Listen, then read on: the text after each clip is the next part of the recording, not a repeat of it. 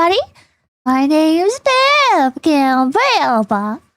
And today, we're learning about the Bricks and Minifigs scandal, which is something that I've, like, kind of paid attention to, like, a little bit, like, a tiny bit.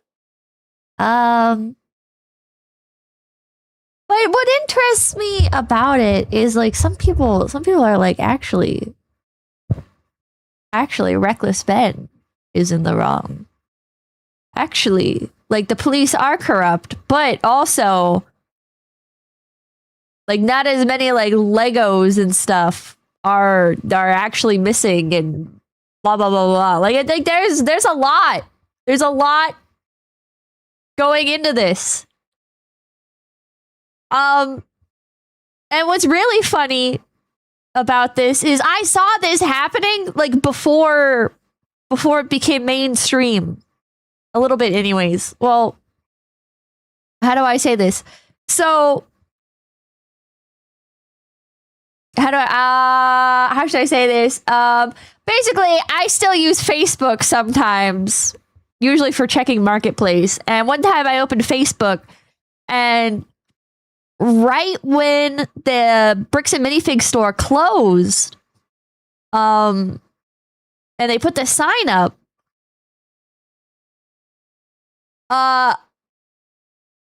people were talking about it. People were talking about it. How should I say this? I seen it as well on Facebook. Yeah, like, okay, Grandma. Okay, like, I live in the Pacific Northwest, okay? And so that store is in Salem. Salem, Kaiser. Salem is the capital of Oregon. Kaiser is, like, a northern part of Salem. It's basically Salem. It's basically fucking Salem. I think it literally is Salem. But anyways, so when that happened, like, people were posting it. They were like, "Oh my god, look at this. Does anyone know what's going on? Does anyone know what happened here?" Because the sign was crazy. There was a sign that got put on the store that was like, "We closed because we got sued and didn't want to pay the people off that we scammed," or whatever. It was a big story. Before it was a big story, like, right when we steal from old people or whatever. When that got put up, like, everybody was like, "What the fuck happened?" And nobody knew. Nobody had any idea. Yeah, when it was still a local story. I saw it. Drexel, thank you. Get a hip hipster, a plaid shirt, and a hoppy IPA. Goofo, thank you. You're probably getting swatted with this one, Pips. I don't know whose side I'm on. Listen, this is open-ended. I don't know whose side I'm on. Maybe I'll go to the Bricks and Minifigs store and I'll be like, "Hey, guys, I feel you.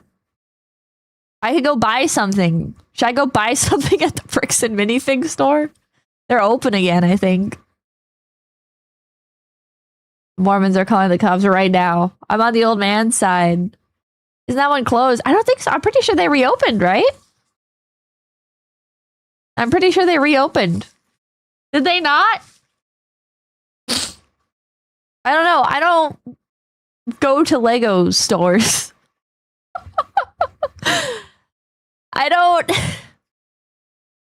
don't go to Lego stores. I legit don't know enough to know which is right or wrong. I don't either. We're gonna find out today. Dogobongo, thank you. This gives a new meaning to the building an algo brick by brick. It reopened at some point. Isn't it a franchise chain? I think so, yeah. Watch the trailer first. What do you mean the trailer? What do you mean the trailer? The whole company is super sketchy. I feel like I don't like chain stores for hobby communities. Because if a chain store exists, that means it's successful enough. Like, the profit margins are large enough and it's successful enough to open up more stores. But if you know anything about niche hobbies, there should be no wide profit margins. Everybody should be doing things basically for free or for, like, pennies on the dollar. Because that's how hobbies are. Because usually Usually, anyways, it's like, oh, like, or I'm doing this for the love of the game, and I'm trying to get like more people into the hobby because I love the hobby and I care about it. But if it's like, there's like a chain store, it's like, oh, you're prioritizing profit over your love of the hobby. Okay. Donkey Kong, thank you. It's a huge Mormon scandal. Wait till you get to that part. What the fuck? Ace, thank you. Warhammer stores got worse as it got more successful, so I agree. Exactly. That's commie talk, Pippa. Well, here's the thing. Hobbies aren't political. You can make your hobby political. That's entirely your right, but I think you're dumb as hell if you do that. I think you're dumb as hell if you voluntarily describe your hobby in any political sense. I think it's not about making a bunch of profit off of your hobby or like avoiding being a communist with your hobby or doing this, doing that, you know, like like trying to make your hobby fit under any political label, because worrying about politics with hobbies is gay. You should enjoy your hobby. You should protect your hobby. And you should, in my opinion anyways, share your hobby. Maybe be careful who you share your hobby with, but I do think you should share your hobby. Because that's how you get more people. That's how you get more people like actually contributing to the ecosystem. It doesn't mean don't gatekeep, but what if my hobby is seizing the means of production? Well, that's certainly a hobby. Does Hobby Lobby count? Oh, I love Hobby Lobby. Holy shit. Oh my god, Hobby Lobby is fucking awesome. I love going into that store. It's like an antique store, but it's modern. Literally, thank you. The stuff in the videos exposed are bigger than the base Lego stuff. The big thing Ben did break... was break bond conditions for bogus charges. Oh, a hobby that is not shared is a hobby that dies. True. With healthy gatekeeping, of course. Yeah. That's doesn't you. I get where you're coming from, but we could just gatekeep and bookie people out and also still be profitable. I collect action figures and have no one IRL to talk about. Shit sucks. There's nothing worse than being in a hobby that's like basically entirely dead. Well, I guess it depends. If you're collecting something and the hobby is basically entirely dead, that's great as long as you're not collecting something that's like super old. If you're collecting something that's super old and the hobby is dead, good luck. You're never going to find what you're looking for. The missing pieces of your collection will only be able to be acquired through fucking like random chance in thrift stores and maybe searching eBay and Mercari with generalized terms, because searching using like the actual names and stuff, like nobody knows to list it as that. God forbid it's something that requires like parts. Good luck. But the flip side of that is if it is like a super popular, like if your hobby is like too popular and it's collecting at the same time, it can be impossible to get like even the basic stuff if the demand is too high, which is annoying. The generator your $5. My local Hobby Lobby has crazy sales on gunpla model kits. Whoever sources for them deserves a promotion. True. Except for I hate when you go to Hobby Lobby and you get to the checkout and they have to type in all the barcodes. That shit is so Japanese. That shit is so fucking... Why do they do that? Why do they do that? Use barcodes. Why do you have to type in the item number manually, bro? Give them barcodes. Are barcodes against Jesus or something? I would thank you. I'm against the cops this one. Fish, thank you. I'm having IELTS test today. Can I get a pip blessing? I bless you! Don't sneeze. Oh my god, my nose is so stuffy. Every time I start streaming, my nose gets stuffy. What happens? Terrence, thank you. I feel like being a nerd because I saw somebody mention in chat the witch trial is happening in Salem, Massachusetts. Yes. Salem, Oregon is not Salem, Massachusetts. But there are probably just as many witches. Pen than you. The teal deer sounds like a clusterfuck that could have been that I've avoided it thus far, but as Pippa's diving into it, then fine. Oh, thank you. It's literally because the owners think barcodes are from the devil. Is that seriously it? You're allergic to streaming. Bukaki, thank you. Pretty sure that guy who runs Hobby Lobby thinks that barcodes are the mark of the beast, seriously. Yes, barcodes are against Jesus. That's crazy. That's crazy, but I love Hobby Lobby, so. I know they don't have Halloween stuff. Hobby Lobby is like intentionally nerfed by God or something. Like the founder of Hobby Lobby loves Jesus so much and Jesus loves him so much that he had to nerf him. He was like, if I let you sell Halloween merch, your store would be way too successful. And then maybe like you'd stray from the path of Christ or something. Like we can't allow you to sell Halloween merch. It would just go too hard. Infro Saxon, thank you. No scanner because it saves money and operating costs. Elliot, thank you. Luckily, my hobby is being overly truly gaming, tech, and AI geek. Hell yeah. Subba-dubba-doo, thank you. Hobby Lobby doesn't use barcodes because the owners or the company think they're the mark of the beast. Or did I remember that? Yeah. Shooting himself in the foot for Jesus. Yeah. Keeps him humble. No, Halloween merch brings in too many normies because they ruin the awesomeness that was old school Halloween. I'm like at just the age where I was young enough to experience Halloween when it was scary. And now as an adult, Halloween is like a fucking Pinterest board. Halloween is kind of dog shit. Also, people don't go trick-or-treating anymore. People don't really go trick-or-treating anymore. It's crazy. Retro Gamer, thank you. Someone in chat forgot to shower. Now Pippa has allergies or something. Yeah.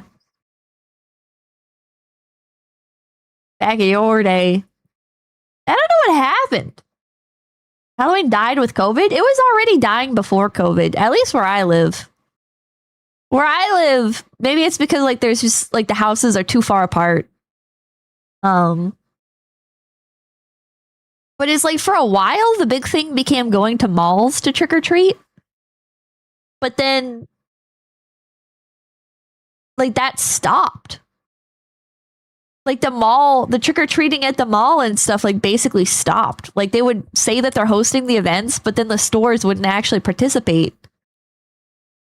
And it became like a thing where like adults were starting to participate in Halloween more than kids. And people were getting angry. People were like, if you're a teenager, you shouldn't be participating in Halloween. And that used to be like the big drama. That was like the big drama for a while. People were like, no, like if you're a teenager, like you need to be going out and partying and stuff. Like, why are you trick-or-treating? Like you're not a kid anymore. And then it's like the culture swung the exact opposite direction where it's like now adults are heavily infantilized. Adults are heavily infantilized, I guess, because like a lot of teenagers, like, I don't know. I don't know why it happened. I don't know. A big head, thank you. Like the new look, Pippa. Thank you. Kids these days shaking my head. Millennials, man, not even once. They won't allow teens to party or do anything. No, teenagers. I feel really bad for teenagers. Teenagers have it really rough in modern society because if you're a teenager, it's like you're not allowed to do any kid stuff. A lot of stuff nowadays, there's like a hard age limit on it where it's like, oh, you're over the age of 11. Well, you're not a child anymore, so you're not allowed to participate in this. And then all of like the teenager friendly spaces, like skate parks and libraries and stuff. Like, I mean, I guess like libraries are still fine, but like a lot of like formerly teenager okay spaces have either been like entirely shut down, like a lot of the malls and stuff, or well, basically just that they've all been shut down. Skate parks are fine, sorta, kind of, but even a lot of skate parks and stuff I've noticed like are they have like a lot of weird restrictions on them. Skate parks have been taken over by little kids. I don't go to skate parks, but like I've seen them in passing while I'm riding my bike and stuff or going on walks. And a lot of them are like, oh, no scooters. Oh, like here's the only okay times. If you're under 18, you need to be accompanied by an adult. Shit like that. Amanda, thank you. You'll go on your phone and do nothing else and you'll like it. Yeah. Skate parks also have a bunch of 30 plus junkies. Yeah, that's another thing, like homeless people taking over skate parks and parks in general, and because of insurance. Yeah. Skaters are way too gatekeepy. All are pretty dead corporate overlord megacorps coming to a theater near you. What do you even do if you're a teenager? I guess you just dance on TikTok. That's the only thing teenagers are allowed to do nowadays. They're allowed to post on TikTok and play video games. Of course, I think you can't get into Legoland as a single adult. Based. Break the law, join a gang. Eat hot chip and talk on their phone. What did they do before? They used to go to the malls and walk around and go to skate parks and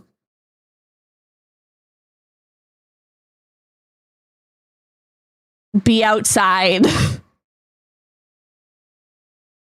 Skaters get mad when you wear your helmet. Funny stuff. What the hell? Tony Hawk wore a helmet.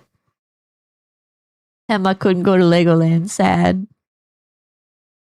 Climb trees. Go swimming at the river. Hell yeah. Dude, a lot of rivers are just straight up dangerous. A lot of rivers are so fucked up. Haha, algae bloom. Step in the water, you die. Didn't expect that one, did you? Okay, where do I start with this?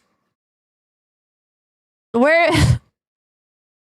Scamming McTheft's lawyers to him for $500,000. Oh my god, this guy's setup looks awesome. Where do I even start with this? Oh, the full... Oh, but this is the moist critical coverage. Okay, let's start with... A nationwide Lego aftermarket resale chain making headlines after being sued for allegedly stealing more than $200,000 worth of Lego products. Bricks and Minifigs, which has a store here in Huntsville, accused of stealing Lego Star Wars products from a family at an Oregon store. YouTuber Reckless Ben got involved, creating videos about the situation and accusing the franchise of stealing. He was arrested twice in Utah after visiting the home of one of the franchise executives multiple times. But Reckless Ben tells a different story. We were just sitting in our Airbnb, just coming up with a game plan, and all of a sudden we see like knock, knock, knock, everyone outside, and like there's like this giant gun pointed at my face. I'm like, like what the heck? Just like, what did we do? You know, because it turns out they didn't like the fact that we made a GoFundMe, and I think they also got a call saying that we were the ones that stole the Legos. So they had a search warrant searching our house for the stolen Legos, when I'm the one investigating the other people for stealing the Legos. So like, why did they get a call that we stole the Legos if they're the ones that stole the Legos? This guy is not articulate. It makes no sense. The scandal has impacted stores nationwide, with many reporting a dip in sales as a direct result. But Ben is asking for those stores to be left alone. It is very sad to see corporate make such terrible decisions where now all these innocent franchises are now basically ruining their businesses because like the corporate is ruining the Bricks and Minifigs name. So this whole time I have been like, don't go out and harass the innocent stores. Like, imagine if they had somebody like, I'm not trying to dunk on Ben here, but like, imagine if they had somebody like charismatic and very articulate, like explaining the situation. I feel like maybe the police might listen. Shitako, thank you. I miss Brown Pippa. I was never Brown. His name is literally Reckless Ben. Like, as I'm imagining this from the perspective of like if I showed this to like my parents or somebody, right? I'm imagining it from that perspective where like if I show this to like a normie, they're gonna be like, what the fuck is this? This is like some punk kid. He doesn't know what he's talking about. Like most of them have done nothing wrong, you know, and they're probably very ethically run. I want to urge everyone not to harass the innocent franchises in this. A Last good. week, the Bricks and Minifigs corporate franchisor filed a lawsuit against Reckless Ben and the man who claimed his Lego collection was stolen. He's not used to speaking live, just voicing over YouTube videos. Alleging they created online content to defraud and manipulate the company. I helped a YouTuber arrested over Legos. Okay, well, let's go to Reckless Ben's channel. Jackal, thank you. Bro looks like he could play a mean guitar in an 80s band. Hell yeah. Dogomago, thank you. I miss white Pippa. What the fuck? I am white! Okay, let's see. Okay. Didn't I watch these on stream? I think I watched these on stream. McCamey Manor, that shit was hedgehogs. Okay, maybe I didn't watch this on stream. I think I watched somebody else infiltrate McCamey Manor. Oh wait, maybe I watched like these ones? Wait. No, I think I watched these. It's a 6.7 mil video. Ezekiel, thank you. I miss Possum. Possum's a slacker. Tell you. I like Neapolitan Pippa. Thank you. I can't thank you for sure, Pippa. I'll give you my white card. You're officially white now. I don't need your white card. I am white. I am white. This man spent his Sparkle life Bash is collecting what's Shut now up! known as the world's largest Lego Star Wars collection ever. It's estimated to be worth around $200,000. And then the entire thing got stolen, and the police are actively working with the thieves to cover the entire thing up. But the craziest part There is no brown Pippa merch. is that the collector doesn't even know that his collection's been stolen. Yeah, the collector's son, Brian, well, he reached out to me because he has no clue how to break this news to his dad. Wait, how do you collect like Lego Star Wars? How do you collect Lego in general? Like, do you put it together and that's the collection? Or do you like take it apart and put it back in the box after you build it? Or like, do you never build it? You just keep the box. You just buy it. You don't open them.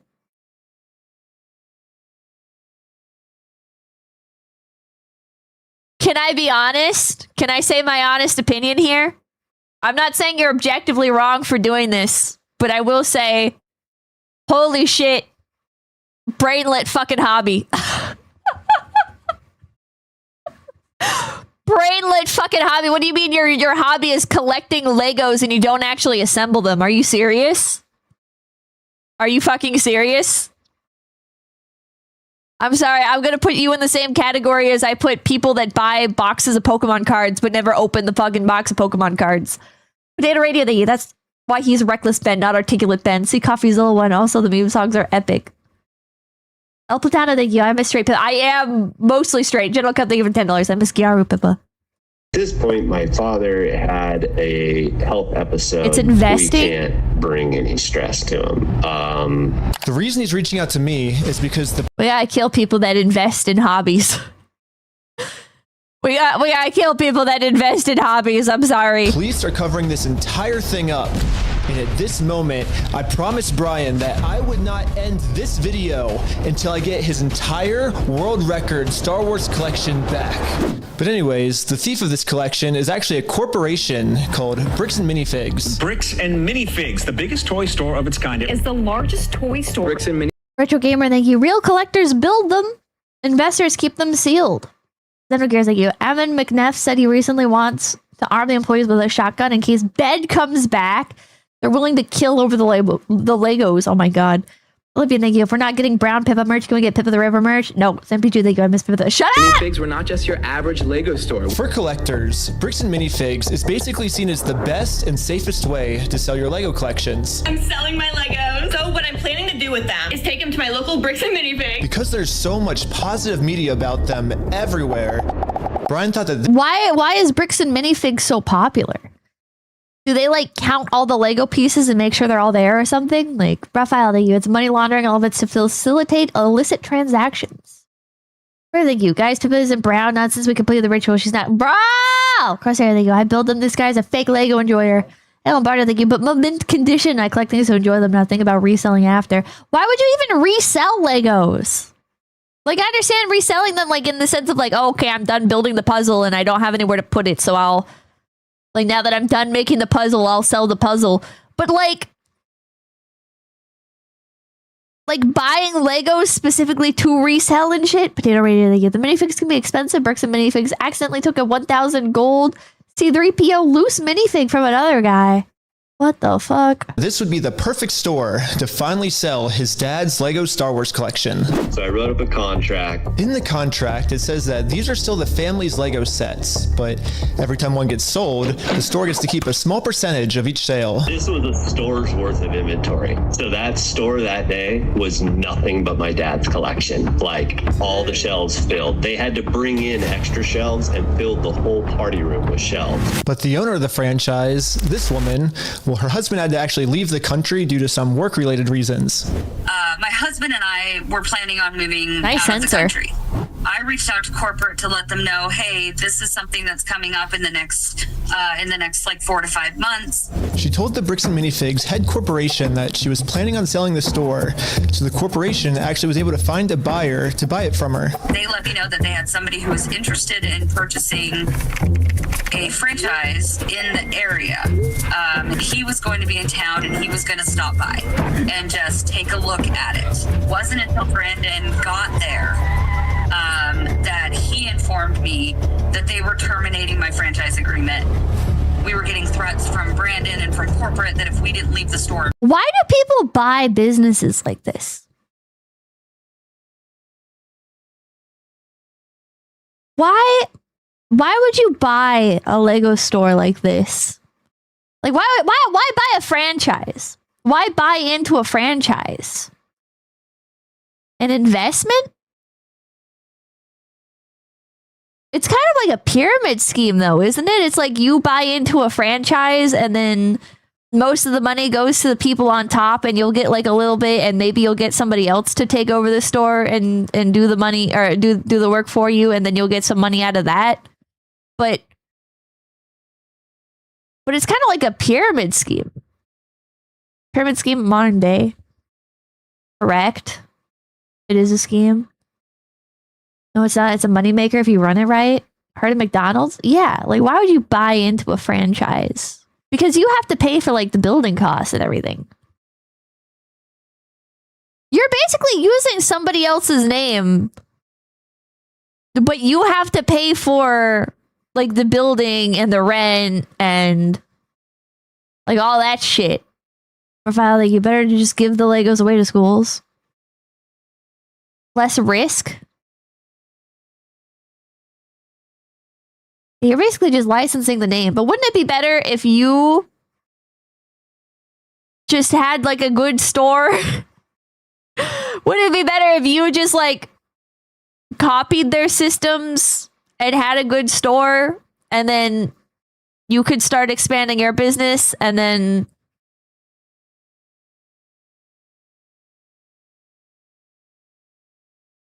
like you'd have full rights over it and you could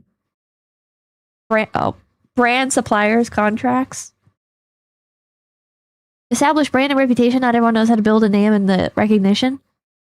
It's a way of moving capital around if you have a lot of money that would otherwise be taxed. It's why OnlyFans girls buy gas stations.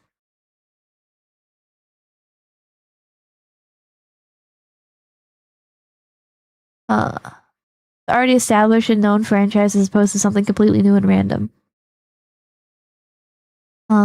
Immediately, the police were going to be called. I told corporate I wasn't comfortable leaving that night. If I did this, I steal business secrets. Out the inventory. I was also told I was not going to be able to stay there long enough to do that inventory. But we don't just have to take this woman's word for it. She was actually able to save all the security camera footage from that night, proving that everything she just said is true. All the footage and evidence is there in the security camera. I don't know anything. I think of them like GameStop, a chain you can sell your used stuff, pyramid scheme law. Are you sure you didn't watch this already? They're supposed to... They supposed milked franchise and resold the store to a new person. Oh, thank you. Why be a corporate VTuber when you can be an independent? Same logic. Not same logic. Not same logic. Which, yeah, same thing applies with GameStop. Like, why franchise into a GameStop? So corpo VTuber versus independent VTuber. Here's why it's different. Okay, so as a corpo VTuber, I don't have to invest anything to be a corpo VTuber. When I joined FaZe Connect, I didn't have to pay for my model or anything. It was just given to me. It's the same logic? No, it's not. Because there was no investment on my part joining FaZe Connect. Versus if you buy into a franchise, you have to pay the franchise. You have to pay them. And you have like it's like potentially hundreds of thousands of dollars to open up a franchise. Versus as like joining a company as a VTuber is like, I don't pay anything. Ow. Oh, thank you. Wait, I read that. It's an investment you expect to see a return on.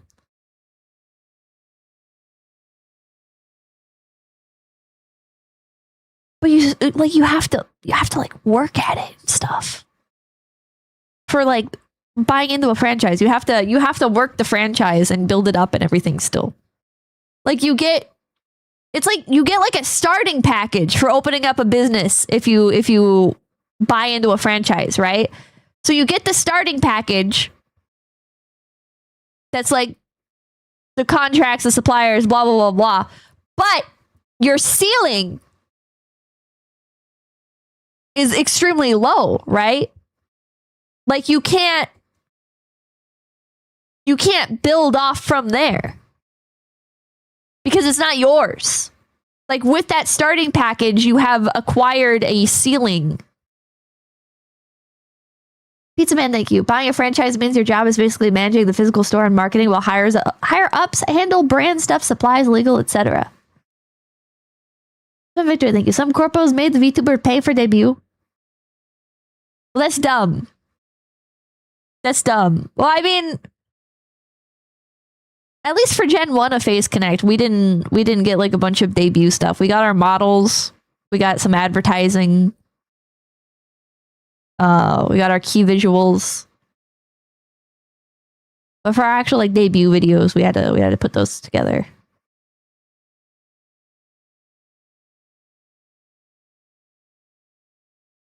Pippa, you're not going anywhere talking to chat on this one. Talk to Fishman about this. I'm gonna ask him. I'm curious. What's the... Because it would be one thing, right? If you opened up the franchise and then it was hands off. Right? Like you buy into the franchise. Maybe you like set it up and get it established or something. But then like after that, it's like hands off. But you're expected to actually like continue running it. And it's like, I don't want to fucking like spend hundreds of thousands of dollars potentially have to like run your own fucking business. Like that's crazy. That's crazy. You're spending all that money and you have to fucking run it. That's not an investment. You're paying to have a job. There's value. Thank you. Low ceiling versus high floor. Age-old debate. If you're an owner operator, you can run it or you can hire a manager. You can just hire managers and open more stores. Can you? I think that depends. I think that depends. I looked into it briefly, and the business that I was looking at, it's like, not only did you have to work formerly, like in that business in order to be allowed to open up another one, but like you had to be there. You had to be on site for it. Crispy, thank you. Probably one of the two reasons you either think it's super easy and prints money, it's not, or you think you can get to that point with that effort. Movie theater? No. There was a coffee chain. So we're gonna open up her own Walmart. No. Footage. Thank you. Better analogy. Why be a phase invader when you're already successful indie? Because of the amount of work taken off your back. There's still work, but it's part of the work you actually enjoy. No, that's not a better analogy because the phase invaders still own their IP. They're just lending it out to somebody else. Right? Mari could leave tomorrow and she would still be Mari. Versus if you buy into a chain like this, if you leave tomorrow, you don't get to keep the chain. You don't get to keep your store. You don't get to keep anything. Arthur, thank you. The issue with these stores goes deeper. Primarily, it's that they exist because Lego has gained insane value and they become trade good / collectible. It's him at the store kicking her out. In that footage they sent us is Crystal asking him, how am I supposed to pay this guy? These are sets he has not been paid for. These are ones that he has not been paid his percentage yet. And if I don't have the tickets, I won't know how much I need to pay him. Actually, you do keep the store, just not the branding. Not necessarily yours. He's taking on the business, he takes on all that. I don't believe that.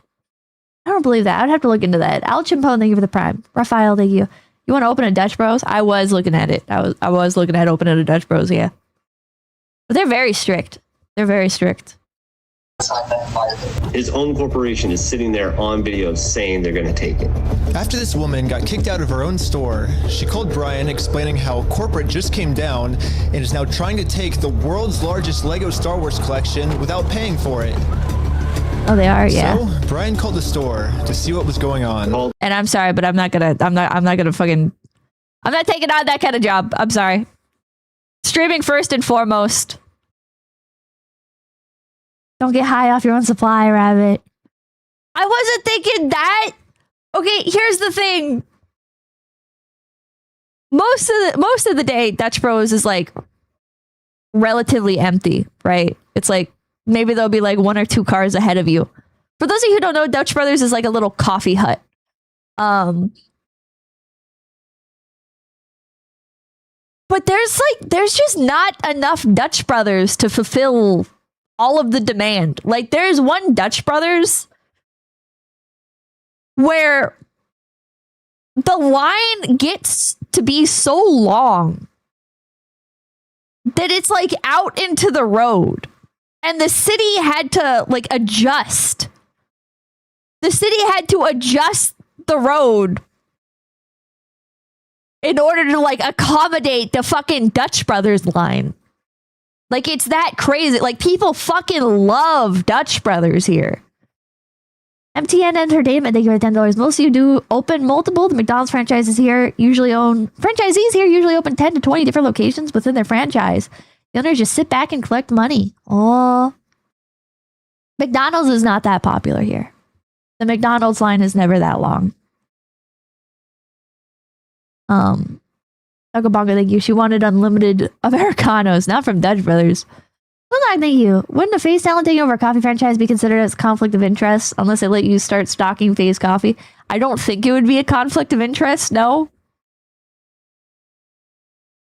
I don't think so. I'd have to talk to Sakuna about it. I have the feeling he'd say, I don't know, man. I don't care. Well, thank you for the $5. They should do Waffle House thing. Too much business at the Waffle House. Just build another Waffle House next to it. Yes, that happens. That's hilarious. That's hilarious. I saw someone trying to make a competitor to Dutch Bros and it was empty while Dutch Bros filling the parking lot. It's another level of obsession. Yeah, dude. The Pacific Northwest runs on coffee. We don't get enough sunlight. We need coffee for energy. We don't have any vitamin C in our body. We don't have any fucking energy, bro. We literally need caffeine or we'll kill ourselves. Like, you don't understand. But not Starbucks, though. Dude, the Starbucks is always empty. Starbucks does not do well here. Or vitamin D. Yeah, vitamin D. C is from oranges. I'm an idiot. Is that right to you?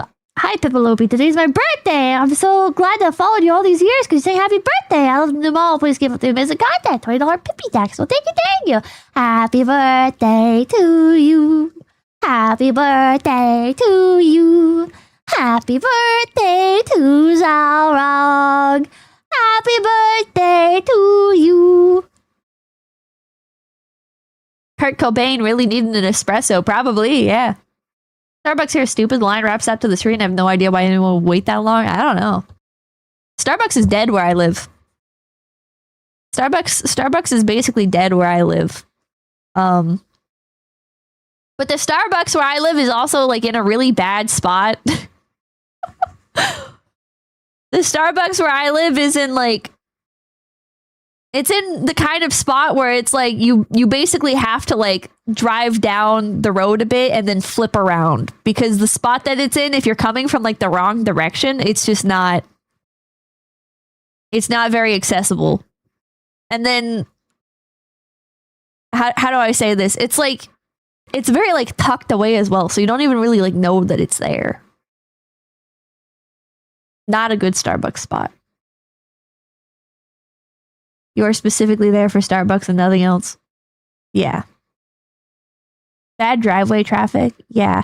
Oh, that's another thing, is their driveway, like, how do I explain this? Like, it's not the worst driveway, but it's like, it's basically like part of the parking lot for that area. And it's like,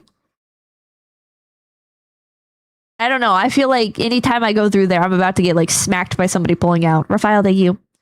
Fuck, now I gotta order Dutch Bros. Thanks, Pippa. You're welcome. Fortner Kirsu, thank you. Hi, Pippa. Tell us how can I open a 𝐒𝐴ze coffee drive-thru? What could go wrong? Everyone, thank you.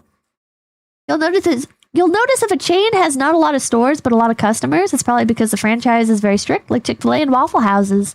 Ah. Avalanche, you guys, like, you want to share with chat? I succeeded in making the cafeteria pizza from school from scratch with no recipe. Huzzah for nostalgia. Why would you want to make that? Why would you want that? The store, and I said, what happened to Crystal? And he goes, well, that's kind of a private matter, but the corporation's taken over the store. There's something I can do to help you with. I said, well, yeah, I am the owner of about half your store's inventory. All those vintage Star Wars sets you have in there are ours. And he goes, oh, I don't know anything about that. I said, well, you better get to learn about it, because I have a contract, I have photo evidence, video evidence, like that is our collection. So I went down to the store, brought a copy of the contract. They make custom Lego sets for this? Let me in back and let me see the sets that you still have. All you have to do is let me in back. We can go that route or we can go to court. And the guy just looks at me, crosses his arms and goes, let me tell you what's gonna happen. If we go to court, we're going to drag this thing out so long, and you're going to end up spending so much more money than your collection is ever worth, or what you ever would have gotten on it, that it ain't worth it, man. So if that's the route you want to go, and I go, that's really the route you want to go, rather than just letting me walk in there. And he goes, no. Well, why did you start threatening him? I don't, like, I'm not saying the other people are in the right here, but also, like, why did you walk in immediately threatening them? That BJ, thank you. A 𝐒𝐴ze pop-up coffee shop doesn't sound too bad. That would be fun. Also, thank you. Hi, Pippa. Hope everyone had a good off, Kai. Can I get happy birthday? Happy birthday to you. Happy birthday to you. Happy birthday to Talisman. Happy birthday to you. Confidence? Because he was already the offended party? Because they're in the process of knowingly scamming him? He didn't. He's summarizing. Tab I, there you go. The Dutch Bros in Old Town, Oregon City is right next to a railroad crossing. Needless to say, it turned into a serious and dangerous issue. Oh my god. Dang. What am I to do at that point? Bricks and Minifigs knows that this family, especially with the father's health, doesn't have the resources to take them to court. And almost mockingly, they've since flooded all of their social media with tons of pictures of Star Wars Legos. At this point, it seems like they're just rubbing it in this family's face that they stole the world's largest Lego Star Wars collection in the world, and they got away with it. Everybody is absolutely... Yeah, I remember seeing these pictures. And I was like, why the fuck are there so many Star Wars Legos at the fucking Bricks and Minifig store? Like, is it like all... Is like Star Wars just that big? I didn't realize it's because that the fucking world's largest collection was being sold at the store. Mr. Like, you puppeting the little minifigs like that really ties the story together? Really yeah. Baffled. How the hell can a corporation get away with world's largest Star Wars collection in the world? Yeah. And why are the cops not helping? But luckily for Brian, a YouTuber ended up catching wind of this story and created a team of YouTubers to do whatever they could to get Brian his Legos back. This is Watch companies the like full GW do this because they inventory of all can. the sets and minifigs. We can figure out how to get this guy his money and the stuff back. But right after they started, they instantly stopped working on this case. So I called one of them to find out why.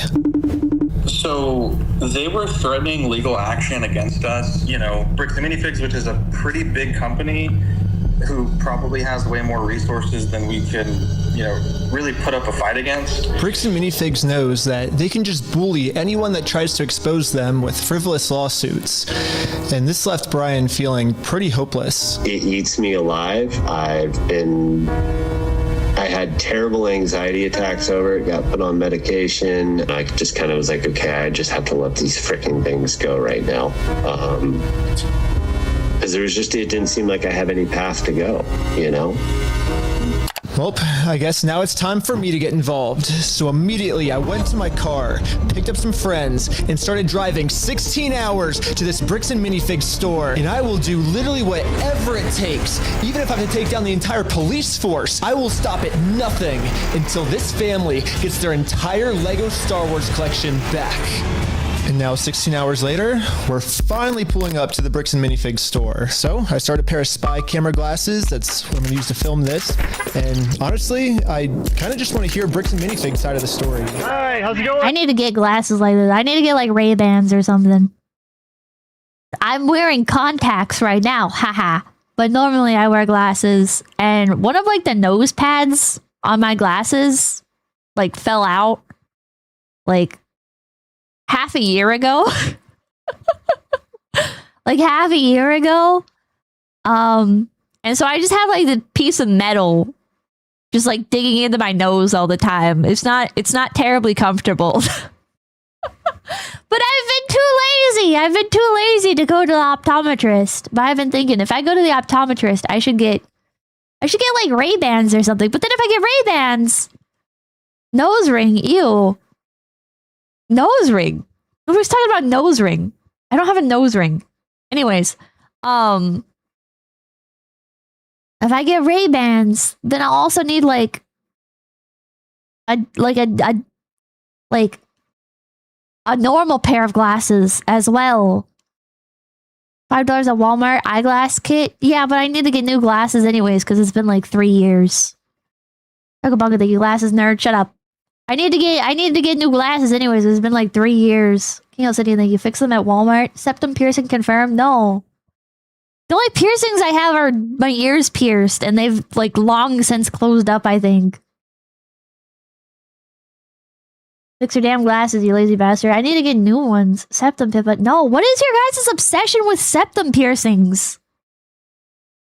I'm talking about glasses, and you guys are talking about septum pierces. What is your fucking obsession?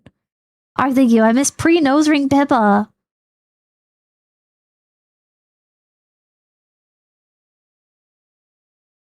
Jesus Christ. Rather wearing glasses, there's a carrots joke in there somewhere. What the hell? Could explain some of your takes. What the hell?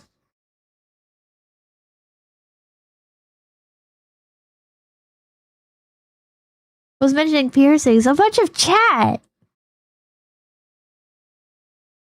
Some game there, thank you. When are you going to tell them about your face tattoo? The face tattoo!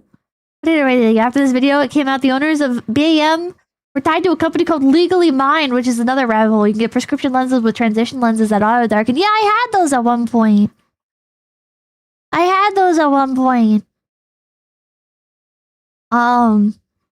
They're pretty nice. But also a little bit annoying and inconvenient at some times. Kusanagi, thank you. I miss my Chinese Pippa. Please come back. Cat wants you to be the typical coffee shop barista. Apparently. Those are for old people. What the fuck? Chris Kringle, thank you. I can hear the Yabbit's blood pressure rising from over here. So I think septum piercings can be cute on like 1 in like 1 million women. There's like some girls that can look really cute with it. But it is very, very rare. Racket, thank you, BBB. Nah, no. Well, I disagree with you. 0 tolerance. It was old. What the hell? They can be cute on specific nose shapes. I think it's like... You have to be... How do I say this? You have to be like a very specific flavor of like alt girl, I guess. Like very I don't know, like I have a clear picture in my head, but it's hard to explain. There's like a kind of like alt girl kind of geeky look that I think like the nose rings can look cute on. Pippa thinks she can fix them. The kind of alt girl I'm thinking of, they don't need to be fixed. They're usually very nice. Dearly, thank you. That harp YouTuber is the one exception. Super Iron Bob, thank you. Chat hated her because she was right. Puff the Pilgrim, thank you. Love you, Pips. Keep it in yourself. Piercings are super hard to take care of. If they get so... Oh, take care of. They get so gross. Zendaya type? No, not really Zendaya. Don't worry, I think I understand.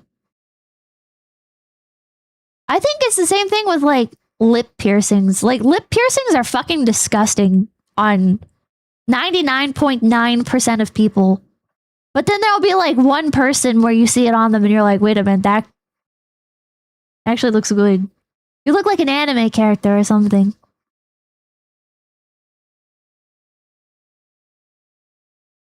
I know which ones you're talking about. They usually have, like, a low nose bridge. True. I agree. True. South egg is a harp tuber. Lip is more understandable. I think most lip piercings still look fucking terrible. I like stuff like split tongues. I don't think I've ever seen a good nose piercing. Split tongue is freaky. How do you feel about belly button piercings? I don't think I've seen those since the early 2000s. We're getting off topic. It's pretty good. So basically my friend said that you guys have some of his Legos, I think, and he told me to come here and see if I could pick them up. Who's your friend? I think they're Brian's Legos. It's like a big like Star Wars collection set, I think. You could go ahead and leave now. Really? So you could go ahead and leave now, or I will call the police for harassment. Well, I'm not harassing you. No, you are. Hi. You want to watch the cameras? I'm being harassed by you. Watch the cameras. I am being harassed. You need to leave. Literally, all I did was just bring up that my friend has some Legos in their store, and the manager started freaking out on me. Yeah, that's super suspicious. You do have to leave, though, when they ask you to leave. That is for breakfast. Like, Avery would pay for you to have a septum piercing? Well, if it's what Avery wanted.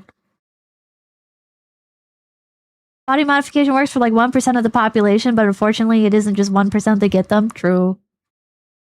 She's cuckoo. She is crazy. She is crazy. But you do have to leave if they tell you to leave. Like... me.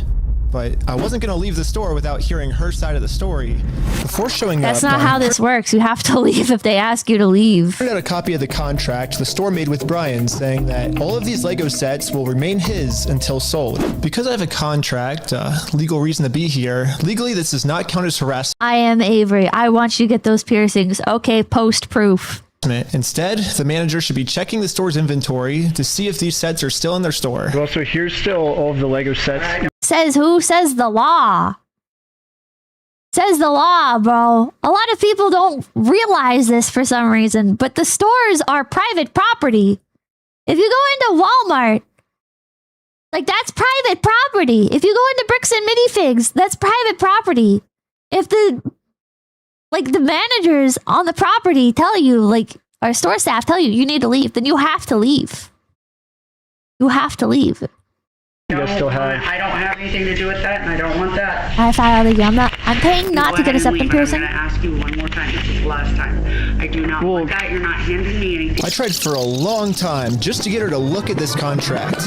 But finally, she gave me an answer of why she can't help me. You've been supposed to be getting a hold of corporate. No, Pippa, don't side with them. I'm not siding with them. I'm siding with the law here. Like, this is private property and you have been asked to leave. You need to leave. For me personally, like, it damages my trust / faith in an individual if they're willingly disobeying the law, like while I guess like pursuing justice like this, right? It's like how do I say this? How do I say this in a way that doesn't sound like 𝐒𝐻𝐼smo? There's like a specific way of doing things, right? And if you go up to people and you're breaking like the correct order of doing things, like how do I know that what you're doing is correct to begin with, right?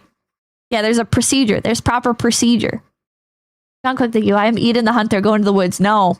Tell us what you're about to get babies. Thank you. It undermines their credibility, yeah.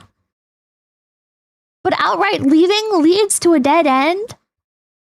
I feel like there would be other ways to resolve the matter. But like if you're asked to leave, you have to leave. Like what does standing here, like this is harassment.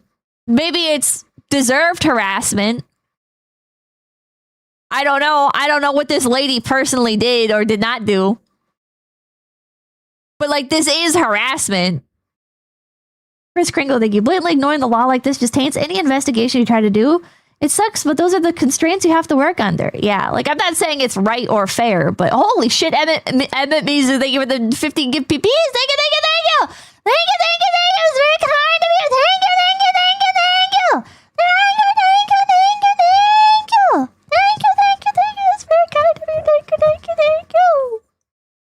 Thank you so much. Thank you so much.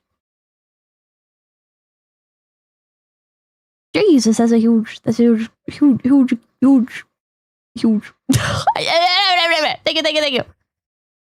you. And this is like Pippa, he just said he has legal reason to be there. They can't kick him out. I mean, he's not like serving papers or anything. She signed something that prevents her from trespassing him without a fee. That's not, I don't think that's legal. This amazing guy was a dog. Thank you for becoming PPP. Thank you. Gotta respect the law if you want to make use of it later. At this point, he has nothing that legally lets him be there. Yeah. He doesn't know she signed a contract. He does later. Don't spoil it. It's not legal. There's no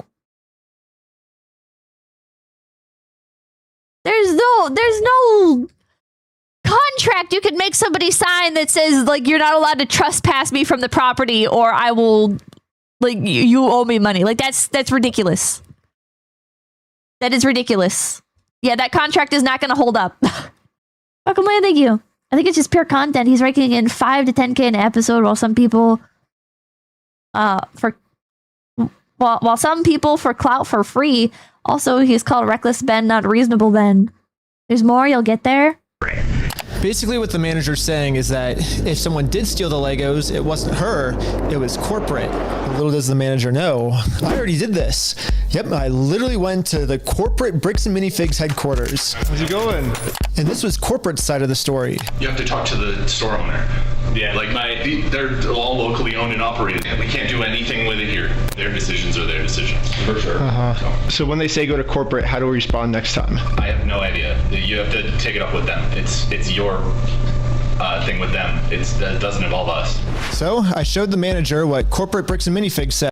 I don't believe that. I feel like you would still be, what's the term, like legally culpable, right? Like if you are the owner of the franchise brand, right? Not if you're not the franchisee, but you're corporate. I feel like you still have legal accountability for the actions of your individual franchisees. Like that's not, yeah, fuck you, man. No, sorry, not our problem. Okay. MTN Entertainment, thank you. He doesn't have to leave because he had a legal contract. A business cannot ask you to leave just because they don't want to avoid fulfilling a contract. Mr. Thank you. You can't kick him out. He's a traveler. When corporate tells me this, Good I'm old supposed to runaround, come yeah. back to the store, right? And so it kind of seems like you're going against what corporate's saying. That's fine. Oh, well, this is what corporate told us. I am happy that's what corporate told you. For the last time, I'm asking you to leave the store. Can you give me a reason to leave, I guess? Have you guys heard me ask him several times? I don't know about you guys, but to me, it kind of seems like the only reason she's asking me to leave the store is to cover up this $200,000 theft. You need to leave. How many times have you been asked to leave? Was there a reason you're asking me to leave? You need to leave. I've asked you to leave. You need to leave. You need to. But I've asked you how many times to leave this. I've been asking him to leave. Eventually, the owner of the store called in and asked if he could talk to me. Are you the owner of the Bricks and Minifigs store? Yeah, why? What you got? So basically, I just wanted to get some of the Legos back that you guys still have. I think I'm looking for the clone turbo tank. Why do you think you would be entitled to our inventory? Well, at least I confirmed the Legos are still here. The only thing is the owner's claiming that he's the owner of these Lego sets. I mean, it's pretty stupid of him to say that, considering I'm literally holding a copy of a contract he made with the store that said that this Lego Star Wars collection is not the store's property. It's the family's property. The contract makes all of this very clear, so I want to give him one more chance to answer a little bit better. Well, I just want to get it back to my friend. He said he couldn't get it back, so I was just wondering if I could just come pick him up. Because you guys still have him, right? Why do you think your friend would be entitled to our inventory? What's his? He owns the Legos. Huh? He doesn't own the Legos. Well, yeah, we have a contract. He does own them. No, bro, are you an idiot? Are you stupid? Josh, the police is showing up right now. Hey, how's it going? Well, at least the police are here now, so once I show him the contract we're in with the store, we can finally get the Legos back. Basically, we have, I think it's like $200,000 worth of Lego sets that we just have them in the store, and we just like to pick them up, I guess, because they were going to sell it for us, but I guess they're not selling it for us anymore. But does it sound like they want you here, right? So they have our sets, though, yeah. I understand that. Right here, the factor is that they don't want you. They're a privately owned store, and they don't want you on the site. Okay. But I don't want them to keep the Lego sets, though. Okay. So. Yeah. The police officer literally. Well, these two things aren't mutually exclusive, right? Like, you can be banned from entering the store property while also still being able to receive the Legos from them, right? Like, I mean, obviously, like, we know in hindsight that they're not willing to give up the Legos at all. But, like, proper procedure here, you would think would be, okay, they don't want me on the property, but I want the Legos back. We will arrange something where they bring the Legos out then, or bring the Legos to a specific location. He's acting like it's like, oh, well, they won't let me in the store, so that means that like, that's not legal because they owe me my Legos back, blah, blah, blah, blah, blah. But it's like, these two things aren't mutually exclusive. Yeah, and the cop is just doing his job. Big Micah, thank you for the 5 GBPs. Thank you. Just watch, you'll see. He didn't care at all that the store just stole $200,000 worth of Legos. For some reason, he made it seem like I was the bad guy. So you are trespassed from here. Okay. That's for life. So if you come back. Oh, for life? He's not making you seem like the bad guy. He's just explaining the facts. Why are you so fucking sensitive? Chris Kringle, thank you for the $10. Yeah, no, this is really just a tactless move on Ben's part, in my opinion. Should have gone either to lawyer or cops if he wanted them on his side. I agree. This reminds me of like sovereign citizens coming up being like, well, I'm traveling in a vessel. It's not a car. It's a vessel, and I'm traveling, and I have the right to travel. Like, no, dude, you're getting trespassed from the property because they asked you to leave. They asked you to leave. You said, no, I'm not leaving. Like, of course you're going to get trespassed, idiot. What? I was trespassed but refused to leave. Why did the cops treat me like a bad guy? Yeah, this guy right now. Like, what the fuck? It's not that simple. You'll see. Well, it sounds... Okay, from my perspective, all right? What it looks like to me is... Bro is escalating this intentionally. Bro is taking all of like the worst possible routes. They're all choosing all the worst choices at any given point in time to escalate. And it's so annoying because it's like, why aren't you actually trying to get the Legos back, bro? Why are you not trying to get like the Legos back like normally? Like, why are you escalating everything? Woman moment? I think it's a woman moment to escalate everything instead of fucking following regular procedure. Some random guy thinking, I guess you could say Ben went about this a little bit reckless. Welcome, Leah. Thank you. Transient eminent domain. Malachi, thank you. Everything comes full circle. You'll see. Yeah, if you come back, you could be arrested. Okay. Oh, so how do I get the Legos Keep back then watching. if I can't go in the store? Okay, we talked about that. Do you understand the trespass portion? If you come back, you will be arrested. Okay. So, okay. Again, Rob, if you come back, we're in the car, and we're gonna arrest you. Brian did warn me that the police are actively trying to cover this up. So Brian and I are now officially trespassed from the store. I think this is just a normal cop. Maybe this cop comes back later, but at least currently, from my perspective, what I'm seeing, what you are saying does not line up with reality. What? What, bro? Why should I believe you? Why should I believe you? Huh?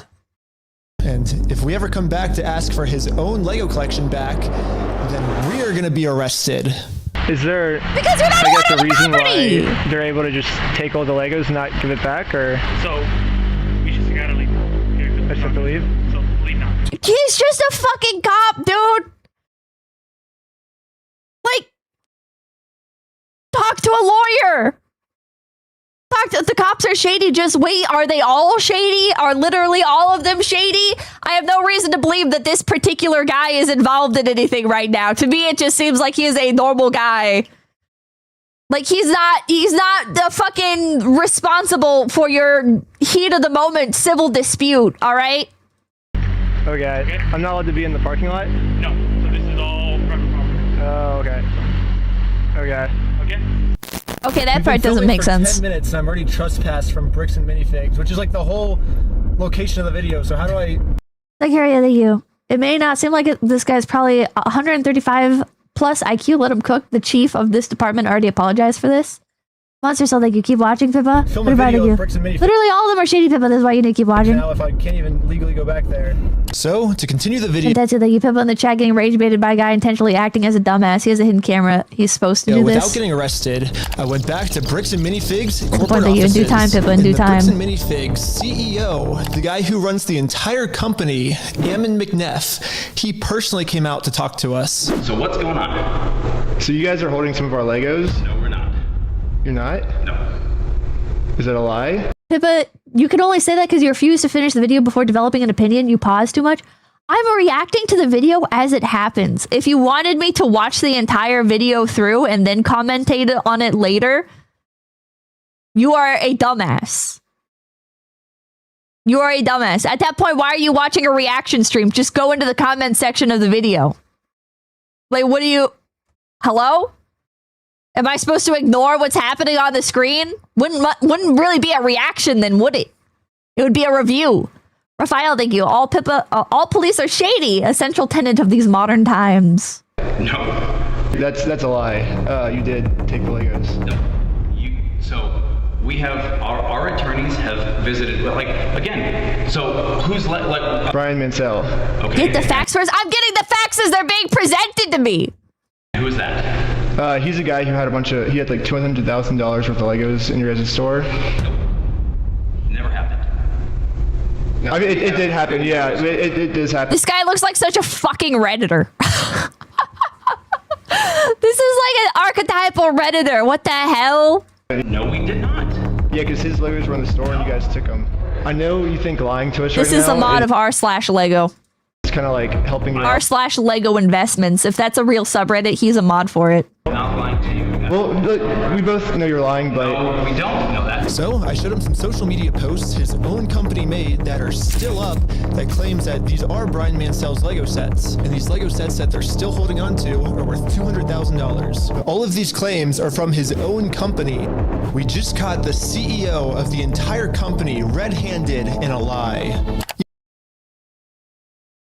Chet, I hate to keep defending these people because it does seem like the obvious answer to all of this is that they are going to be massive fucking con artists in the end. But I am going to give reasonable benefit of the doubt here. That's a social media page for the franchisee. Like, that's Bricks and Minifigs 𝐒𝐴𝐸𝐸𝐿𝐴. That's not his Bricks and Minifigs like full corporate account. He's not the franchisee.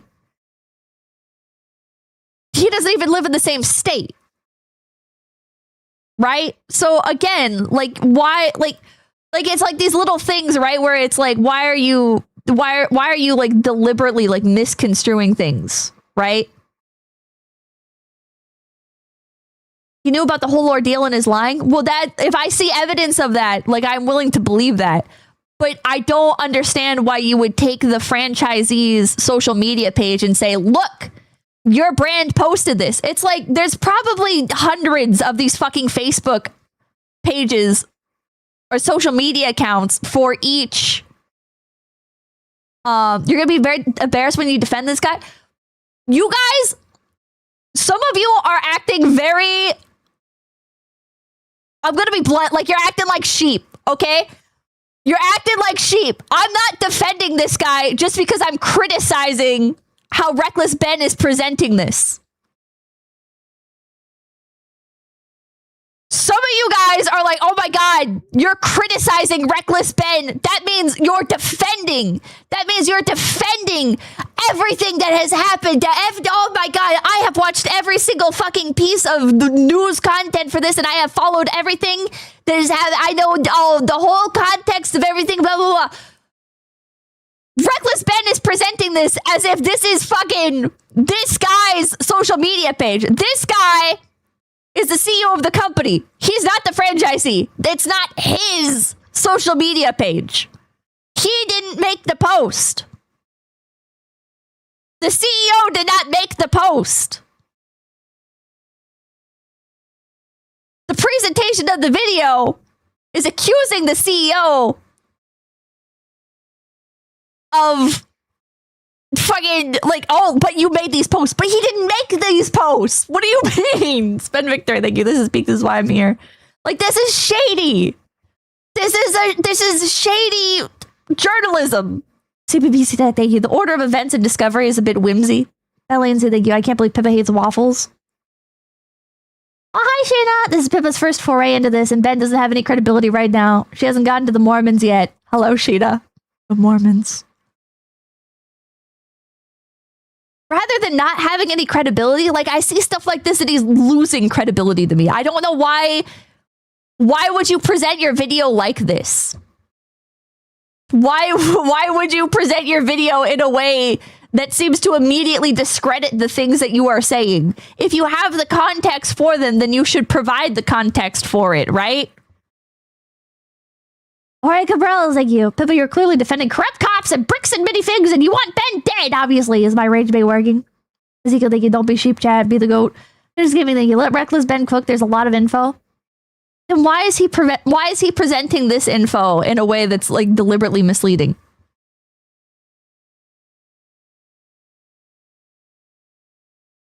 Thank you. Pippa for B&M. I'll give him the benefit of the doubt. Pippa for Ben. He's doing everything wrong, and he literally killed a kid. Bro. Bugga bugga. Okay, I'll give Reckless Ben the benefit of the doubt here. How do I say this?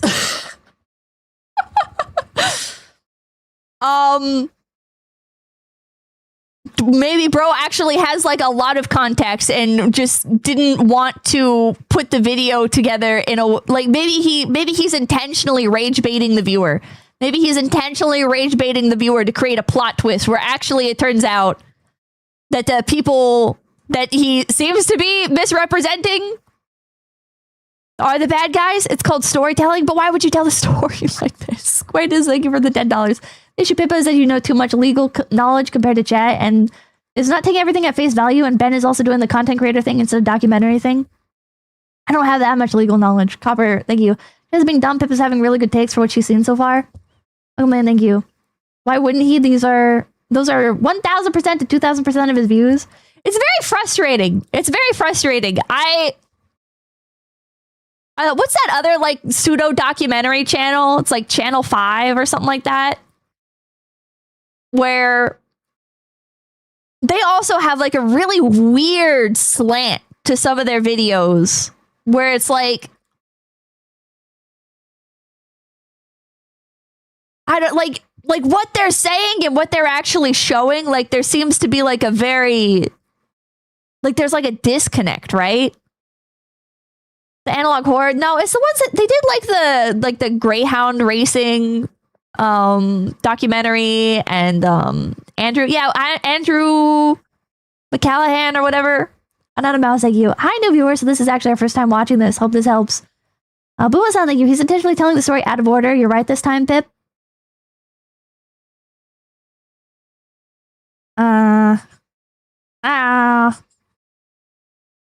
Cat is acting off info you don't have yet. Dearly, thank you for $5. But you have to consider he released the videos for this all-important issue on Patreon a week before YouTube. Yeah, it's crazy to me that even the CEO is in on this cover-up. But anyways, now that we just caught the CEO in this lie, I wanted to let him know that it's going to be But that's not a lie!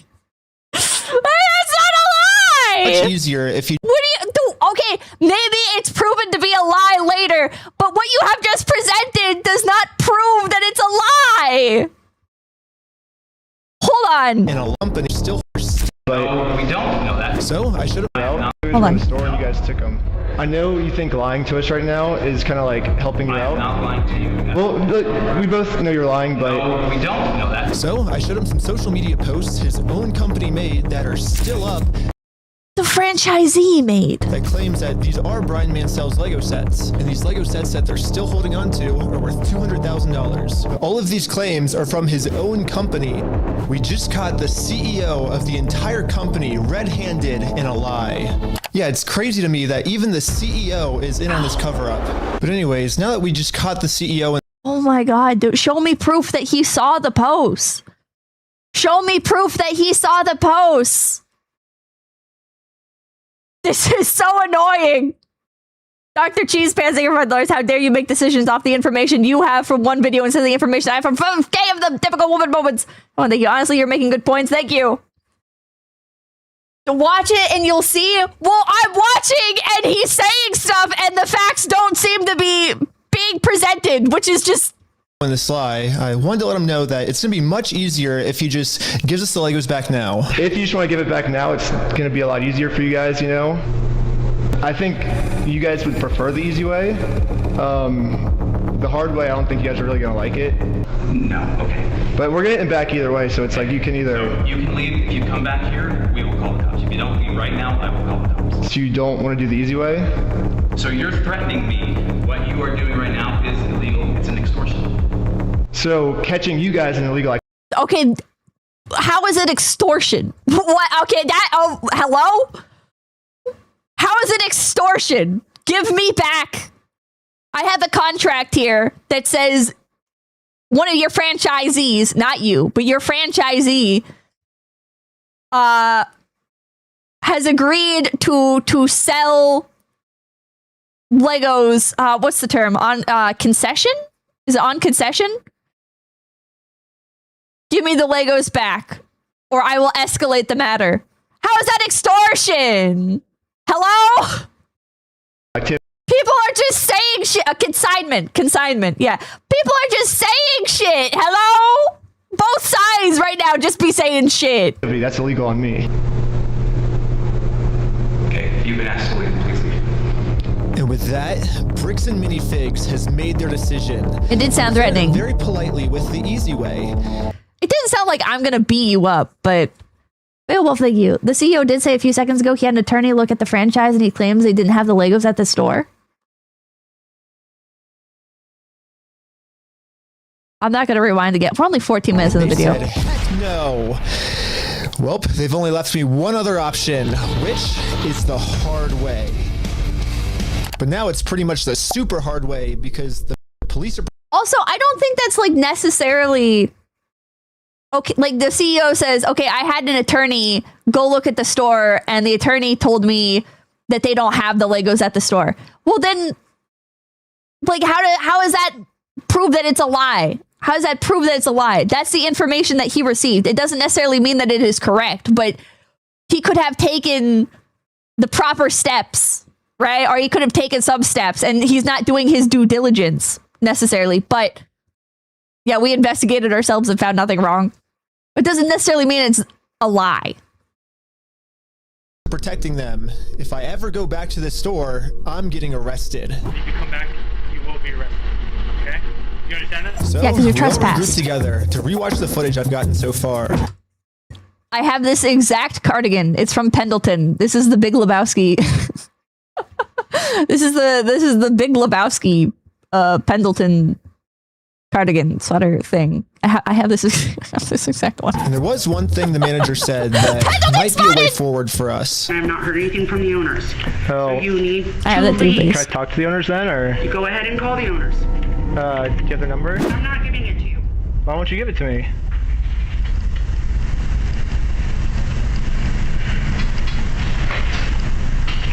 Isn't that the logical next step if we're supposed to Well, work you with have all the the owners? information right there, right? I have the Lego sets you guys have, so I don't have the owner's number. No. You don't have the owner's phone number? So yeah, if you give me if that's what you want me to do, then you can give me the number and I can. No, I want you to leave. I wouldn't give you the fucking Lego sets either. You felt thinking, my friend Eriko hates how you keep pausing. Can you tell him to F off? F off, Eriko. Like, that's so suspicious. I came in here to pick up Lego sets for my friend. Yeah, I don't know his phone number, but Basically, she's putting all of the blame on the oh, the store owner, not the original one. Oh, okay.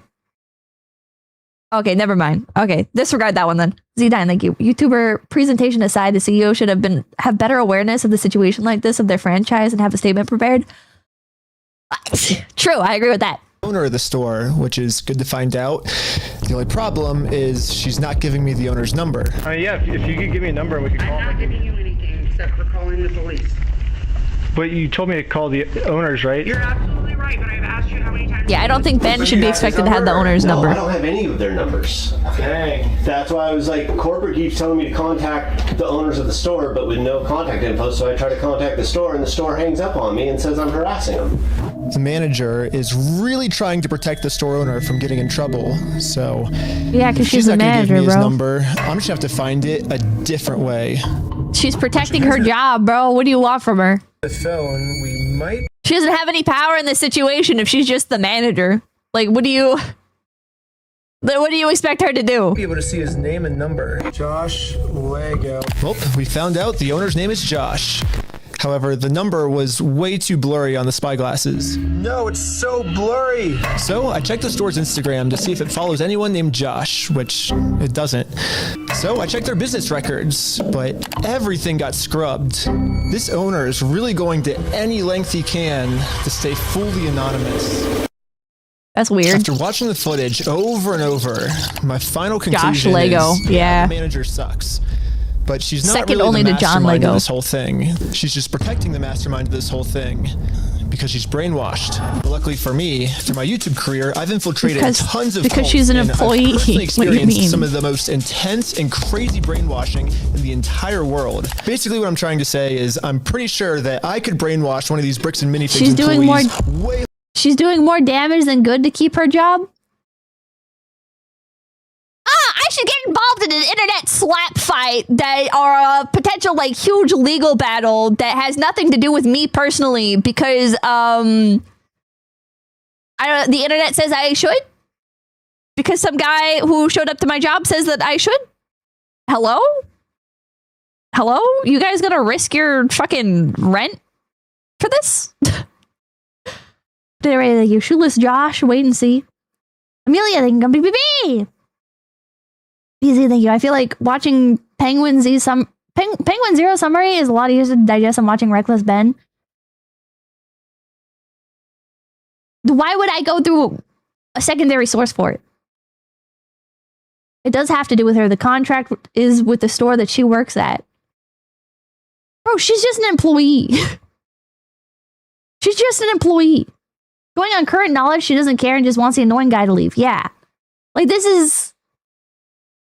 What the fuck? What the fuck? way harder than any corporate offices could. And yes, that's the plan. Brainwash the Bricks and Minifigs employees to be on my side.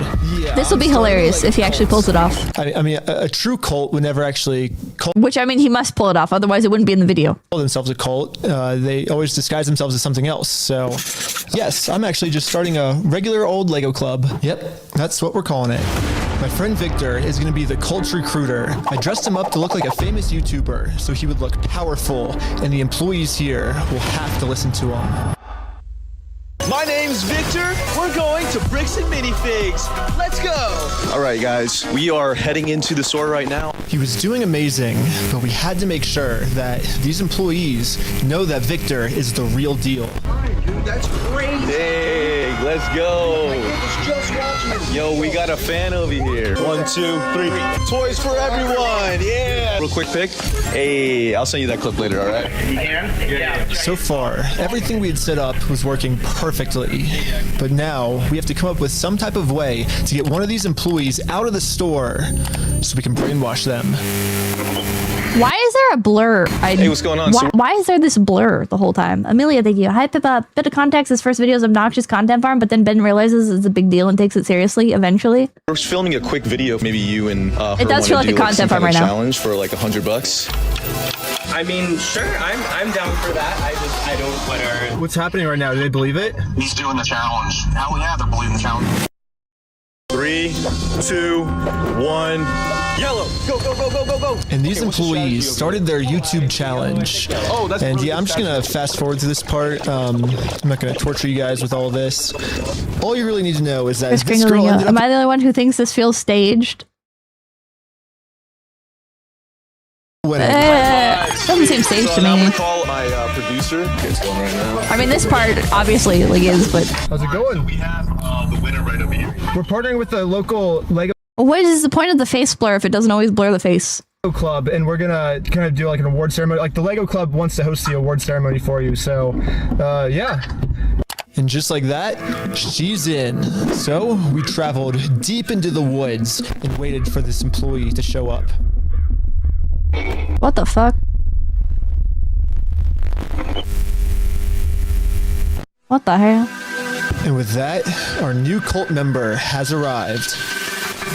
You're the Lego Queen! Yeah, she's the Lego Queen! Before you can brainwash someone, seems like court order thing. To it. And most cults achieve this by making the new recruit seem like the most special person in the entire world. Official best employee of Bricks and Minifigs. The winner goes to California! Lego Queen! Lego Queen! Lego Queen! Lego Queen! Like her face isn't blurred at all there. Lego Queen! Lego so why is it blurred sometimes? Lego Queen! Another thing I've personally seen a lot of cults do is they Profile, thank you. This does not satisfy my moral crusade fetish. I demand better crimes to be righteously mad about. True. Instantly give new recruits power.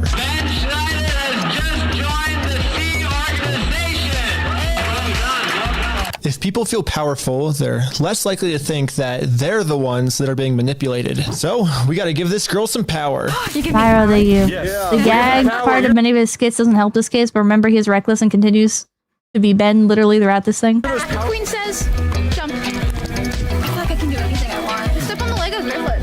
Oh my god! Beautiful dog pile. So now we have to become one with this Bricks and I'm sorry, I have to Minifigs skip. employee. Too cringe. This one has no survival instincts. Brick by brick, brick by brick, brick by brick, brick by brick. Green flag, thank you. Brick by brick. YouTube force blurs in for copyright reasons. And now the employee is fully brainwashed.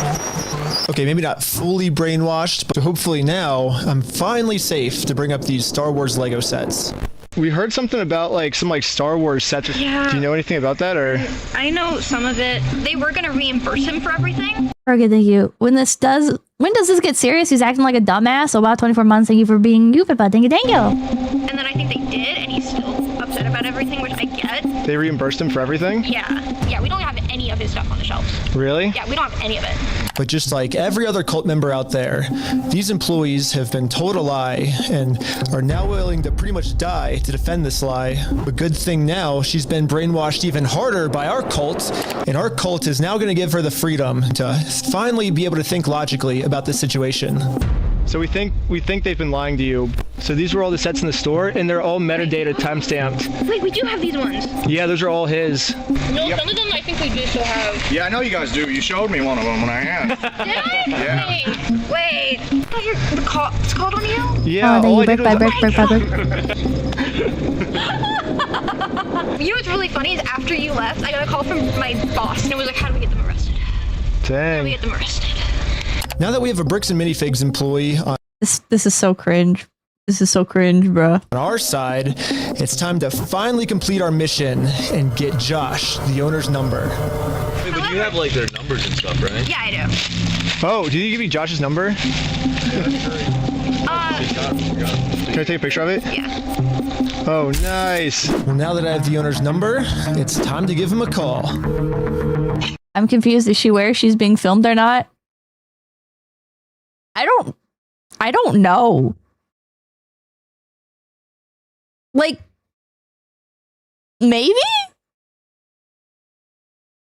she's under the impression that she's being filmed for like a regular toy channel, not for like a Lego theft documentary.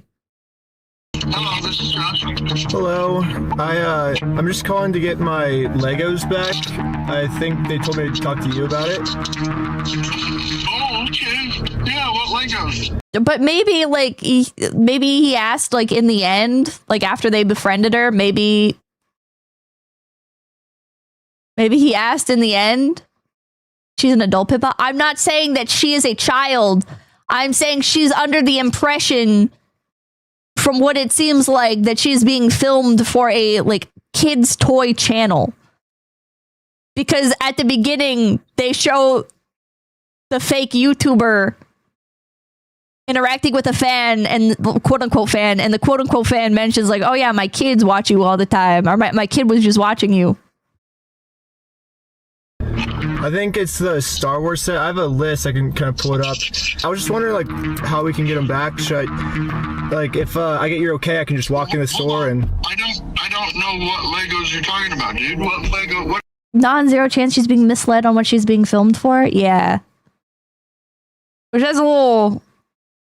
What are you talking about? I think one of them's called like the Super Trooper set. I think we got... Technically he isn't a fake YouTuber? Okay, I don't know what the other guy's channel is. What else is there? I don't know what you're talking about. Keep going. You don't? Since Josh was pretending to not remember any of the Star Wars sets that make up half of his store's inventory, I decided to send him over a picture of the contract his store is in. What contract is it? I didn't sign a contract. I didn't sign that agreement. I didn't agree to anything in that. And now I finally understand the legal loophole that Josh is using to get away with this. And it's probably the stupidest loophole I've ever heard in my entire life. Josh is claiming that it's not his name on the contract, it's the previous owner's, which makes no sense because in the security camera footage, he tells the previous owner that he's going to be the one taking over the contract now. He's taking on the business, he takes on all that, can't sign that private. And I guess this is some sort of just contract loophole he's trying to use to steal the world's largest Lego Star Wars collection. In order for me to be under contract, I have to sign something. Or you had to take it over from the previous owner, right? No, that's not how the law works. Yeah, it is. It is? So If that's how the law works, then... Well, I mean, you verbally agreed to the contract anyways. There's video evidence of you verbally taking on, verbally consenting to take on the contract. So Sue me for it. you don't just want to give the Legos back? Like, Sue me. Let's go to court. I'm calling the police right now, and you guys are going to be arrested for harassment. or do you feel threatened right now? Yeah. I was surprised at how much the owner wanted us to sue him. he bought the contract with the business. Yeah, like what the fuck? What the fuck? He wants this because Brian already tried to sue him and it didn't work. We've been to a couple attorneys in Dutch. This guy's literally me. Pendleton sweater with the Dutch brothers. Holy shit. Scene, thank you. But now realizes this is a battle of low IQs. basically spelled it out saying, here's the path that's going to happen if you go down each of these routes. They're now in Spain, so we're getting into that whole international I have this Just exact have an sweater. injunction on the store to have them go back and prove what they sold and not. And that's like $60,000 to $70,000. Yeah, Bricks and Minifigs knows that Brian and his dad don't have nearly enough resources to sue a company as big as Bricks and Minifigs. He's like, we're gonna keep these. You're gonna walk away from this. You're not coming back. And if you choose to sue us, we will drag this out in court till it is well past what this collection is worth. So let's lay out the puzzle pieces really quick. If Brian and his dad sue Bricks and Minifigs, it's gonna ruin their lives. And by the way, this Bricks and Minifigs company has been treating this family. I only think it's fair if they're the ones that get their lives ruined. In order to make things right, it looks like we gotta do this. Now, Bricks and Minifigs has their life ruined, and you can see Brian and us, we are the ones now doing the illegal activity. So, I told my group the plan. What? We have to do something illegal. Well, you said you didn't I don't want suggest to make that. it illegal. Right. Well, but the thing is, they're getting screwed because of it, because they would have to upfront the cost, and then if they take us to court, then Oh, yeah, okay, I'm down for legal. I'm down for the illegal stuff. and the group is in. So now it's time to do an illegal business move against Finally, Bricks let's and see you. Minifigs. Pippa dresses like a divorced dad from Oregon. Shut up. Let's just hope that they take the bait and sue us. What I was thinking is, what's the easiest way to get them to sue us? We steal their name. That's good. Oh, man. Perfect.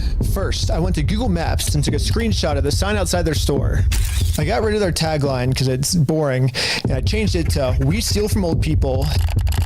And now the tagline's actually accurate. Also added a cute little company logo. And this is my plan. Wait, yeah, of this how is I'm the gonna banner make it I saw. into court with Bricks and Minifigs for free. Let me go to the view. I can't wait to see how the Once Mormons we're get in involved. court, Yeah, what we the can fuck? finally hold Bricks and Minifigs accountable for stealing the world's largest Star Wars Lego collection. And of course, they're also going to try and get me in trouble, but this is where I'm going to make my grand reveal. You see, this entire time, my company name was actually called We Steal From Old People. Yeah, the words Bricks and Minifigs, that's just the company tagline. In America, there's no specific law that says whether the tagline has to be above or beneath the company name, so I'm just allowed to do this. So people are just assuming that the name is Bricks and Minifigs, when that's really just the tagline of our company, and our company name is actually We Steal From Old People. Yeah. And now, because I'm actually not stealing their name, it's going to be so easy for me to win this court case, and Brian's going to get his But you're entire using their Star logo. Wars Lego collection back. All while Bricks and Minifigs pays for all the legal fees. So I registered We Steal From Old People as an official Oregon company. And now that my company's legally approved, I made a website, and you can visit us at www.westealfromoldpeople.com. You can help support us by buying some of our We Steal From Old People merch, or give us a call. But as you can see, we have great reviews. And so now to promote this website, I'm going to put my company logo directly over top of the Bricks and Minifigs company logo. So I asked ChatGPT what the dimensions of this billboard is. Sick. I'm making my logo with the exact same dimensions. Yes, dude! Yeah, this is what I saw. Exactly the same. This is where we started to realize we are taking this way further than just a bad business practice. I'm pretty sure putting my logo over their logo is actually criminally illegal. But luckily for us, though, if we go back to the beginning of the video. Profile, thank you. Fuck, I'm not compelled to get my private investigator license. Thanks, Pippa. What? Bricks and Minifigs actually gave us a solution of how any company pretty much can get away with this. You have to talk to the store owner. Yeah, like they're all locally owned and operated, and we can't do anything with it here. Their decisions are their decisions. For sure. So when they say go to corporate, how do we respond next time? I have no idea. You have to take it up with them. It's your thing with them. Chloe Shelving, thank you. Imagine being Ben at this point, watching this brain trust fumble his inheritance in real time for clicks. Watching this brain trust fumble his inheritance in real... Is Ben... Wait, what? So basically, if you put all the blame on your lower franchises, you're safe. So I registered 5 franchises under my We Steal From Old People company. Who wants to be the owner of the first company? Ooh, I want to be an owner. Congratulations, you're a franchise owner! Oh, Brian! If you choose to put a bunch of banners on their store, I can't get in trouble for anything. Yeah, every one of my friends is now a legal franchise owner of We Steal From Old People. I mean, the guy that owns Lego. Okay.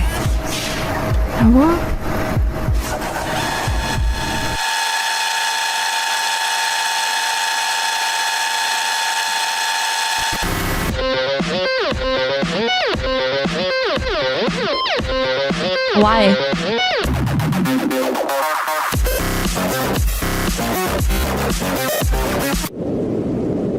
Each of my franchise Average owners Oregon is allowed forest. to make their own decisions of how they want to run the company. And what they've decided is that they're getting 2 pumpkins, and they're going to use these pumpkins to support this Surprising, you nice tarp. shoes today, And they're Pippa. going to climb up the I'm not bricks and wearing minifigs shoes. building, and they're going to hang our logo over top of their logo. And I basically just sit down here and,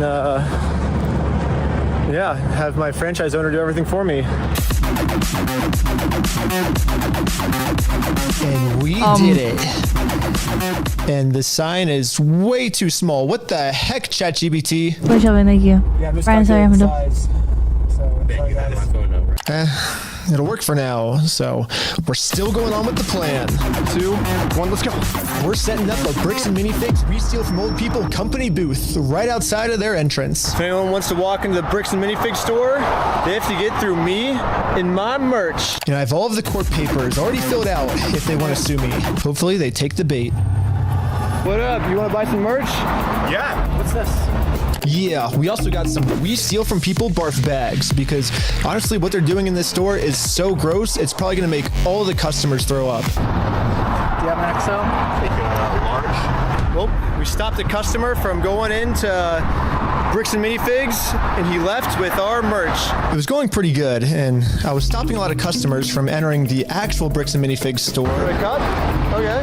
Then I might just be out here all day. This is going very well. It was almost going too well. It's basically the end of the day now. They haven't really seen me because these windows are tinted, I guess. In order to get the store's attention, my friend Jay is going to walk into the store just pretending to be a normal customer and ask what's going on. Is this the main store or is it the one that's out front? Wait, like, is this the main entrance? Yeah. No. I'm saying like the counters. There's 2. There's one here and then one outside. No, there's a guy who's selling stuff out front. I don't know what he's selling. Wait, what? What? Hello, you want to buy a shirt? What? You can't be out here doing this. If you want to buy one, I'll give you 50% off if you want. No, you cannot be out here doing this. Why not? Were you the guy that was just trespassed out here? It's the guy that was out there. It was the guy that we just trespassed. What was it? Yes. She's calling the cops right now. Uh-oh, the police are here. This is a problem. The police told me yesterday that if I ever come back to this store in my lifetime, I'm getting arrested. If you come back, you will be arrested. Okay? You understand that? And as you can see, they still haven't sued me. I can't just give up on the plan before being sued. So I did a switcheroo with this guy. He's wearing my exact same clothes and his legal name is also Ben. And once the police find out that they caught the wrong Ben, I'm gonna be super far away. Oh, it's so cold. Okay, I couldn't get that far away. The water was freezing. But Welcome to Oregon. I think I got far away enough at least. But anyways, back to the store. The police instantly tried removing our booth because us stealing their name is very illegal. But if we want to get away with this crime, all we have to do is copy Bricks and Minifigs. We have to put all of the blame on an anonymous corporate person, and then when they ask who corporate is, we just don't tell them. Police wanted to speak to corporate. Oh, hello, this is corporate. We steal from old people. How's it going? You do what? Well, the corporation's called We Steal From Old People. Our tagline is Bricks and Minifigs. We're a legitimate business, so yeah. What? Who am I talking to? This is corporate. I know it's corporate, but who are you, corporate? Corporate. We steal from old people. No, I know who you are. Who are you, the person? Who's on I'm just the owner that runs it. Who am I talking here? This is the owner of We Steal From Old People. It kind of seems like a civil matter, doesn't it? Like, we have the plaintiff's claim if they want to... Here's the situation. Go round and around now. And now, Bricks and Minifigs finally gets a taste of their own medicine. They're now in a situation the police can't help them with. The only way this will ever end is if they sue us. So I went back to the Bricks and Minifigs corporate offices. I can't believe that worked. See if the CEO of this company would sue me. Going about things the way that you continue. How did they not get kicked off for selling illegally on the sidewalk? What? Like, you need a permit to be able to sell on the street. How? What? How, what? What? He might have the permit?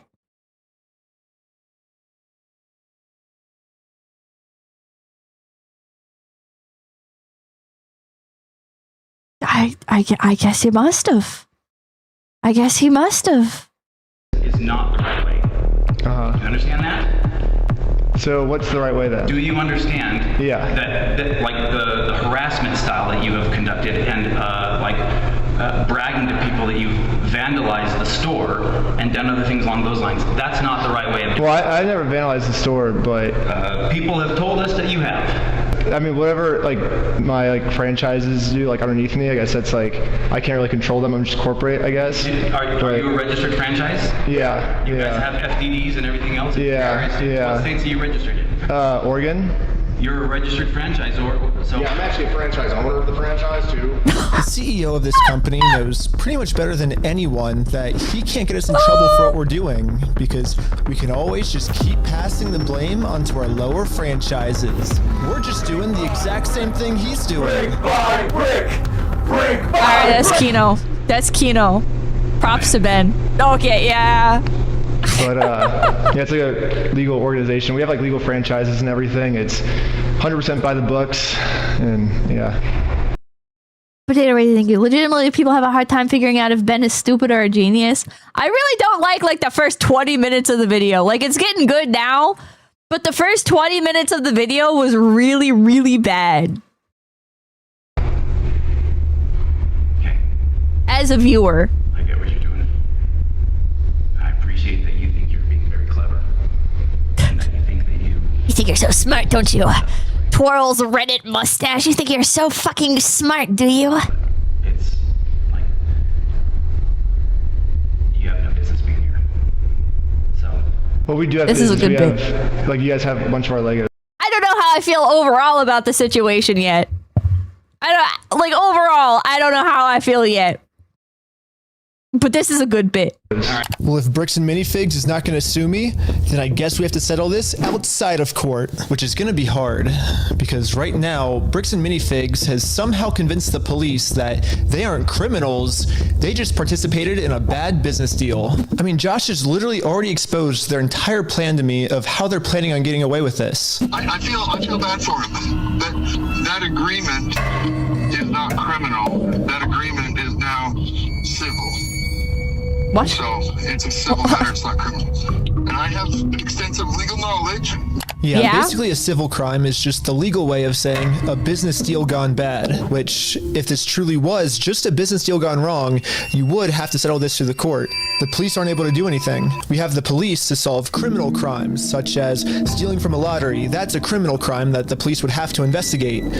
So, here's the plan. What if we do a lottery? Yes. First, Brian donates one of his sets to a lottery. Someone wins the lottery. And then if Bricks and Minifigs keeps the prize for themselves instead of giving it to the winner, they have now just stolen from a lottery. Now it's not a business deal gone bad. They're actually interfering with a state-regulated lottery scheme, which is now a criminal offense that the police This guy's gonna get a permit to run a lottery. would have to investigate. That's a good idea. That's interesting. It turns out this is completely legal for us to do. You still own the Legos, correct? That's actually clever. That is clever. So it would be legal for you to auction your Legos off, right? If you still are the owners, right? Yeah. To make sure everything was legally legit, I registered for a gambling license, which, yeah, it actually takes a long time to get one of these, which sucks. But on the DOJ website, it says that if you're a nonprofit or a religion, you actually don't need a license. It'd be cool to use my new We Steal From Old People company, but I already Yummy Nooks, thank you. Clown pilled and jester maxing. made my first $1 when I was selling stuff outside the Bricks and Minifigs store. And then I used that money to buy food from a robot. But luckily for me, I'm already the leader of a religion called Scientology Sucks. Officially hell approved yeah. in California, which is another problem. I guess technically I needed to register in Oregon for this to work. So registered for He's gonna have a franchisee.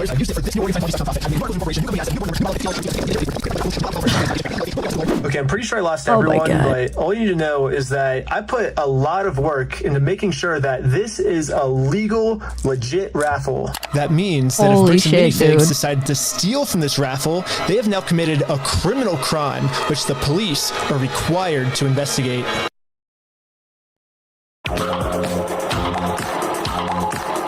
Holy shit, dude. I want everyone's attention. We're doing a Lego raffle. This Lego set is worth $1,000. Pretty much instantly, we were a hit, and everyone wanted to win this Lego set.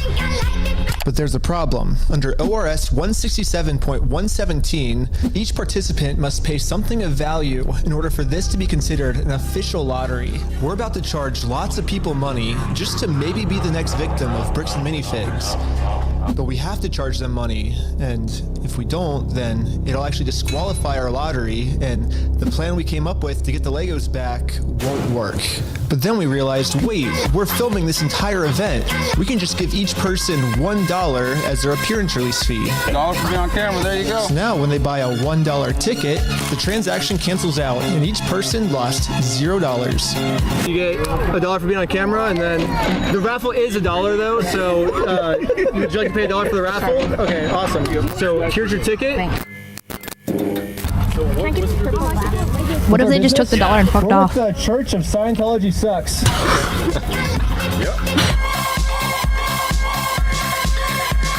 Finally, it was time to pick our winner. We are about I don't think there's a Scientology building in Oregon.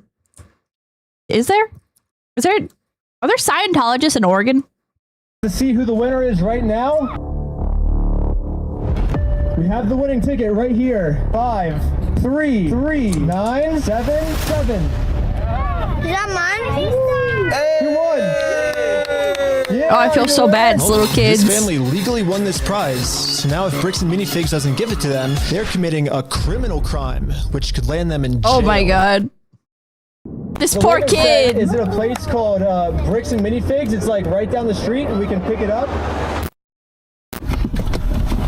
We drove to the store as This- fast as we oh, could. I feel We so met up with the bad. family and went inside to help them claim their prize. I'm here to give these people their prize of a Stormtrooper speeder set. Well, actually, These people. my sister.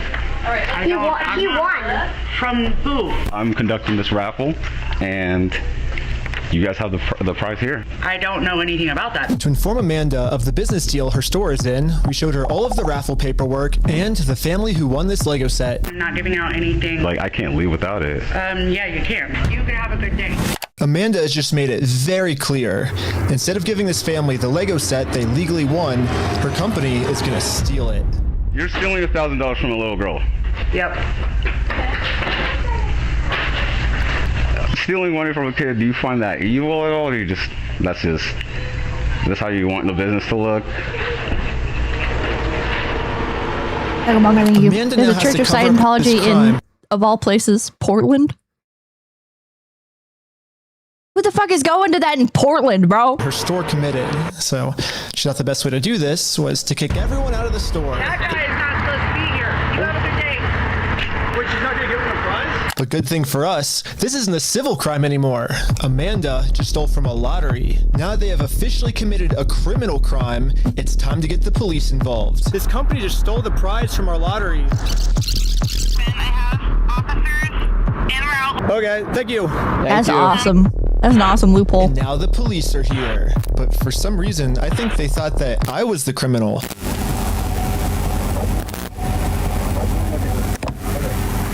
Is this typically how you treat victims if they get their prize stolen, or? Do you have ID or anything on you? No. What's your date of birth? 12/30/1995. Did we commit a crime? LPD Kuzel, thank you. Keep going from 0 IQ to 1000 IQ and then back to 0 IQ and then 1000 IQ again. Asmongold. I'm trying to figure that out right now.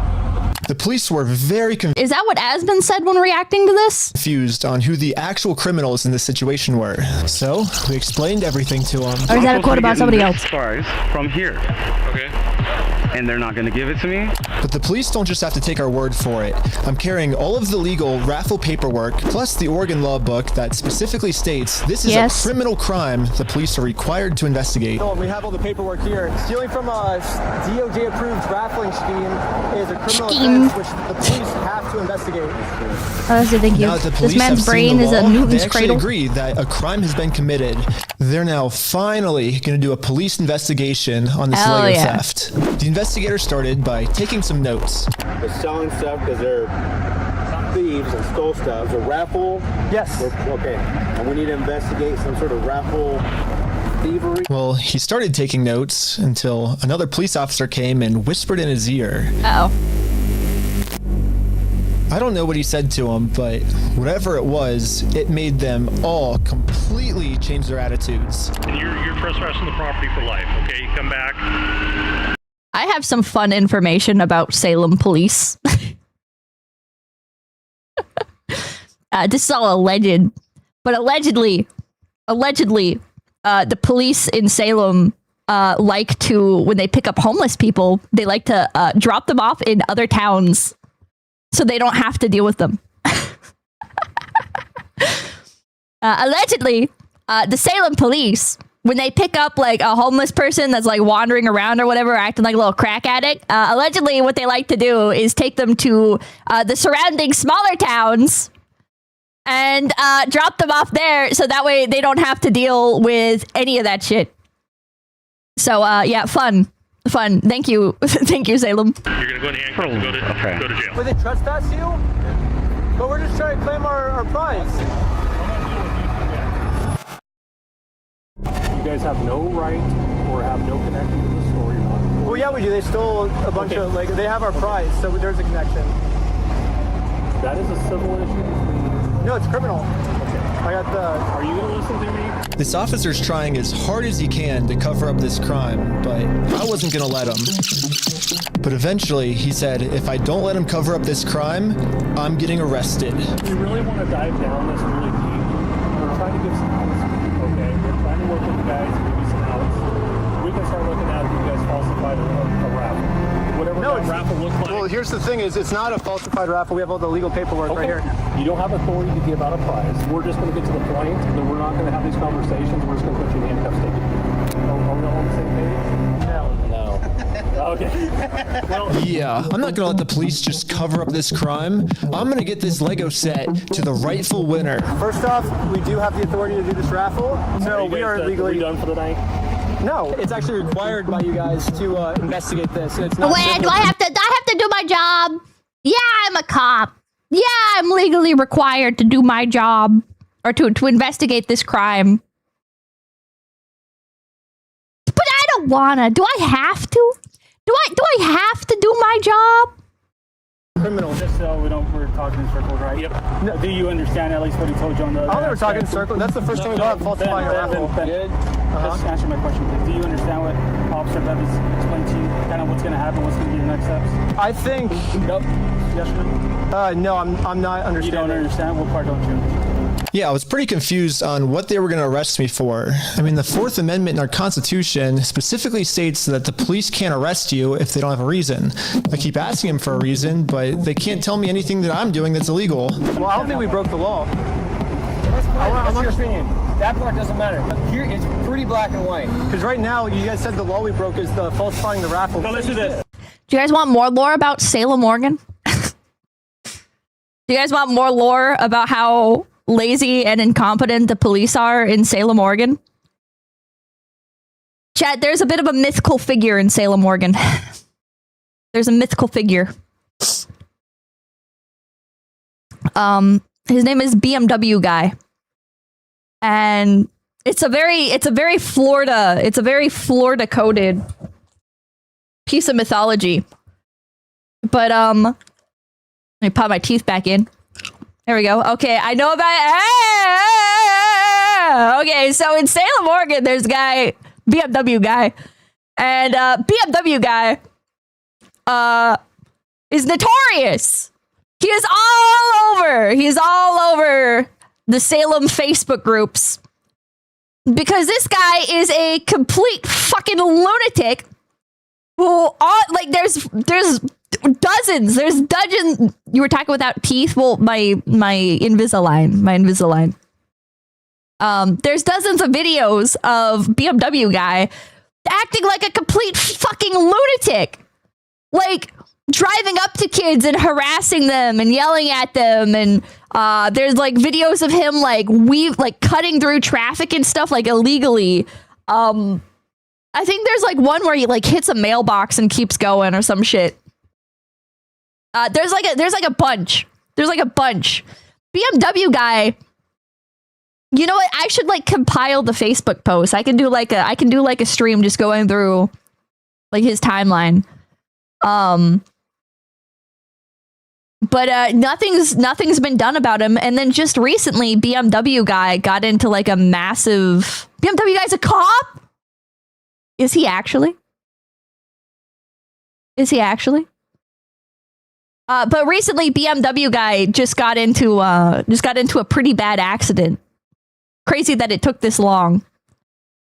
Crazy that it took this long. But he just got in that. Oh, maybe I can find it. Hold on. Maybe I can.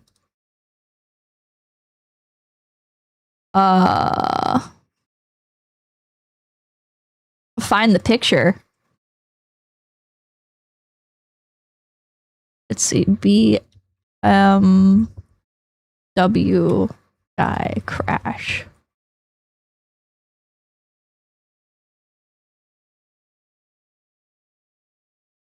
Yeah, earlier this month.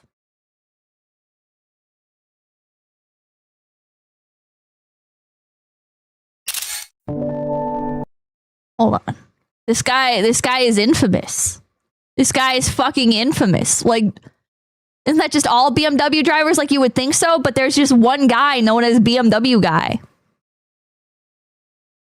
Or the crazy BMW guy. So here's this post. It's a crazy West Salem BMW driver that caused the crash. Karma media release. Driver arrested after 4-vehicle crash on Center Street Bridge in Salem, Oregon on July 2nd, 2026 at approximately 10 a.m. Officers responded to a report of a 4-vehicle crash. Blah, blah, blah, blah, blah. Wait, hold on.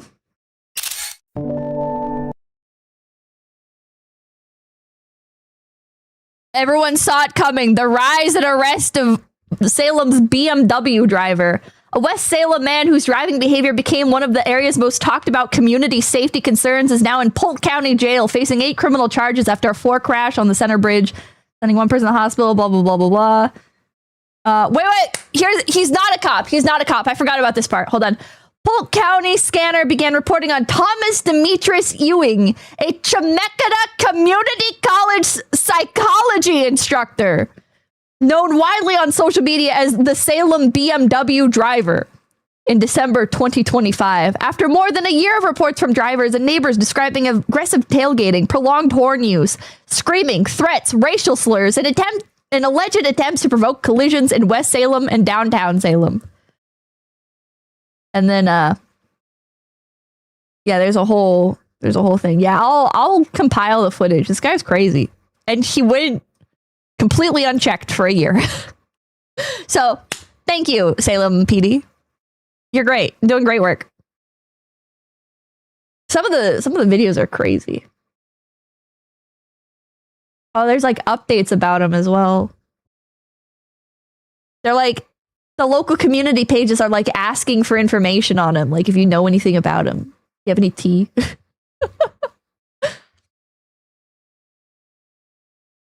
yeah. Let's just call it and we'll just go from here, alright guys? Just please. Anyways. Please. You guys are gonna investigate. We are trying to keep you guys out of handcuffs. We don't want to go that route. Psychology instructor, yeah. We seem like nice guys. We don't want that for you guys. But at a certain point, we can't keep doing this. Alright, so we're good, guys. Alright. It is a W psychology major professor. Hey, thank you. Wait a minute, this guy sounds pretty cool. We're not good at all. It's pretty clear. You go on the property, you're gonna. Pip, I know it might seem unrelated, but you have to follow the proper legal procedures, and the Salem police are bad or the same problem. Bureaucracies have the power you give them. They're lazy and they don't want to do their jobs, though. They don't even begin on the procedures. They just don't want to do their jobs half the time. Police are supposed to follow the law, but I was wrong. In Kaiser, Oregon, the police don't follow the law. True. And because of this, another family got scammed by bricks and minifigs. Oh man, there was like another incident. There was another incident with like the police. Oh man, I gotta start like compiling this shit while it's relevant. There was another. I felt pretty bad, so I just paid this family what this Lego set was worth myself. Aw, well that's wholesome. Do we call the Good police job, Ben. officer? Like, what do you do when there's just corrupt police? Should you go to the police department? Should we go to the police department? So we went to the police department to tell them that some of their police are corrupt. And then we realized we're literally just telling the police that they are corrupt. Of course they're not going to do anything about it. True. Yeah, they just sent us home. What'd you actually say to them? But this is when we realized that this raffle might have actually accomplished something pretty big for us. Josh ended up giving me a call. You guys keep coming to the store. You park out front. You do fake raffles. You're threatening my business, you moron. Josh seems pretty scared. You moron. He should be. Eventually, I am going to end up solving all of the police corruption that's going on. And once that happens, Josh is no longer going to be in civil trouble. He's going to be in criminal trouble. It wasn't a fake raffle. It was a real lottery scheme, according to Oregon state law. And it actually is a Class B felony up to 10 years in prison and a $250,000 fine. Yeah, the loophole he's been using this entire time, just hiding behind the fact that it's a civil case, isn't going to work for Councilman, thank you. This is when you go to the sheriff's department or the local FBI office. much longer. Well, let's not argue that. I don't want to. It's just better to just say, hey, you're not a thief. You know what I mean? Definitions of whether it's stolen or not, I don't think. No, anyways, it's not stolen. Why do we care about that? Well, who cares whether it was stolen or not? But for some reason, Josh still decided not to give the Legos back. I think he might just need one more push. Here's the plan. Take a picture of every single sign that's outside the Bricks and Minifigs store. And now I'm going to redesign every single one to make them way better. For example, I changed Turn at the Light to Turn and Go Home. In Buy, Sell, Trade, I changed it to Steal, Sell, Trade. And I'm printing all of them out to scale. And nope, I didn't use ChatGPT this time. This time, I'm using a much better method, which is a tape measure. That's a good idea. The exact dimensions of their actual sign that they have up right now. Now it's time to put our signs directly over top of their signs. But before we had time to do this, Josh gave me a call. He's still trying to convince me to sue him, so he gets charged with a civil crime, not a criminal. Nice, thank you. I didn't steal it. I scammed them. It's different, okay? All right, which yeah, land him in okay. jail. If you think it's illegal, why don't you sue me? It's a civil matter. Tell Brian to put his money where his mouth is. Let's go to court. Let's go to Do you want to do prison. double or nothing? What are you talking about? Are you stupid? If you're wrong, you pay us double. If I'm wrong, I pay you double. Bro, are you dumb? You dumb. You're obviously a kid. You don't know how this works. I think you're scared. Double or nothing, let's do it. You're so dumb, bro. I think you're scared. Okay, I'm not scared. I'm not scared. I'm not scared. I'm not scared of anything. I'm not doing If you lose, you pay us $400,000. You're scared. You're a chicken. I'm calling you out. You're scared. I'm not scared. I'm not scared. I'm not scared. I don't even need my mom to turn off the lights. I can just go to bed. I can turn off the light and go to the bed myself. I don't need to go to bed under the covers and then have my mom turn off the lights. I can do that myself. Okay, let me talk. Okay. When Brian first came in, we identified Retro Gamer, thank you. If this man says criminal crime one more time, I'm gonna lose it. anything that was on that list that would have been his that Amanda didn't sell, and we set it aside. And it's still sitting there. We're happy to give you your stuff back. I just don't want any more damage to the store. I guess Josh has finally realized that whatever he's going through right now will literally never end for him unless he gives the Legos back. I'm happy to give you the inventory. It's only bringing me harm because you guys are doing wackadoo crap trying to attack us. Well, it looks like we won. Brian is finally getting his Legos Yay! All right, series over. The trajectory of a lot of the things that we had in. Yeah, dude, we had some really good ideas. Yeah. Damn, can't farm it for content anymore. What do we do for the next couple hours if it's raining? It's Oregon. It's always raining. Go bowling. Bowling. We waited Oh, a you're few in hours Salem. for You gotta Brian go to to get off work. Funland or whatever it's And called. now he's off work. Hey, Brian's off work. So we showed him our entire conversation with Josh. So what can we do now to work with you guys to get the sets back? Okay, this is what I need done. I need a written apology. What's Funland? It's like a overpriced indoor amusement park where they've got like a bunch of arcade machines and they've got like indoor go-karting and not much else. Or they could go to the carousel park. That's also indoors. I need all the negative comments taken off. I need positive reviews on there to make up for the damage. And then I'll give them back. So you're holding my sets hostage. Oh, you thought we were getting the Legos back Oh, shit. already? We're not even halfway through the video yet. Yeah, Oh, so basically shit. before Brian can get his Star Wars Lego collection, What, Bullwinkles? Bullwinkles is not Beaverton. Is Bullwinkles in Beaverton? Bullwinkles is like up near Portland.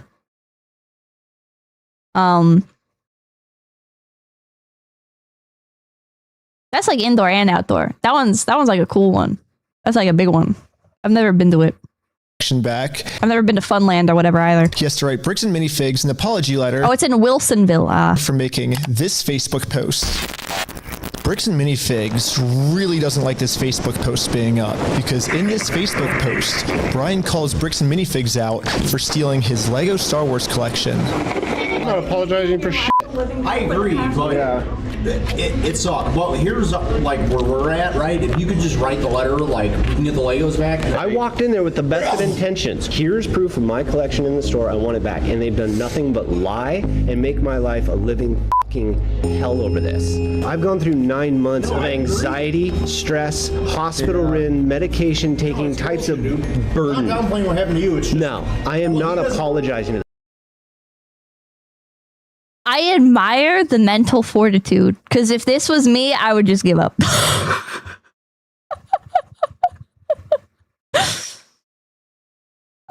If this is me, it's like $200,000 Lego collection gone. All right, I give up. Milkman, thank you. Pretty sure Bullwinkles is south of Tigard. Grant Game Freak, thank you. Pippa looking emo chill today. Pippa would crumble. I would crumble. I would just be like, oh, well, life happens, and I would give up. $200,000 is a lot to lose. It is. It is a lot to lose. Potato Radio, thank you. Josh, while working at Legally Mine, spoke at lawyer conventions. He is not a lawyer. That's hilarious. You have to be a fucking idiot to be going to lawyer conventions, though. That's crazy. That's crazy. What if it was Hot Wheels? I would still give up. I would still give up. It's like, oh, I gotta go through like legal battles and shit. I give up. They would do like you. Pippa would give up on the first no. Maybe not like the first no. Lock on these nuts. Ha! this fucking asshole. It's networking? Who the hell is going to be at a lawyer convention that's worth networking with? Count 7, thank you. Spite and rage can motivate me for years. I wish I was that motivated for anything. I'm completely unmotivated. I'm completely unmotivated. Chat, the only thing that motivates me nowadays is thinking about driving. Mr. Bunny, thank you. Good man, Brian. It's about principle. Can't let people bully you into something accepting this egregious. I'm like, I don't even care anymore. I don't care anymore, man. I want to go racing. That's all. That's all I care about now. I want to stream. And I've been wanting to do like a marathon stream. Okay, there's two things I care about. I care about streaming and I care about driving. Would you give up about your truck? I'm kind of at that point. I'm going to be honest. My parents have taken over that for me. Winston, they can come PPP. My parents are like, well, like, you got to do something about this. And I'm like, I don't know, man. He's got like a brain bleed. For those of you who don't know, I have an old truck and somebody sabotaged it and it fucking exploded while I was driving it. The engine exploded. And so I paid for a new engine. And then the mechanic got a brain bleed and he's not doing too hot. He's not doing too hot. And he's not through like a company or anything. So and he doesn't have like any family members or anything that like I can go to and be like, oh, can I come pick up the truck and the engine that I paid for? And like it's been like an ongoing thing for months now, and I'm just like, you know what? I give up. I'll wait until maybe like his brain bleed situation gets better. If it gets better. I don't know. And my parents are like, no, like you can't just wait. You gotta like do something about this. And I'm like, yeah, I don't know, man. Yeah, I don't know. Yeah, maybe. Yeah, I should. Yeah, I should do something. So my parents are just like, okay, we're just gonna handle this. My parents are like, okay, we'll talk to the family member that like originally organized everything, and then we'll have it like towed back and find a new mechanic and stuff. I'm just like, okay. You can't just wait. Watch me. Yeah, watch me just wait. Watch me hit the nothing ever happens button.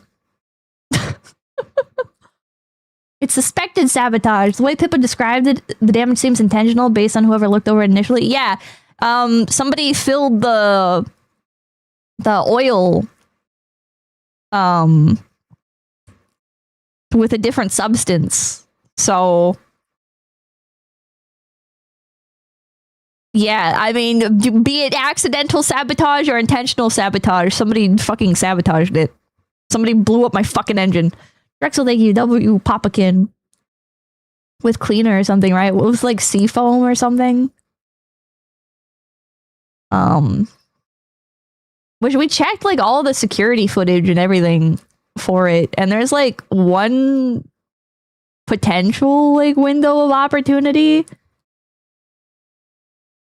that we saw, but I don't know. We'll never know. Even if I did figure out who did it, like what's that gonna do? What's that gonna fucking do? Am I gonna fucking take somebody to court and be like, you sabotaged my old ass fucking truck? Come on. Am I gonna fucking take the time to go to court and sue somebody? No.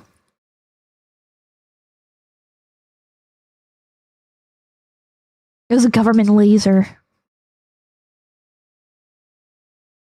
Yeah, the feds did it. It's a criminal matter.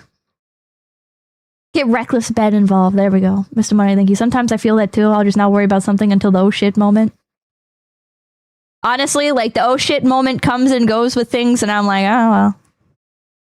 Fuck, that sucks. Life happens. I'm getting older, and now my motto for everything is just, oh well, life happens. I give up. And seven, thank you. For the peepees who don't know, seafoam is a fuel additive. It would mess up the viscosity of the engine oil and potentially cause the oil to burn. Yeah. Somebody like overfilled the oil / added liquid to it. Probably they overfilled it with whatever liquid got added to it. And I guess it caused like the pistons to float or something. And that's what killed it. But yeah. Yeah. It is what it is. It is what it is. I don't know. I give up. I don't know, man. Life happens. Everything's always bad all the time. That's just how it is. You wouldn't be able to know if it was seafoam if it's mixed in the oil. Well, they said they could smell something weird and that it smelled sort of like seafoam. Mr. Money, thank you. Pippa, you're not in your 30s, are you? Giving up so soon. I give up.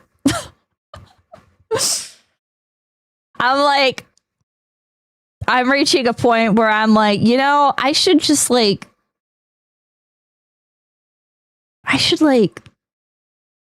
fucking maybe not like rehome my pets to like random people, but like maybe find like suitable homes for my pets. Start like downsizing a little bit and just move into like a little apartment somewhere that's like close to a racetrack. And I can just stream all the time and drive all the time. And that's like move to Japan. I was thinking about it. I've been looking into what you need to move to like Tokyo. Damn, they broke Pippa.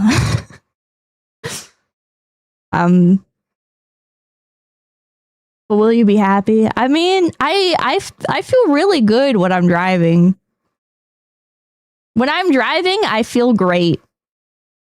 So if I could just move somewhere closer to like a karting track or something and maybe start getting more into driving as like a real hobby and not just something I occasionally do.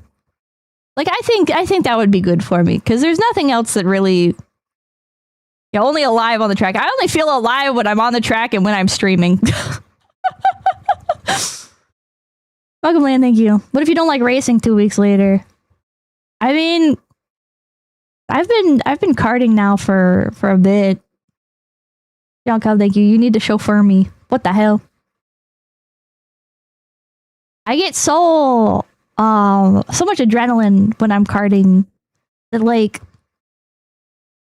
at the track in Tokyo when I was like when I lifted my foot off of the brakes like after parking the cart, like my leg was shaking so bad that it was like I couldn't like control my leg. Like I was so like hyped up from karting. It's like driving is like the only thing where I'm like, yeah. No, with Parkinson's. It's not Parkinson's. It's just the adrenaline.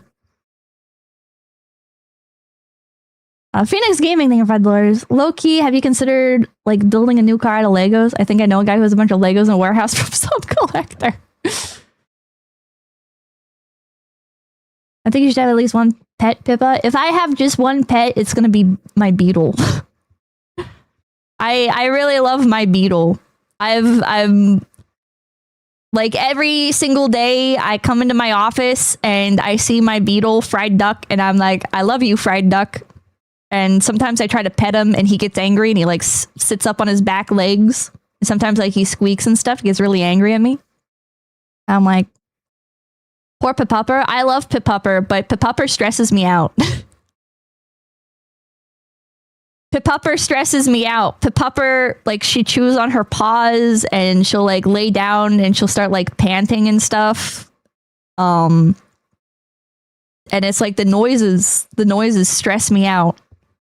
I love my dog. But also my parents love my dog, so I'm like, oh. What about the quail? I mean, I love the quail too, but it's like, I'm not really close to the quail. I'm not that close to the quail. How long do they live? Fried Duck is a rhinoceros beetle, so he has like about 6 months as an adult to live. I gotta like decide if I am gonna move or not, but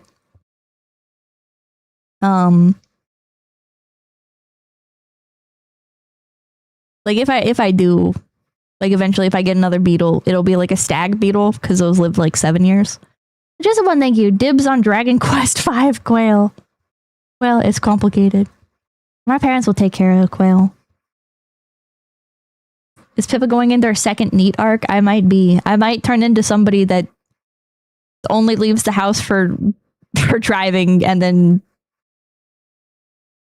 just driving and streaming. Raphael, thank you.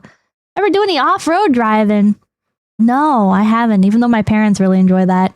Linlock, thank you. Pippa and the Quail. Well, I've driven a Can-Am like a little bit. Pippa and the Quail have a tenuous relationship after they both said some things to each other they aren't proud of. Yeah. I said, fuck you, Quail, and the Quail said, Ami, thank you for 5. I lived in rural JP. I raced sports bikes 30 minutes away. I smell of gas, udon, and rubber while jacked up to the 9 with adrenaline. It was good for the soul. Oh. What kind of hiki is that? I don't know, man. Driving, streaming, streaming while driving, driving while streaming.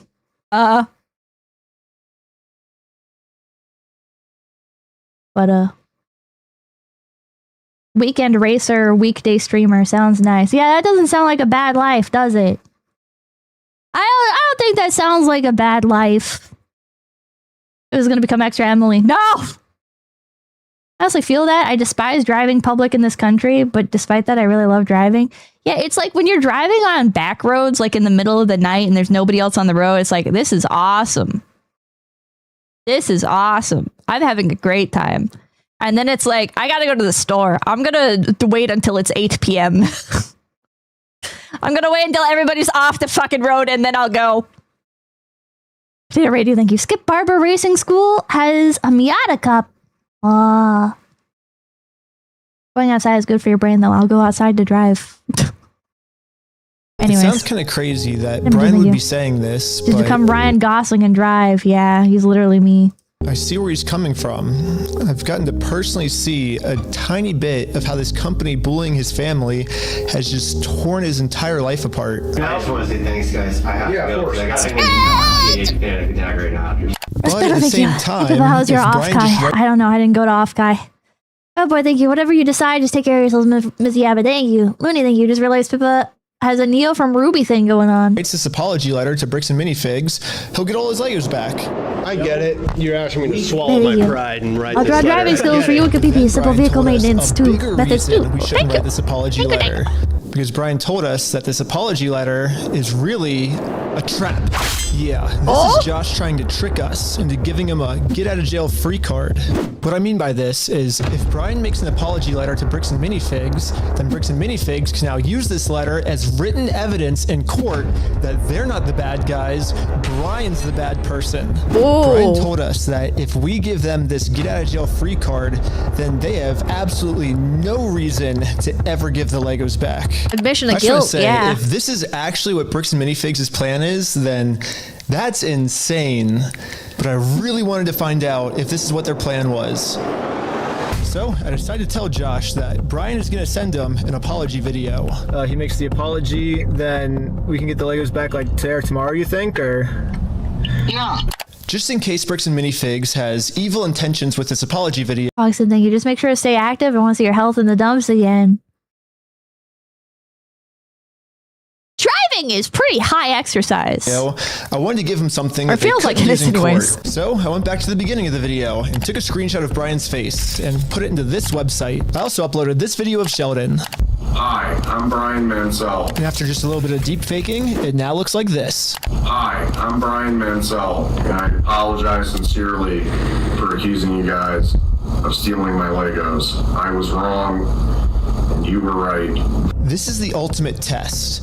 Was Josh being sincere, or was this all just one big trick? I want to give it back to him. That's the long and the short of it. We've run me over. I'm good. We got to win Amanda over, right? Apologize to Amanda. Okay. I guess Brian's just a little worried that you guys are just going to keep postponing it until, No, you're going to get him. You're going to get him. I'm not going to screw you. You have my word. That's not who I am. I promise you. I swear to God. Go apologize to her. Say, sorry, man. Sorry. We did a fake raffle. So before we can get the Legos back, Josh made up one new thing I have to do. I have to apologize to Amanda for my raffle being fake, even though I put in a lot of effort to make sure my raffle was actually real. I don't know. It almost feels like another trap. The employee we brainwashed from before told us that the owners are coming up with schemes to try to get us arrested. After you left, I got a call from my boss, and it was like, how do we get them arrested? How do we get them arrested? Maybe Josh is saying this to trick me into going back into the store so Amanda can call the police on me and have me arrested. But I had to find out for sure. Do you give me permission to go into the store to apologize to her? To make peace? Sure, yeah. Okay. Oh shit. How's it going?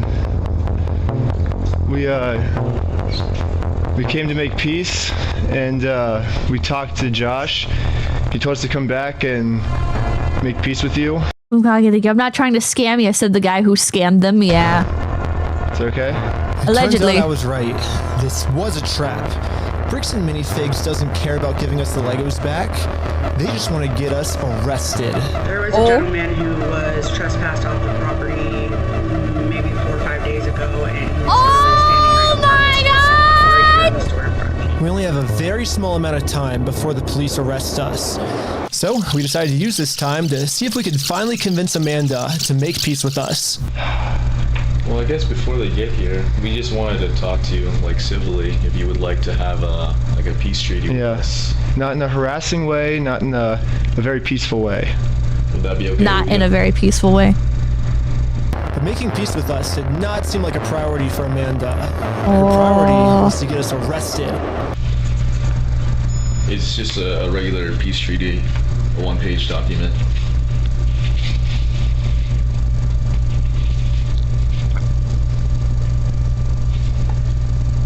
If you need to go over it, like, you know, you need to take your time.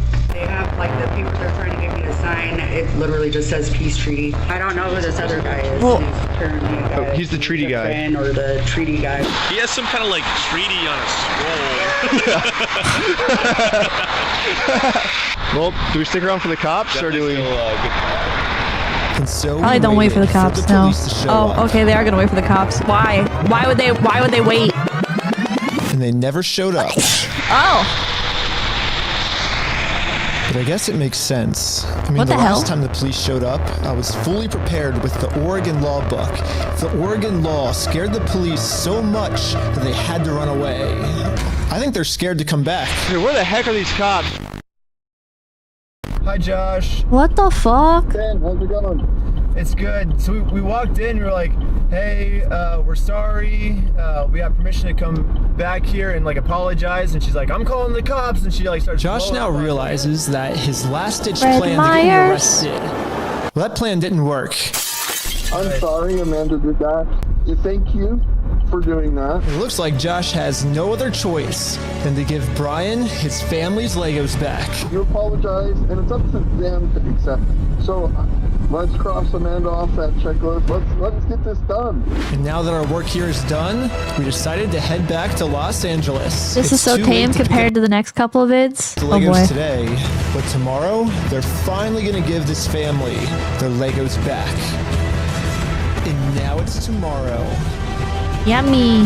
But the store has Brian's phone number blocked, so he can't call them. So instead, I called the store to see how Brian could pick up his Lego sets. I was just wondering if you guys are still down to get the Legos back today. I think. This made me hungry. I just want to make sure everything's properly. Not his face, the bowl of noodles. I keep thinking about The guy it. I'm on the phone with was trying as hard as he could. Some slop ramen sounds fucking amazing right now. To stall. It turns out that this is actually the same guy in the security camera footage that kicked the old owner out of the store. Google says his name is Brandon Best, and apparently he's co-owners of this franchise along with Joshua Johnson. But for some mystery reason, they weren't able to give the Legos back today. They said they'd give me an update on Monday type thing. Nothing like slop ramen, yeah. Now it's Monday. It is Monday.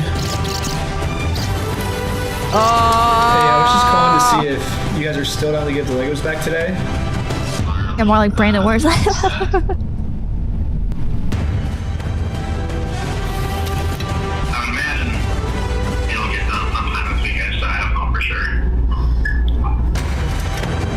One week. There's a dog crate. Ah! Unfortunately, I still don't have really a good update. Yeah, you got it. Thanks for your patience. Sorry, it's kind of crazy. Please leave your message for. He said I probably won't be able to talk tonight. What the heck? Why do they keep postponing this? Call has been forwarded to voicemail. What the heck? Yesterday he said he would call me today. Call has been forwarded to voicemail. Call has been forwarded to voicemail. Is not available. Please leave your message for. It's been over a month now. And yeah, I've gotten no answer. And finally, after a really This guy's eating nothing but fucking slop ramen. they finally answered my call. I'm not going to distribute those things at this point. We've kept them on hold for this long, so. I've just been told that Bricks and Minifigs is no longer going to give Brian his Legos back like they promised. And at this moment, I would have never finally guessed. realized what I did wrong. Josh said we could get the Legos back once we make peace with Amanda, but we never actually really made peace with her. And I'm not signing nothing from anybody. Now it all makes sense. Unless we Oh can my somehow God. find a way to make peace with Amanda, we are never getting these Legos back. So I printed out a more official looking peace treaty and traveled from Los Angeles. This is making me think about in Salem, there's like a really yummy place to get crepes. Oh my God. There's like, if you guys ever go to Salem, Oregon for some reason, which I wouldn't wish that evil upon anybody. I mean, I guess it's not the worst place.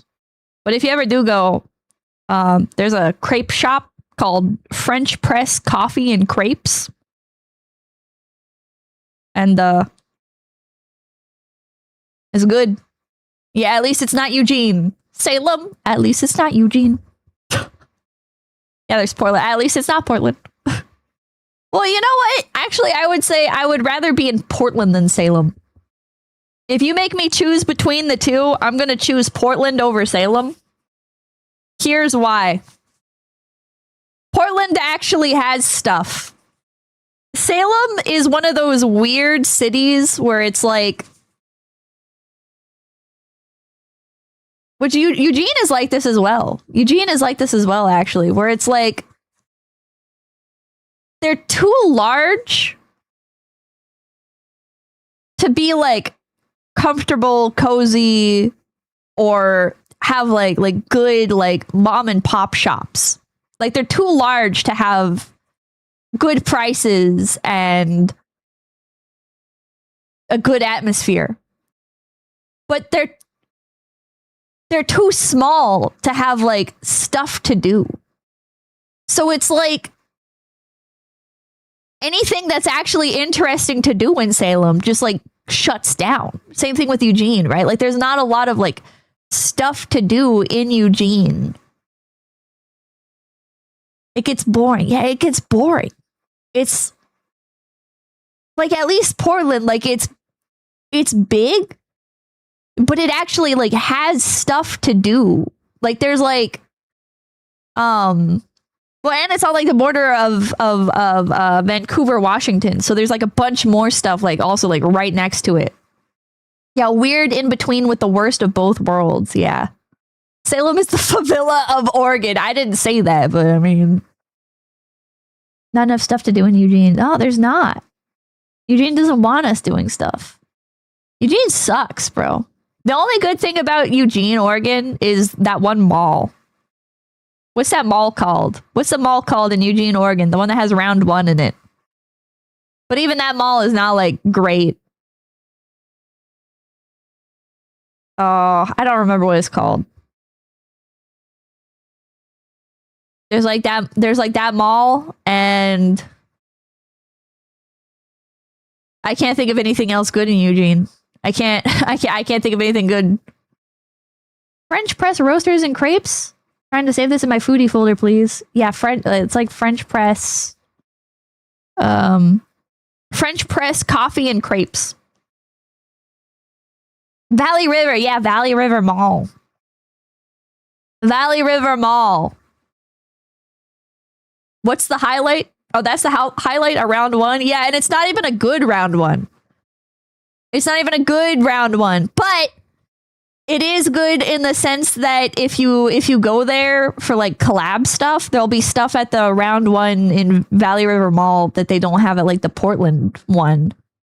Or not Portland, the Vancouver round 1. Because the Vancouver, Washington round 1, all the people from Portland go there and they snipe. They get all the collab stuff. It sells out faster. But the one in Eugene is like not as highly visited. So, Raphael, thank you. Henderson, Nevada used to be like that. Hard pressed to find nothing to do in Southern Nevada. But, I'm a foreigner. Is Oregon worth a visit? What do you like to do? Do you like to go hiking? Yeah, you should come to Oregon. Yeah, Oregon's great. You want to go hiking? Go to Oregon. You want to go see nature? Go to Oregon. You want to go fucking drive dune buggies in the sand and it's not super busy? Go to Oregon. You want to go camping? Go to Oregon. You want to go rock climbing? Go to Oregon. You want to go kayaking? Canoeing? Fishing out on the ocean? Go to Oregon. Do you want to go to like into the city? Do you want to be in a city? Do you want to be in a town? No. No, don't come to Oregon. Do not. Phoenix gave me the ignore chat saying no, Oregon is goated. Oregon is goated in some areas and the complete fucking worst in some others. You can do that in California. But here's the problem with California is there's too many people in California, so it's really busy. The part about Oregon that's nice is that it's fucking empty. There ain't nobody here, bro. Nobody's in Oregon. We don't have crazy lines for everything. We don't have like a fucking whole bunch of like, you don't have to fucking make a reservation to go to the parks and shit here. Like, you just fucking show up. Thanks, gaming. Thank you. Oregon got the trail, bro. Yeah. Oregon has a lot of nice small towns. Yeah. Big for nothing. You want to go skiing? Go to Oregon. Collapsia Loveless. Thank you for the Risa. Legal Painter. Thank you for coming to PV with Prime. This amazing guy with a dog. Thank you. Pippa, you don't understand. The company isn't returning property to a guy he knows, which means he's legally allowed to be an asshole and harass employees. That was from 2 hours ago, by the way. But yeah. People in Oregon, they're also the masters of gatekeeping. People in Oregon, they'll be like, oh, you want to go hiking? You want to go see something cool? Well, fuck you, kill yourself and die. You fuck you, kill yourself and die, actually. We don't have anything here. There's nothing here. There's nothing here. Leave. Leave. And then the second people start finding out about stuff, people go on the community pages and they're like, fucking tourists ruining the fucking this and that. Oh my god, another fucking idiot tourist fucking died. Oh my god, I hate these people. We gotta fucking kill them. Scoopy, thank you for $10. You can literally do all that in Utah. They don't want you to know this, but this all cheaper in Utah than in the Pacific Northwest. You go skiing in Utah? LPT Kusa, thank you. I like to hunt for Bigfoot and Skinwalker / alien. Should I come there? Yes. If you like hunting for Bigfoot, if you go out into the fucking woods in Oregon, sometimes you'll find Bigfoot traps. I'm not even kidding. The Passion Fruit, thank you for $2. Vancouver, Washington mentioned, long live Burgerville. Fuck Burgerville. Too expensive. $5, thank you. I've been there often. It sucks, and I live in California, so believe me when I know a state sucks. Crabs, thank you. Oh, the entire West Coast is the same because nature is nice, but the cities are shit, and you can barely own anything for guns. Lake of Chains, thank you. Crater Lake is beautiful. You know, I've never actually been to Crater Lake. Never been to Crater Lake. Fuck Burgerville. Burgerville is so expensive.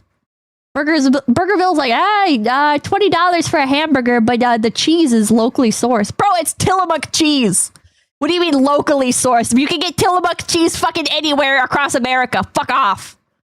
Here's a monthly, thank you. Pippa's Argonian soul is shining through. Profile, thank you. You can do that in Nevada, and we have tourist control. I love Nevada. All the way back to Bricks and Minifigs in Oregon. Oh, I made it to Oregon. Hopefully, welcome back. Now leave. Peace treaty this time, and we can finally get the Legos back.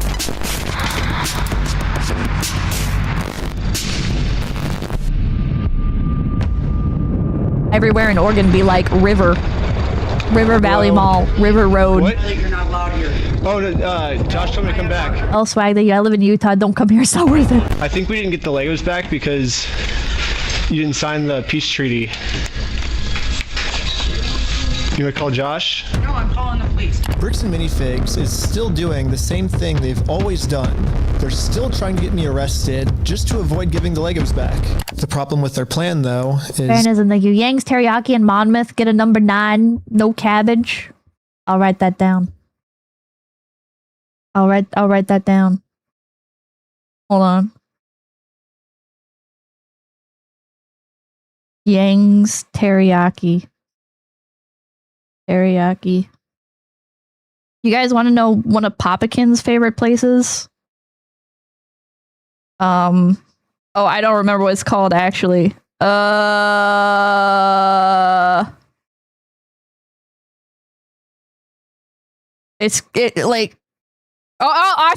found it. One of Papakin's favorite places to eat is NoHo's Hawaiian Cafe in Portland. In Portland, Oregon. He likes NoHo's Hawaiian Cafe. Phoenix Gaming, thank you. Goated states for foreigners. Idaho, Oregon, Montana, Illinois, Nevada, Alaska, West Virginia, Staten Island, Quebec, New Hampshire, and Florida. You're trying to get people killed? Are you trying to get people fucking murdered?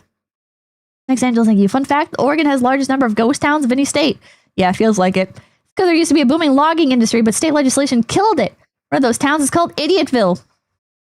I've never heard of Idiotville, Oregon. I've heard of Boring, Oregon. It's popular for fossils, I think. Bricks and Minifigs is... Insane, thank you. Papakin has good taste. I've eaten there. Never gonna be able to arrest me. Because I have a get-out-of-jail-free card. I like fucking good in Beaverton. I've actually had this card. If you're in Beaverton, you gotta go to Kura Sushi. The entire video. I just haven't used it yet. Let's rewind all the way to the beginning so I can show you what I mean. So basically my friend said that... It's spelled... Oh yeah, it's spelled N-O-H-O. Yeah, no hose. Mr. Money, thank you. West Virginians aren't that bad, Pippa. Okay. You guys have some of his Legos, I think? Nope, it was even before this. Right here, I made a contract with Amanda that says I, Ben Schneider, should not be trespassed in all of these legal words for any circumstance whatsoever and for literally any reason. They cannot trespass me. And it's effective for the next 10 years. But this only really works as a get out of jail free card if I can get Amanda to sign it. But how the heck am I going to do that? I don't think that's how this works. Bless you, thank you. Tokyo Ramen off 82nd in Milwaukee. I'll write that down. I'll write that down. Ah, my fucking notes app has like ads. Why? Tokyo, yeah, ramen. Fuck Illinois. $2 for Pippa. Thank you, King Elcidian. President, thank you. Boring, Oregon is where guide dogs for the blind is. Okay then.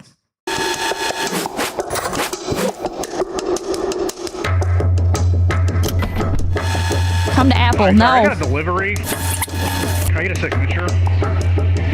For some reason, Amanda just started signing our contract without even reading it. Thank you so much. You're welcome. In America, we have a duty-to-read contracts law, which states that you have to read a contract before you sign it.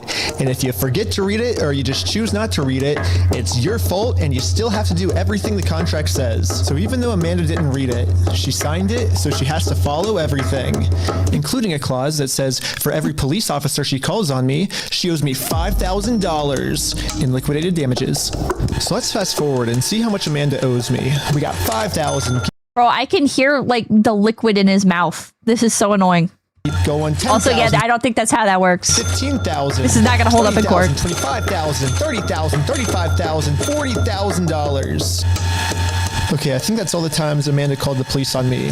But if I'm gonna be honest, even though Amanda has been helping cover up this giant theft, I still kind of feel bad for her that she owes us $40,000. I mean, that's a lot of money. So I'm gonna stop continuing to trick her, and I'm finally gonna come clean about the contract.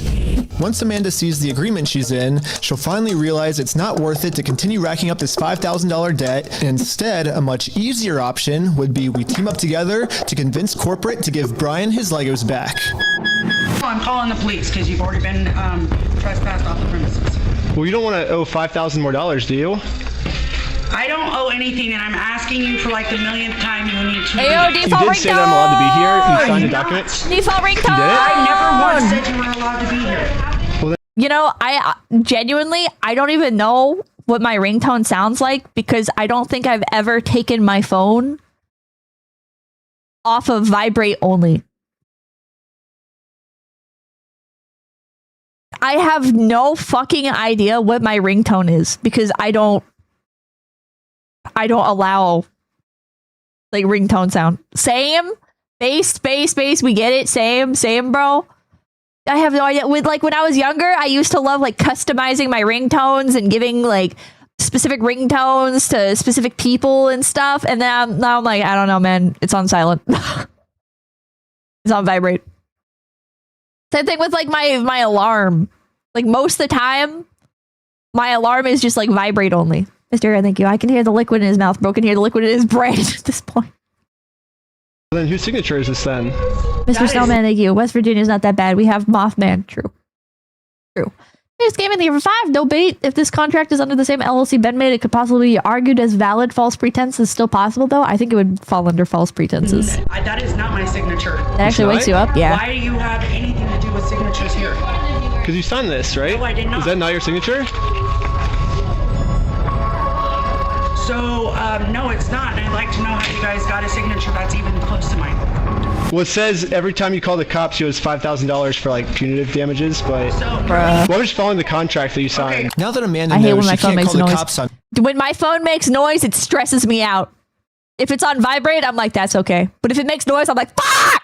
me just for being here anymore, I decided to call Josh to update Josh, him on you. how making peace with Amanda is going. Hey, I just went back to try to apologize to Amanda, and But what Josh said next, Real, I was same, hell not yeah. ready for. Hell yeah. When we took over that store, there was nothing in that store. The shelves were empty. I don't know why you guys are thinking we're the bad guys. Josh's story has now I wonder why. completely changed. Now he's saying even if I'm able to make peace with Amanda, they still won't be able to give me the Legos back because they never even had the Legos to begin with. Bro! Well, if Josh is telling the truth, then why did Josh say this to us last time? The milkman, thank you. For good Chinese, either new Chinese cuisine in Forest Grove or Golden Dynasty. Also, 808 grinds for Hawaiian. Get the 808 triple plate. BB, thank you for the raid! Welcome in, Raiders! My name's Pippa. We're watching the Lego scandal. Welcome in, welcome in. If you're in Forest Grove, I don't remember the name of it, but there's a place that sells like really good jerky. Really, really good jerky. And sausages. We're happy to give you your stuff back. I mean, what stuff of ours would he be giving back if none of our stuff was even ever in his store? You're like, what about this? I'm happy to go open that stupid cupboard and you can have all the sets in there. I want to give it back to him. I'm happy to give you the inventory. Give the inventory to Brian and give him back. I'm not gonna screw you. You have my word. That's not who I am. I promise you. I swear to God. I promise you on everything. I mean, Josh is on video swearing to God and on everything he'll give us the Legos back. But now, for some reason, he Vancouver, never check even out had the BKH and Legos. jerky. This makes no sense. The shelves were empty. So I decided to remind him of all of these examples where he claims they do have Brian's Legos in the store still. And this was his response. Fuck you. I never said that. yeah, you did. I don't give a damn of your fucking little opinion. It's wrong. And if you want to test your fucking opinion, let's go in court. Who enforces the law? The court. So Exactly. So you're saying that. And it's just a So you're saying. difference of opinion. So basically, what you're saying is I'm wrong, but you can sue me for it. Is what you're saying. Yeah, that's the long and the short of it. Oh my, so he's admitting flat out that he's ripping him off. Retro Gamer, thank you. Got to work in the morning. Have a good night. Chat and Pippa too, I guess. What the fuck? So you know you're wrong. So you know that you stole the Legos then. Which part is this? Part 1? Okay, let's do it. Okay, is that what you want? Yeah. You really want that? I mean, I would like to just get the Legos back, but if that's what you want, I mean, it seems like this is what you want. I'm giving you every out that I can, but. Let's just not look. Dang. Let's don't go down that route. It doesn't really matter because. I just want to get the Legos back. They're Brian's Legos. Give them back. It's pretty easy. It's kind of funny that this entire video, Josh has just been begging me to sue him. Show me. Let's go to court. But the second I agree to it, his attitude completely changes. It's almost like Josh doesn't want me to sue him, and the only reason he's saying that is because he knows that by saying it, he can get away with his crimes. But now that Josh thinks that there's a chance I might actually sue him, he's getting scared. In fact, he said if I do sue him, he's gonna tell the world that I'm the one that stole the Legos. What? Dang. And you stole them, bitch. I stole the Legos? Yeah, you're a fucking thief. Dang. What? Okay. You can shut the fuck up. That's your fucking choice. Oh, he's so angry. So basically, these are my two options. I can do what Josh wants me to do and shut up, which I can say right now, I'm definitely not doing that. So what's the alternative? I can, I guess, raise I'm looking stream of Pippa, know where I can find it. That's my stream. Somehow, and then maybe spend 3 to 4 years in court fighting them, and somehow if I win, then we can finally get the family their Legos back. Yeah, both of these options suck. Yeah. Or maybe I can somehow find a way to engineer a third option, which I call option number 3. What if you just steal the Legos? Claims court. Think about it. Small claims court is basically just like big boy court, except it costs basically nothing, and you get a judgment pretty much instantly. So I gathered my friends around a campfire to tell them about option number 3. One of the thoughts you had was taking the small claims court, right? What if they Ocean's 11 this? No, because it's way too much money to take to small claims court. You can't take someone to small claims court, Ben, for $200,000. Yeah, it's $12,000 at the most, right? $12,500. Everyone hated option number 3, and I guess it makes sense. What if you take them to small claims court like 10 times? Ended up looking it up, and you can actually only sue for $10,000 at the most. 20 so times. If we go with option number 3, Brian actually could win $10,000 pretty easily. But then this is what would happen to his $190,000. But I'm not giving up. We just need to get creative. Theoretically, if you wanted Pre-watch? Wait, you got... Wait. Could you take them to what? Small claims court? If you wanted to limit it. If I wanted to limit it. But you would at least get $10,000 out of that, though, right? We could, but it would be giving up $100,000 more, you know? So here's the here's the pitch. Here we go. What if we have 10 people sue 10 different times for $10,000 and we get $100,000? No. Well, why not? The reason that this will never work is because of a legal term called claim splitting. Yeah, so it turns out my idea is called claim splitting, which is when a civil plaintiff splits one lawsuit into 2 or more lawsuits, and that is illegal. Yes, if 10 different people sue and win money for one crime, then that is illegal. But we have already established that if one person sues for this crime, it is a very easy win. So what if this exact scenario just so happens to happen 10 different times? Think about it. If 10 different people get their Legos stolen by Bricks and Minifigs, all 10 people can individually sue, and it turns out that that is actually not considered claim splitting. So you raffle off the you raffle off the Legos to 10 different people. Yeah? Raffle off the Legos to 10 different people? Or you don't even need to do that, I guess. Well, that would take it. Well, you don't even need, you don't know. So basically, them, if I can find 10 different victims of Bricks and Minifigs, my plan will work. And maybe I don't have to find 10 victims. Maybe I can create them. Starting with myself. First, I signed up for a credit card and then used that credit card to walk into the bank and take out a $10,000 loan. I then used this $10,000 to buy a few Lego sets from Brian. Specifically, these Lego sets. And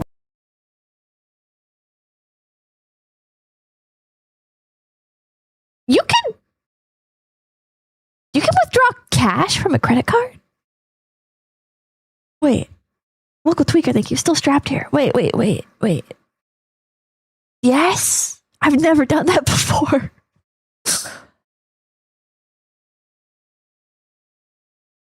Pippa, do not. I didn't even realize that's a thing that you could do. It's really high interest.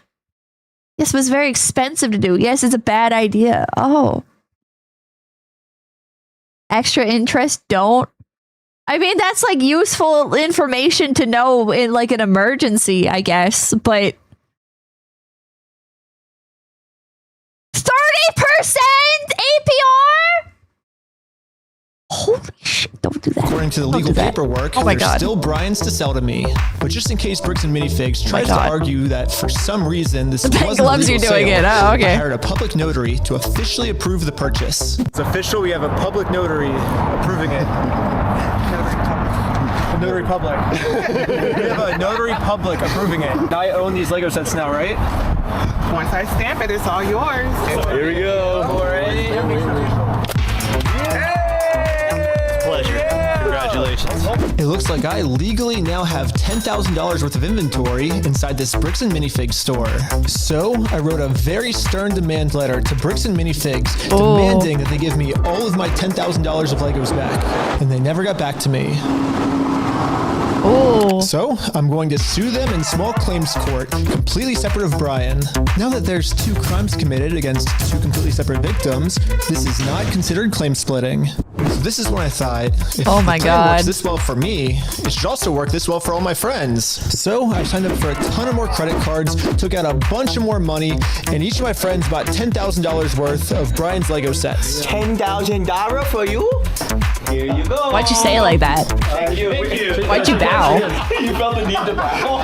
What the hell? This is when we realized there's actually a big problem with our plan because we're now all $10,000 in debt, and if we don't pay the banks back soon, the interest is gonna destroy us. Yay! Dude, what's the problem? We're $10,000 in debt. Well, how do we solve this, dude? What do we do? Everybody here does. We just ask our friends if they have... The average Twitch streamer during tax season be like, "Oh, complete! Thank you for $5. Pippa, you don't need to draw cash in emergency. Based on income, the bank will give you a low doc LOC. I had 35K, no doc, click get money." What the hell? Have like money to like loan us? Tommy! I'm in a lot of debt, and I just wanted to know if you have $10,000 to loan me. No? Dang. Yeah. Well, let's work this right. Michael! Do you have $10,000 to loan me? I literally do not have $10,000. But this is when we remembered that our friend Brian just made about $100,000 from all the Lego sets he just sold us. I bet he has extra money he could lend us. So we gave Brian a call. So we're in a really weird pickle right now. I just need $10,000. That's all. I'll give it back. This is weird. I know.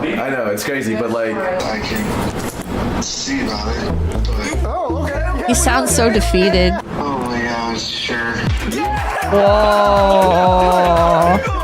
Brian legally gave each of us a $10,000 loan, which allows us to now pay back the banks to avoid interest. And it says in the paperwork that once we win these court cases against Bricks and Minifigs, we'll pay Brian back. Yeah, and we promise once we win this lawsuit, we'll pay you back. Yeah, we'll pay you right back. Yeah. And if you're thinking, wait, how is all of this legal? There has to be some type of catch. And you're right, there is. It's called sales tax. Oh. But luckily for us in Oregon, there is no sales tax. Yay! It's one of the only states that doesn't have it. This means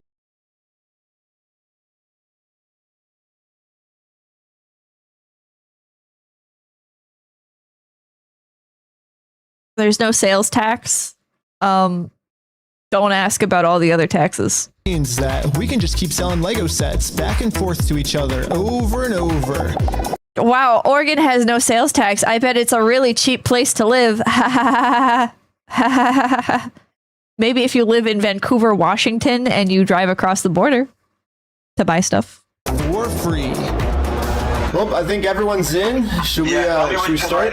You're gonna go to the top and start a filing. But I haven't even told you guys the best part yet. The best part is that all of this is another flashback. Yeah, all of this happened a month ago. So now let's fast forward all the way back to present day where I'm still talking to Josh on the phone. And yeah, Josh has no clue that we've been preparing all of these court cases against him for the last month. He's about to be in for the... Yeah, there's no income tax in Washington. Yeah. Yeah, I'm aware of that. Mr. Money, thank you. One of the only reasons to live in DE, rent sucks there. All I'm saying is if you live in Washington, but you shop in Oregon, also K-trucks are legal in Washington. I thought Washington just added it. Wait, did they? Ooh, wait, did they? Oh, Delaware? DE is Delaware? No income tax yet. The surprise of his life. You have like, They I guess added it. until the Fuck! store closes, I guess, to get the Legos back if that's the way you want to go. But if not, I guess we'll serve the papers today and then go to court. Are you going to serve the papers today? No. K-trucks are legal everywhere. They're not legal in Oregon. Figured out. That's not how it works. Are you young? Are you young? It's not You how the world hip works. with Well, it? we're going to do it. We're going to make the world work that way today. Just patch it. Bricks and Minifigs knows the deal. Get the Legos back before the store closes, or they get served court papers. And now we wait. And then waiting got kind of boring, so I'm going to spend the rest of the day promoting my We Steal From Old People company. Go to www.westealfromoldpeople.com for some awesome merch. And if Bricks and Minifigs calls the police on me for doing this, then they owe me $5,000 more. I've been advertising my company for a pretty long time now, and I've gotten no reaction from Bricks and Minifigs. So I'm sending in a secret undercover agent to see how they're handling the situation from the inside. Oh, income tax in 2028, bruh. Why even live in Washington? Well, they closed early on us. I think they're afraid of my lawsuit. So we decided to go bowling again. Oh, no way, no way, no way. Shut up. Oh my God! Yo. It's the next day now, and you know what that means. It's go time.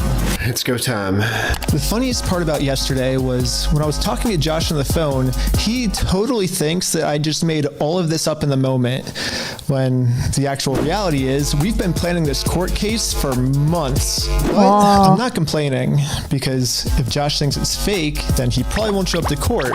And if Josh doesn't show up to court, we just win by default. Hell yeah. So before I serve him any court papers, I'm actually first going to confirm Josh's beliefs and do something super duper fake, like give him a world record for the most amount of Legos ever stolen. Bro. Not everyone can say that they're the best in the world. It's something. Exactly. Oregon is so beautiful if you just ready? Hi. Hello. I am Ignore everything else. Guinness World Record Association, and I think you're expecting this actually. This is an award for most Legos stolen by any company in the world. Stolen by a single franchise. Is that what it says? Mm-hmm. I'm definitely not hanging that up. You don't know anything Why about not? No idea of anything about that. it. Okay. I guess call I am a manager. Oh, really? Yeah. And you weren't expecting it? I was not expecting it. Success. Anything that gets delivered to the store now, Bricks and Minifigs will probably also think it's fake, which is now perfect timing to serve all of these real court papers. But to do this, I need a lot of people. So I started recruiting some people with a game of hacky sack. Yeah, it's that easy. Your legal paperwork. You have been served. The first lawsuit has officially been served. Good luck, guys. My resume?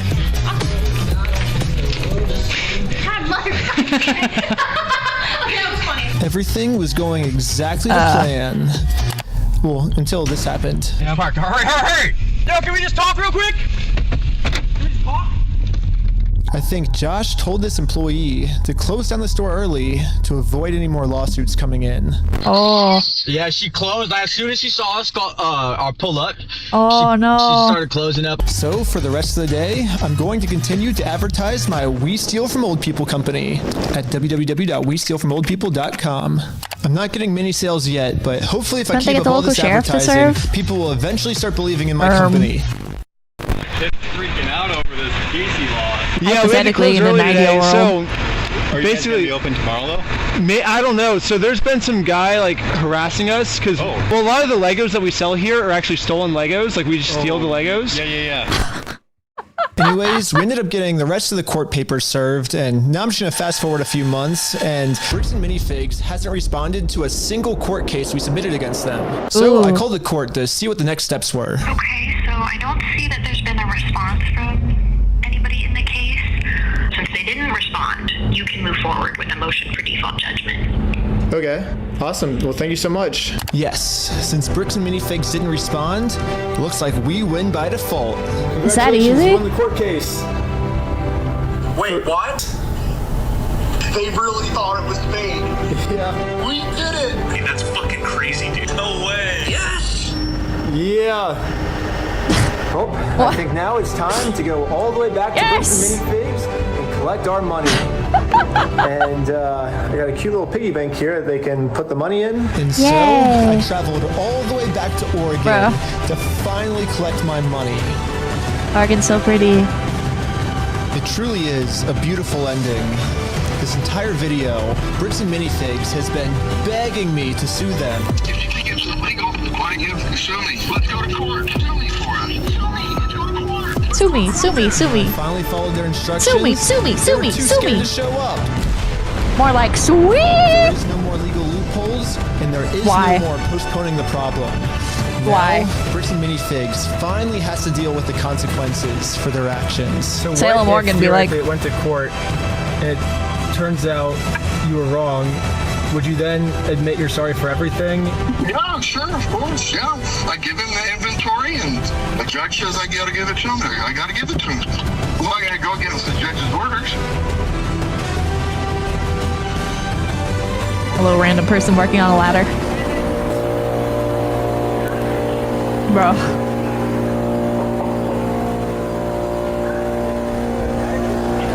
Why? Why are you closed? Oh. Tagabanga, they used to be my son. Literally one day after we filed motion for default judgment, they permanently closed down the store. At first, it did feel kind of cool that our plan worked so well, it completely shut them down. But pretty quickly it sunk in that we are not the winners weapon here. hang free, that's why. The only winners today is Bricks and Minifigs. Now, there's absolutely no way to hold this store liable for what they did. I guess Bricks and Minifigs was kind of embarrassed by this decision and forgot to mark online that their store is closed. So, over the next few days, a bunch of negative reviews started coming in of people expecting an open store, but then being met with this. Bricks and Minifigs didn't even notify any of the kids' parents who booked birthday parties here. So when all the kids would show up, they would just have to sit in an empty parking lot for their birthday. Oh if Bricks and God. Minifigs is too scared to show the world that they're closed, then the only way to let the world know is for me to give them an official closing ceremony. Wait, yeah, this is the sign I saw. This one. Yeah. I guess someone driving by happened to take a picture of the sign we put up and posted it on social media. Yeah. And Wait, I pretty saw much this. Immediately, we started When it going happened. absolutely viral. The entire world has now seen this crime that Bricks and Minifigs has committed. And because of this, they finally marked on Google that their store is permanently closed. I've been reading about this Bricks and Minifigs in Salem, Oregon. It's got this sign Oh, up. that guy. Oh, that guy. For a week, the sign is still up, and people have been traveling from all over just to come and take a picture with this sign. If you drive through 𝐒𝐻𝐍𝐍𝐄𝐎, you may have noticed a mysterious sign appear recently If you drive outside through the closed Corvallis. mini Bricks and Fig store. Permanently closed, we stole a family's life savings. They sued, we lost. By closing the store, we got out of having to pay the family what we owe them. Just closed down his entire place of business to not pay you $100,000. I don't know, we didn't get the Legos back, but I mean, we shut down an entire business. Like, that's almost... We still gotta get the Legos back. Which is why, even though Bricks and Minifigs closed down this store, I am not stopping until we get this entire Star Wars collection back to its rightful owner. I don't know, it's just, this video's going on for so long now. Yeah, I bet you wouldn't believe me if I told you that this is still literally just the beginning of this Lego story. And if you want to watch part 2, it's live right now on my Patreon at Reckless Ben. And part 2 gets insane. Everybody just chill. I like how the Lego video became the craziest video. Also, by subscribing to Patreon is the movie I've been making for... Okay. Well, I think now is up. It's weird that this is from 2 months ago. It's still ongoing. There's an update 1 week ago. Videos are so long.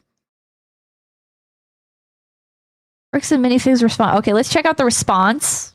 Well, Bricks and Minifigs officially responded to my Lego video we made about them, and I haven't read it yet, but someone just sent it to me, so I was like, well, let's make a video about this. This is not Lego video part 2. Part 2 is still on my Patreon if you want to check it out, patreon.com/recklessben. This is just our response to Bricks and Minifigs' response. Okay, should we pull it Isn't up? the police Actually, corruption more before we start serious the video, stuff? we gotta talk about our sponsors. This video is sponsored by We Steal From Old People. Visit us at www.westealfromoldpeople.com. We're actually at We Steal From Old People's headquarters right now. We're in this is our office, and we've been taking phone calls all day. Give us a looks so call. nice. We would love to steal from old people for you if you want. Yeah. But we can't take credit for our business model. We're literally just stealing from Bricks and Minifigs. They're the ones that thought of this genius business model, so they get all the credit for this.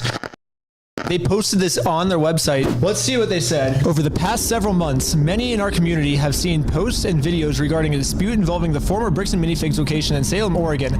We understand the frustration and passion behind these discussions. Do they understand? I don't think they fully understand. Because when I went to ask him about this was his response. What's going on? So you guys are holding some of our Legos? No, we're not. You're not? No.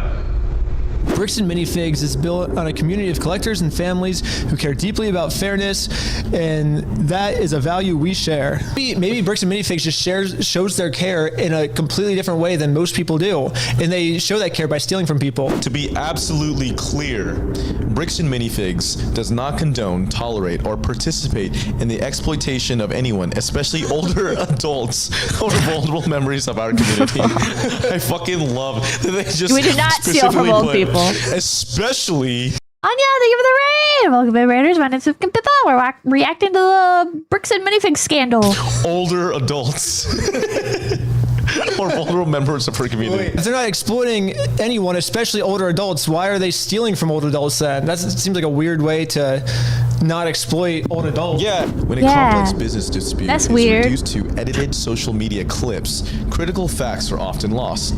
While we will not litigate this online, which they are currently doing, we want to clarify the core situation. Okay, so I see what they're saying. So I have a document that you're probably getting beers. Thank you.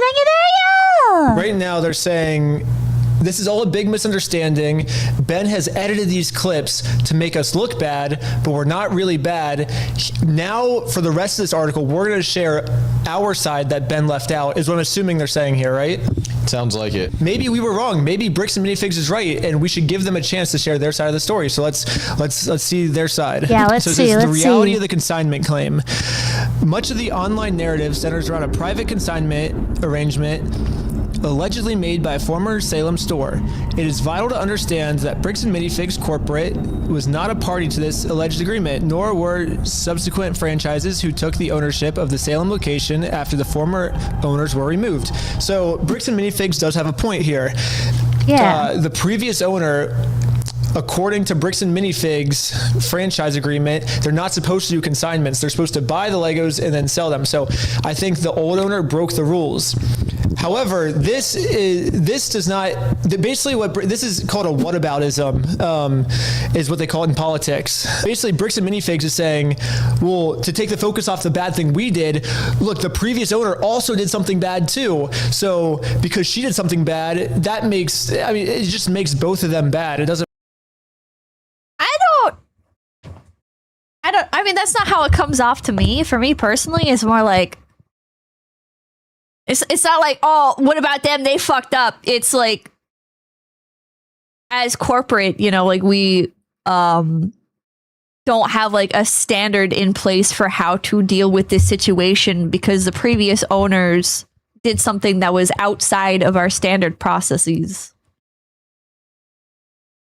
Doesn't make them, this doesn't prove their innocence. But we'll keep reading. Maybe this is just the first paragraph.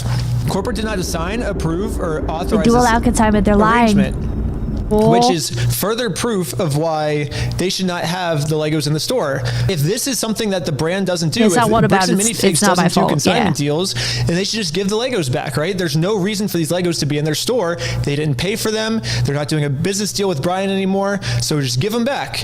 Easy solution. Franchisees operate independent businesses. While they must follow system standards, the franchisor does not automatically inherit responsibility for private, unauthorized agreements a local owner may enter into into. This is basically corporate saying, hey, we can't control our franchises, right? Yeah. And then, but the problem is when you go to the franchises, they say, well, corporate told us to do this. You're supposed to be getting a hold of corporate. In the security camera footage, corporate's the one taking over the store. Seeking facts over narratives. Serious claims require serious evidence. I do agree. We both agree with that. Yes. We have repeatedly asked for the original documents and undoctored recordings that support these accusations. So isn't that funny? Did we try to get the evidence over to you guys?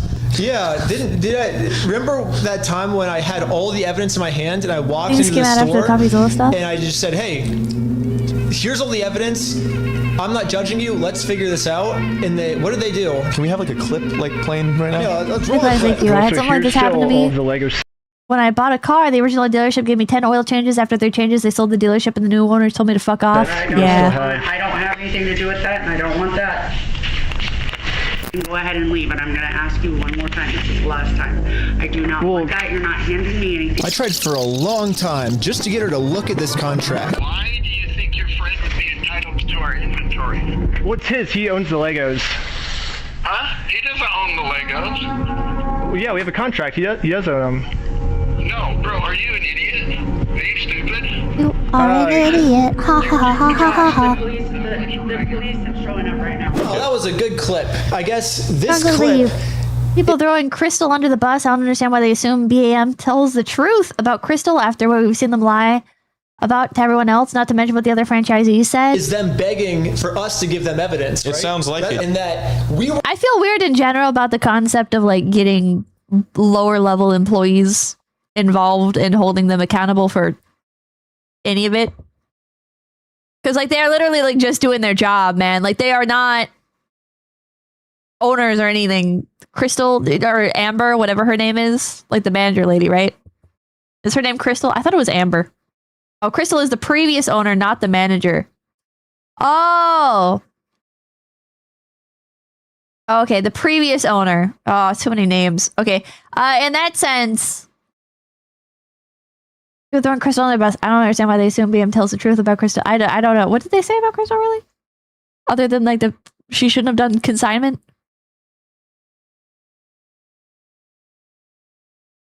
You say anything else? We're the ones that refuse to give them the evidence. It makes no sense. They literally go, we have repeatedly asked. Okay, that's bullshit. Selective social media posts and investigative style videos are not a substitute for the complete records and legal agreements that govern the rights of all involved parties. Okay, let's put all the evidence right here. We got the consignment deal. We got the full inventory list that the Bricks and Minifigs store made that shows which sets were sold, which sets are still in the store, and which sets Brian has not been paid for. This was an inventory list made by the store. Here's the security camera footage of corporate knowing there was a consignment deal. These are ones that he has not been paid his percentage yet. And if I don't have the tickets, I won't know how much I need to pay him. That's a business thing and not necessarily yours. He's taking on the business, he takes on all that consignment. Here's all the metadata timestamped pictures of the sets that what were are you still reading? in the store when the owner got kicked out. Leftover steak.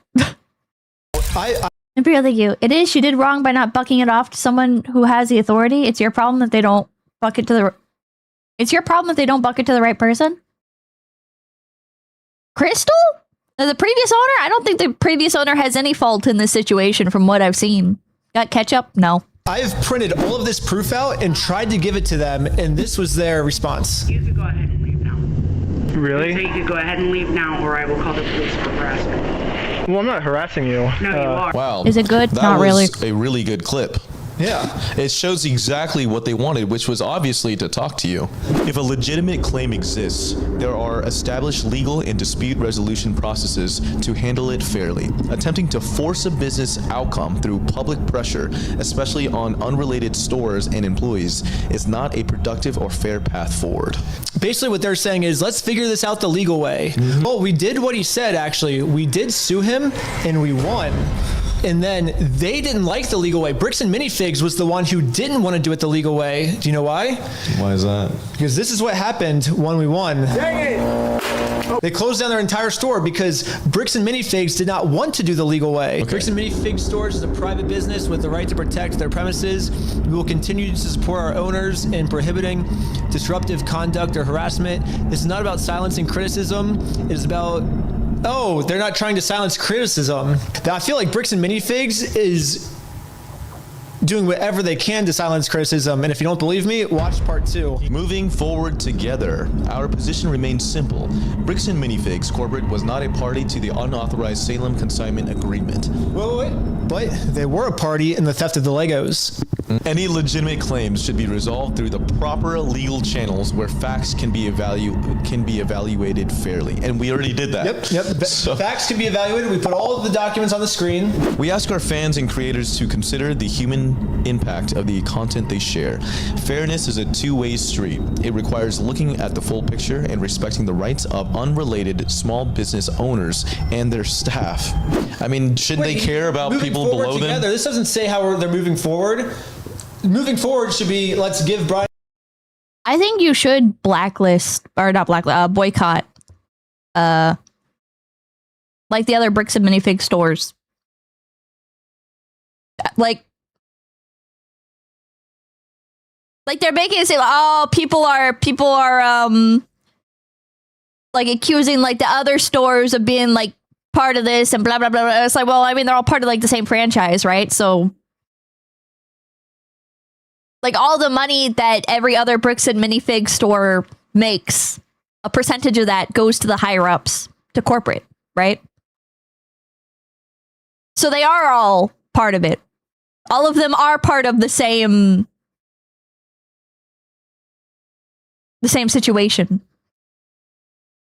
His Legos back, right? Yeah, we love the Lego community and the creativity it fosters. Well, they're making the Lego community look really bad, so until they give Brian his Legos back, they're just going to keep making the Lego community look terrible. We thank those who have waited for the facts before accepting rumors as truth. I think what they're trying to say by this line is that they have the facts and we have the rumors, right? Because we're just trying to promote some narrative when they're the ones that have the facts. But if you look at the situation, it kind of seems like we're the ones that have the facts. I mean, we put all the facts up on the screens, and he now has a narrative with no evidence. Yeah, exactly. Literally just like 4 or 5 paragraphs with no evidence. People were walking into other locations and assaulting people. That's too far. Oop is like, you 4 years as a Pippa, time sure flies, phase, and you have grown so much. And I'm so glad to be here. Here's to 4 more years. Hell yeah! Evidence whatsoever. We thank those who have waited for the facts before accepting rumors as truth and who continue to support their local Bricks and Minifigs franchise stores. Okay, here we go. Because this matter involves active legal issues, we will provide further updates only when it's appropriate and legally permissible to do so. So basically what they're saying is like, we're not going to respond again. And they're saying it's because we can't legally do it. Their legal issues are with me. Like we've already been to court, like I think 3 times. I can share my side. Why can't they share their side? Unless their side would get them in a lot of legal trouble and they could go to jail, I guess, is why. Actually, it makes sense now why they can't share their side. Bricks and Minifigs is saying, yes, we have all of Brian's Legos in our store. No, we didn't pay for them, but we would, and their answer for that is, we would never try to exploit an old man. But it seems like that's what they're doing. They're exploiting an old man. So I think a better response would be explain why do you have these Legos in your store without paying for them? That would be an explanation, right? Yeah, I mean, it's just like an empty PR response. Like that would be good. But they won't be able to do that. I think we're done here. Let's check out the next one. Bricks and Minifigs leaked email. Corporate Bricks and Minifigs sent out an email. I think this is going to be a long stream, Chad. I think we're going down a whole rabbit hole. Maybe I should order like some actual food and stuff. All of their lower franchises, basically instructions on how to deal with our documentary we made about them. Cartoon's epic. We got a hold of this email. The email leaked online. And now we're just going to read through this. I haven't seen this at all. So, dear franchisees, as most of you are aware, our network is currently facing a coordinated negative PR attack stemming from a former franchisee's consignment dispute in Salem, Oregon. A YouTuber, Reckless Ben, has released multiple videos amplifying this narrative, which has unfortunately led to harassment calls, review bombing, and store disruptions across our network. So right away, I like how they say it's coordinated. They're saying like, oh, all the big streamers are working together now, and like all these people that are talking about it, it's all a big conspiracy against us. So he goes to a franchise Lego store in Salem, Keizer, Oregon. It's called Bricks and Minifigs. Them stealing multiple hundreds of thousands of dollars worth of Legos from at least Brian. And a video by Reckless Ben, political corruption, company stealing $200K from an old man. The reality of the situation, though, is that Bricks and Minifigs did such a terrible Mr. Money, thank you, bro. I'm leaking tears from my eyes. I'm tired, bros. Winston, thank you. Can you give me a large Coke? Thing that a lot of people want to talk about it. Exactly. Time to order the Krelly, it's not no. like we're all coordinating to take down Bricks and Minifigs. It's just Bricks and Minifigs does such an evil action that everyone on the internet wants to weigh in. Why do they go? I just got one more thing. I McDicks forgot to address where we're at right now. So we are definitely in America. As you can see behind me, we are in St. Louis, Kansas City. Basically, we found out that if you have a warrant for your arrest and you flee the country, it's actually super illegal. Exactly. We're 100% not in Mexico at all right now. As you can see, and you can tell exactly where we are by the background, the arch in the background. We want to give everyone a clear recap of exactly what corporate is doing behind the scenes to protect you guys, what we can expect regarding a life cycle of this situation, and how we can work together as a team to move on from this defense to offense. There's no context. I have no context. But I can assume that he has a warrant out for his arrest. So going to try to defend our actions. We're going to try and take Reckless Ben down. Dang. So now we have the leaked documents of how they plan on taking me down. While we will not litigate this matter in the media, we are taking aggressive action behind the scenes. Why not do it in the media? You know, if they have nothing to hide and they actually are the innocent ones, why not do it in the public? Because then if they make it public, the public will see video breaks it down really well. Nothing to hide. Or they're going to do it behind the scenes because they know that they're only suing us in order to silence us. Oh, keep going. Sorry. All right. Oh, God, I'm scrolling through Uber Eats. Was not involved in this specific local consignment issue. Everything looks so good. Don't we have them on video saying they're going to be taking the consignment over? I'm starving. Just taking on the business, he takes on all that consignment. That person on the phone is actually one of the people from the corporate offices that says, we are taking over the consignment now. This is a corporate issue. Skip to part this two. is corporate lying to their franchisees Watch part two right before now. copies Was not involved in this specific local consignment issue, and we are holding firm on the facts. I kind of feel bad for the franchise owners here because it's like we are showing so much evidence of these things that are happening, and then corporate saying, hey, all this Fantasy Gaming, if you want to do Gamba on stream, order Taco Bell. No, Sven Victor, they were $2. Ordered another McNothing. No, I want actual food. Evidence, you can't believe it because we have the facts. We're not going to show you the facts, but we have the facts. And now as a franchise owner, you have to think, okay, do I believe the side with all the evidence and get fired? Because if they take our side with the evidence, then they get fired. Or do I just take the side that claims they have the facts but don't have the facts, and then this way I don't get fired? Yeah, so corporate's kind of putting all their franchises in a really bad situation right now, and it kind of sucks because it's like I actually like Bricks and I think, ooh, Pippa, you want Doritos Locos Tacos? Ooh, no, I don't. Minifigs. I think there's a lot of innocent franchises out there. Mr. Money, what you getting, Pips? I don't know. That didn't do anything, but corporate's just saying like, we don't care about our franchises. We're going to screw over all our franchises. It kind of sucks that corporate's doing that, and we're trying to help corporate do the right thing right now so the innocent franchises don't get screwed, but corporate's just screwing everything up for these innocent franchises right now by doing this.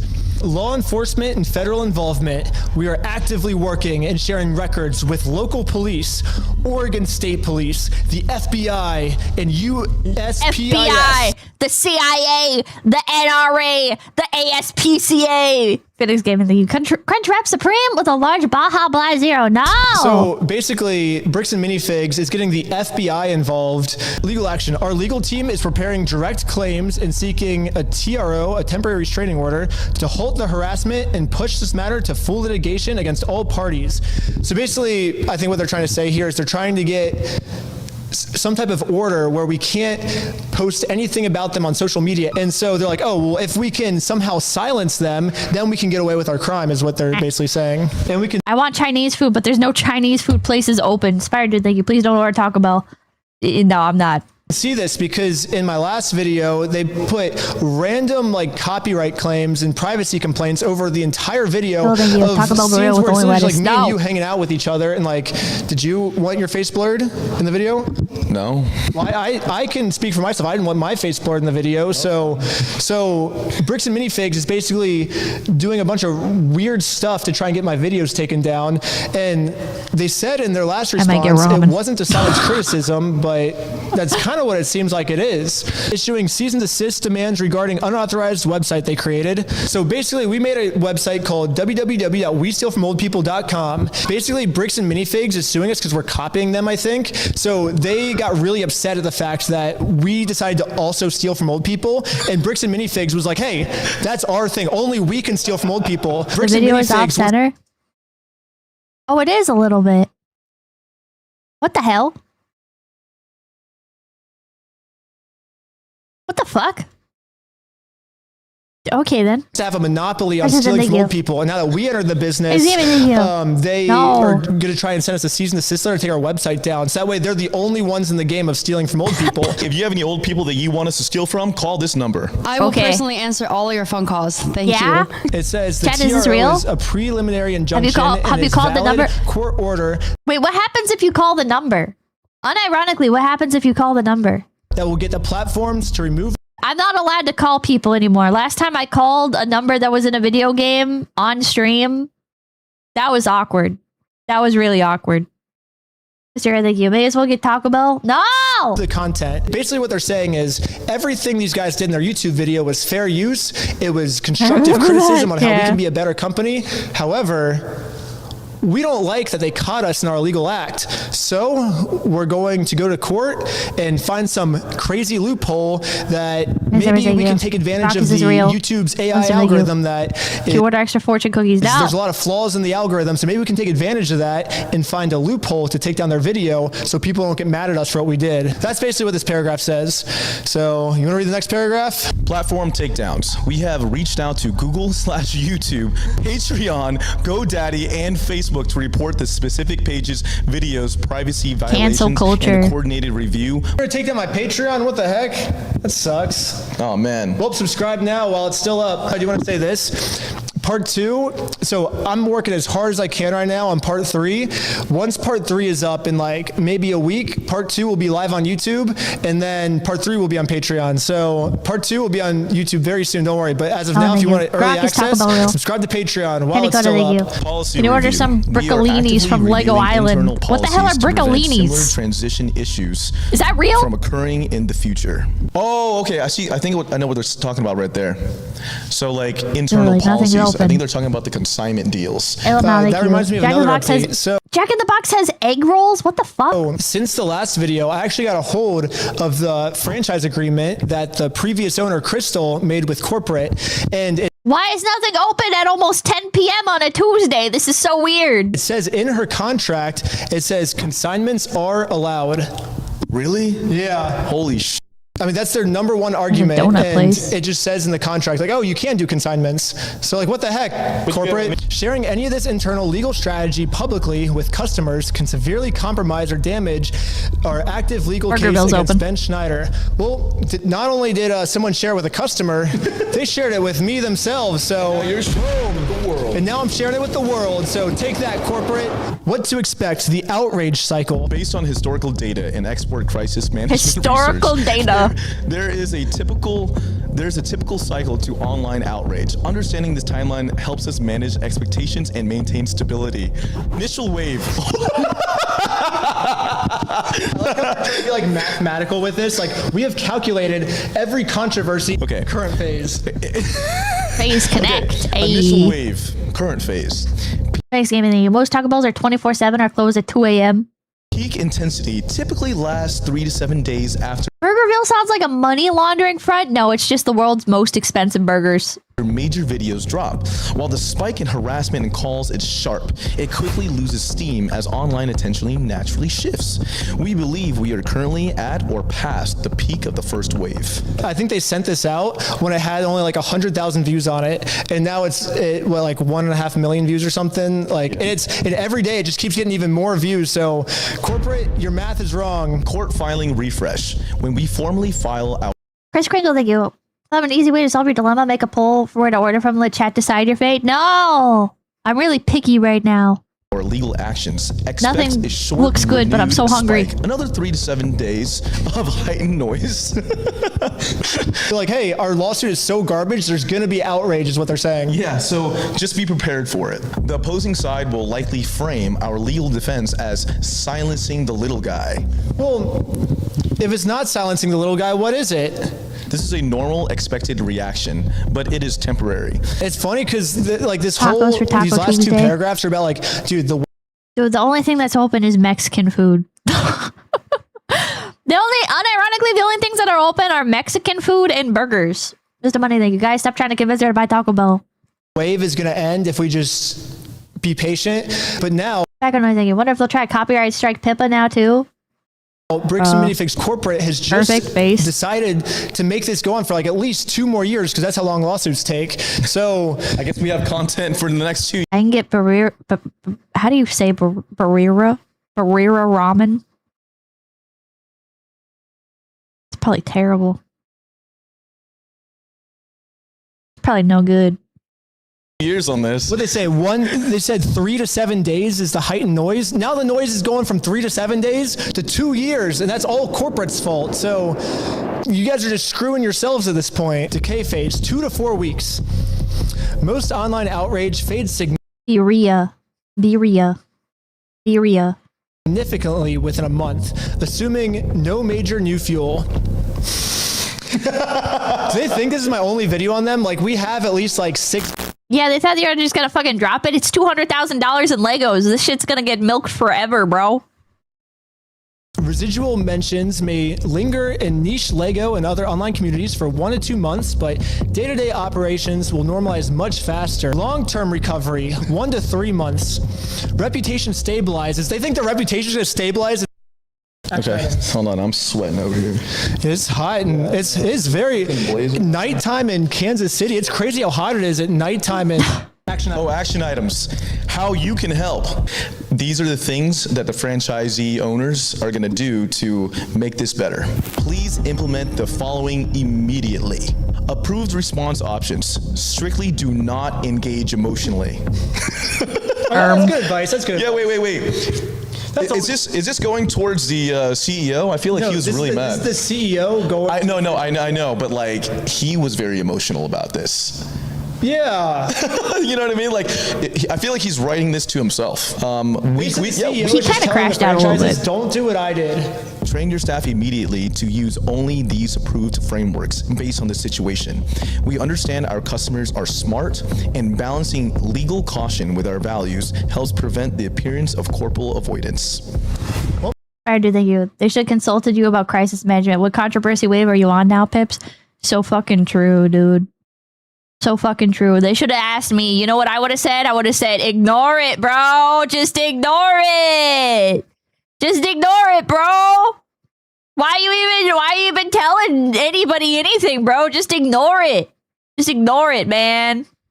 It seems like corporate avoidance is happening right now. They responded within like an hour. We responded, and they have not responded again. So should we give them a way that corporate can respond to prove that they're not doing corporate avoidance? Yep. If you would like to respond, these are the questions everyone wants to know. Question 1. In this footage, corporate says we are taking over the consignment. He's taking on the business, he takes on all that consignment. However, you say here, we did not take over the consignment. So on one side, we have proof. On one side, which is your side, we have no proof. You have lies. Why should we believe your side if there's no proof? If you believe a side with no proof, that sounds like something a crazy person would do, and your customers aren't crazy. So right now, your customers... That was kind of Amy's baking company coded. Mr. Monday, thank you. Have a good one, Pip. Don't forget the foot lettuce virus from your bro. Oh, don't get the foot lettuce virus. I won't. I'll try not to. Siding with the side with proof, but if you want to take the lead corporate, you can give some proof of why you weren't involved in the. Kate told you that you hello Pippa. I'm going to try out Dutch Bros coffee for the first time. What do you recommend, or what is your favorite drink? If you're going to Dutch Brothers, I recommend the iced kicker. Let me check the menu. Spider, thank you. Next time, Reckless Ben Vid is this Bunny VTuber consulting bricks and mini. What? What else do you think? I think corporations should just call their detractors fake and gay. I agree. Okay, I would recommend the ice kicker, and let me check what's on the menu right now. The seasonal. Oh yeah, there's like the cookie one that's pretty good. Wait, it's off of the. Never mind, they took it off. I like an iced kicker, and don't get the caramelizer. It just tastes like chocolate milk. Because it is chocolate milk. Mama Kin likes the Kokomo. Golden Eagle is peak. It's alright. Don't get the protein ones. The protein ones are really not good, in my opinion. If you get a soda, you should get the OG gummy bear soda.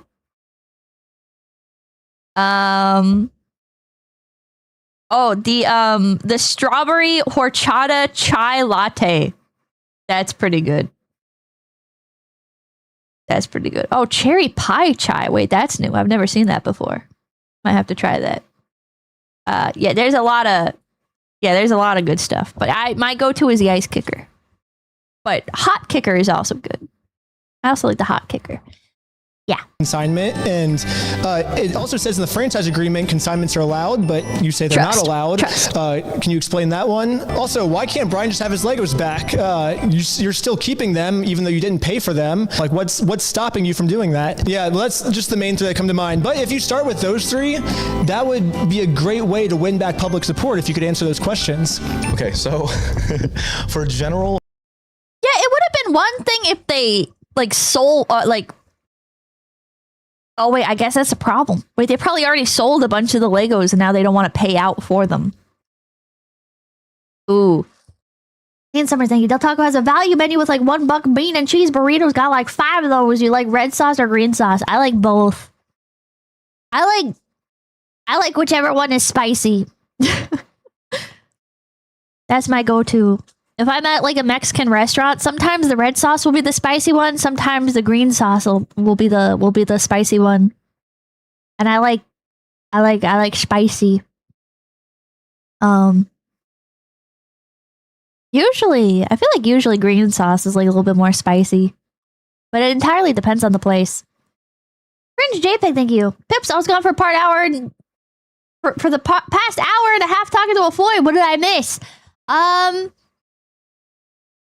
In the past half hour, you didn't really miss much. It's just the business being like, the corporate's like, this isn't our fault and it's not our responsibility. And if you're a franchisee, try not to make us look bad.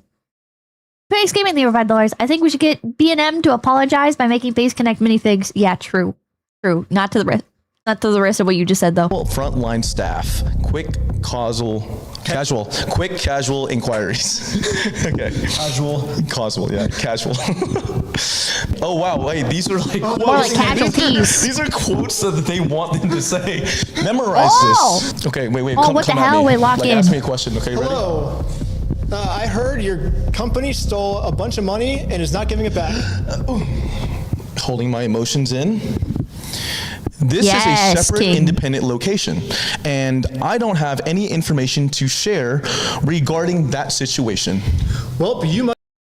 Yeah, if I hear that, I'm gonna just back off if I hear that. Yeah. I'm not gonna assume that that's like a script from a fucking machine. All right, yeah. Must be correct, and I will leave. Where are Brian's Legos? I'm gonna burn this entire place down. Yeah. I'll call 911. I am unaware of the specific details of that situation and have no comment at this time. Well, I guess I better leave then. Wow, that actually Dude, works. all these responses are so sus. All of these responses are so fucking sus, dude. Why is this what they told people to say? Here's what you should tell your franchisees to say. I don't know. Yeah, that whole situation is crazy. Unfortunately, I don't really know much about it, but yeah.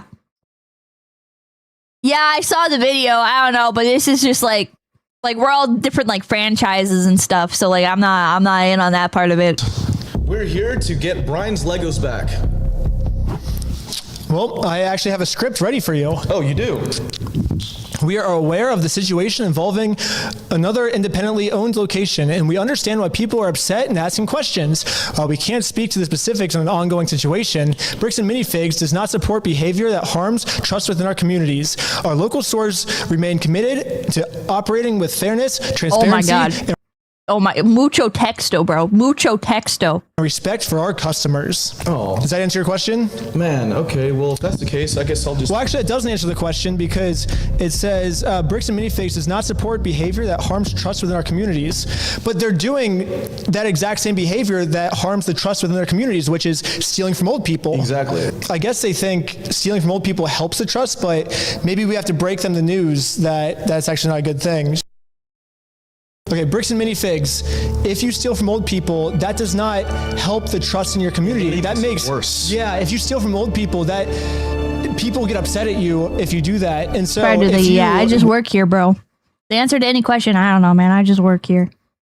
Want to gain the trust back, you can give Brian the Legos back, and because that's ultimately your goal, right, is to get the trust with your community. So we're giving you a step-by-step guide of how you can get that trust back. Step 1, give Brian the Legos back. Yep. Step 2. Well, there's no step 2. Yeah, that's all you have to do. It's a very easy tutorial. I think they just didn't know how to do that before, but now that we made this tutorial for them, it should be very easy for them to gain the trust back. They have further canned response. What's a canned response? Like a candid? Like candid, maybe? Canned. Is this a bit? Chris Kringle, thank you for the $10. Funny you say you prefer spicy drinks. Drinks? No, it's talking about salsa. One of the after parties at Ofka had a guy that made drinks based on whatever VTuber you want.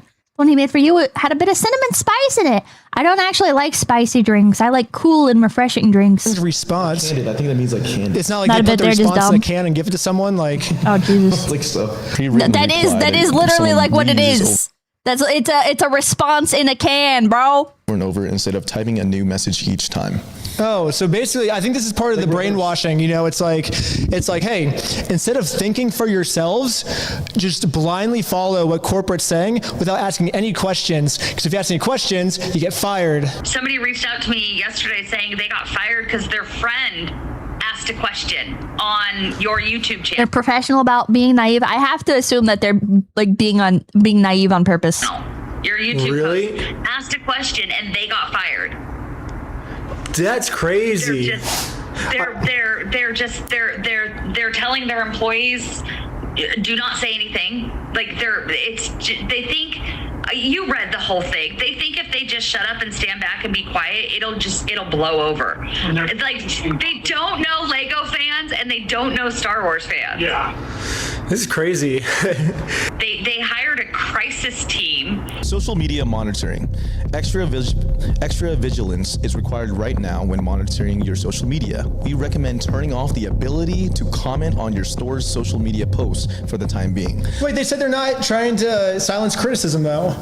Isn't that literally silencing? It's like, oh, if we're getting criticism, let's silence it. Yeah, exactly. How is that not silencing criticism? Oh, let's just keep going. Sorry, I cut you off. Review monitoring. Monitor your Google, Facebook, and Yelp reviews and immediately flag/report any spam or retaliatory reviews. But they're not silencing criticism, though, Victor. Please instruct your staff to actively solicit a Google review with every single transaction.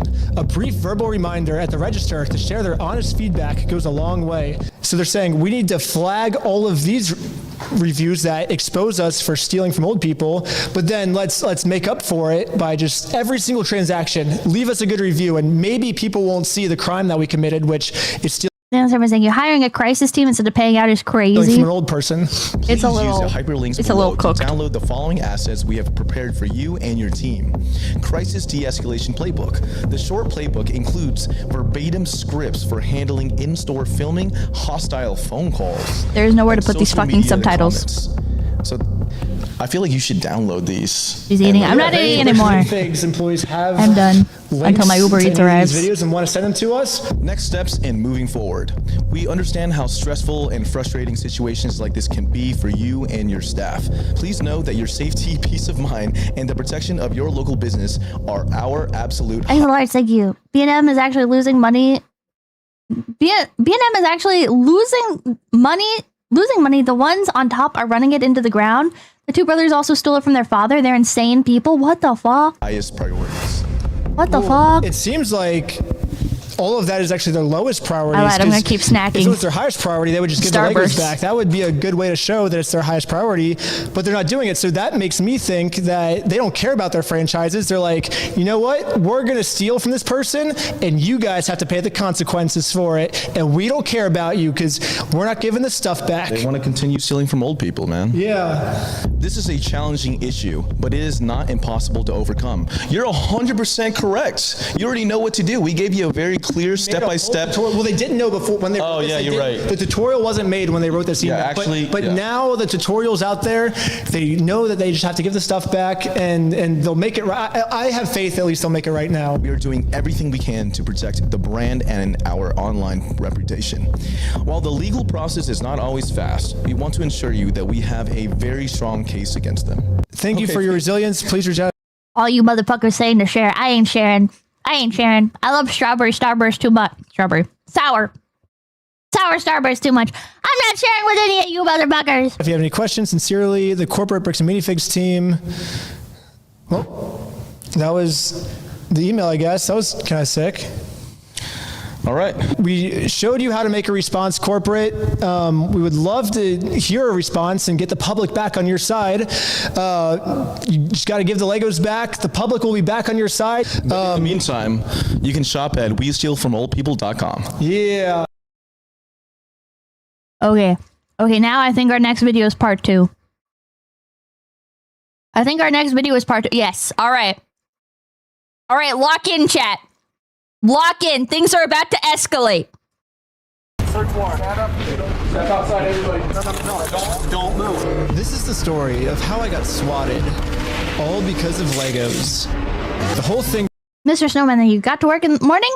Good night, Pippa and Chat. Good night. started with me investigating a Lego company called Bricks and Minifigs. The company sent 2 guys to steal the world's largest Star Wars Lego collection worth around $200,000. And for some reason, the police are helping them get away with it.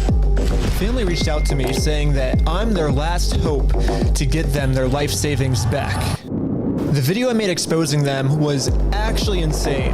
Check it out if you haven't seen it yet. But we ended up taking them to court, and we actually won. When I went back to the store to collect my money, they literally shut down the entire store just to avoid paying us. Dang it! So I personally gave them an official closing ceremony, and it went extremely viral. And now the entire world has seen how corrupt this Bricks and Minifigs company is. We didn't get the Legos back, but I mean, we shut down an entire business. We still gotta get the Legos back. Yeah, I made a promise to this family that I was not gonna stop on my journey until we get them their entire Lego collection back. Right now, the 2 owners, Joshua Johnson and Brandon Best, probably think that they're safe by closing down the store. But the reality is, I can literally just sue them all over again, but personally this time. So I started to file my lawsuit. But right after I filed this court case, it got rejected. And the reason was I failed to demonstrate a good faith effort to resolve the dispute prior to filing. What? Basically, before this court case get approved, I have to at least attempt to settle with Josh outside of court first. I tried calling Josh, but I'm blocked. I'm sorry. Oh, man. So my only option left is to travel to his house to have this conversation in What person. the fuck? Basically, if Josh wants to save the day, I got him a trophy that says, Joshua Johnson saved the day. And we'll give him this trophy, but he has to give the Legos back first. So we started driving to Josh's house to have this good faith conversation the court requires us to have. We're in Josh's neighborhood. Azzy's a good night. Have a good night. Pip's gonna enjoy the rest during work hours. Okay, hell yeah. Night night. When we showed up, Josh was already outside talking on the phone to someone. Oh my gosh, okay, Josh is outside on the phone. It's crazy. Wait, do I interrupt his phone call or do we just like wait? Interrupt his phone call? Interrupt his call, bro. No, probably not. I thought it would be pretty rude to interrupt his phone call, so we parked around the corner and decided to wait for him to get off this call. This is so creepy. I like how he's just having this conversation outside. Right. He doesn't want to get his wife involved. He's hiding something. Oh shit. Everything's good, honey. What the heck? I'm pretty sure Josh is on the phone with corporate bricks and minifigs, and the reason I think that is we were actually just there right before this. Okay, pulling up to Bricks and Minifigs headquarters. The plan was to give them one more chance to do the right thing before suing them again. While we were there, one of the corporate employees answered the door and told us he would get the CEO to come talk to us. Okay. Well, That's not the CEO. they said they're getting some guy to talk to us. We're just waiting. I can already tell you right now, no one's coming out to talk to you guys. Like, Really? But they told us that they were. I know. Since Josh only lives like 15 minutes away, they must have informed him that we're in the area. Oh, I don't think you should do this. I don't think you should. I mean, like going to their house over like illegal things. Okay. I don't know if you should put a map on screen and put an arrow to this guy's house.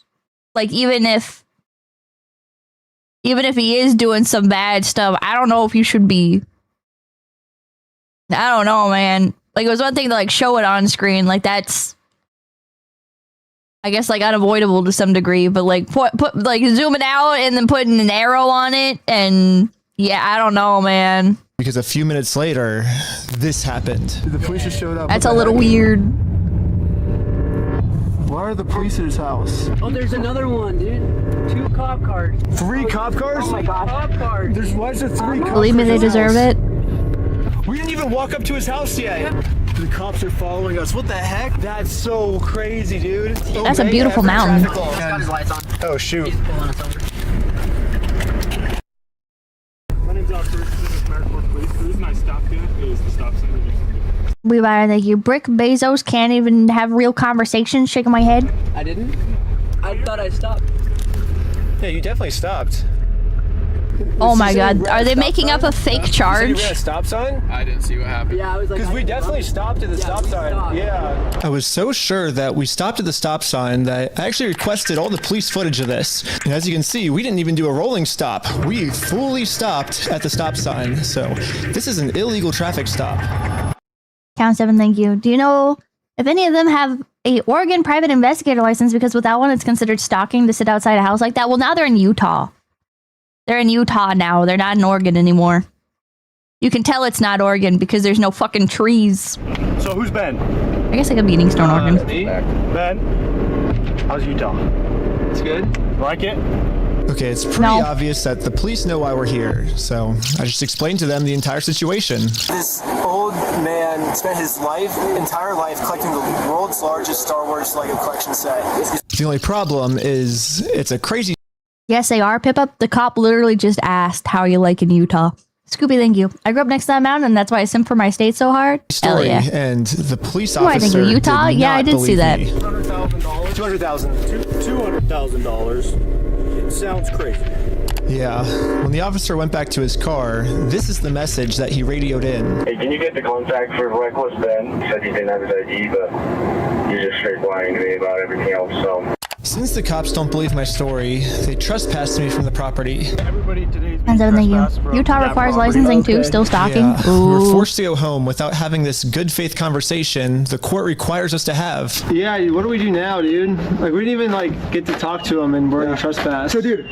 The one thing I didn't understand was how the heck did they know we were coming?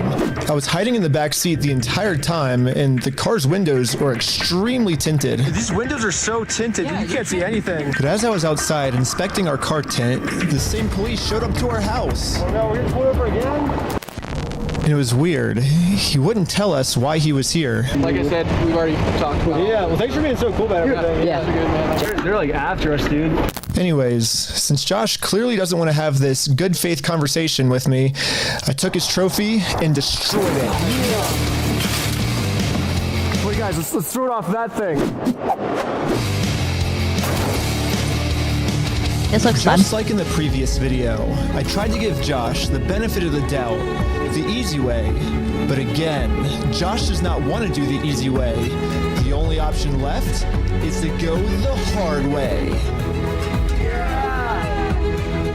But before going the hard way, I actually remembered that there's another owner of the store named Brandon Best. Brandon is the guy in the security camera footage that illegally kicked the first owner out of the store so he could steal all their Legos.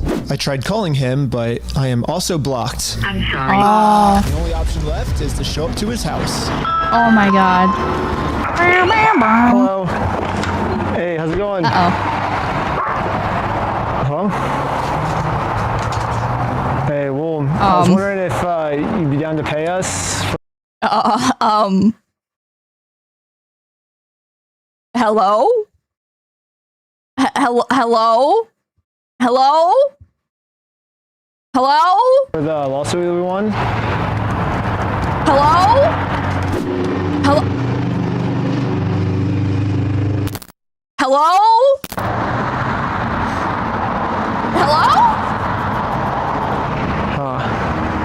It kind of seems like Brandon doesn't want to have this good faith conversation to resolve this problem outside of court. Hello? I gave him plenty of time to speak. I guess if you don't want to talk, I'll just talk.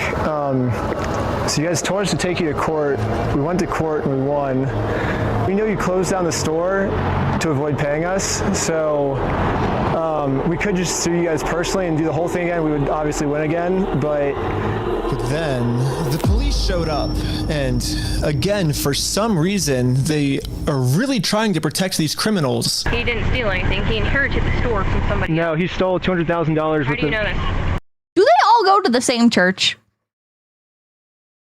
Because I've been spending the last 3 months in the case, and I want. Like you guys were saying, Mormons. They must all go to the same church. Like all these cops, they go to the same church. It doesn't explain why the cops in Salem were being so lazy, but in court. He inherited the store. He's being blamed for everything that the previous owner did. And Latter-day Bricks. Wait, hold on. Okay, I'm sorry. He's still trying to clean up the mess from the previous owner, and now he's catching blame for it. And he's just trying to clean up the mess from the previous owner. No. Oh my God. Saying that it's the previous owner, that's a lie, and we already proved this in court. Okay. If you come back and step foot on this property, you're gonna go to jail. The police gave me a formal trespass notice, which I took a picture of it and sent it to the court as proof I tried to have this good faith conversation, but Brandon didn't want to have it with me. And turns out this was good enough. My court case with Brandon Best got accepted. But my court case with Josh is still going to be rejected until I find a way to have this good faith conversation with him. So I decided to see if I could find Josh online, to see if I could look up any more information about him. Hey guys. Yeah, they all look the same. No. Joshua Johnson. Holy shit. Yeah, Joshua Johnson. Lower their tax liabilities and minimize their exposure to lawsuits. That's hella ironic. Are you kidding me, dude? That's what he's known for. That is very ironic. Reducing people's Your kitchen is so ugly, though. After some more research, not to be a woman, but your kitchen is so both ugly. Josh and Brandon are super hardcore Mormon, which was actually extremely surprising to me because if Josh and Brandon are truly Mormons, they believe that stealing is wrong, and if they steal, they're going to go to hell. Or I guess in Mormonism they call it the outer darkness. But still, Brandon and Josh probably actually believe that this is going to be eternity for them. I mean, Josh... But the Mormons use hell. Mormons talk about hell. Josh even swore to me on his Mormon God in the last video that he would give us the Legos back. And some saying, you bricks and Mormons fricks only gets worse from here. I promise you, I swear to God. I promise you on Do they? Yeah. But maybe I can use this to my advantage. My problem right now seems to be that one of the family friends, like back when I was a kid, like crashed out. Ex-Mormon, yes, they talk about hell. Yeah. One of the family friends like crashed out because like they were sitting at like the dinner table and they freaked out and they were like they're really upset because their sister wasn't Mormon. And so they were like, I'm never gonna, and their sister had like died recently or like was dying. I don't remember which. And And they were crashing out because they're like, my sister's going to go to hell, and that means like I really won't be able to see her ever again. Like it means like she's actually like dead because she's going to hell. Mormons believe in space hell. But she called it hell. I remember that. Numgirl, thank you for the raid. Welcome in, raiders. My name is Pippa. We're reacting to the Lego scandal. That Josh is never going to listen to anything I ever tell him. That's not really how it works in our theology, so it must be an offshoot. That's how she referred to it, but maybe like Utah Mormons are different from like some. Are there like multiple different parts? Are there different sects of Mormonism? I did already. Thank you. Eamon and Josh went on a mission in BYU together to Brigham Young University. If someone from his church heard this audio, maybe he would listen to them. So after finding exactly what church these guys go to, we went to it and showed one of the Mormons there this audio clip. And the Mormon thought that the best thing to do was to have a talk with Josh to save him from going to this outer darkness. Okay, good luck. And I guess me and Tyler are staying back because we're already trespassed. So yeah, we ended up just driving home, but on our way back, this happened. What? Apparently Utah Mormons don't get along with other Mormons. Is that true? There's out-group Mormons and in-group Mormons who get deep church stuff, the faithful. It's true that Utah members tend to be weird. I won't dispute that. I'm gonna go out on a limb and I'm gonna say, like with anything, once you start getting like the more like closed off, like super tight knit, like echo chamber,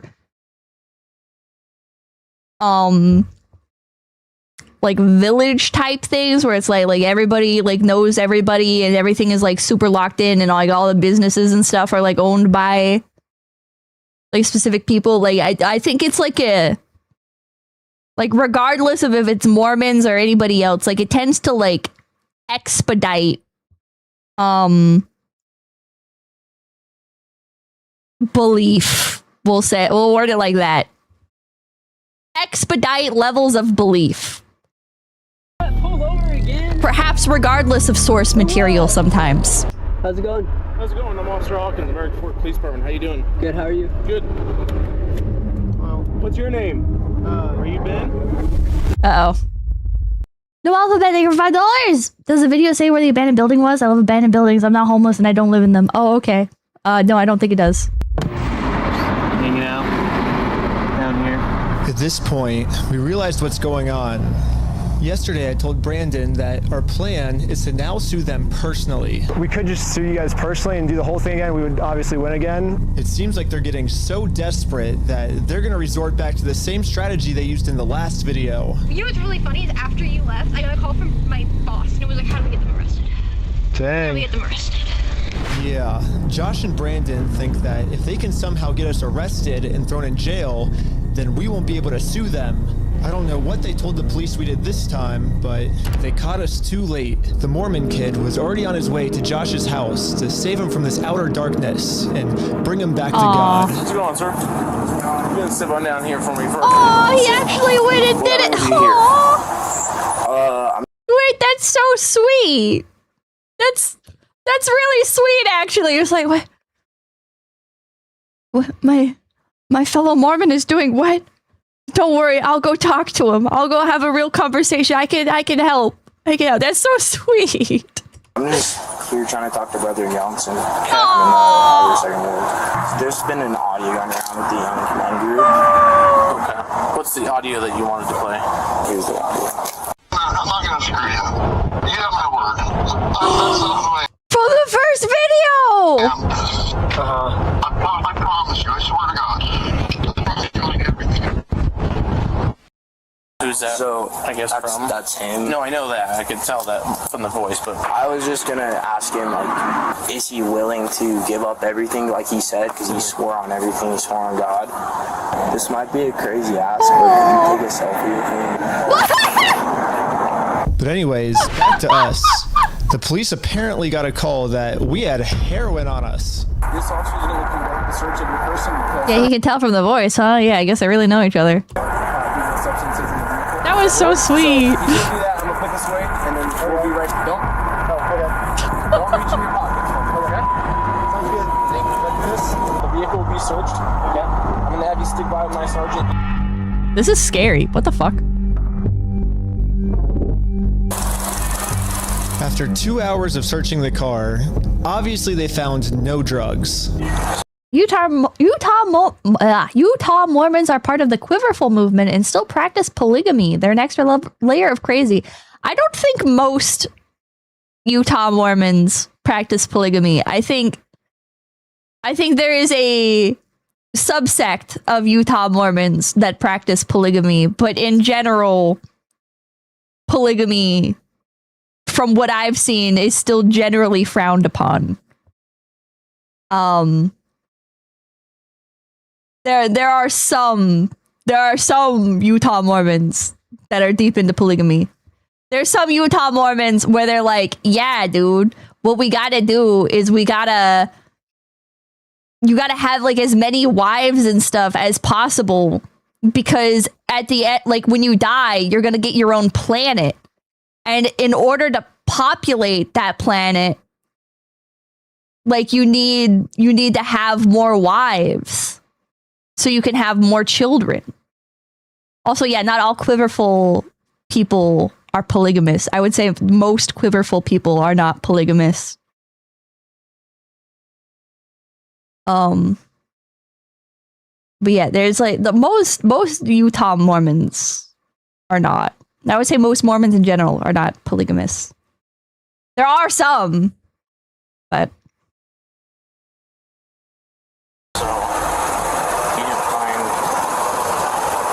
don't the wives get planets too? As far as I know, they do not.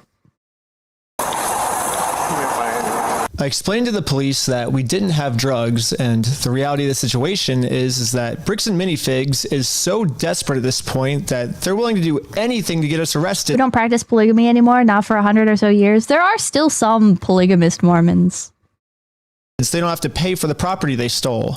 And the police was arguing back with just some of the worst comebacks I've ever heard, which is why I think the police actually redacted this audio in this clip, because if they kept the audio in, then the world would get to see how stupid the American Fork Police Department is. Wasn't there a TV show with some? Yeah,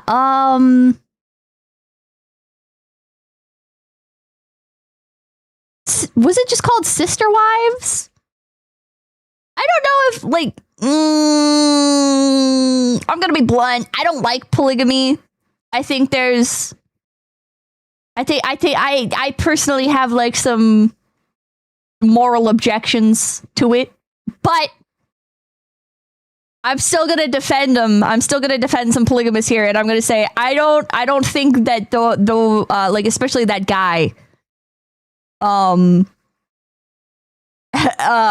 is a fair representation of polygamists either. I think that guy is a huge fucking scumbag, and he just wants like a bunch of women to dote on him and take care of him and to give him more kids. And is pretty transparent about how, like, once he gets like a new wife, like the older ones are pretty disposable. What was that guy's name? It was him, and the favorite wife was named Robin, if I remember correctly.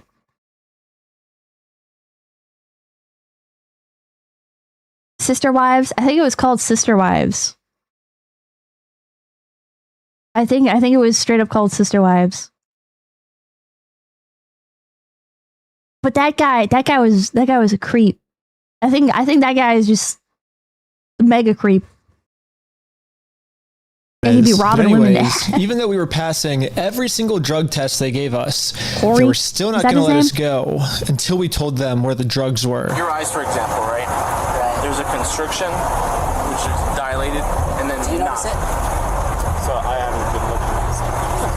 And Summers, thank you. Have you seen My Husband's Not Gay? Yes. Opus Magnus, thank you. Pippa is my one and only sister wife. What the hell?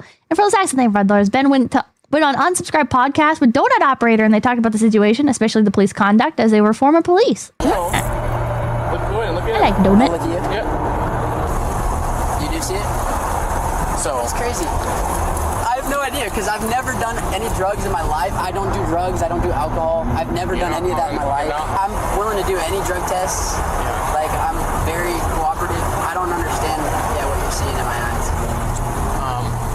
I'm gonna have a discussion with this Attention, officer. we use only And the police department illegally redacted this conversation too.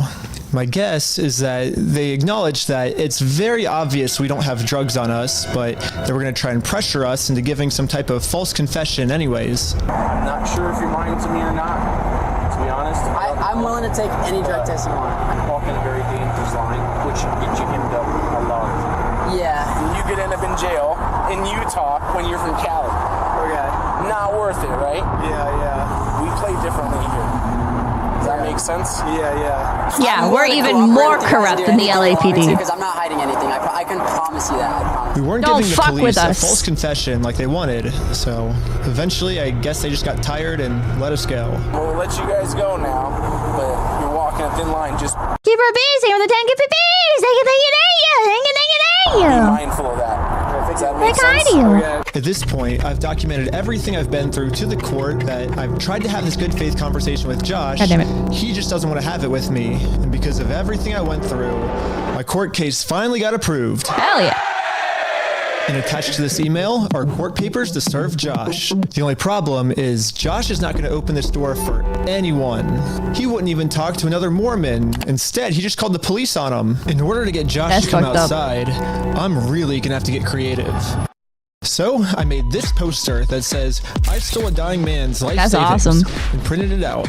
Now I'm placing this poster in a public space right across the street from Josh's house. Yeah, it turns out this tiny patch of land is actually free for any person of the public to use. And since we have the freedom of speech, I am breaking no laws by doing this. So when Josh walks outside to take down this sign, I have a process server to serve him his court papers. But almost immediately, my sign got blocked. No. Oh no, he's blocking our sign. No. Uh-oh, here we go again. So we are in a court case with them and we have to serve them legal papers. So I explained to the cops the entire situation. I'm not going on his property. Right, no, that's fine. Yeah. That's fine. The police realized that we're not breaking any laws, and they've been called here for a false reason, so they decided to leave. Awesome, thank you. This is going so much better than yesterday. So now it's time to serve Josh these court papers. And then we got the police called on us again. Hello. This man stole basically his family's life savings. So we're How do they have like so much awareness? Like that's the part that like trips me up, right? Like how do you even notice like the random car sitting in like an adjacent street? And like before when they knew that the other guy that was just like parked sitting there had been in the back seat. Like how would you like what? How do you know all this? Flock? It's got to be Flock. Mormon powers? Who's changed? Thank you. The Mormons were driven from the East Coast back in the day for a reason. They're like an HOA on steroids. Yeah, this is like a fucking HOA on steroids. Small town. Even then, like, this is crazy to me. License plates have been shared around somehow. Mormon Information Network. This is great. Mormon mind telepathy. What the fuck? Probably Flock. Bro, everybody fucking hates Flock where I live. That's like that's a bipartisan issue. Where I live, people are like, we gotta fucking destroy all the Flock cameras. Like everybody's saying it. Everybody. There is nobody where I live that is okay with the Flock cameras. Everybody fucking hates them. Rabbit, thank you. Pippa, they're using police stingray tech to track his phone. That's why they know where he is without even seeing him. Is that real? Are you fucking with me? Is that real? Literally nobody fucks with Flock. Nobody. Flock camera protects you. This is gonna sound crazy, maybe. Maybe this is gonna sound like hypocritical. I would be okay with a flock camera, like if I lived in like Japan or something, right? Like if I lived in like Tokyo and they're like, we're putting flock cameras up, I'd be like, okay. You put that shit up in my yard in America? I'm like, fuck you. No, you won't. No, you fucking won't. Yeah, we should destroy them. Yeah, you should destroy flock cameras when you see them. Yeah. Yeah, get rid of them. Don't put that shit up here. This is the land of the free, bro. Angley Town, they give the $5. Mormon is a real religion and God is protecting one of his chosen. Just a theory, lol. If he gets out of this unscathed, you know, maybe. No alphabet, thank you. A circular saw with aluminum rated blade is the best way to cut down a flock camera. I've seen a bunch of different ways people have been destroying them. The problem here, the problem is when they do put another one up, the city pays for it. We're just here to serve him his court papers. Again, I explained to this police officer the entire situation. I wish we could just send him an email or a phone call, you know, but... How longer than you are? Who was it? We got fed in chat. Just come in person for some reason, so... Again, but don't advocate for the destruction of government property. Illegal. I'm not advocating for the destruction of government property, and I'm not saying that I would destroy a flock camera. And decided to leave. Now it's time to serve Josh his court papers. But we got the police called on us again. Hello. Yep, can I see those papers? Yeah. So this is what you're trying to serve him with? Yes. That's required by the court. Again, the police agree that we are not breaking the law. They've been called out here for a false reason. This guy told you. Did you see the New Hampshire mayor got their emergency power stripped by city council over the flock cameras? I did not. Oh, Sarah J. Pomador, thank you for the 20 gift pippies. Thank you. It's very kind of you. Thank you. Me that he could even just serve the papers for me. You okay if I give these papers? Yeah, I'm just saying it's funny when they get destroyed by someone who's not me. Yeah. Yeah, for sure. Okay, just give me 1 minute. Okay, thank you. Sadly, we can't see the police officer serve Josh because the police department redacted all of it. But the only thing that really matters is that Josh is getting served. He does not want the paper. So he's not want the papers? Here's that back for you. Okay. Yeah, the police told me that they can't serve the papers for me because I'm lying to them, and these aren't even real court papers. Not sure what this is. I've never seen something like that. To be honest with you. These are court papers. Okay. Well, I don't mean anything, brother. You be honest, of all the dumb stuff taxpayer money gets used for, infinitely replacing cameras till they give up ain't so bad. True. Unironically true. Imperial, thank you. Fun fact about the flock cameras, they track you with Bluetooth and grab your info if you don't hate them enough. Yeah, you should. If you don't, I should do a stream on the horrors of flock cameras because they're really fucking bad. Flock cameras are really fucking bad. Like straight up, chat. Straight up. Like it's not. There is no side of the fucking political fence that you can be on that can justify flock cameras. They are fucked up. Nobody likes them. Nobody fucking likes them. They are evil. They are evil. Flock cameras, people have been able to like access all of the video footage and everything online. And it fucking like it says like your name and everything, and they'll track like your license plate. Like they track everything. And people have been able to like get in there and see that information. It's fucked up. It doesn't have a judge's name or anything like that on it? Because it hasn't gotten to the judge yet. So this is serving him, and then we'll go to the court. Yeah, they're misused and evil. So the judge doesn't get involved until we're in court. Even if they weren't misused, they're still evil. Why is he saying that you guys went on the property? Because he wants us arrested, so he doesn't have to go to court. It doesn't look good when you've been trespassed. Yeah. Trying to serve papers. Well, I think it looks exactly how we're supposed to do it legally. This is the legal way to do it. Well, we have 2 or 3 incidents. Yeah, well, first, so They're incidents because he's lying to you guys. He's making them incidents. We came to do a good faith conversation, which is required by the courts before you can get a court case approved. So we did that. He called the cops on us. He lied to you guys saying that we had heroin on us, and we did a 3-hour search of the car yesterday. We found no heroin in the car. He's going to make up any lie he can to get us arrested. We are doing things the legal way, the correct way.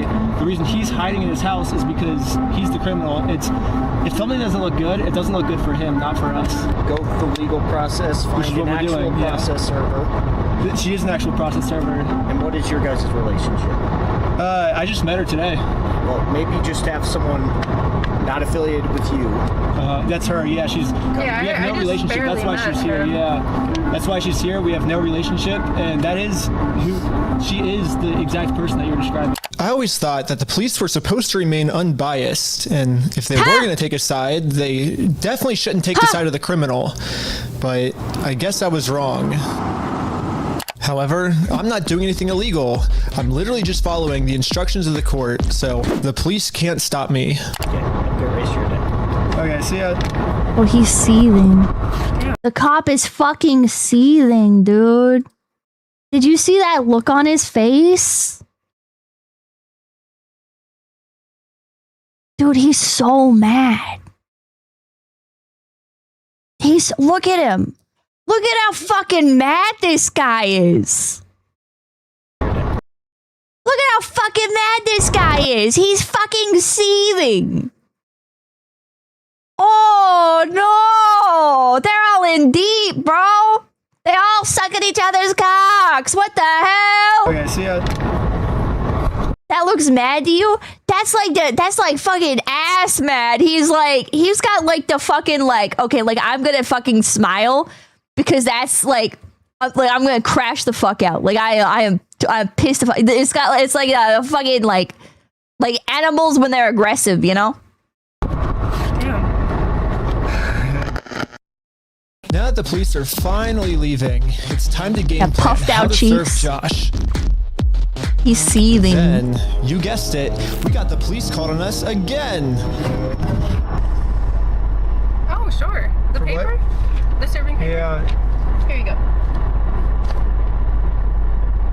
Well? Do they think it's a false case? What the heck? Thank you for holding. How can I help you?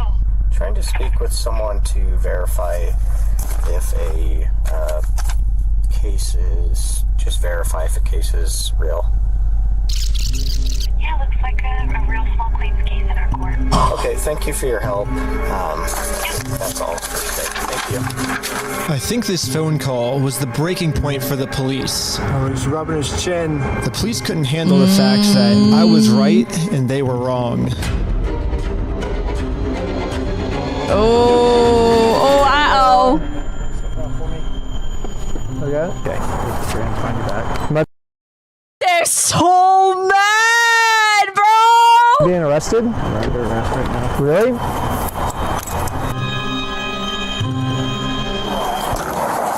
Oh my god. Like, they didn't say anything when they were putting him in handcuffs. They just said, you're being arrested. I was confused on what I was being arrested for. I mean, the same police officers that arrested me gave me permission to do exactly what I was doing. You can film from the sidewalk wherever is public, right?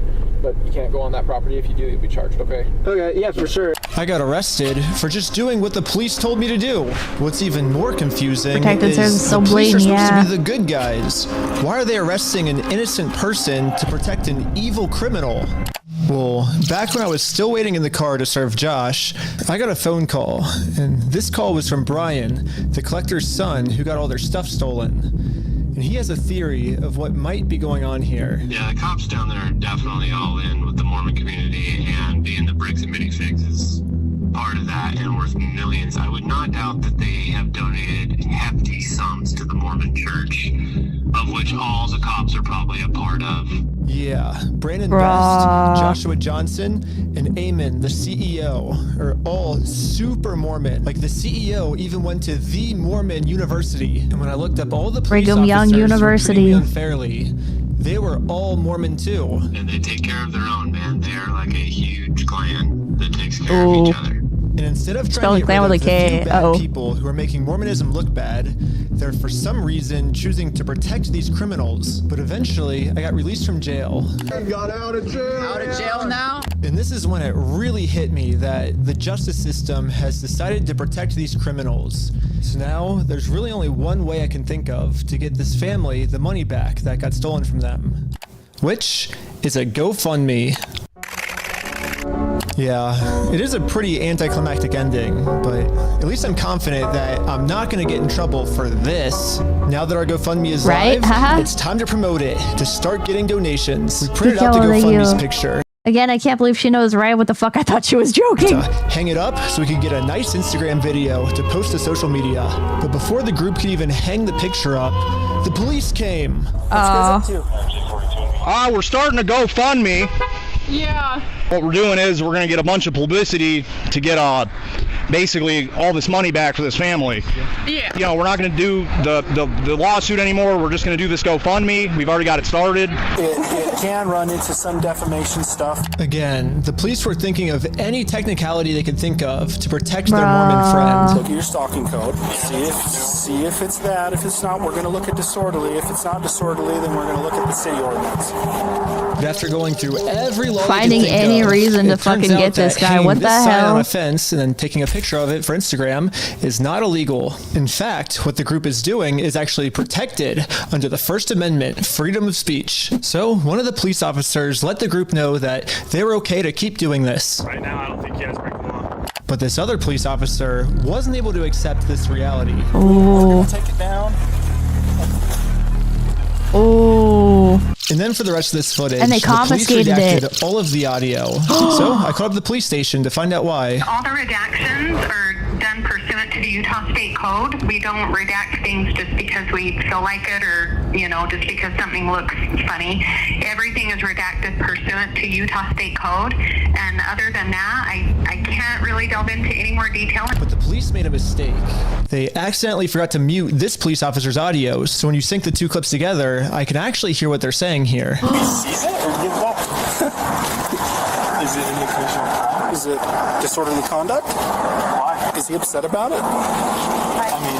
These cops are so fucking useless, dude! Hello? I guess, but that's not. Yeah, this police officer is right. Just because this might make Josh upset does not make this poster illegal. So I decided to let the police department know that some of the redactions they made aren't exactly what they're claiming they are. I think you guys might have accidentally forgot to redact another clip that was at the same time. And when I synced the two clips together, I was able to see what they were saying, like what the redaction was. And he was talking about how what we're doing actually isn't illegal and how the police officer might be wrong.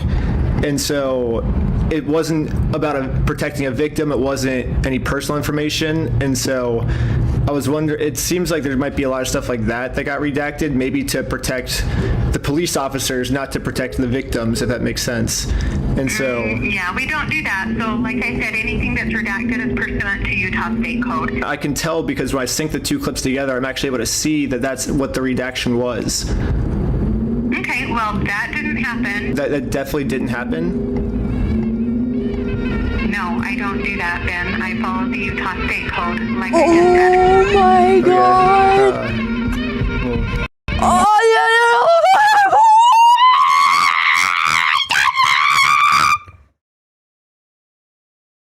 I don't do that, Ben. Bingo bongo, take it back. I think you're not useless. The word you're looking for is corrupt. Oh my god! $10 million lawsuit! $10 million! Get their ass! I don't know. It seems like the police department redacted this entire conversation because right here the police are actually admitting to themselves that That's none crazy. of this is illegal. The way she said it! I don't do that, Ben. Toxic, thank you. Told you this is wild. But they're still going to try to arrest us All anyways. this over It Legos. seems- All this over $200,000 in Legos! Like, this is so dumb. This is so dumb. I'm sorry, but Bricks and Minifigs could afford the $200,000 loss. Just give the man back his fucking Legos. Hello? Who's $200,000 a lot for? an elderly man and his normal family. Who is it not a lot for? Multi-million-dollar franchise owner. Kuribara, thank you. Remember what we tried to tell you at the beginning of stream? Oh man. I still stand by what I said though. I still stand by what I said. I think like the first 20 minutes of the first video is garbage. And I think a lot of how he acted in the first video is complete fucking, like, it's garbage. It's garbage. I don't think it necessarily would have led to a different outcome, but I think that doesn't change the fact that, like, what he did was not the correct way of handling things. And the way that he presented a lot of the information is not good journalism. But this video, this is a good video. This one's a good fucking video. This one is way better. Seems like the only reason they're getting rid of this audio is to protect the police officers from getting fired. I don't know what the police officers are saying in this next clip, but I'm pretty sure they're scheming up a way to get the group arrested, because this is what happens next. And Lieutenant Adamson can correct me if I'm wrong, but we're going to seize your phone right now. Don't. What? Do that. You understand me? Right now, you're attempting to destroy evidence. What? Put your hands on. Not to seize your phone right now. Don't. He didn't do anything. What do you mean, don't? What? Chris Kringle, thank you. Ben fucked up how he started this, and the cops are also corrupt. Two things can be true. Yeah. Do not do that. You understand me? Right now, you're attempting to destroy evidence. Okay, put your hands behind your back. I was just locking my phone. Okay, I'm going to switch over to the police officer's body cam POV so we can dissect what just happened. First, the police officer asks if he can confiscate Sheldon's phone, so I should have just waited a little bit. And reaches in his pocket to give it to him. But at this point, Sheldon sees that his phone is unlocked, and at this moment, he decided that before giving it to the police officer, he was going to lock his phone, which is totally legal. There's no search warrant. Did you guys see that controversy right now where the fucking was it like the TSA or something? Who is I don't know who it is. Some fucking government agency is like suing this guy, or not even suing. They wrongfully arrested this guy for wiping his own phone data. This guy he has like this special type of phone, the graphene or whatever, where when he handed him, or the agents in charge were like, okay, what's your phone password? I need to unlock it to like look at stuff. The guy gave him like an emergency pin that auto deletes everything, or a crisis pin, whatever it is, that deletes everything on the phone. And it's like completely unrecoverable. A duress pin, yeah. And the government agent did not like that he did that very much. Natural negativity, thank you. But Pippa, the American angels promised bricks and minifigs those Legos. The secret golden tablets prove it. So Victor, thank you. You are legally allowed to lock your phone. Engley Town, thank you. I called it the Utah State Police are literally Elohim's angels. Donwin, thank you. Man, this really makes all cops look so bad. I don't think it's necessarily fair to judge all cops based on these ones, nor should you judge all Mormons based on these ones.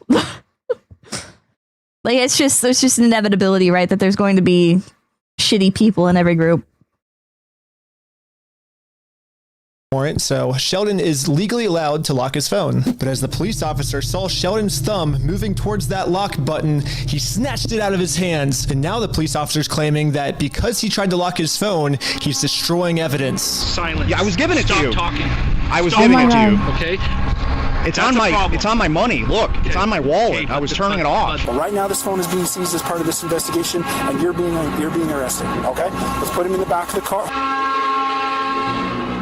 My phone is so fucking annoying. My phone locks constantly, which would, I guess, be like great in this situation. But In any other situation, I'm like trying to do literally anything, and my phone's like, all right, it's been like 10 seconds. It's time to go dim. All right, it's been 5 more seconds. I'm locking now. And I'm like, I'm trying to scan a fucking QR code, dude! Shout out to you, thank you for coming, Big PP! And again, the police decide. Like, I feel so bad. Sorry for pausing so much. I feel so bad. Like, I'll have to like hand my phone to somebody for them to like scan something or do something or whatever. And I'm like reaching over to like continuously like tap the phone again, like every 10 fucking seconds. Like, sorry, it keeps locking. Sorry. You can change the auto lock timer. I have tried. It doesn't work. I have tried. I don't know if it's because I like installed some apps or something that fucking create conflicts with it, but I have tried to change it and it does not work. Time to upgrade.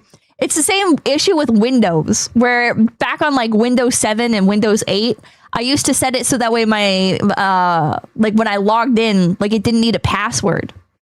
Like I changed some stuff in like the BIOS settings or whatever the fuck, to where it's like, okay, like you like forcefully override like not needing a password to sign into this computer. And then that shit just kept fucking resetting every once in a while. It's fucking garbage. Everything sucks. Everything sucks. Did you install a company app? It could be company policy to lower the timer. I wonder. Decided to break the law, arrest Sheldon, all to protect an evil criminal.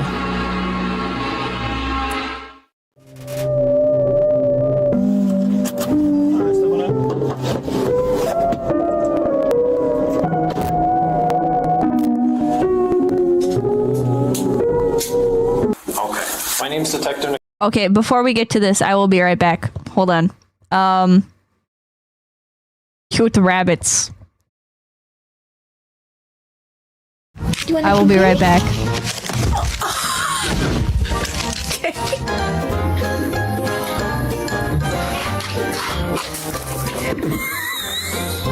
One sec. Oh, my baby. Welcome back to Where Fur Meets Funny. Yes, you guessed it right. Our special guest today is rabbits.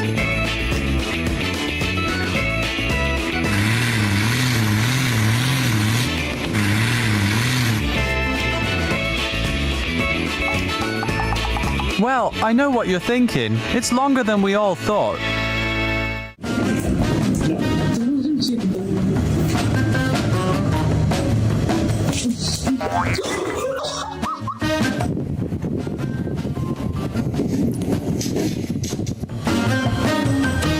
All I did was clean your ears.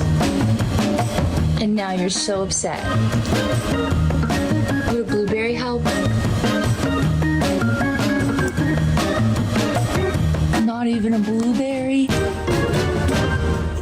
Who's playing piano? Hidden talents, because you'd not think that he could be another Mozart. I knew it. I knew you could do stuff.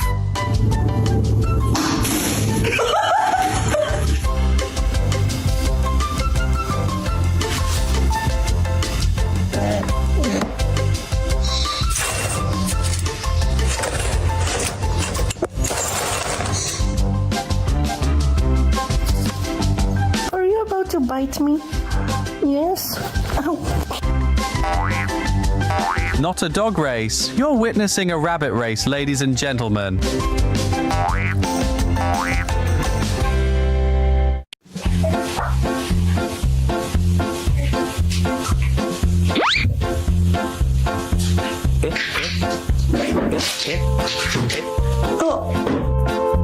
Oh, Lord have mercy. Today drained me.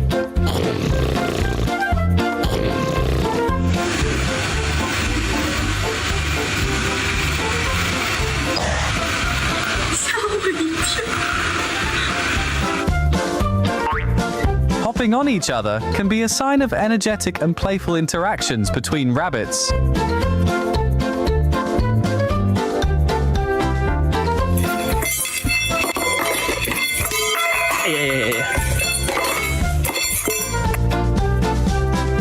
rescue a rabbit from the hole but can't catch it, it's definitely athletic.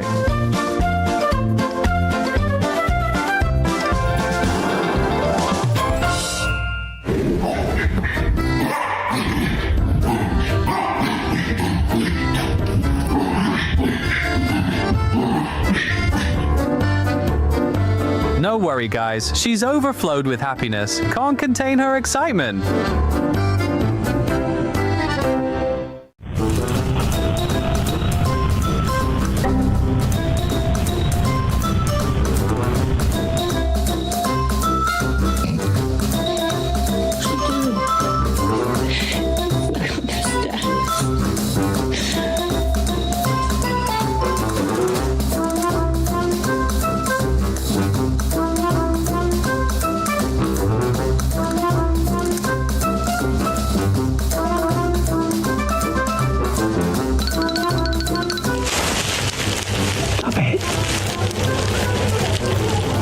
Stop it. Mom's gonna kill you. Mom. Well, Mom's lecturing is a universal experience we can see, even him getting scared.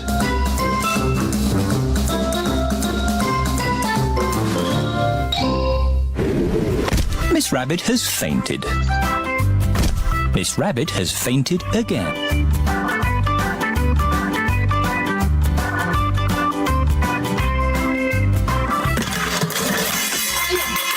This gives off sibling rivalry vibes for sure. If you've got ones, you'll understand.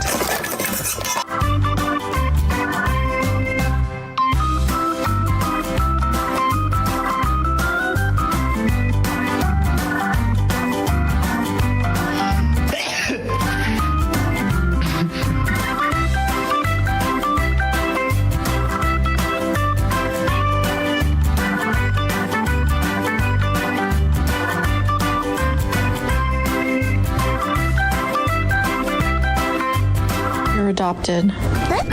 It's true. I adopted you. I'm sorry that the truth has to be revealed this way.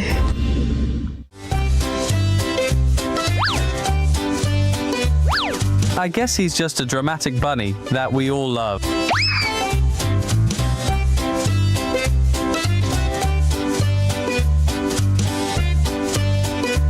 I am back. No, what happened? What the fuck?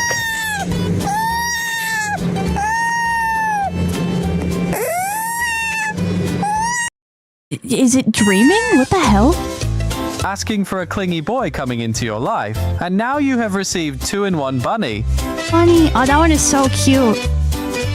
That one is so cute. What the hell? Hey! Oh. No! Naughty! Move Oh, he's honking. He's angry. Ow! You got too many? No! Oh, what a little fucking asshole. Is that how they cry? I know that sound as a, like, something is very, very wrong. Not this honking sound, but the like that one. Like, the only time I have heard that noise is, like... trying to think, like... I heard it, like, not that long ago from Baby Princess when he got his head stuck in some fucking bars. So, a very normal, like, rabbit pen setup is these, like, dog, like, outdoor pens. Yeah, Baby Princess is a boy.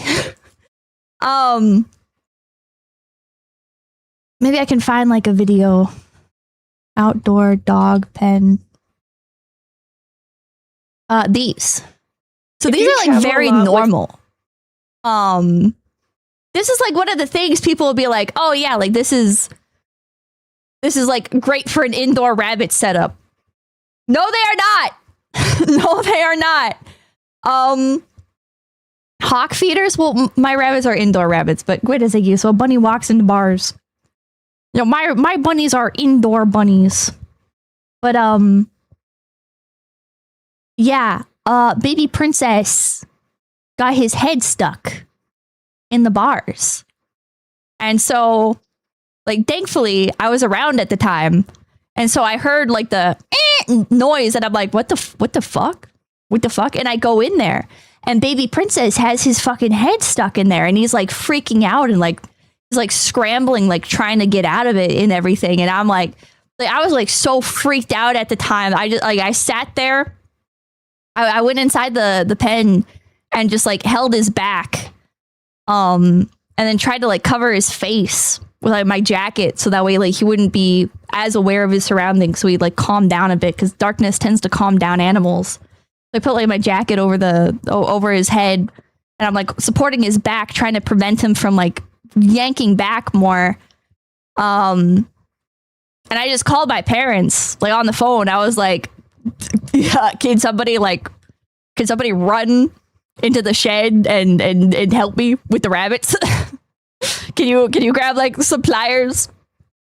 For context, my rabbits are in like a back building type thing. We have like it's not like a mother-in-law house. I don't know what the term for it. It's just like a back shed that like my parents use part of it for storage. And then another part is just for my rabbits. The bars are thin. You couldn't bend them out. I was too scared. I was too scared. So I just called my parents and I was like, help. Yeah, an outbuilding or detached building. I'm really, really glad that I was around during the time because I feel like otherwise, like he kept like freaking out and I thought for sure, like I had resigned myself. I was like, oh, he's just gonna snap his neck and die. I had like preemptively resigned. I was very calm in the situation outwardly. I was like, yeah, he's gonna snap his neck and he's gonna die, or he's gonna like stress himself out so much that he's just gonna die. They do freak out. They freak out really bad. Rabbits love to die. Prey animals are ridiculously fragile. I've seen the video of an ostrich getting into a similar position and literally ripping its own head off. Yep. Yeah. A she shed for rabbits. Yeah, but all my rabbits are boys, so rabbits will just self-destruct. Yeah. Oh man, I should have ran the Twitch ad break while I was BRBing. My grandma lost her bird like that. I felt so bad for her. Yeah, you have to be careful with birds as well. That's why, like, for bird cages, the spacing is very important because if you don't use the correct spacing, it's very easy for your bird to get their head stuck. And good bird cages won't have any like sloped parts where like two bars meet at like an intersection, basically they won't narrow into an intersection. Or they won't narrow to a point, I should say, because birds can get their stupid little fucking legs stuck in there and snap their legs off and then die of shock. Yeah, birds are very fragile. Yeah. Anyways, enough with that. Let's get back to this. I work for the police department. Wow, we're at the 5-hour mark and we still have a lot more to go. I did willingly hand over my phone, but when I handed him my phone, my wallet popped up. So I said, "Hold up, let me hit my power button." And I have it recorded as well. That's all I went and did. That's not obstruction of evidence. And then I let him have the phone. I wasn't trying to delete anything. In fact, it is actually impossible to delete something from an iPhone from a locked screen by hitting the power button. So in no context could I have been trying to erase something by hitting one button on my phone. Now I'm sure you have a phone as well. When you hit the power button, that doesn't delete anything, does it? I would imagine it wouldn't, yeah. Yes, that's all I did. So I don't know how that's obstruction of evidence, but that is what it is. Now that Sheldon is in jail, just for promoting our GoFundMe, we started doubting if we'll ever even be able to get Brian his money back for his dad's Lego collection. It's crazy that out of all the powerful organizations I've gone up against, the one company I'm not able to beat is a Lego company. I literally couldn't have imagined a worse ending for this video. But I had no clue that it was about to get way worse. I can't believe they're putting up this much of a fucking fight, bro. This is crazy. Just give them the rest of the Legos back. I'm sure even at that point, right? Like even if Bricks and Minifigs gave everything back and then didn't pay Brian for the ones that they had already sold, I think that they would have taken it as like enough of a win that they would have just stopped there, right? Like, I don't think they would pursue the whole $200,000. I think they would Probably just be like, all right, well, I mean, here's like $150,000. So it's not just about the Lego anymore. It's about showing power. Feels like it.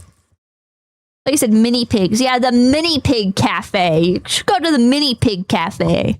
Police department, make yourself known. Search warrant. Stand up. Step outside, everybody. No. Those of you who want me to shut up, Don't move like that. good news. Oh, is that? Yeah. I thought that was a dead rabbit. What is that? What is that? I've got fucking trauma in my brain now. Like, what is that? Oh, it's a cat? Oh, it is a cat. Okay. This cop pulled Oh yeah, it's a fat fucking cat. Dislocated my shoulder. It's a fat fucking He claims chud. because I was attempting to make an escape or something. Don't move like that. You understand me? Don't move like that. Don't move quick. Fat chud cat. But if we go back a little bit, you can see I was being completely still when he grabbed me, and I actually made 0 quick movements. So this police officer is just straight up lying so he can give me a serious injury. Included in the warrant are Legos. Yes, the police department got an official warrant to search our house for stolen Legos. What? Should have seen this coming. Josh did threaten me in the last video that if I go out and actually try to sue him, he's gonna come out and say that I'm the one that stole the Legos. Oh, he actually fucking lived up to that threat. Oh my god, dude. You stole them, Jeremiah, thank you. bitch. I stole the Bitch. Legos? Yeah, you're a fucking thief. Dang. Okay? Okay. You can shut the fuck up.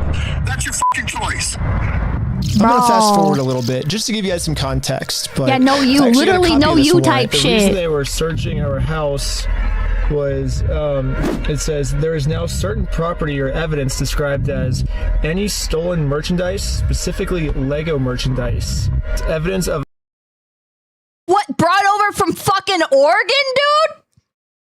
Stolen Lego merchandise from Oregon, transported all the way to Utah for what? To like hold it up and be like, ah, look at what I got. Hello? of illegal conduct on us that we stole the Legos. They're looking that we stole the Legos. How would you even prove they're stolen? Is why they stormed our house with no evidence. And this is after he's been proven to make up stories about us before. And so now he's just pulling something out of his butt. Oh, they're the ones that stole the Legos. And for whatever reason, the police take him seriously, even though he's acting like a crazy person. Bro, you know their Airbnb owner has to be watching all this shit on the cameras like, oh my god. Oh my god. They're watching through the Ring doorbell. They're going, oh my god, what the fuck? Glad I don't actually live here. Not Lewis, do you think about dollars? Ironically, all these videos function as evidence against the guy, as cringe as they may be.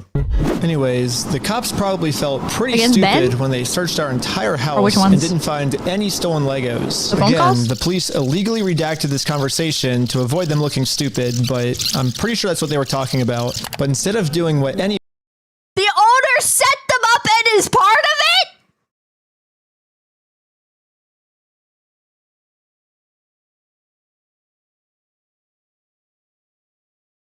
Does everybody in this town know each other?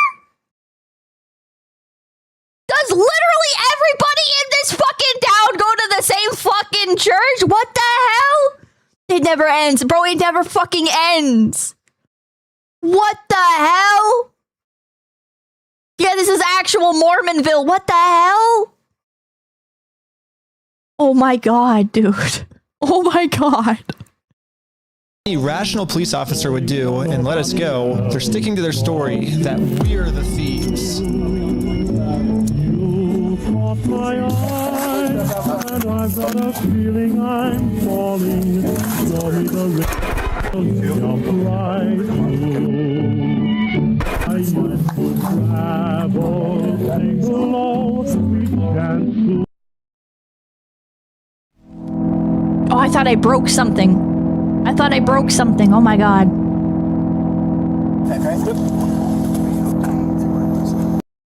This would never happen in the utopia of Salt Lake City.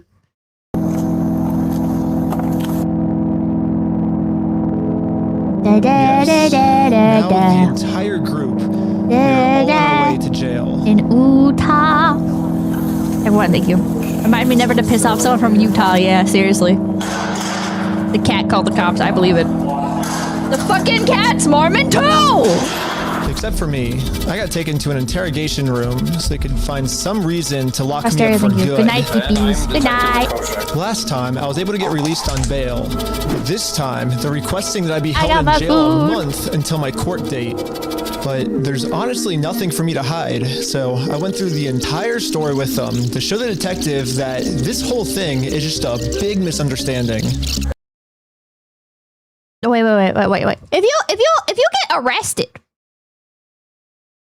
If you get arrested, and you have a court date, do they let you out to go to court? How does that work?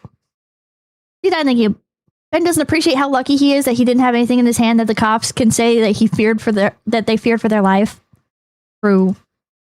Why is he talking without a lawyer? I don't know, man. That's crazy. If you think about it, 83-year-old man versus 400 million. Scooby, thank you for the $20. I'm revealing too much, but I was born and raised in this town. What? And have had my own personal bad run-ins with this exact PD. And this entire Lego arc is cosmic justice on a scale my mere mortal brain cannot comprehend.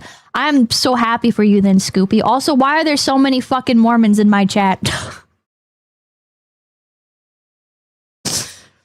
I'm sorry, I'm just assuming you're Mormon because you're from this town.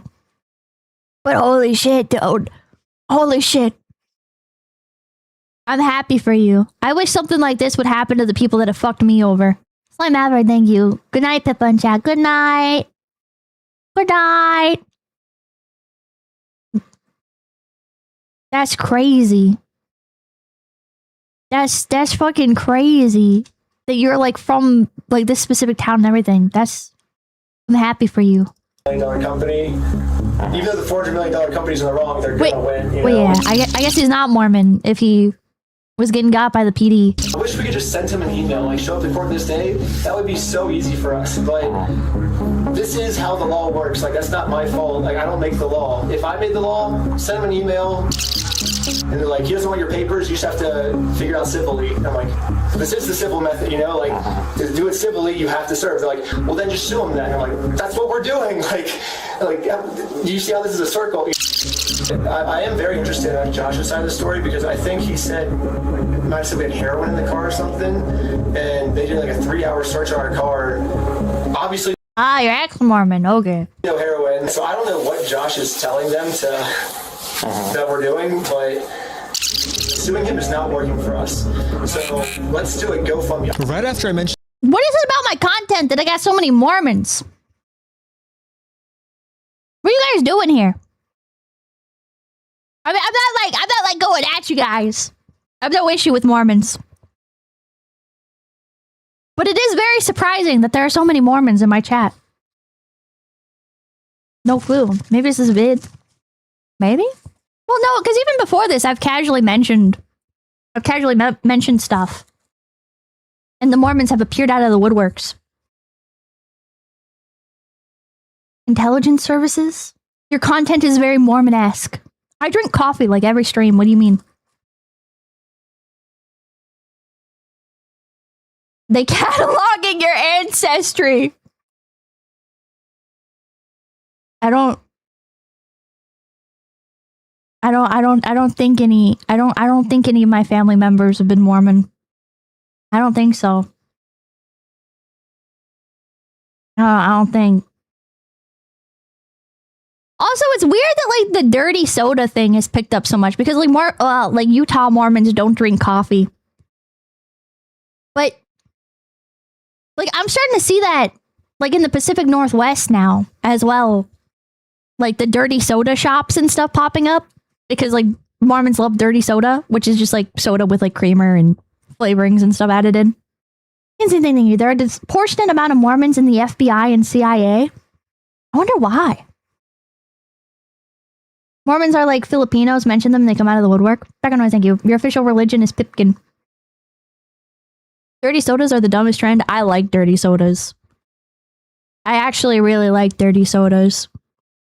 Because I like just grabbing like a yummy drink. I love just like stopping somewhere and just cooling off with a nice drink. But that's not that much of a thing where I live. Like there's coffee huts everywhere, but it's like you drive up to them and then you fuck off.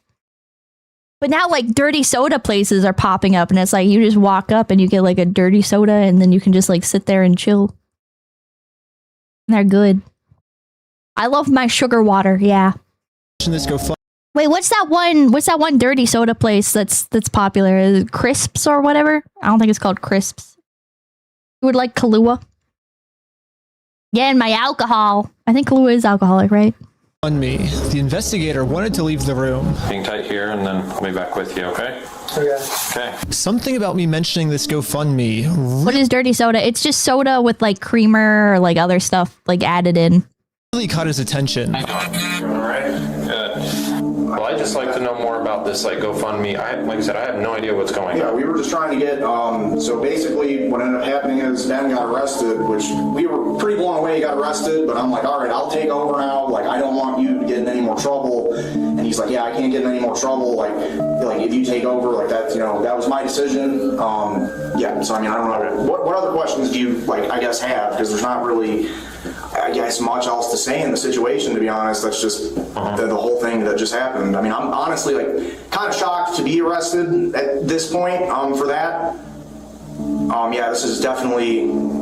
I was gonna say the only religion I'll really make fun of is Scientologists, but then I realized if Avery from DOL was real, he would probably be a Scientologist, and I got sad. A very strange thing Anyways. to be getting interrogated about, especially considering from my angle and the evidence I've seen, the overwhelming evidence that they just blatantly stole from this guy. It's like us trying to then do a GoFundMe to get him his money back, and I'm the one he would. Costs. It's crazy. I guess the detective didn't get what he was looking for, so he decided to interview the rest of the group. Sounded like a great project to me. I was like, okay, like it's for a good cause. How are you doing? And for some reason, he was trying to get all of Bro's talking like he's presenting a school project. What the hell? I thought it would be a good project. We were gonna talk about. Never mind. them to admit that the GoFundMe was my idea. Hello. Obviously, Ben was behind the GoFundMe idea as well, right? I don't know whose idea that was, because I kind of just started, I think they... But he was supportive of it as his channel, right? He said, oh yeah, let's do this for the channel.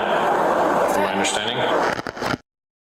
Was that kind of your ideas to do this video with the GoFundMe and all that? But I wasn't afraid to admit that I actually What made the the hell? GoFundMe for Brian because a GoFundMe is a Avery from what? DOL. safe, legal way to raise money for a family if they got all their stuff stolen. Yeah. I should be risking nothing by admitting this. Yeah. Just told me, do not take this man to court, or else he will get arrested. And so I was like, just thinking, and we're like, let's do a GoFundMe, you know? And that was our solution. Are the police gonna frame this as a harassment campaign? DOL degrees of validity. But I was wrong. We're going to book you back into the jail, okay? The creation of the GoFundMe, right? We're blasting this person all over saying, hey, he's... So creating the GoFundMe was illegal? When I asked the detective how creating a GoFundMe was probable cause to send me to jail, this was his response. A lot of this stuff you may have to just get an attorney and fight it in the criminal side of court, right? Okay, should I Yep. go back? Yeah, go ahead and stand up. I got an officer right. Did that cop really just say, yeah, I mean, like, you're not really doing anything wrong, so you're just gonna have to go to court and fight it out. Yeah, we are just straight up picking on you. Okay. Okay, alright. Okay. Alright. Okay. Alright. Okay. Here, that's going to get cuffs for you. Will I also be able to hear Josh's side of the story? Because I think he's said a lot of lies to you guys. It'll be, and I never talked to Josh, but it'll be documented in the report as well. Okay, thank you so much. But the detective was lying. The police have illegally redacted every single claim Josh has made about me. And when I finally go to court, I'm going to be completely blind to what I'm even being charged for. The worst part is that the police officers took away my bail, so now I have to wait a month in jail. What? What? Wait, did he actually have to sit an entire month in jail over this?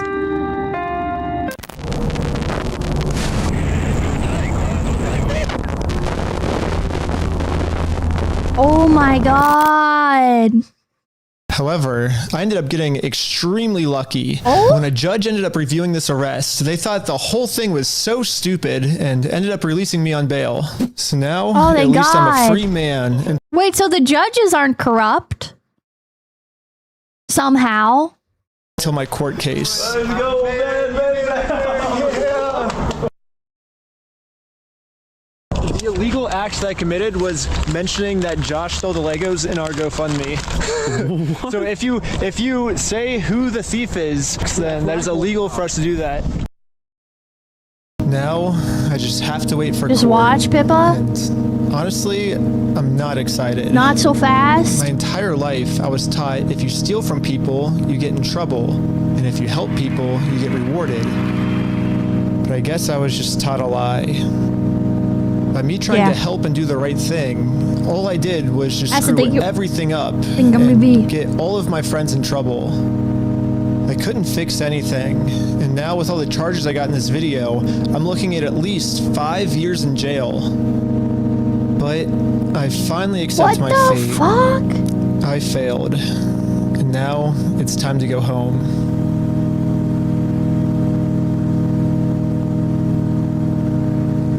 But before I made it home, one of my roommates called me saying that a police officer just showed up to our house. So they ring the doorbell, and in LA? It's like, is Mr. Snyder here? Wait, the cops got the Mormon police have connections in LA? I was like, why? I was like, can I deliver a message for you? He's like, how could you deliver a message? He said it just like that. He was like, just tell him he has a warrant for his arrest. Like, he thought he was in an action movie type walk off, and that was his like end screen line. If I had to guess, I'd say that Bricks and Minifigs has seen that I am a free man, and they can't have me actively working on my lawsuit against them. And considering how many lies Bricks and Minifigs has made about me in this video, Fuck you, man. You stole him, bitch. I stole the Legos? American Park Police Department, make yourself known. Included in the warrant are Legos. I can only imagine of what I'm being accused of doing now. Oh so my immediately, God. I called the Utah Police Department to see what my warrant was for. Someone showed up at my house today saying that there was a warrant out for my arrest. If that warrant says a no bail, those are the ones that are more serious.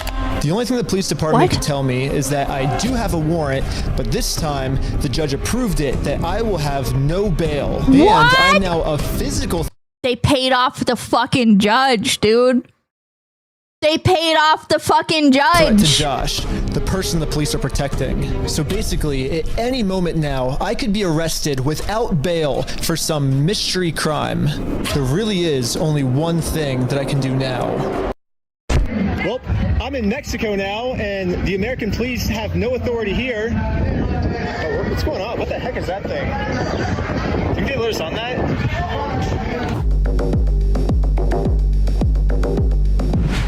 What the heck? Oh no. I realized what I had to do. Bricks and Minifigs thinks they can just bully anyone who tries to stop them from committing their crimes. And what's the only way to stop a bully? To stand up to them. If me posting this picture online once got the city this upset where they had to arrest me, just think about how upset they'd be if thousands of people started wearing it. Which is why the picture that got me arrested, I'm putting that picture on a shirt. And you can buy this merch at WeStealFromOldPeople.com. Oh my God, ad. So go right now. Okay. Okay, my response to the police. The American Fork Police Department has responded to the video I made about them. I am the Chief of Police for the American Fork Police Department. I'd like to address the members of our American Fork and Cedar Hills community. I'd like to address the members of our community. It's a great community.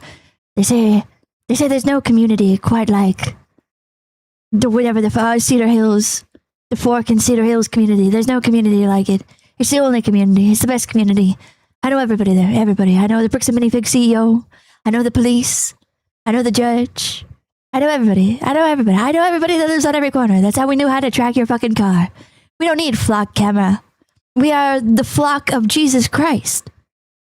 Or whoever Mormons worship. Thank you.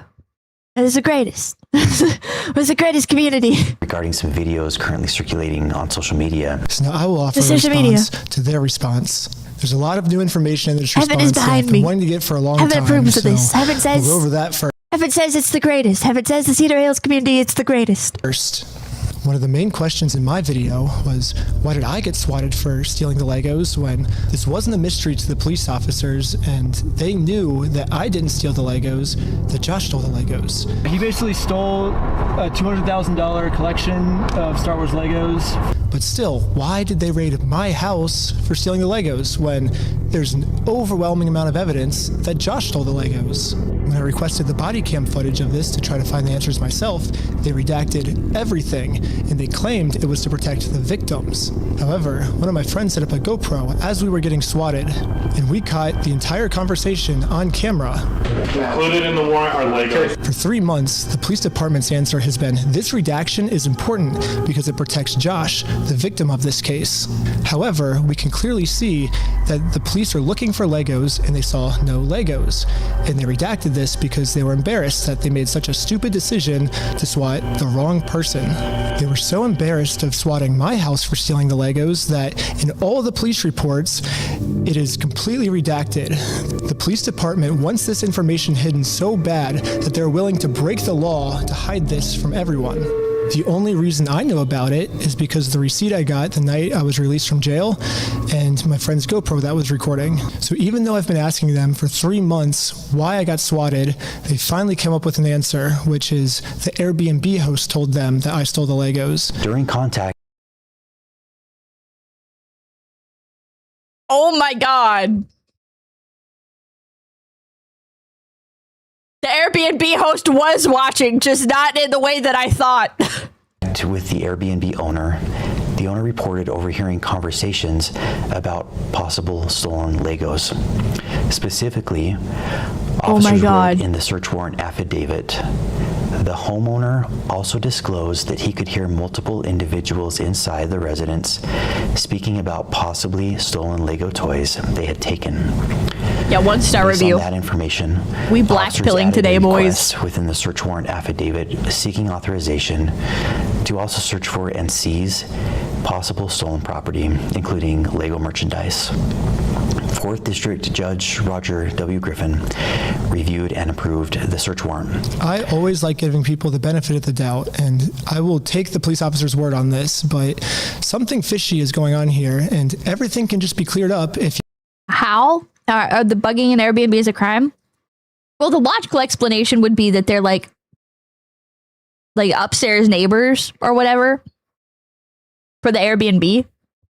Because that's like very common, right? Is like some of the hosts will live upstairs or downstairs, and then the guests will stay in either upstairs or downstairs, like opposite.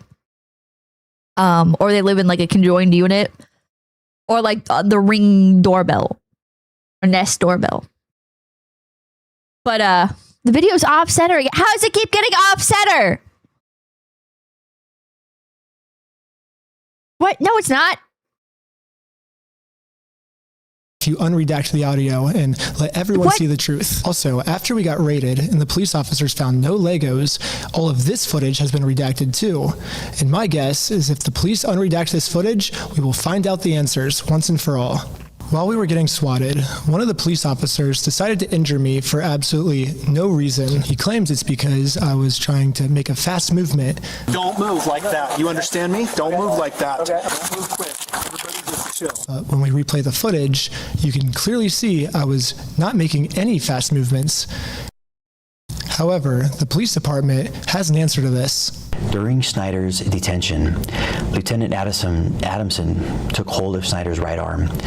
Lieutenant Adamson later reported that he felt Snyder tense his arm, at which point Adamson moved Snyder's right arm behind his back to place him into custody. The police department has made it clear I did not, in fact, make any quick movements like the police officer claims I did. So the police officer was lying, but not fully, because I did tense my arm.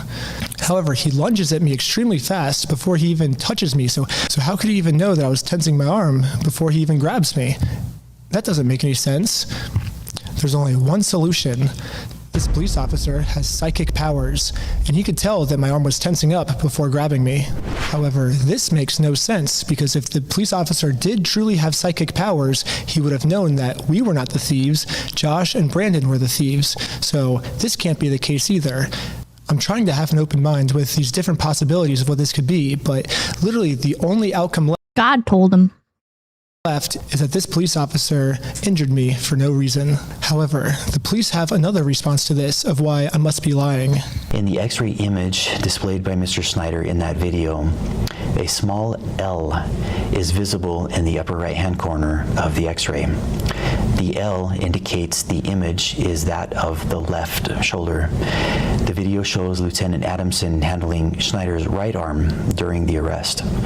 Yes, the stock footage I used to show what a dislocated shoulder is, an image that's clearly not mine because I didn't go to the hospital, I went to jail, so how could I have taken this picture? But anyways, the stock image I used is of a left shoulder when my shoulder that got injured was my right shoulder. When I was editing this, I like to think highly of my audience that they would have known that this was a stock image and I wouldn't have to spoon feed every tiny detail to my audience. But now I realize I mean, I didn't even think about it, but I would have just assumed that it is like footage from, or not footage, like a photo from when the incident like initially happened or something. I didn't think it was stock footage. I thought it was like, oh, I would have assumed anyways if I had thought about it at all that it would have been like a photo from when it initially happened. Like, because he said he dislocated it doing something else, but. There was a line in the part of the video where they pulled him over for drugs. As you saw, a cop came up to the car. He directly identified someone in the back. Yeah. That there's another portion of my audience. That's an actual L. Yeah, I don't think Ben is in the right on this one, but that's fine. It's fine. Fork Police Department that maybe I do have to spoon feed my in every single. It's not even an argument though. Yeah, it's so insignificant. Information too. So. I'm going to use this as constructive criticism, and in every single episode going forward now that I know that the American Fork Police Department's watching, I will be forced to spoon feed every single detail. Ben approaches this with misleading statements a lot. There were a lot of them in the first video. As a professional, but this one, yeah, I would say unintentional. I think this one was unintentionally misleading. Slackliner, dislocating my shoulder is almost a monthly thing for me. The whole weight of my arm is just on this bone. Boon. 3 days before I got arrested, I had a really bad ski accident where I had a really bad dislocation of my shoulder, and any movement at all would have dislocated it. So I will say here, I don't think that the police officer was purposely trying to injure me. I think to a normal person, this would have been fine. But for me in particular, this was not good, but it was still unjustified. And the police officer was just making up an excuse, and now they're making up an excuse to defend it. Another thing I find shocking is the chief of police, even after reviewing the dash cam footage, says that we ran a stop sign. Richardson initiated a traffic stop on the vehicle. It's like he's more of a content creator than an investigative journalist. I don't know if you're saying that like in defense of Ben. I don't think that really is a defense. I think like I'm not like coming at Ben being like, oh, like this whole thing is garbage. You should throw this out. You shouldn't have done any of this. I don't know. I'm still like, I'm entertained at the very least, but I don't think you should be sloppy with things like this. I think it's important to just an observation. Okay. Yeah, I think it's important to do your due diligence, I guess. I think it's important that if you're presenting serious matters like this, that it's important to do things properly. It's not a defense in terms of content. It's good content, but if he's actually trying to help, he's actively shooting himself in the foot by making this a show. The way that he's making it a show, yeah, I think he's definitely shooting himself in the foot. I agree with the content creator more than investigative journalist, but in a way I think that really hurts his case a lot of the time. Yeah. Vehicle for failing to stop before the stop line at a stop sign and failing to stop completely at that stop sign. The chief of police looked at this video and said, we ran a stop sign. Now he's using that to say, this was a legal traffic stop. The police officers did nothing wrong. At this point, we thought the best thing to do was to take Josh to court so he can be legally accountable for the crimes he committed. However, to do that, we are first required to serve him court papers. So we did what the law told us to do. I got a process server and we went to his house to do this the legal way. To be clear, the cops in the video are in the wrong. Yeah, I agree with that. The cops are absolutely in the wrong. I just don't think that Ben is necessarily like a perfect victim here, so to speak. However, Josh did not want to do this the legal way and instead called the police on us. Joshua Johnson contacted police and reported he was going to shoot someone as a result of the ongoing harassment. Multiple officers immediately responded to the area. Josh was so scared of... Does he have to be? No, but it's going to affect how much I believe him with some things. Going to court that he would rather shoot us than accept these court papers. Josh's logic here is that if he can murder the process server and if he can murder me, then he can get away with his crimes because there'll be no one to sue him in court. Jesus However, Christ. Sadly for Josh, murder is illegal. Fuck! And now he just admitted his plans to the police officers. The American Fork Police should at least be arresting Josh for trying to use murder as a way to get out of court. But sadly, for some reason, they arrested me instead. Am I being arrested? I'm under arrest right now. Really? Something about this seems off, and all of the answers are in the body cam footage. However, they redacted all the body cam footage. So this is where I think if we all come together as a community, we can somehow convince the American Fork Police Department to unredact this footage so we can find out why they arrested me and not the guy who threatened to murder me. However, I don't think that's the going to American happen. Fork Police does not want to unredact the footage right now, and now have made up a new excuse of why I was the one justified being arrested. Officer Sumbot contacted the Marion County Circuit Court in Oregon to verify the legitimacy of the paperwork. The court confirmed that the case was indeed legitimate, but that papers had already been served and no hearing date had yet been scheduled. The police department said the reason they arrested me and not Josh this day is because they called to confirm if this was a real court case, and they said it was real. However, the papers have already been served, and now I'm doing this solely to get YouTube content. And if that's true, I would like to see footage of it. They released all the raw footage, and that part doesn't seem to be in the raw footage. It's already been to court, or are you allowed to tell me kind of where they're at with the case? There is no hearing date set, and there hasn't been a hearing in the case yet. All I see is the claim that was filed. I don't see proof of service or anything. A hearing wouldn't be set until a response is filed by defendant. Okay, so the defendant needs to be served came out in with footage papers later? before the case will, I guess, start. Yes. Okay, thank you for your help. That's all for today. Thank you. No problem. Okay, bye. Right here, the police officer admits that it is March 10th. On March 10th, 2026. However, you can see here that Josh doesn't get served until 3 days later, March 13th. So how could Josh have already been served on March 10th if he didn't get served until March 13th? Unless Josh is a time traveler. There's only one way to clear this all up. No fucking way. American Fork Police Department, show me the time machine. Yes! So now they say that I have done all the... I'm tired of the Mormons hiding the time machine. Give us the time machine, Mormons. Give it to us. The check marks which constitute stalking. Let's go through them. Individual commits stalking if the individual intentionally or knowingly engages in a course of conduct directed at a specific individual. So yes, I did do an action that was targeted at a specific individual, but that's what was required by the court if I want to take someone to court. If someone steals your stuff and you go through the legal process to take them to court, it is not considered stalking. I have a right as an American to sue him. Is reckless as to whether that course of conduct would cause a reasonable person to fear for the individual's own safety or the safety of another. The second check mark is that if a reasonable person would be scared. The police are claiming that since this action made Josh scared, this check mark is complete.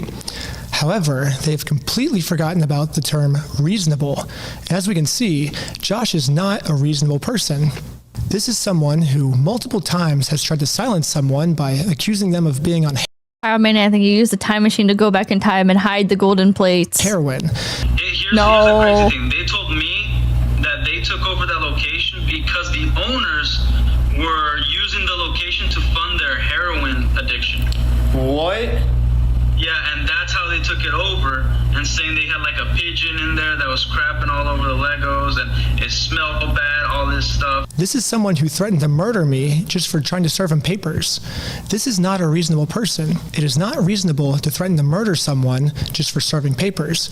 A reasonable person would accept the papers, so that second checkbox does not meet the requirements. I even tried explaining this to one of the police officers early on. What the law says is if the average person would feel unsafe by our behaviors. So I think he's feeling unreasonably I think he's Manhara. A reasonable person would not feel unsafe in the situation. Well, I could say the same thing. I feel unsafe trying to conduct business with him, and he calls the police on me to hide. I feel unsafe because of that. Because we had a 3-hour search of our car. He said we had heroin in our car yesterday. I don't know about all that. But he is Manhara. We had a 3-hour search on our car. That makes me feel unsafe. I think that's reasonable for me to feel unsafe. It's not reasonable for him to feel unsafe. So Josh is actually the one who said he was going to murder me if I take him to court. But now I'm the one that's being looked into for threatening to murder Josh. How does this make any sense? Mr. Johnson alleged that Mansell had hired Benjamin Snyder to harass, stalk, vandalize the store, threaten to murder the manager of the store. Now let's go to the heroin claim. We got pulled over by the police and they claimed that we had heroin on us. This officer is going to conduct the search of your person because these substances in the vehicle. Most of this footage is redacted, so again, there's a big mystery of what happened. Can we all come together and convince the American Fork Police Department to unredact this so we can find out the truth? No. However, what the police is claiming now is that they did not get a call saying that we had heroin on us. Instead, they could just tell from the second we pulled over that our eyes were glossy. I mean, you guys do kind of got that Zoomer fluoride stare. I don't know. I'll say in defense of the police officers, you guys do kind of have glassy eyes. You guys kind of got like that 1,000-yard Zoomer stare. Like, I'm sorry, but During the interaction, I don't even think Ben is a Zoomer. He was on Tosh.0. He can't be that young. Officer Fraughton indicated he believed Shaw's eyes appeared glossy and expressed concern regarding possible impairment. If we look back on the raw footage... But then what was the reason for the stop to begin with? This is what the police officer said his first interaction with us was like. Good with these guys being able to drive? Yeah, I think so. I didn't see anything clear as day with Tyler that I noticed. He's a millennial. What's the goal? Right now? He's 31. I was gonna scare him a little bit and let him go is all I really was gonna do. We have charges, or are we just tired of them being annoying? It seems hard to take what the chief of...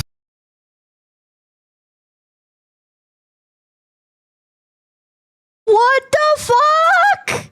You said out loud, holy shit, bro. Oh my god! Police is saying seriously because so far almost everything he said is a lie. So the only way we can actually find out the truth is if we unredact everything. We already know the victim's name is Joshua Johnson. Why do we have to keep that protected? His name is already out there. None of these redactions are protecting anything except for the police. Shit. And now I want to acknowledge my friend Sheldon's arrest. The group stated they were supporting a GoFundMe campaign for a dying man. One of the individuals later identified as Sheldon Norcross. Officer Richardson. He's not dying, because if he was dying, he would already be dead.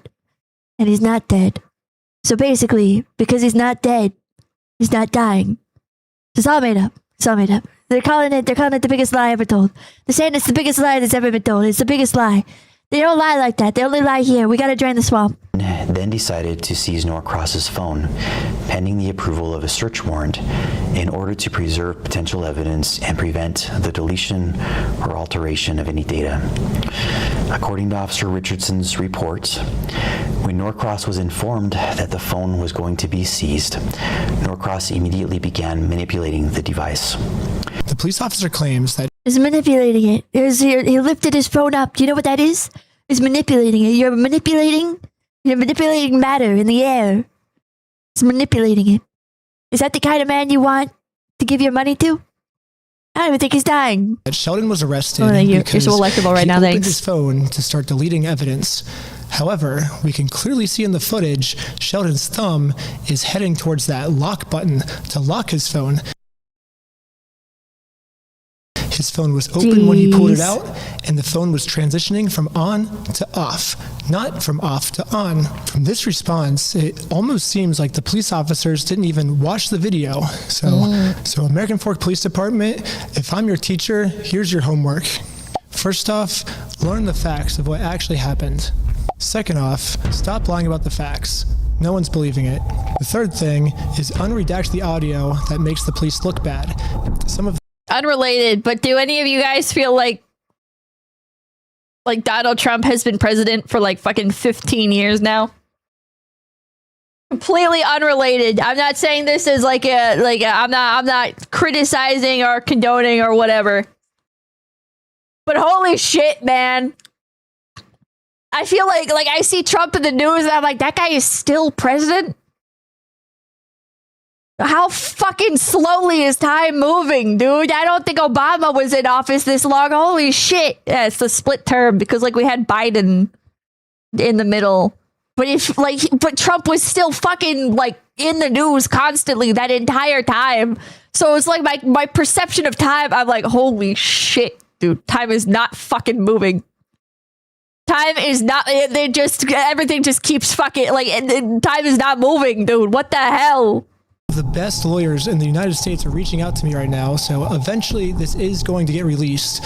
Wouldn't you just like to get this over with sooner rather than dragging this out? The more we drag this out, the more content we get, so this only benefits me to drag this out. It doesn't benefit you. If you unredact the illegally redacted parts now, you'll win over audience support much faster. It's kind of funny because a lot of you guys probably think I'm trying to make fun of this other cop by how he was talking. Brother, you mind turning up the volume? Holy, it's actual ASMR. Wow.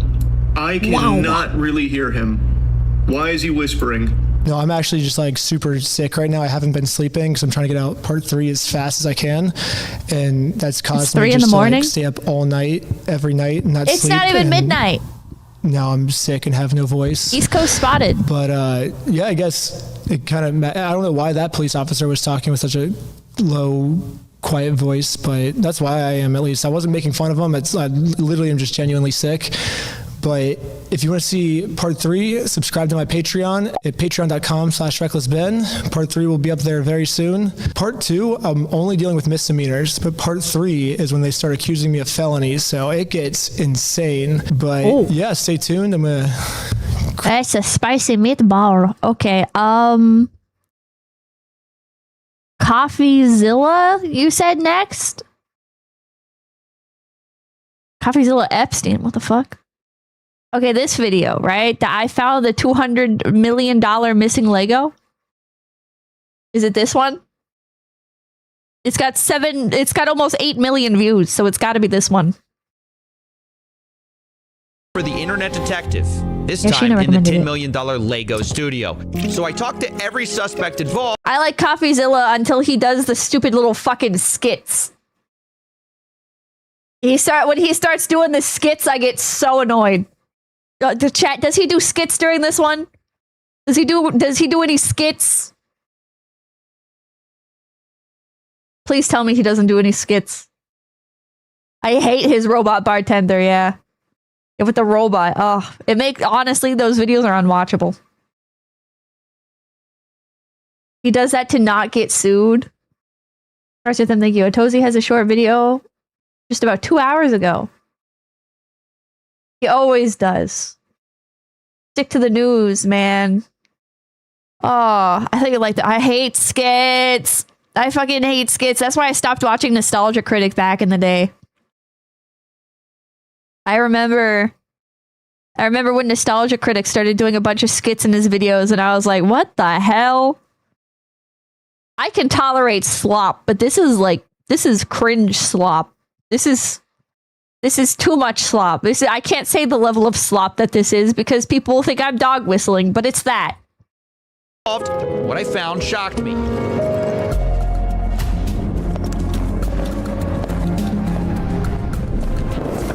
Full intro.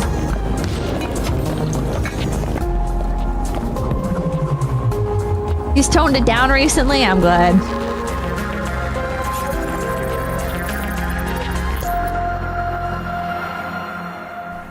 Okay, before we can find these missing Legos, let's give some background.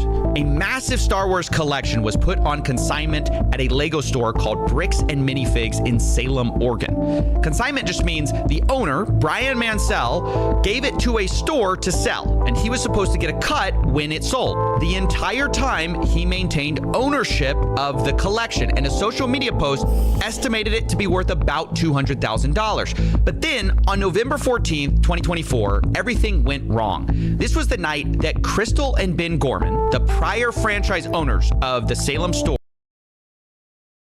Are those tattoos or piercings? Oh, they're piercings. They're piercings. Okay.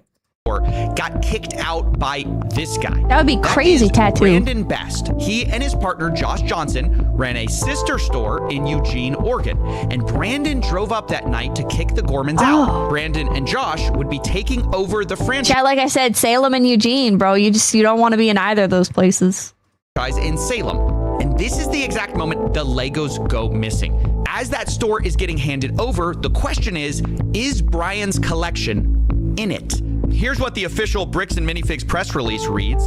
Quote, after taking over the store, we discovered a small number of sets valued between $2,000 to $5,000 that could be possibly related to Mr. Mansell's collection. But there's a problem here. There should be over 10 times that amount in this store, given their internal records and what we know the estimated value of this collection was. So if corporate say— Why does CoffeeZilla look like AI? He does look like an AI. He looks like AI generated thumbnails.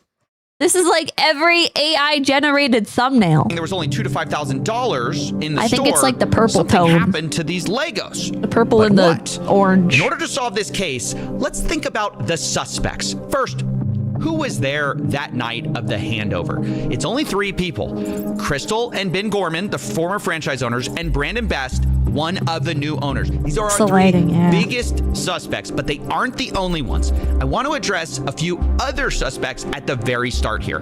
First of all, maybe this is just all the result of, plain old thieves breaking in. What about that possibility?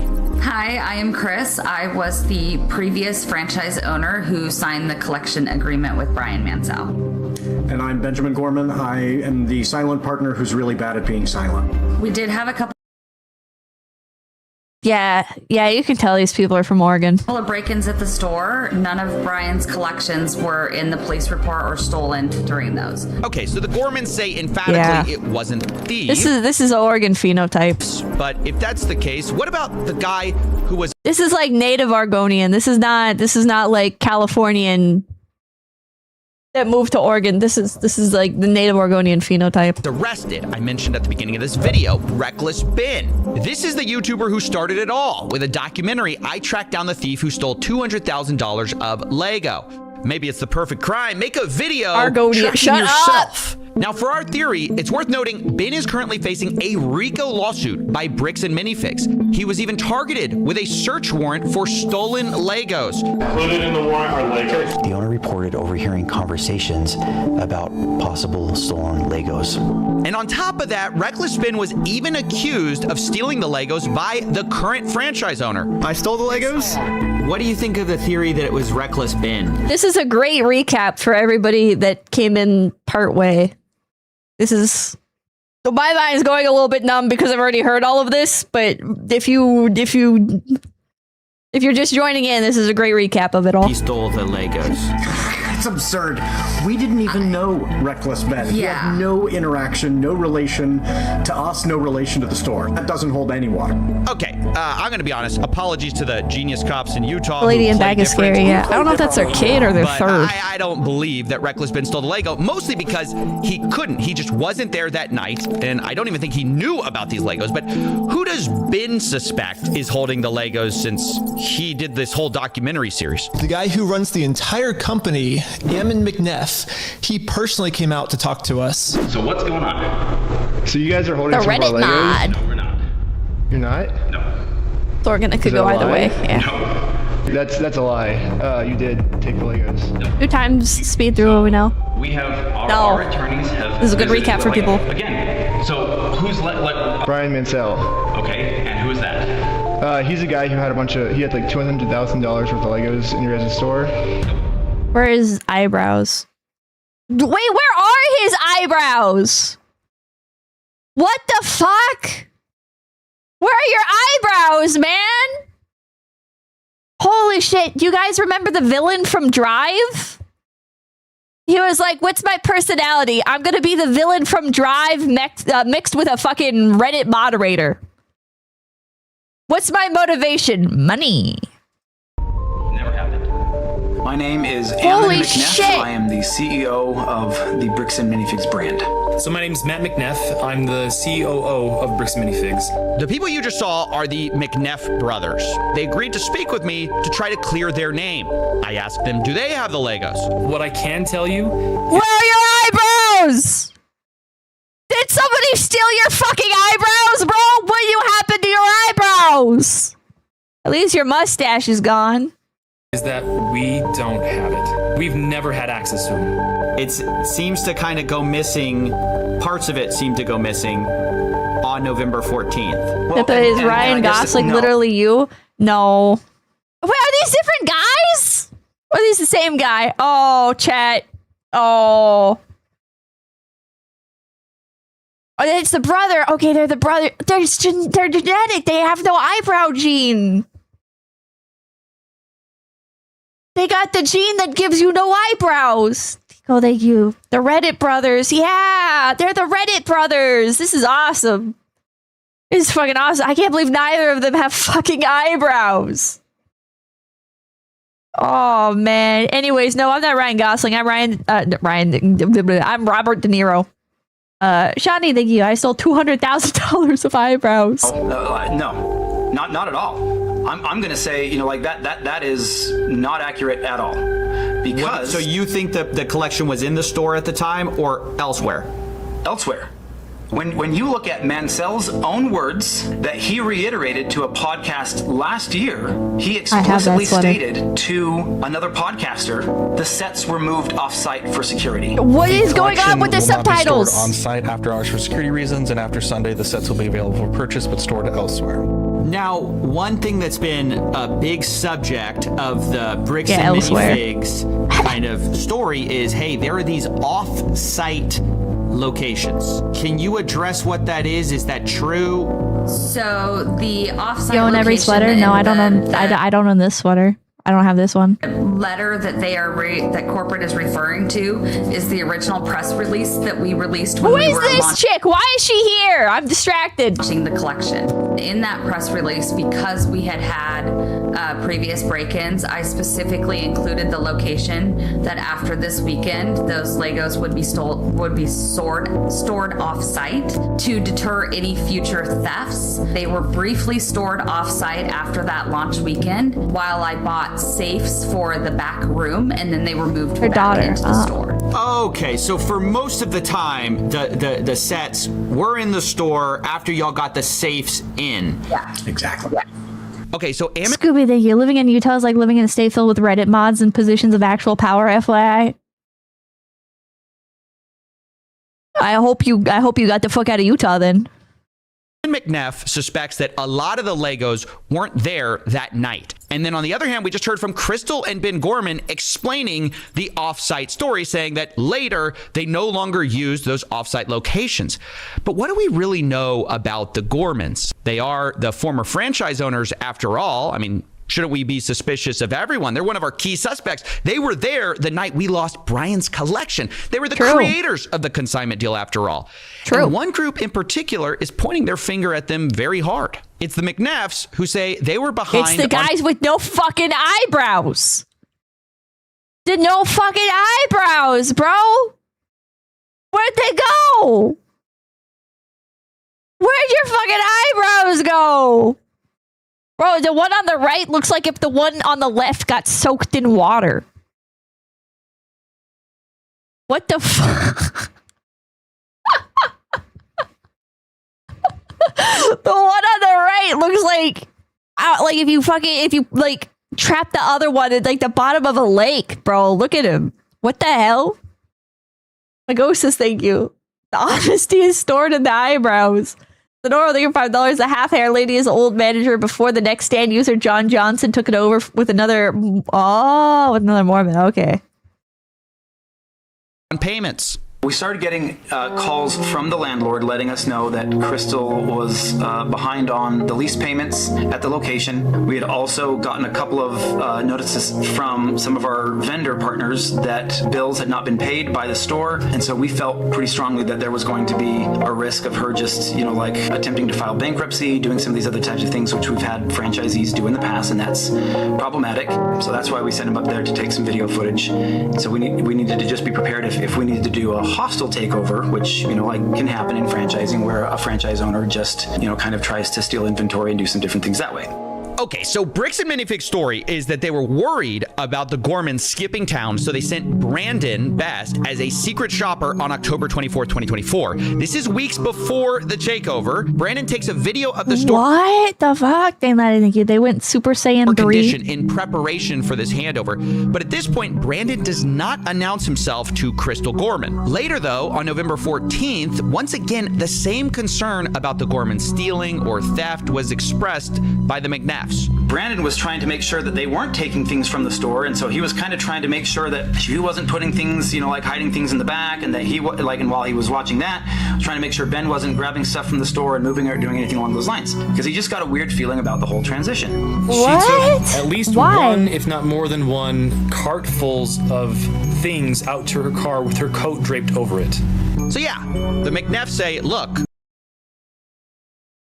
I'm sorry, why is that an issue? Why is that an issue? Like, the store hasn't officially been handed over yet, right? So if she's taking stuff out of the store, like, there's reasonable belief, right, that it would be like her things, not. Yeah, they're saying she's stealing the merchandise. Yeah, but why would you jump to them stealing the merchandise when the store hasn't even it hasn't transitioned to owners yet, right? Blame them for what you're doing is a common phenomenon. Because they need a scapegoat. Yeah, how do you steal your own merch? Like at that point, it's their own merch. At that point, it's your own stuff.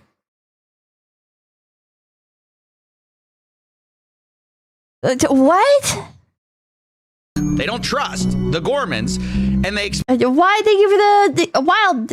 Yeah, wild. Thank you for the 500 biddies. Thank you. They donated the eyebrows to the Church of Mormon. Explained it, even further. They said, hey, there's some issues in her past. She apparently has a retail theft and other criminal arrests. Oh, that is sus. Wait, that is sus. When was that? I don't know. This has been brought out by several people online now. Now look, that's a huge accusation to bring up, and so obviously I wanted to talk to the Gormans about it. They're like, where's the proof? She has a history of some type of burglary, theft. Oh my god. Wow. Wow. Cute dog. Yeah, that's what they're saying. Yeah. Oh. Well, yes. What? Well, you know about this. Explain. Yeah. When Okay, can I be honest? These people are really suspicious. Can I be honest? These people are super suspicious. Like the way that they're acting. This is so suspicious. Maybe I've watched too much body cam footage, but I'm like,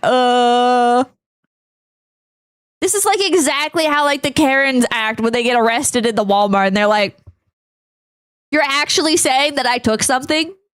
You're really saying that I took something. Okay, wow. Wow, I just think that's so funny that you would think that. Shiina, thank you for the raid! Thank you! Welcome in, raiders! Yeah, they're putting on a show. Yeah, that's very... Agreed, I don't disagree. They were probably behind on payments. They were probably behind on payments or something. I think you're reading them wrong. I don't know. I'm not good with social cues and stuff. Could be completely off. but this is like, I don't know. My first impression is this is very. And I was 19 years old. How long ago is that? I am 45 now. So this was in 1999. This, something that happened 25 years ago, has no reflection and no bearing on.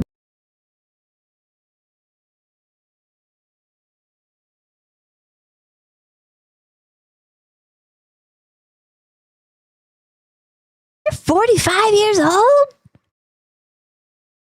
That's a good 45. What the hell? What the hell? What the fuck? 45? Holy shit, dude. What the fuck?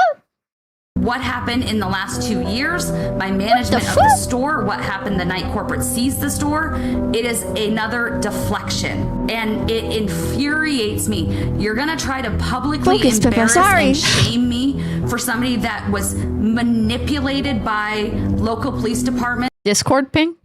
When she was pregnant and... Organ humidity keeping the skin moisturized, I guess? Maybe. Tika, oh, thank you. Are you only 5 years away from 45? 19 years old? F you. That's my response to that. I am so sorry. You're gonna have to blur and cut a lot of this, but that pisses me off. I own...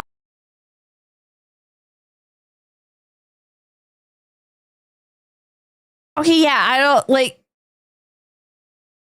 That was from 1999, she said? That she did that? Yeah, that's like yeah, I think she's probably fine. That's a reasonable crash out. I don't know about that. It annoys me when people act overly emotional like this. Personally, I say that as a streamer, right? I'm like constantly like overreacting to stuff, but maybe it's just like seeing like a real person doing it, seeing a real person act like this. I'm like, why you act like that? Why are you like so? Why are you so like theatrical about it? I own what I have done. I own the mistakes that I have made. You cannot intimidate and bully me into backing down when I know that legally and morally I am in the right and I have the evidence to back it up. Wow, this is getting kind of nasty and personal at this point, and It's I cringe, just wanted to but give correct, people so I'll allow it, kinda yeah. their side. But at every turn, I hope you understand, I'm getting This contradictory dialogue feels so stories. fake. The dialogue does feel so fake. I'm gonna be honest. I don't think I like anybody in this. I feel like this whole series is just a bunch of people I don't like all fighting with each other. Like I don't like Ben either. Ben is also really annoying. Oh my god. Maybe that's why it's so watchable. She just comes off as someone who thought she needed to put on more of a performance, maybe because of how the YouTube videos were already performing when they got involved, maybe. Down to if the McNeffs knew about her history in the first place. Like they're bringing up something that I told them about. Wait, you told them? Told them. They asked me. They said they had no idea. They said if we knew, we would have never hired her. Because we would not have hired her had we known this. I told... Well, you didn't do a background check? What do you mean? What you're saying you didn't do a background check then? That doesn't seem realistic. Them. I had a record from when I was 18. There was a family issue. You said 19 before. That and didn't go into all of the details, but they were like, that's so long ago. We're going to hire you based on who you are now. Okay, I'm just going to leave it there. You guys can make up your own mind. My point is, one side... I don't like either of you. I think you're both really annoying and I don't like either of you. It says up, the other says down, and it gets to the point both sides start hinting that they have photographic proof from the night of November 14th that proves the other side is lying. And so I'm like, all right, lock in. Let's stop talking. Show me the Legos. Where I was told we are 100% have possession. It looks like Ms. Kiff right now. The photos that prove that the Gormans are lying. And then you guys are telling me we 100% have possession of photos that prove This side's lying. Who's gonna drop the photos first? I mean, I feel like someone just has to, somebody's right here. And after a lot of convincing, both sides agreed to show me the photos, corporate and the dude, I don't see it. Not really. I'm face slide, leave me alone. calls to do this an hour apart from each other. Chris Kringle, think you fucking arrest everyone at this let's point? remember their position for a second. The Gormans say whatever was left unsold of Brian's collection that was in that store spreadsheet was in Salem store the night of November 14th. Yeah. I'm about to go Then you have demon corporate mode. side. They say whatever was left that night was maybe $2,000 to $5,000 of Legos. The rest was either stolen by thieves, the Gormans, or held off site. It was not in that store. And on both sides, there's a lot to lose here, right? You've got the Gormans, who basically have been insinuated to have been stealing. And for Josh and Brandon, too, the new franchise owners, there's a lot on the line. I reached out to Josh, and he told me, I think her pictures would only show a few sets and minifigs. I replied, so if I can prove that the Lego sets were in the store, that will prove Brandon was lying. Josh replies, if it shows something different, then yes, I will eat my words. I'm struggling to follow. Able Clipsing can be. So the stakes have been established. And let's see the evidence, starting with Matt McNeff. First, he showed me the video, October 24th, 2024, for a baseline of how the store looked. So this is the Salem Kaiser location, is that correct? Salem Kaiser location, yes. So is it fair to say I'm seeing quite a few Legos here? I mean, I'm seeing a store of Legos. You'd agree? There's a good amount of Lego on hand. Able Clipsing can this isn't what I would say is a well-stocked bricks and minifigs, but it's not terrible. It's I would say a little below average as far as overall stock. So now let's go to November 14th. Can you still see my screen? Yes, sir. Okay. So November 14th, when Brandon was in there helping. Wait, this is the day. This is like the big day. This is the day. Hold on, I gotta prep myself emotionally for this. This is a big deal. This is D-Day. This is the big moment. This is Brandon takes over the store. Okay. We don't know where the Legos are after this moment. We don't know where the Legos are after this moment. And I want to point out again that we've had this for a while. The U-Haul van is a smoking eye. What fucking U-Haul van? We haven't this is the first time we've shown this publicly. We've been waiting for our attorneys to give us the approval to say, hey, this is okay now to share in this capacity. So we'll see. We'll go through these pictures. This is what Josh saw, or not Josh, sorry, Brandon saw.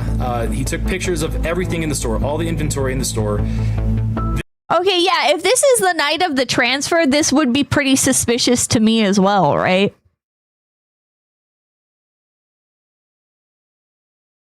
Like, you walk into the store and it's like understocked and previously it was stocked. Like, that would feel pretty suspicious to me. Like, why on the night of it being transferred to the new owners is it so empty? Why are there empty shelves when you have $200,000 of Star Wars Legos available? This is what the shelves look like compared to what you just saw a moment ago. Yeah, what? Okay, so and you can't say it's because, oh, the Star Wars stuff is stored elsewhere, because look, there's Star Wars on the shelf right here. Seeing a lot less, just to state the obvious. Go back a little bit. Yeah. I'm seeing like way less. So yeah, the pictures I was being shown on November 14th, those shelves looked emptier than they did on the day of October 24th. But to be fair to the Gormans, they addressed the empty shelves themselves. As we get to the very end of this video in particular, right here, you'll see that empty space right here. So this is the retired and certified set section that we have to keep separate from the new in box current sets being sold by Lego. All those empty spaces up there were the sets that we had on display during the day from Brian's collection that every night when the store closed, we pulled off and put back into the safe and then put back out in the morning. So when they say, see, there's empty space on the shelves, yeah, because we put them in safes at night to keep them safe. Because we have giant windows.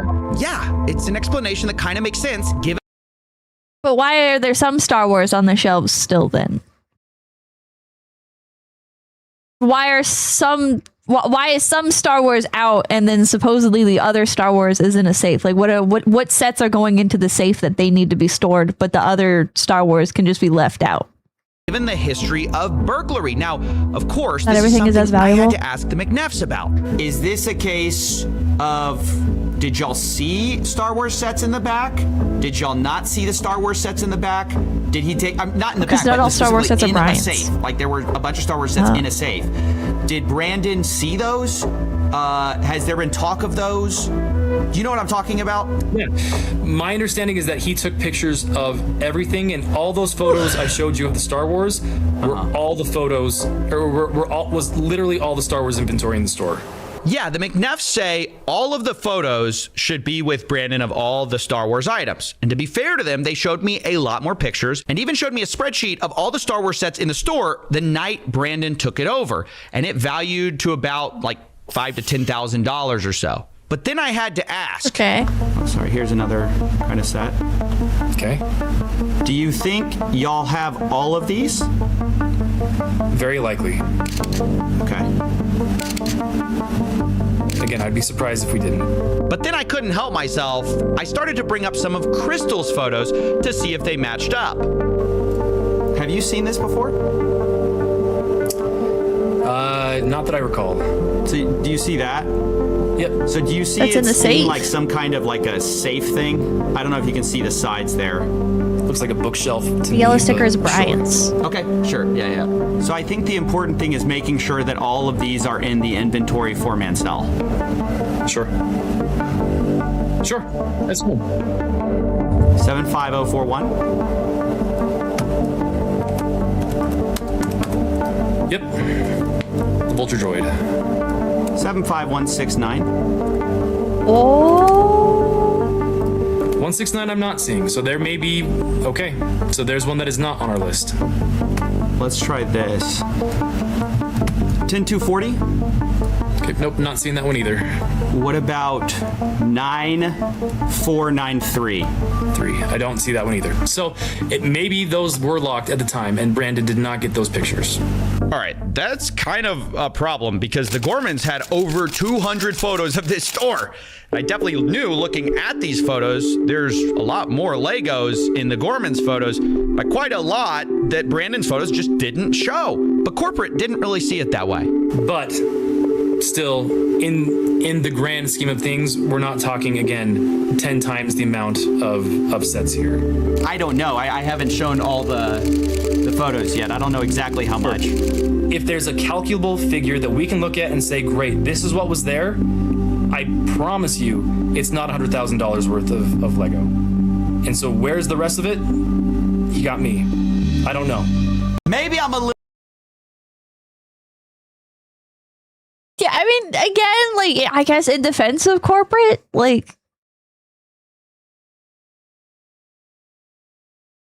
why is there only like the $10,000 worth like at the store? But if they're lying about like not knowing about the safe and stuff, then like they're for sure lying about where all the other stuff is. Like, little too in my head about this U-Haul story. You don't think it could have been some U-Haul thing? There's no way. U-Haul thing. Oh, yeah. Have we talked about the U-Haul yet? We gotta No. talk about the U-Haul for Everyone's a second. talking about a This is another one of U-Haul. those things that was like really disputed between the two parties. Was this U-Haul that supposedly was driven up to the store the night of the takeover. So when Brandon came to the store that night. Also, but wait, actually, it wasn't just the stuff in the safe that wasn't cataloged, because some of the stuff in the safe was cataloged. So why did they catalog some of the things in the safe, but not all the things in the safe? He was driving a U-Haul truck.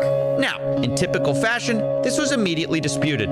Brandon showed up to the Salem store in a rental car. When he came to get the keys from Crystal, he was there in a rental car, not in a U-Haul. It wasn't until after he told me he was taking the keys and locking me out that I really kind of paid attention to the fact that he had a large, not the small, the large U-Haul truck. So yeah, I just kept hearing about this U-Haul truck. Now, why is it significant, U-Haul or not? Well, one, a U-Haul truck can fit a lot of Legos, but the big reason it mattered to me was because I was actually called by an ex-employee of the Bricks and Minifigs store in Eugene, Oregon. Remember, that's the one that Brandon and Josh owned. And he told me something very interesting. I'm a former employee, started in 2024, and I was working under the old manager Brian, and he sold the store to Brandon Best and Josh. What store was this? Bricks and Minifigs where?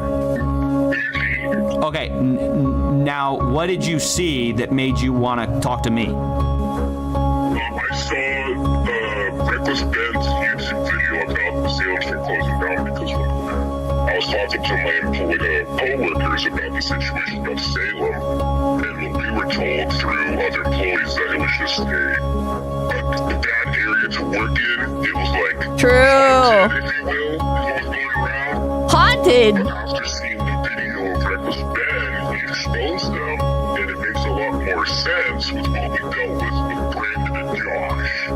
Like, Crystal stole Lego sets and bolted out of the country. Who says that? Brandon Best told us. Try to go with a cold one. When he was dropping off all the Lego sets to us that night. There was a bunch of used Lego sets that were like saran wrap. They had Star Wars CD. They had just a lot of stuff. It was like a medium-sized U-Haul truck. Wait. They brought a U-Haul truck. Yeah, from Salem to Eugene. And to Eugene, and it had a bunch of Star Wars sets on it? Yeah, Star Wars sets, like everything. What? What the fuck? Yeah, they moved the fucking merch. What the hell?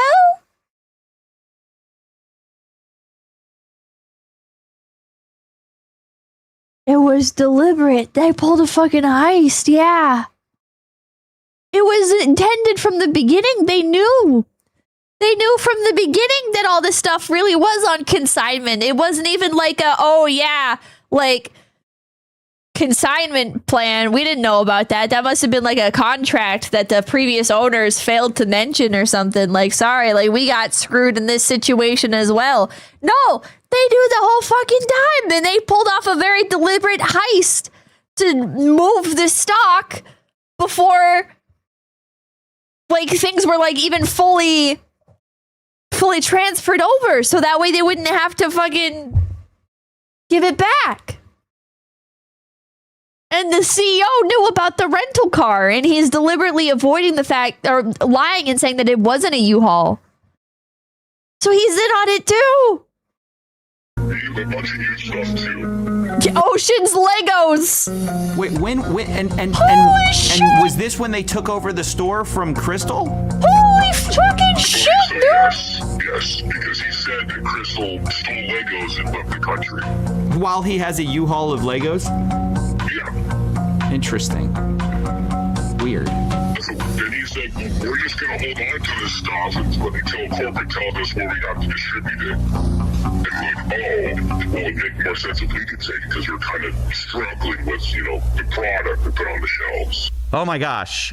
We really got to find out. Was there a U-Haul that night or not? Because everybody's disagreeing about it. This Eugene, Oregon guy says, oh yeah, a U-Haul showed up with Star Wars sets in it. Brandon was talking about. You can just call U-Haul. Just call U-Haul. The Salem store. You've got Matt McNeff saying there was no U-Haul there. It was a rental car. You've got Crystal saying, yeah, I thought it was really weird. There was a U-Haul truck there. So I told the McNeffs, I really got to find out what the truth is here. If you know anything about call it, U-Haul let Salem. me know, because that's just something I heard. I do, and it has nothing to do with the Salem What store. is it? You remember Well, at least everything not with having Brian? the- They get the not the Salem yeah. store in the way that it is there. Your name? Brandon showed up to the Salem store in a rental car.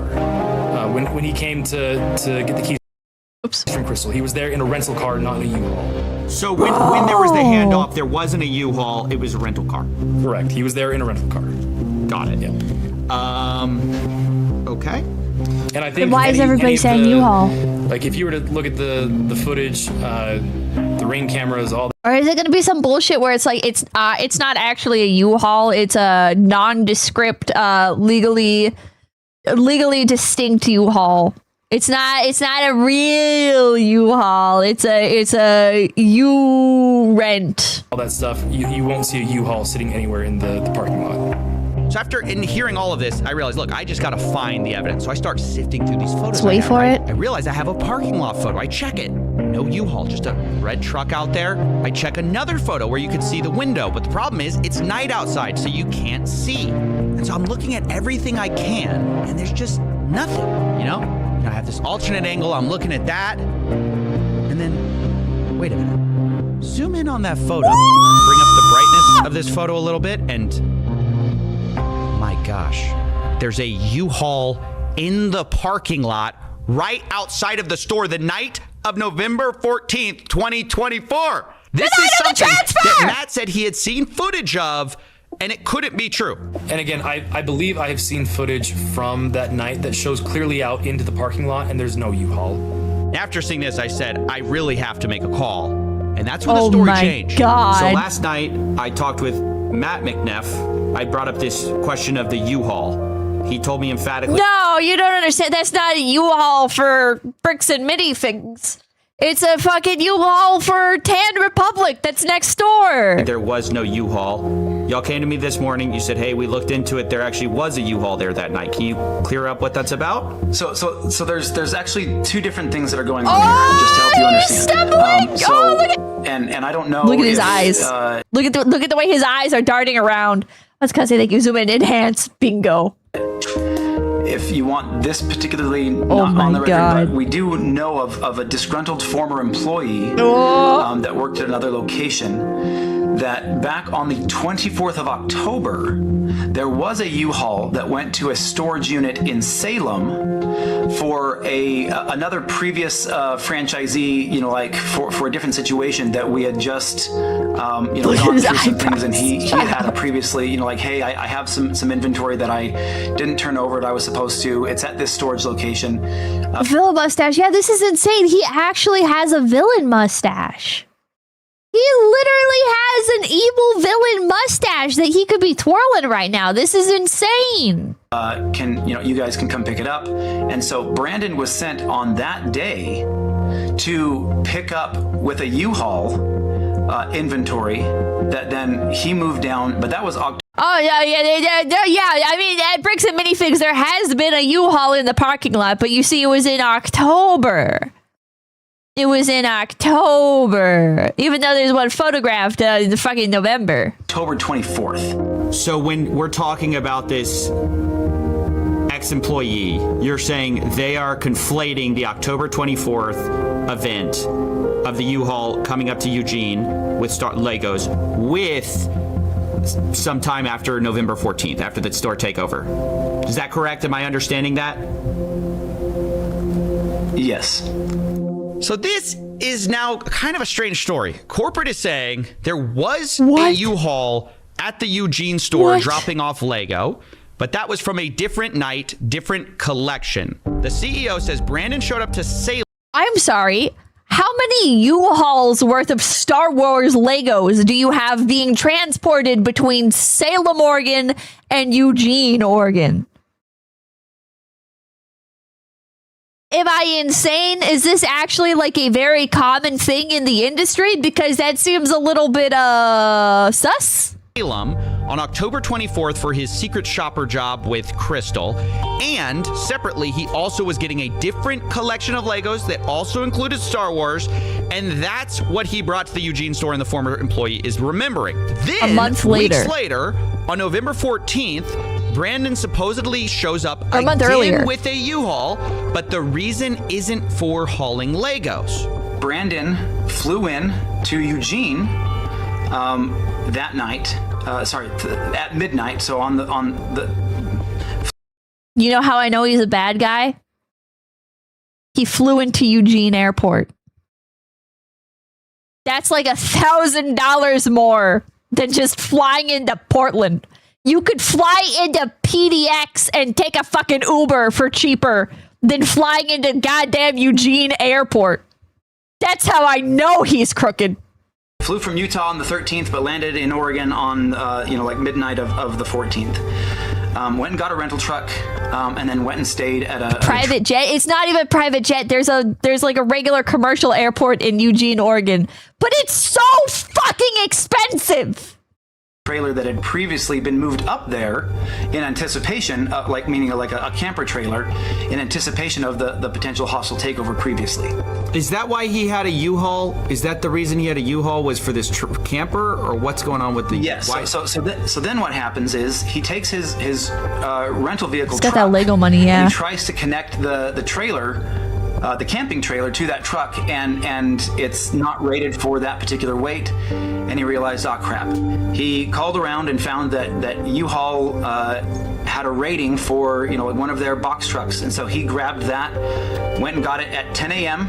on the 14th, and so he then went and hooked that trailer up to the camping trailer to a U-Haul, drove that trailer down to another location where he could set up.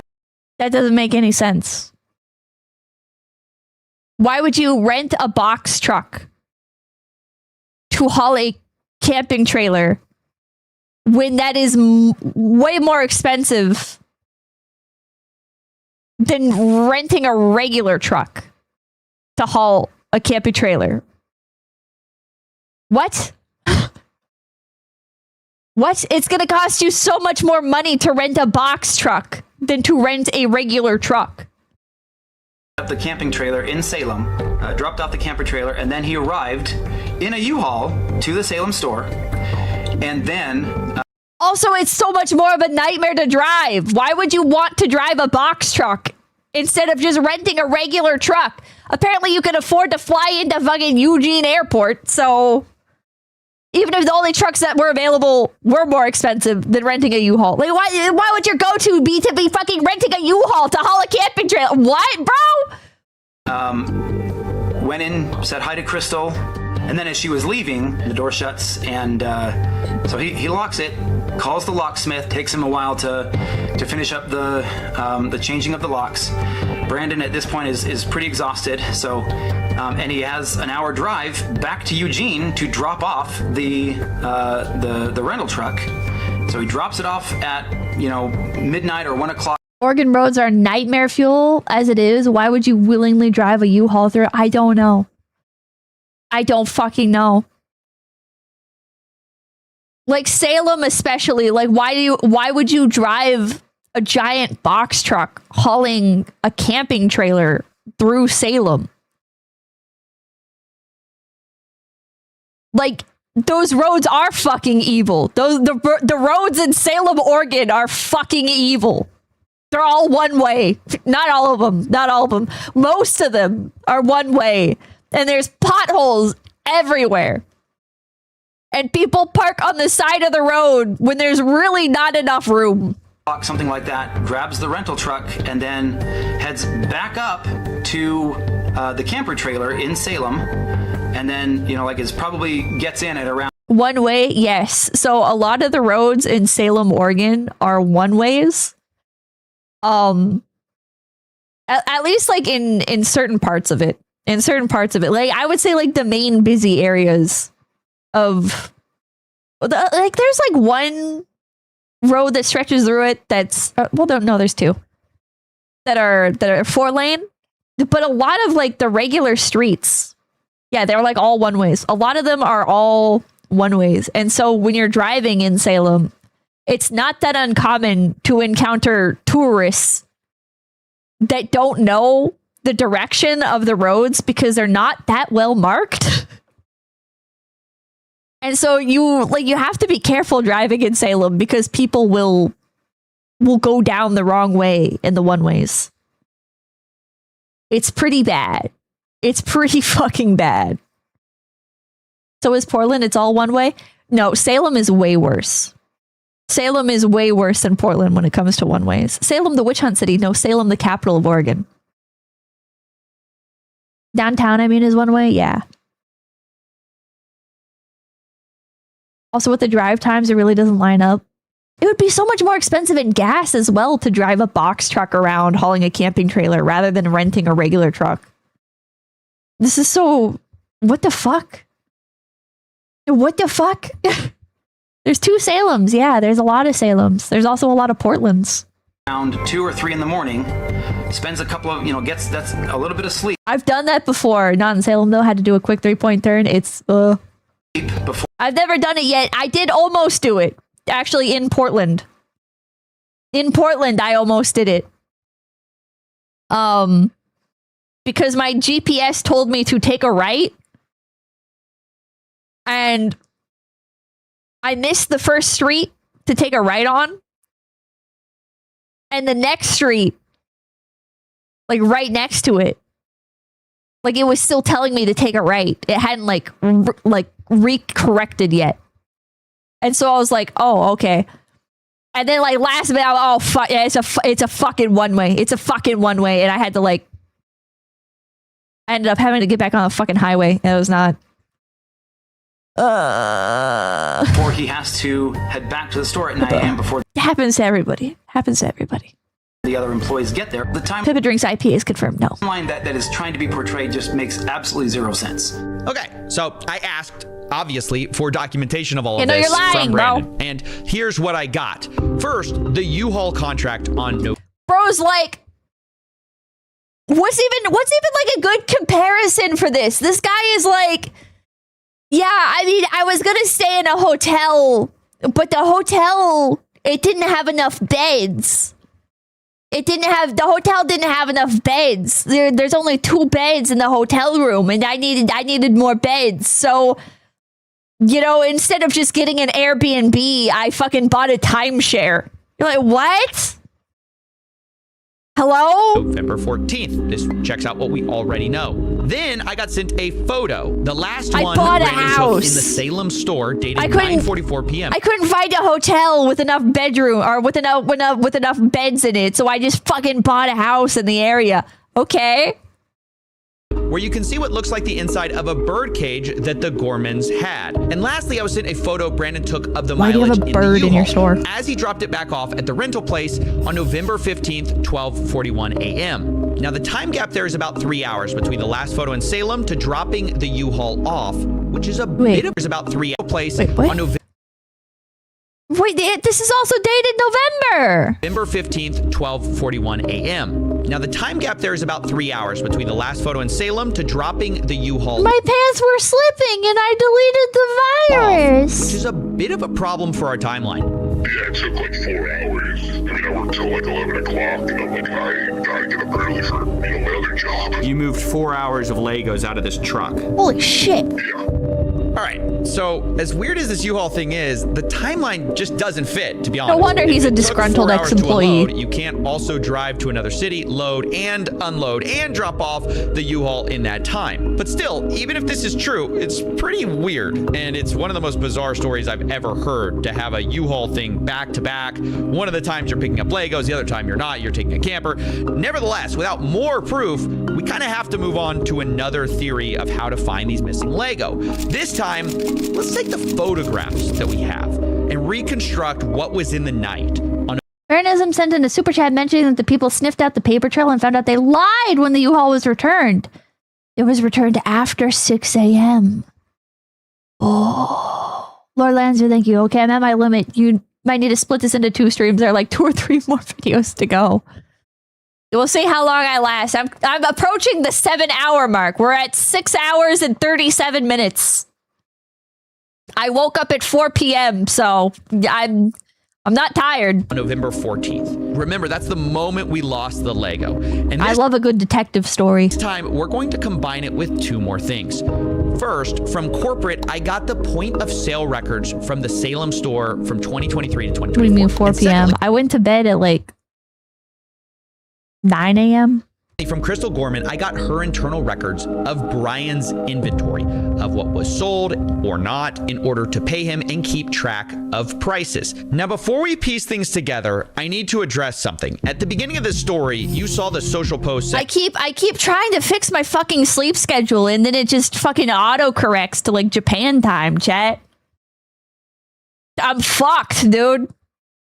Still on that JP time zone. Yeah, I can't escape JP time zone. Like, no matter what I do, it keeps... I've, like, reset my sleep schedule multiple times, and then I've stayed up for 24 hours. I'm like, I can't fall back asleep.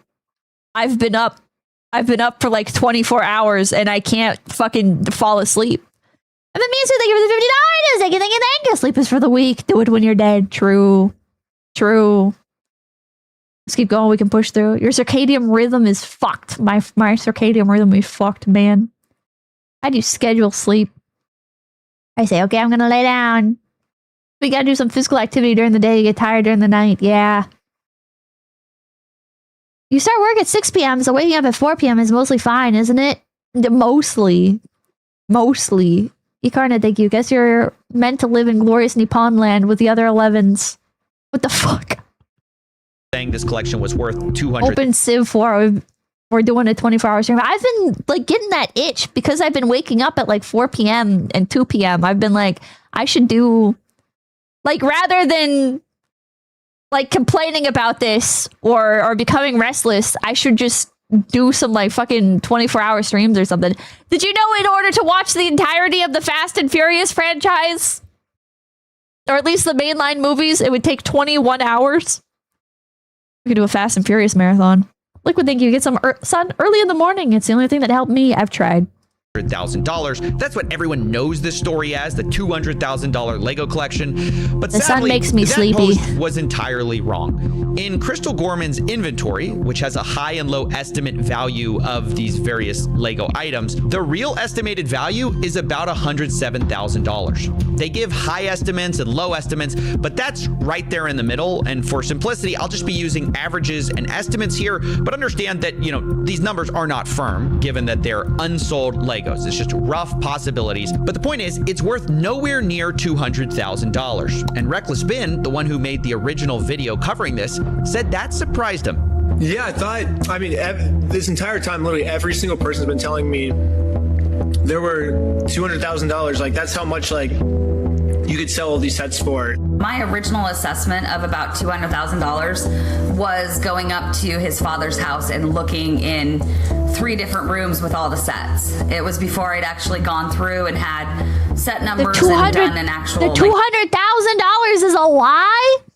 Z9, thank you. Pippa's developing the Cleo sleep stream schedule. Evaluation. I looked at it and went based on as things progressed and as I started to delve more into the actual inventory and evaluating it, that number changed. But we put out the press release well in advance of the event itself, so that press release went out before I had those full numbers.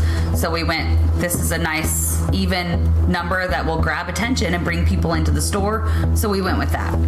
You lied. I mean, to believe that is accurate at the high end. Like, it was one of those things where when she was looking through and going, well, it says this and it says this, like, you don't think even at the high end? You haven't actually seen the spreadsheet. No, I haven't. You might want to cut that part out because he hasn't actually seen the inventory sheet. The spreadsheet says about for between 85,000 to 120 something thousand.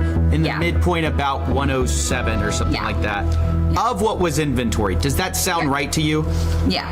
That is half the amount. This has been a really big point of misinformation to clear up, because if we're ever going to find the missing Lego, we need to start with the right number, the right value. Yeah. It's about $107,000. Now, between 2023 and 2024, the Gormans record sales of about... Well, that's kind of, are we just going to fucking gloss over that? Because that's kind of really shitty. It's still 100,000? Yeah, but that's also half the amount that they were suing the Bricks and Minifigs Salem location for before. They only sued for 100,000. No, they sued for the 20,000 or for 200,000. Didn't they? Oh wait, no, well, I guess they got 10 people to sue for $10,000 each. Okay, so yeah, I guess they did sue for 100,000. Okay. Funny thing is that Ben knew about it when he thought about small claims.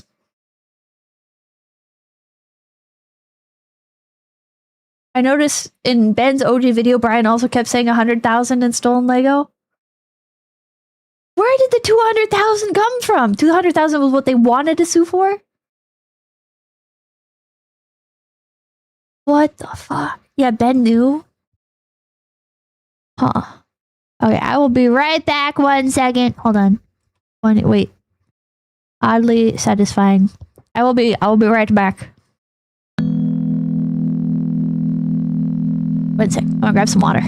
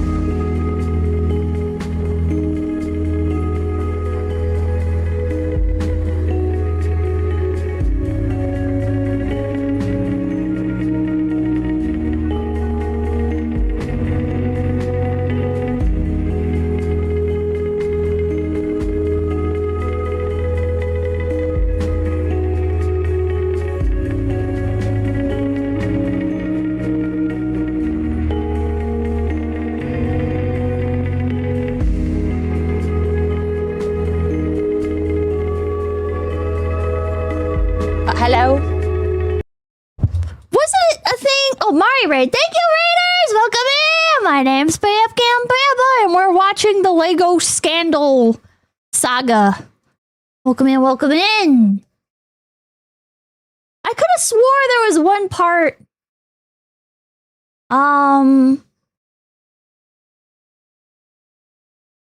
In the Reckless Ben video where they were like, okay, well, we can only sue for like 100,000 then. Like, is that okay? And they were like, no, because what about the other 100,000 or something? Like, am I crazy? Am I crazy?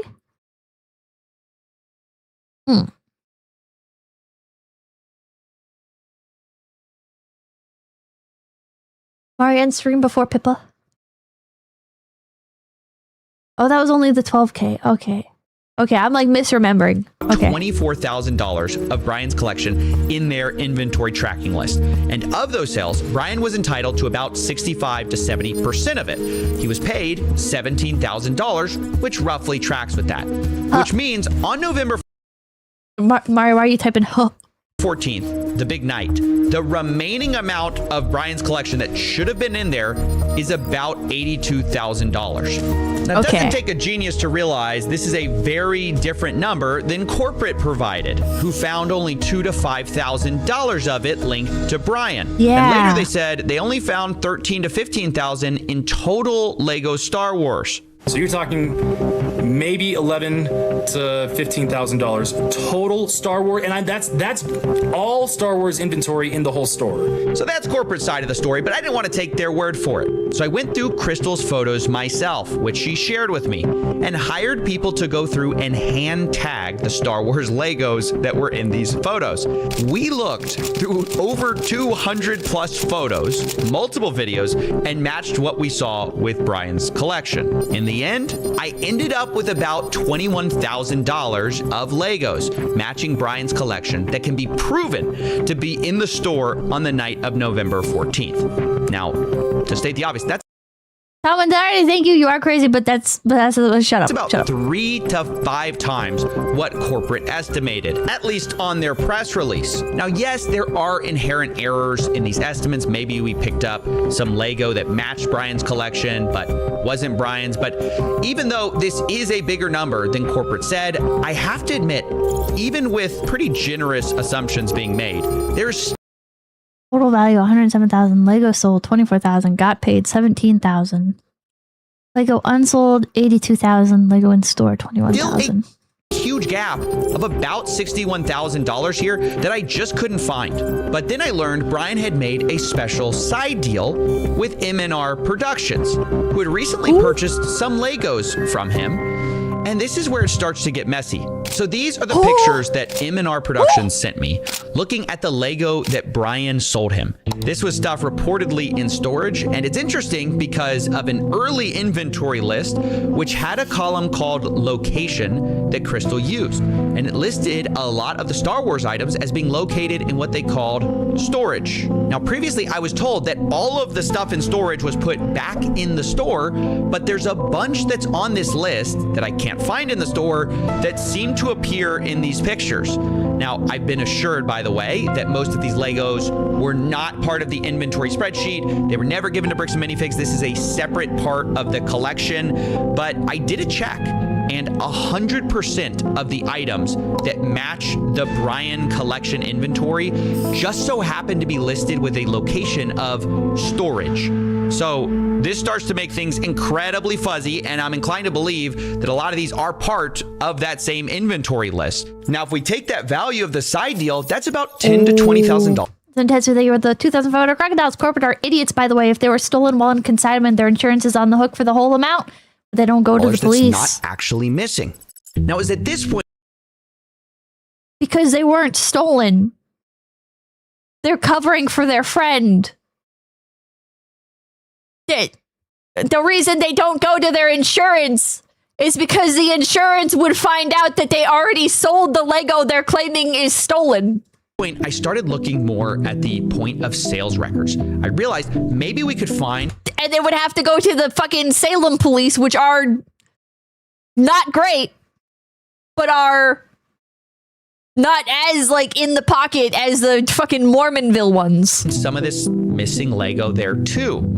So this is from the Salem internal store records. Like, I guess this is what is entered when someone does a sale. And it's everything from September 2023 to November 2024 of Star Wars anything. And by the way, before we continue, yes, this was all a lot of work. If you want to, please support us on Patreon. That's how this show gets made. But anyways, according to those records, about $51,000 in sales went through during this time period in a way that matched Brian Mansell's collection.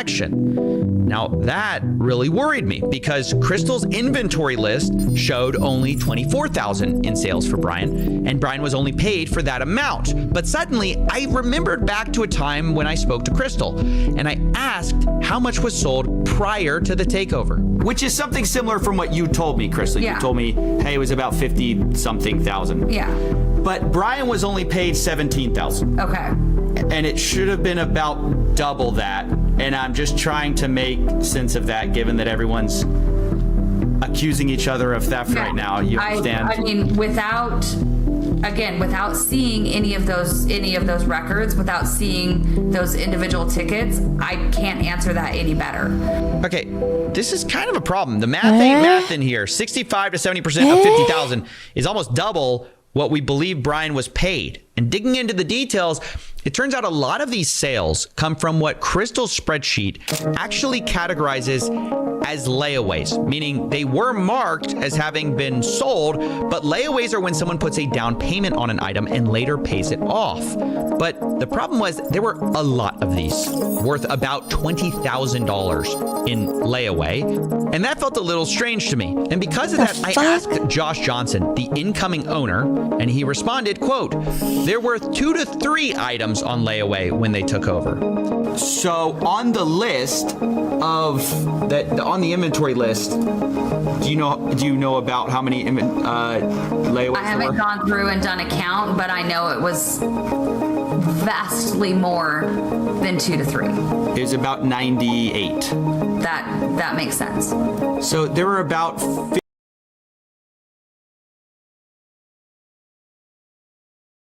Why do you have so much shit on layaway? $15,000 to $25,000 worth of sets on layaway. Okay.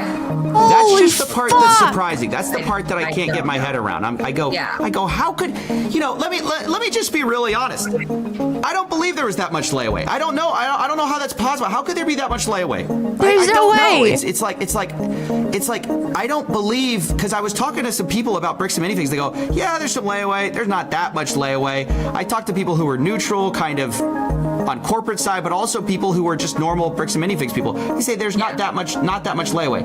Help me understand why there's $20,000 worth of layaway here. Oh yeah, that's absolutely. If you talk to other bricks and minifigs locations, layaway is extremely rare. I think outside of the Brian's collection, I don't. Okay, good. I'm not crazy here. So then why was there so much layaway there? No, absolutely not. Outside of Brian's collection, I think at the time we maybe had 2 used sets on layaway outside of his collection. Okay. It was not a common thing traditionally.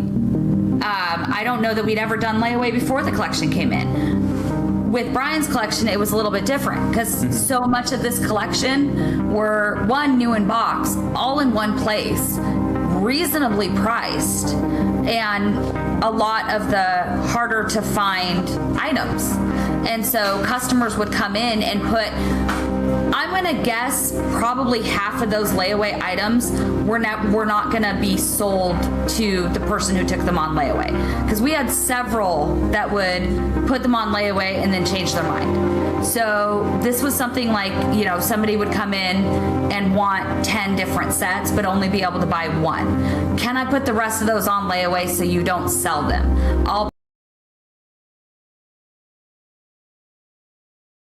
This seems like really bad business. Am I crazy? This seems like extremely bad business. If this, she's lying. Like, if this is true, why would you let people do that? Hello? What are you? Pay what? $10 to put these sets on layaway. Traditionally with layaway, we would ask for 10% down. They'd have 30 days to make their next payment, or we'd refund the layaway amount and then put it back on the shelf. Because this collection was the collection it was. You refunded the layaway?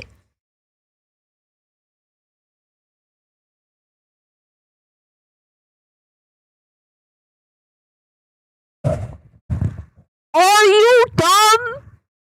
Are you fucking dumb?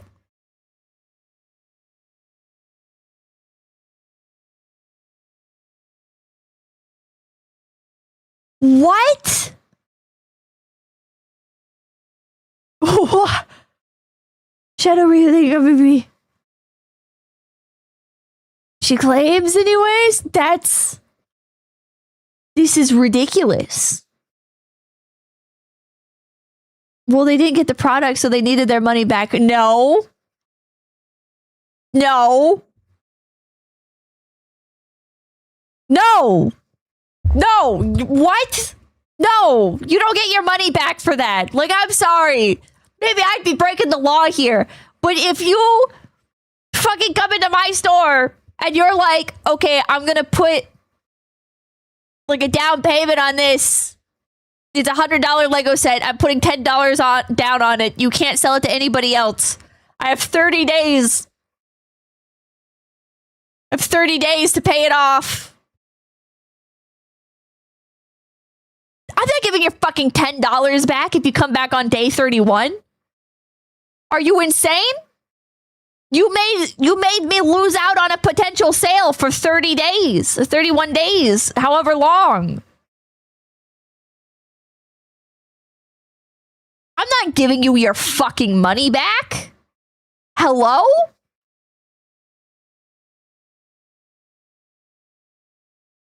Sorry, what the 10% fee is for them to stop them from wasting your time? Yeah, this is crazy. Plus, it's capital that's tied up. Yeah. Oh my god. It was right. They're doing a service by not selling it, so they should keep the money. Yeah, this is crazy. This is fucking crazy. They had fucking 98 of these? You had 98 of these, bro?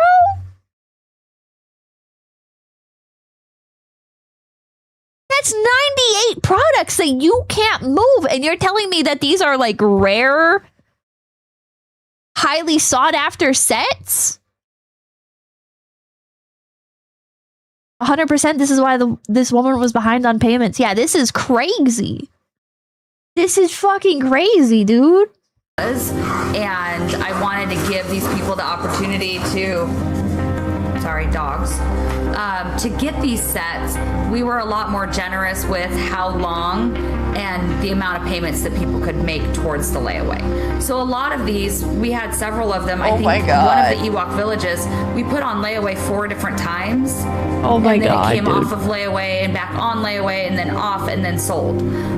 So a lot of these would have gone on and off of layaway and then back out on the shelf. God. Just depending on the person who was putting it on layaway. That was completely unique to this collection. So look, I'll be honest, I don't trust Josh Johnson, but something is weird here. Yeah. So a lot of these are, see, like, look at this. Like, so like it says POS final sale price, but it's listed as a layaway, but it's sold for $5.99. Yeah. Because it matches with the store sale price. Okay. So what? Able Clips, thank you. Can you put the super on layaway? Thanks.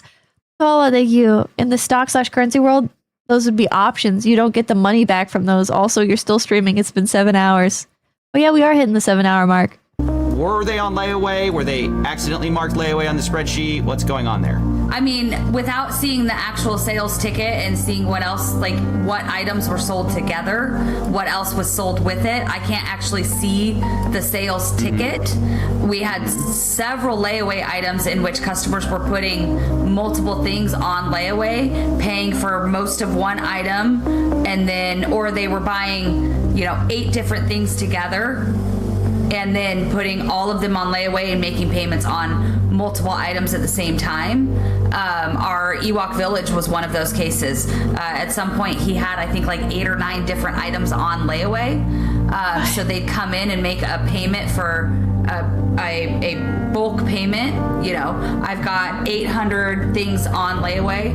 I'm going to make $100 on my payment. One customer in particular would do that, and then when he'd gotten up high enough to pay for one set, we'd pull that set out, mark it as sold. So without seeing the actual tickets and my layaway records, I can't. Am I dumb? Did she just say that? Well, yeah, people would make payments toward their layaways, and then when they paid off their layaway, I would mark the layaway as sold. But that's not what he's fucking talking about. He's not asking you, like, if people made payments. What the hell are you talking about, bro? I'm leaning more towards incompetent more than malicious. I don't know. I genuinely don't know. I cannot answer a question any clearer than that. But I even found more than that in this POS data. I also found about $10,000 in sales that match Brian's collection that were not marked as sold under this inventory spreadsheet. Some of our things that were not found were explained by the POS system because they were found in the POS system as being sold. So like they weren't marked on the spreadsheet, but they were marked as sold via the POS system. And this is about $10,000 worth of Lego that basically were matched. See, and I don't know. Take anything happening from, let's see, sorry, I'm trying to do math here. I don't know without being able to see all of the records. There is a possibility that the consignments were ended when I wasn't at work and I just didn't go through and pull them up. They didn't get put in the consignment ticket. I hadn't gone through those consignments in a couple of months. I hadn't gone through the inventory in the back room in a couple of months. So it is entirely possible there were sales that were finished that I never clocked as being finished. I don't know that without going through and actually seeing it. But you're saying it's possible stuff was sold, not updated on this inventory list. It's entirely possible that stuff did not get updated on my spreadsheet. I'm not going to sit here and claim it's not possible. It's possible I missed things. So where does this leave us? I know some people are jumping to conclusions here, but I must remind you that on the night of November 14th, 2024, Crystal Gorman was concerned about Brian. Incomplete record sounds about right, but why are those records incomplete? Chris Kringle, thank you for the $10. Accounting wise, it's not how you record this type of transaction. The layaways are accounts receivable, and when customers fail to pay on them, you write them off or put them on as a bad debt expense. It's possible you sold it and took the money. Yeah. Sorry, bro. We sold your stuff, but I didn't mark it off. Oopsie. Yeah. I think I'm justified. A lot of you were judging me. A lot of you were judging me for when I was like, "Oh, she's acting really theatrical. She's really sus." But I don't know, man. I think she's really sus. I think she's really fucking sus. I feel like everybody sucks here except for the guy that fucking put his goddamn Star Wars collection on consignment. I'm gonna be honest, man. Everybody kind of sucks here in my opinion. I'm sorry. Ooh. Getting paid or not getting paid. He has not been paid his percentage yet, and if I don't have the tickets, I won't know how much I need to pay him. Okay. So Crystal, ultimately, that's a business thing and not necessarily yours. Brandon will take, it's taking on the business, he takes on all that consignment. So obviously one could see that and say she was intending to reconcile with Brian. Maybe she hadn't gotten around to it. And of course, corporate will probably take a more cynical view of what she's doing by printing these receipts. But the point is, regardless of whose side you're on, I think we can all agree there's a lot of weird stuff here on all sides. Abnormal stuff. Sure, maybe you can chalk some of this up to bad record keeping between the U-Haul, the layaways, the $20,000 in Lego sets that corporate called $2,000 to $5,000 that was there that night, the off-book deals. But even if we can't like fully know 100%, what these weird things were about, I think they tell a story of what actually happened to Brian's collection. In a way, multiple people, I think, are kind of right, kind of wrong. The Gormans were correct that more of that collection was there that night of the takeover than previously thought. But corporate also alleged that some of it was offsite, and that appears to be partly true, although some of that is disputed, and it looks like, way more of the collection was sold and layawayed than Brian was paid for. But all in all, there's a lot less missing than many people think, especially if your starting number is $200,000. I estimated, and I must emphasize, estimated with bad records, that there's only about $10,000 to $20,000 in Lego that isn't explained by one of these sources. This isn't to say Brian's been fully compensated. Otto, thank you. Pippa here before I sleep as I wake up for work. Let's fucking go. Much of this, Brian wasn't paid for that I know of. So I estimate he's still out about $50,000 to $83,000 for Lego he wasn't compensated for. And I think, honestly, that's something that Bricks and Minifigs obviously should handle and make right. Regardless of what a franchisee does, the new one, the old one, the company behind it must stand behind their product, their service. True. And I can't Adam, thank you. Much love, Pinky. Have get some sleep.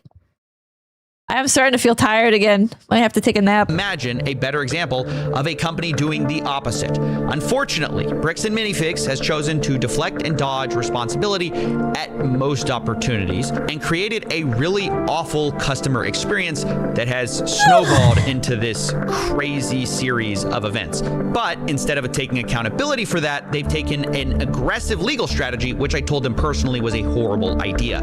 As of writing this, Brian Mansell is being sued for $1.3 million as part of a legal campaign against him and Reckless Ben and any of the associates. Remember, Brian is the same guy who lost all these Legos at Bricks and Minifigs store.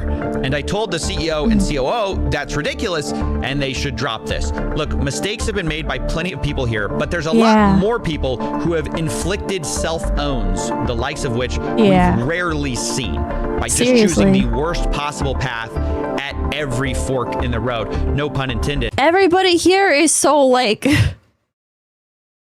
holy shit, dude. I mean, like, there's degrees of it, but like, oh my God, everybody here is like, all right, guys, what's the worst fucking option we can take?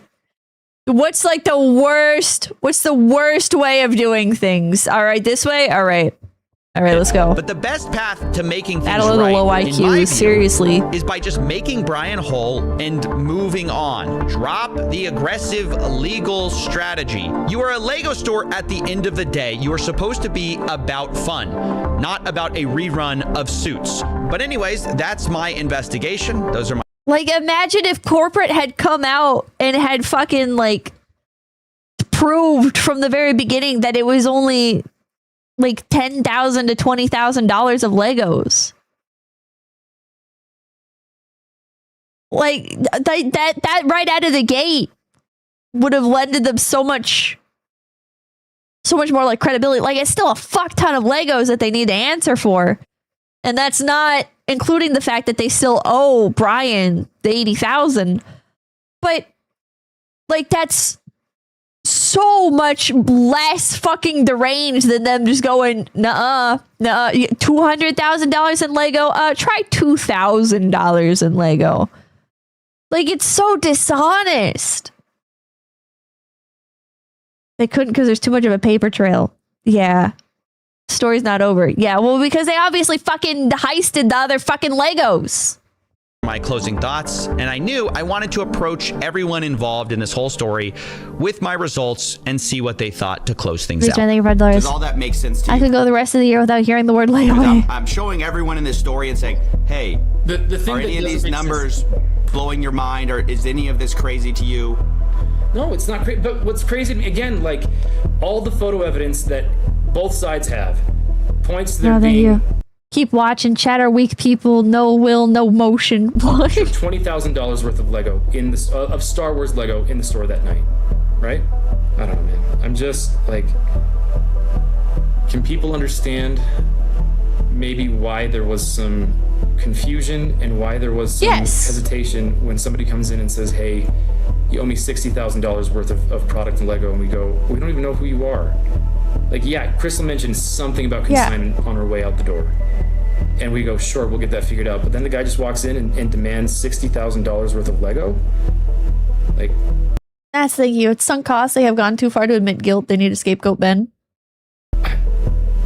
Like, what am I supposed to do other than say, cool, show me, can you show me the proof?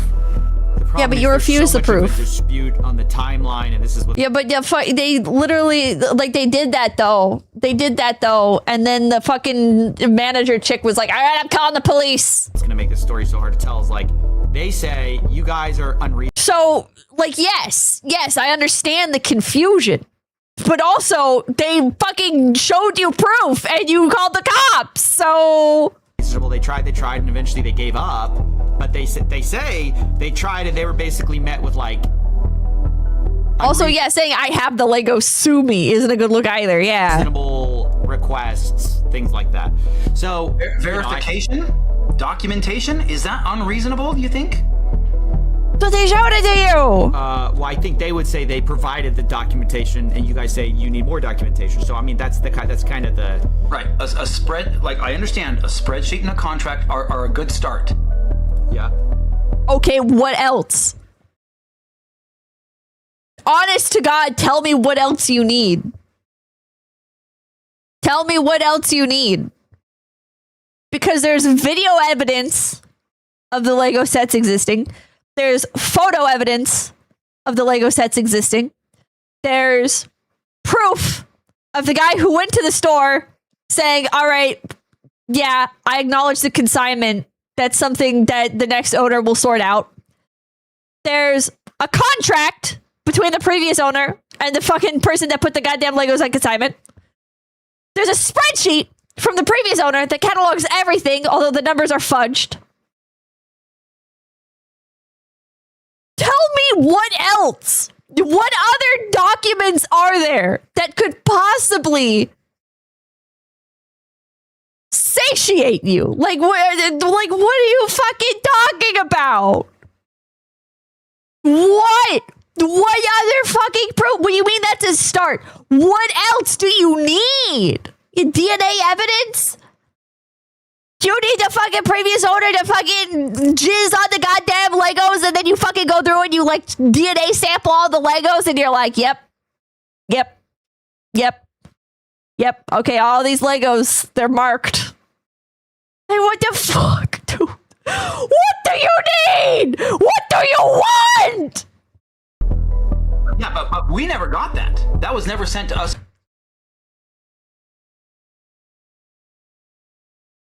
Well, you got the contract and you got the photos that show proof. At corporate, by the way. Y'all do have the spreadsheet though, yeah? Y'all have the spreadsheet. That was shared online, but months after we asked for it. Yeah, okay, then that's a reasonable defense, right? But you did have the contract, which means that you should have pursued it. You didn't need the previous owner to share the spreadsheet with you.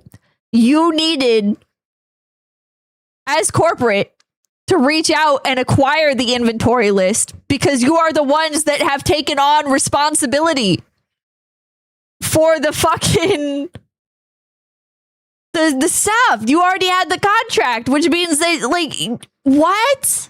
It says it's. I'm so confused. It says I'm on the file right Show now. me. I think it's $2. I think they need eyebrows. Yeah.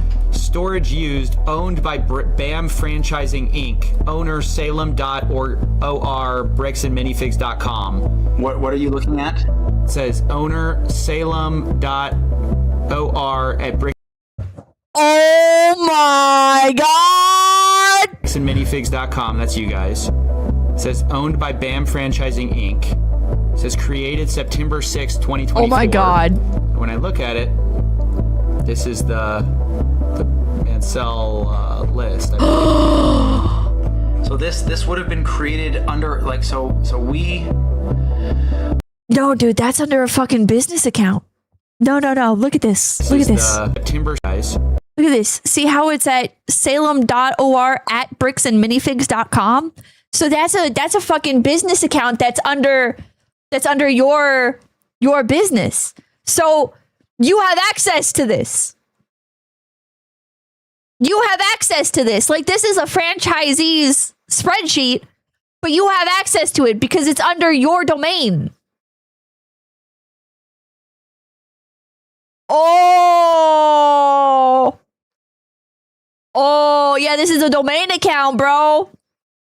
Oh, they fucking got them. They fucking got them, dude.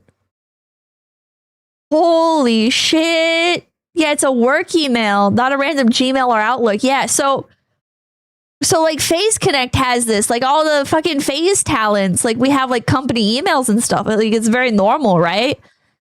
And so anything that's like marked as share, like shareable or anything, like we can see within the account if we search for it. And then like anything that's on our accounts like can be accessed by like the main account holder. Black Crispy Critter, thank you for the 5 GPPs. Thank you.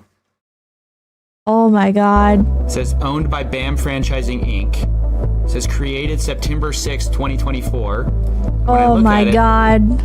This is the Mansell. They had the spreadsheet all along. So this would have been created under like so we have the y'all definitely have this. Y'all have access to this. Well, I had no idea. Like so if this is the first that anybody has shown me. Oh my god. That a spreadsheet was created using like Bricks and Minifigs Salem, like, and all of this stuff was archived. This is the first I've seen that this spreadsheet was created by Crystal, and we don't know how accurate it is, how up to date it was. We don't know a lot of those types of things, and understand. I appreciate you sharing this with us because. But it existed, and you said it didn't. We had no idea. Again, you don't know what you don't know. Trying desperately to make something up, yeah. And you can't, like, we don't know everything, and we don't go, like looking in every nook and cranny everywhere, like we just don't know some of those things. So if that's there, we can now have our team go look for that. When it comes right down to it, they're going to have to make a judgment call and say, who's telling the truth? The people who are taking all the pictures and say, and we couldn't take pictures of everything the night of, but we're being honest consistently, and the people who are saying, there was $5,000 there. Really? Like, that makes no sense. We've got the evidence, and yes, there's a discrepancy. We acknowledge we did not take pictures of everything, but does that mean that the discrepancy is, and therefore these missing, percentage, whatever that would be, 5%? Yeah, you absolutely look through everything when you're being sued. Yeah. Oh, Roland, thank you. I'm completely ignorant, but I also know for sure that we don't owe anyone anything. Yeah. Is some magical other place? Or it was sitting there in the store and we didn't get pictures of it. If I messed up, explanation. If I messed up on my record keeping, I will take accountability for that. It's possible. If my staff didn't. You fucked up a lot on your record keeping. Darwin, they can see you, reminds me of DSP without eyebrows. You fucked up a lot on your record keeping. So I'm sorry, but I don't think I like or trust you either in this. I think you are also a shitbag. All right? Because you have fucking, how much was it? $20,000 going unpaid to Brian? That's not chump change, sweetheart. Like, if it was like $100, like that's still pretty rough, right? Like $100, you owe somebody $100, like that's pretty bad. But $20,000? Ooh, I don't know if you get to just fucking brush that one off as bad record keeping. Z9, thank you. They took our eyebrows. Now we take their Lego. They sold 50K and only gave 17K to Brian. Okay, however much it is. The YouTuber who was trying to help find his Lego set, he got arrested for 12 years in prison. Wait, what?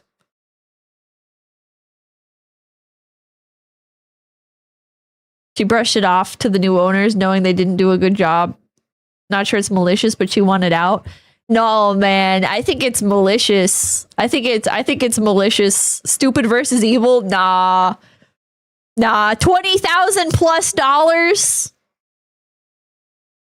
$20,000 plus? Nah, you don't just, that's not just fucking, like if that was over the course of like 10 years, that would be something, but it's been going on for 2 years. $20,000 in 2 years doesn't just fucking disappear. You don't just magically manifest $10,000 a year and not notice. Evil versus evil, and they are all stupid. Yeah.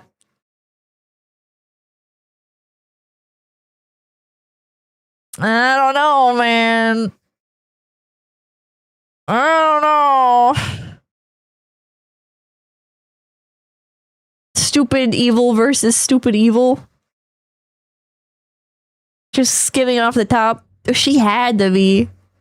Somebody was. $20,000 in 2 years? That doesn't just happen.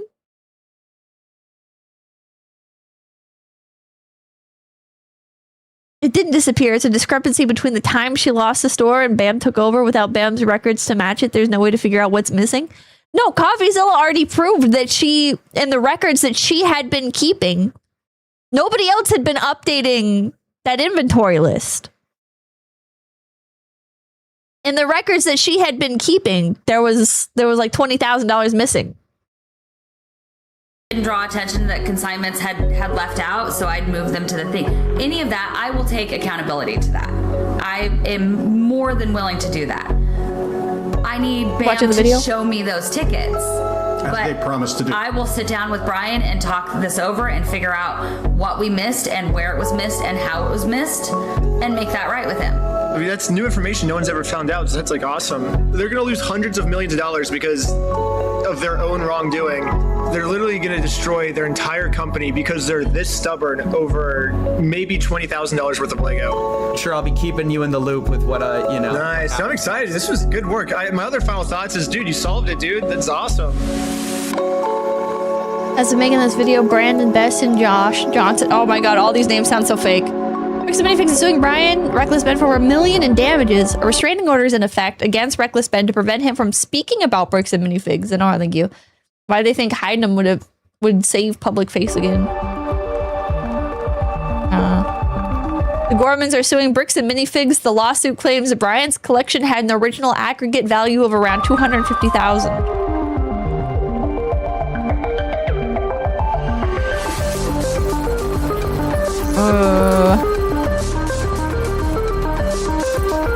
I don't know about this, man. I don't know about this.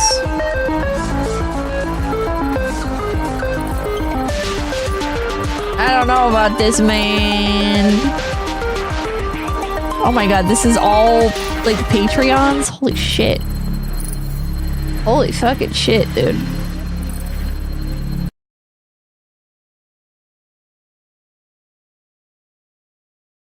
Okay, so that's the only video from CoffeeZilla. So now there's like another Reckless Ben video?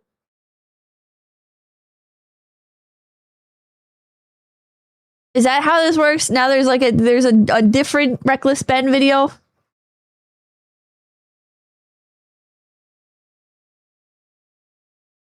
There's an all footage released. Is this one Bricks and Minifigs tried to get me arrested to stop this video? I'm about to go to court, and I don't even know what I did wrong. Yeah, Bricks and Minifigs is making up tons of lies about me to the police to try to get me thrown in jail, so I can't release my documentary about them. Mormons versus Gormans. Who wrote this? 𝐏𝐿𝐴? The part is I'm not even allowed to know what they're saying I did. Legally, I'm not allowed to film inside court, so I formally requested the audio, but since there was no visual, I hired an animator to animate over it. That's pretty funny. Right now, I kind of don't even know what I'm being charged for because all of the body cam footage has been redacted, and they say it's to protect the victims. However, I think there are some redactions. What the hell is this animation, bro? And that weren't to protect the victims, and there's some things being said about me that are redacted that I don't know about. I do have some concern in this case with the defendant representing himself. The allegations here relate to the fact that the defendant, he's a person he's a YouTuber, who creates videos, publishes them online, and has been, if this defendant were to represent himself, Rick and Morty season trailer. Cams and discovery, we would be now providing additional information and fodder for this defendant to create videos from which he could profit by placing them on YouTube at the expense of our victim. I have serious concerns for that. Yeah, the state of Utah is claiming that if they tell me what I'm being accused of, then I'll use it for content on my YouTube channel. And they can't have that. They're arguing to the judge that the best thing to do is to not let me know what's being said about me, which is very strange, but that's their argument. And just in case you haven't been following along with this whole Lego story, this is all happening because I stepped in to help a family who got their Lego collection stolen from a company called Bricks and Minifigs. And for the last couple months, this company's been doing whatever they can to get me arrested so they can keep all the Legos for themselves. And this isn't even just me speculating. One of their own employees literally told us what their plan was. I got a call from my boss and it was like, how do we get them arrested? Dang. How do we get them arrested? But eventually, Bricks and Minifigs found out that I'm not just some random kid. I'm actually a YouTuber making a documentary on the entire scandal. So the YouTube guy is named Reckless Ben. I don't want to be on YouTube. A YouTube guy. Yeah, this is when things really started getting crazy. Bricks and Minifigs went into ultimate defense mode and was going to do whatever it takes to prevent this documentary from coming out. First, the police got a call saying I had heroin on me. This officer is going to conduct the search of your person because of substances in the vehicle. And obviously, they found nothing. But then they got a call saying that I was the one that stole the Legos. And I got swatted by the entire police department. Included in the warrant are Legos. And we all got arrested. But right when I got out of jail, I got a warrant for my arrest for some mystery crime that I committed. It seems like this guy might live in LA, or his last known address is in LA. Yeah, the police showed up to my house all the way in Los Angeles to arrest me without bail. He was like, just tell him he has a warrant for his arrest. But the police couldn't arrest me. And you're where he actually is? No idea. Okay. I was somewhere very far away. But anyways, back to court. The judge is looking at signing a protective order to protect Josh and all of his statements about me. If this protective order gets signed, then I'll never be able to find out what he's claiming I did. I got bad news. I don't think we have any more budget for animation, dude. Oh, shoot. Oh, so how do we animate this next court scene? Damn. I guess if we have to not pay the lawyers, then I guess the animation's more important, right? Yeah, we decided maybe the lawyers are actually more important. So we ran out of animation budget. Sorry, guys. The court's inclined to sign this pretrial protective order unless you have an objection to it, Mr. Schneider, and the objection to such an order. Yes, I think there's a bunch of misunderstandings in this case, and so this person doesn't want to get exposed, so he's making up a lot of lies about me to order to get me arrested before he gets exposed. So that's what this whole thing's about. However, before I was allowed to show any of the overwhelming evidence I have to support my claims, the judge didn't care about the evidence and signed the protective order anyways. Mr. Schneider, the court's going to sign this order and serve it upon you. So the court has made it clear they do not want to look at the evidence and they want to protect Josh and Brandon for some reason. And now I have to somehow fight a court case against all of these mystery crimes against me that I have no clue what they're even saying I did. So this whole mess is happening in American Fork, Utah. But I'm also being charged with another case in Provo, Utah. This is where corporate Bricks and Minifigs is, which is why I'm also being charged here. And this police department has surprisingly actually followed the law when it comes to discovery, and they sent me all the raw body cam footage of what I'm being charged for. Let's start at the beginning, the moment I first met the CEO. The reason I'm talking to him right now is because before exposing this company for the grand theft they committed, I thought it was in good faith to give them an opportunity to do the right thing first before I make a documentary about this. You had like $200,000 worth of Legos in your store? Never happened. But the CEO did not want to take the opportunity to do the right thing and instead instantly called the cops on us. Hi there, I'm calling to report a crime. They themselves say, hey, you guys stole this product from this person. If you don't give it back, I'm going to burn the place down. Or we're going to burn the place down. Or I'll kill you. It's Ben Snyder who's been the one engaged in this behavior. You can see in the police report that the crime he wanted to get us charged for is called extortion, which basically means we're threatening him into paying us, which is very illegal. However, obviously he's just making all of this up. The reality is, I just thought it was a nice gesture to give him the opportunity to do the right thing first. If you guys do have our Legos, we just kind of want them back, you know? But if there's one thing I've learned from this entire experience, it's that whoever ends up doing the morally right thing just ends up getting screwed over. So now, it's time to play the way Bricks and Minifigs is playing and use their own strategy against them. Right now, their strategy is to get me arrested before I get them arrested. So now, I'm gonna Uno reverse this and get Eamon, the CEO, arrested before he gets me arrested. But if I'm going to be the reason that someone's going to jail, I should probably make sure that they definitely deserve this. So I'm going to give them one more chance to try to do the right thing first. But instead of doing the right thing and attempting to work this out, Eamon just hid in his little office.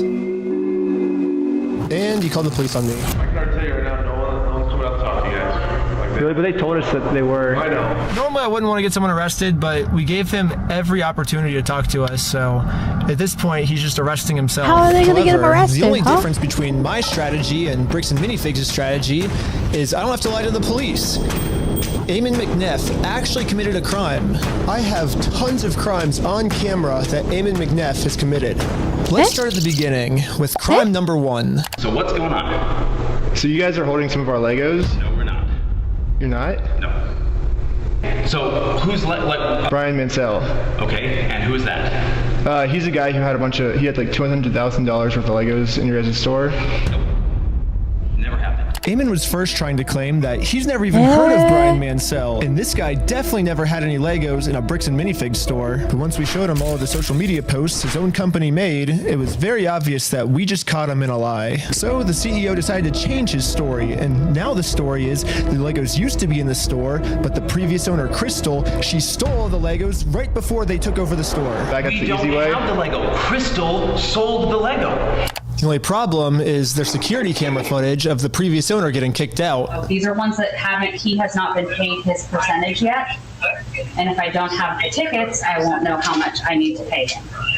That's a business thing and not necessarily yours. He's taking on the business, he takes on all that consignment part. Corporate just said that they're going to be the ones to take over the consignment deal with all the Legos that are still in the store. And as extra proof that these Lego sets were still in the store, the owner went into the back and started taking pictures of everything that you can verify in the metadata with the timestamps that match the exact moment she's getting kicked out. And then you can see her leave the store with nothing in her hands, proving that the sets were still in the store and the CEO is lying to us right now. But that's only one side of the story. I also thought it was fair to hear his side. You sent a bunch of pictures of the Legos still in the back, and you can see in the security camera footage, corporate comes and throws her out. Great. I understand what you're talking about, but you have a misunderstanding of what has occurred, and you're taking one person's word over another person's word. You can go after the party that's responsible, and you don't want to because that's not Everyone, thank you for the raid. Or not raid. I thank you for the sub. with Prime. that is not real, and you are continuing to pursue that narrative because it's easy and it gives you views and it gives you all sorts of clout and does all sorts of things that way. So basically what the CEO is trying to explain to me is we shouldn't be looking at the evidence. Instead, I should just be taking his word for it because he said so. Crystal Law was a former franchisee of Bricks and Minifigs. Yeah. She took Mr. Mansell's Lego. It's a gaslighter, yeah. Didn't pay him. She has his money. I thought you didn't know who Brian Mansell is. He sold his Lego. She has his money. To make it easier for you guys to understand the CEO's argument, we're going to demonstrate his argument with a little skit. Oh, that wasn't a backflip. No. Oh, are you sure? You have a misunderstanding of what happened. Yes, this is the exact argument the CEO is trying to make. Something we just saw in video, the CEO is saying never happened, which would mean the CEO is lying. And most people would agree that lying is morally wrong. However, if you lie about a crime, the way Eamon's lying to me right now, then that's not just morally wrong anymore. That crosses into new territory called illegal. The specific crime is called obstruction. If someone commits this crime, they can get arrested. Can you actually prove that to the police, though? Can you actually prove to the police? Because the police haven't wanted to listen to you thus far. Are you really going to be able to explain any of this? And we're going to charge him with a criminal crime, obstructing of evidence of a $200,000 theft. And good news for us, we found out last week that all of the police in Utah take obstruction very seriously here. The police arrested my friend Sheldon for obstruction just for locking his phone. Right now you're attempting to destroy Apparently Ben isn't correct, okay, but put your hands behind your back. I was just locking my phone. You're under arrest for obstruction of evidence right now. The crazy part is, the police didn't even have a warrant. I have no idea what so this. Sheldon locking his phone was 100% legal. But the police arrested him anyways because that's literally how serious the police take obstruction crimes here. They do not mess around when it comes to obstruction. So now, just imagine how angry the police are gonna be when I go into the police station and tell them that someone is actually, for real this time, committing an obstruction crime. And this obstruction crime is on a much bigger scale. Later, the police called me saying that they were going to do a police investigation on this. Hey, Benjamin, this is Officer Halpern from Provo Police. I told the detective the entire situation. He was saying that this family's Lego sets were never even in the store, like all of this stuff, and it's all documented. I have video of all of him saying this. I think he's like falsifying evidence, and I think that's obstruction. And now that we stole Bricks and Minifigs' strategy, I think the plan is finally gonna work. Looks like the CEO is going down. I mean, I submitted the videos of Eamon saying we're gonna burn down the building and shoot him. They themselves say, hey, you guys stole this product from this person. If you don't give it back, I'm going to burn the place down. Or we're going to burn the place down. Or I'll kill you. I don't think he's saying that. Maybe I'm dumb. I don't think he's saying that the CEO lying to Ben is obstruction.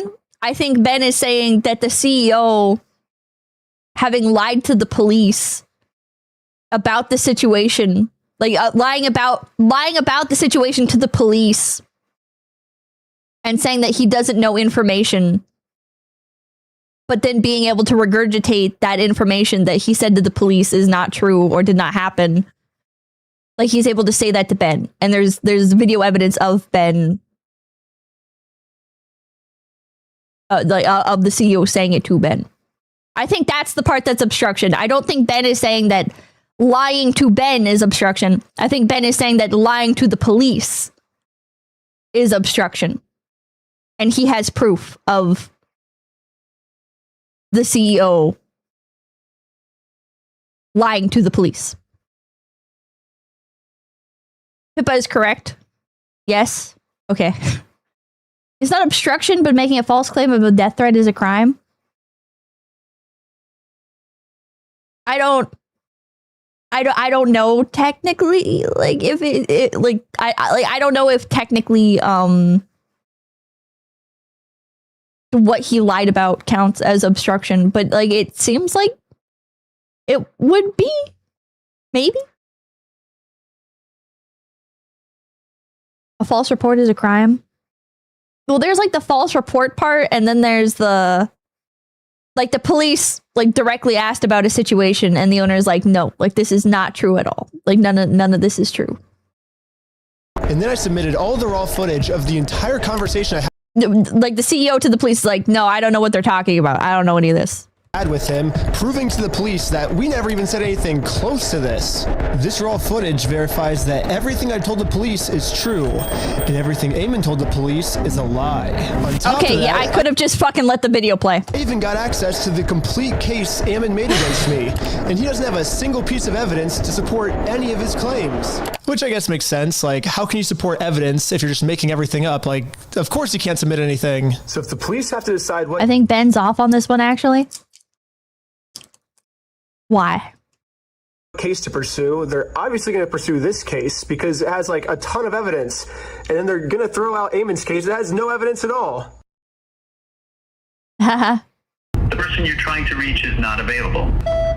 Hello, my name is Ben Schneider. A couple months ago, I made a case, and you were the officer that was helping me create it. I submitted a bunch of evidence through a link you sent me, and this was a couple months ago, and I haven't heard anything back. And so I'm just calling to see if I could get some type of update on how the case is going. It's about the CEO, Eamon McNeff of Bricks and Minifigs, in an obstruction case. And so if you could give me a call back at your earliest convenience, that'd be awesome. Sorry, your call cannot be completed. Bruh. Yeah. You're allowed to lie to other people, but not lie to the police in the line of investigation. Yeah. Really, no matter what I tried, I could not get a hold of this police officer. So I'm traveling all the way back to Utah to go back to the Provo police station in person to see how the police investigation against Ammon is going. And I just so happened to get a hold of the police schedule and arrived at the exact time this officer was supposed to arrive. But before I could speak to this officer, one of the other police officers called into the front desk and asked to talk to me. I'm not seeing him on duty right now. Really? They said he was going to be here today at 3 o'clock. There's always the chance that they might have called out sick or something. Is there any way that you can, like, check if he's here, or? He's definitely scheduled to be here. Like I said, they might have called out sick or something. Are you able to look and see how the case is going? All I really want is kind of just an update on the case.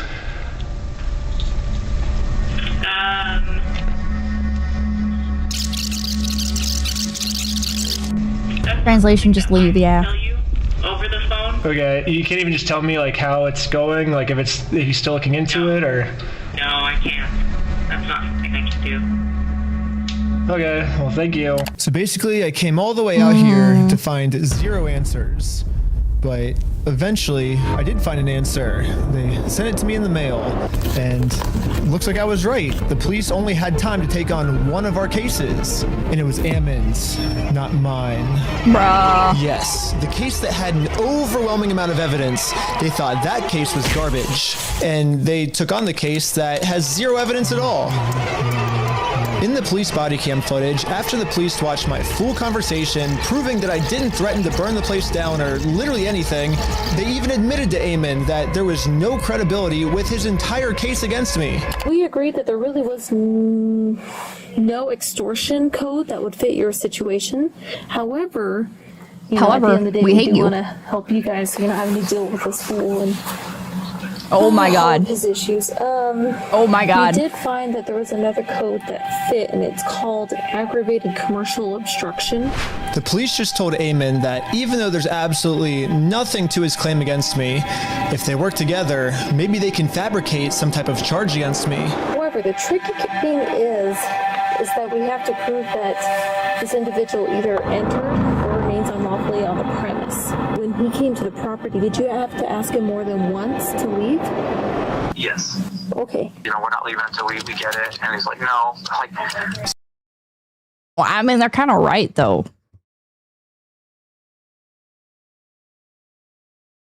I mean, Ben, you have been doing that the whole time. Ben, you've been doing it the whole time. Not really, though. I mean, yeah, like, Ben has been going into places and they're like, you need to leave. I guess, oh, but Eamon wouldn't be able to do it because Eamon said, oh, we'll be right out. And then he hid and called the cops. I don't think they could retroactively apply that to what happened in Oregon.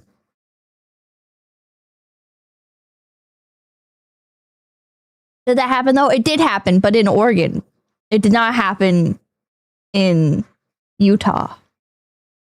But what the fuck are you on about? I'm on about what literally happened on the screen. You're just not paying attention. So Eamon's telling the police that even though they continuously told us to leave, we didn't leave. But if we go back and look at the footage of what happened, this is the reality. So when they say go to corporate, how do we respond next time? I have no idea. You have to Yeah, they're lying with this one. It's your thing with them. That doesn't involve us.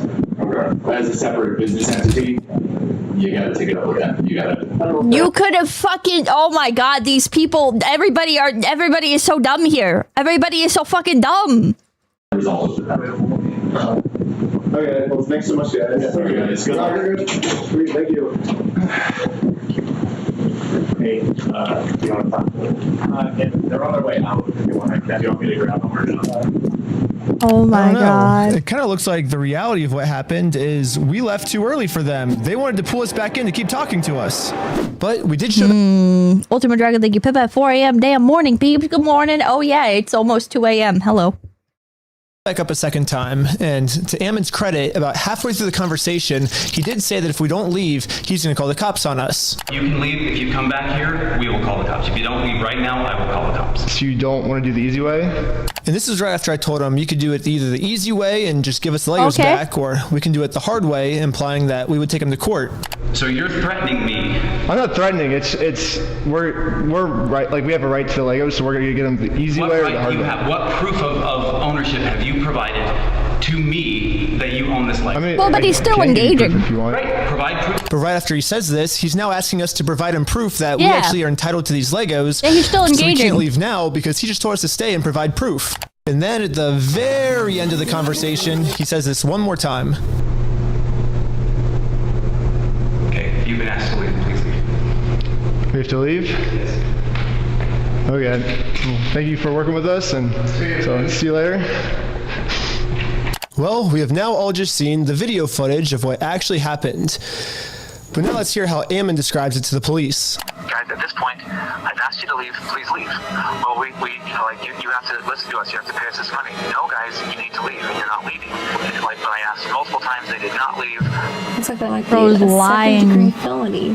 He's facing felony charges. It is a felony? Yes, because I went to the corporate headquarters and tried to give Ammon the easy way out of all of this, they're now trying to get me on a second-degree felony. Which I don't really know how any of this would make me get a second-degree felony. Like, what the heck, police officers? But they're doing it, and the punishment for this crime is 15 years in jail.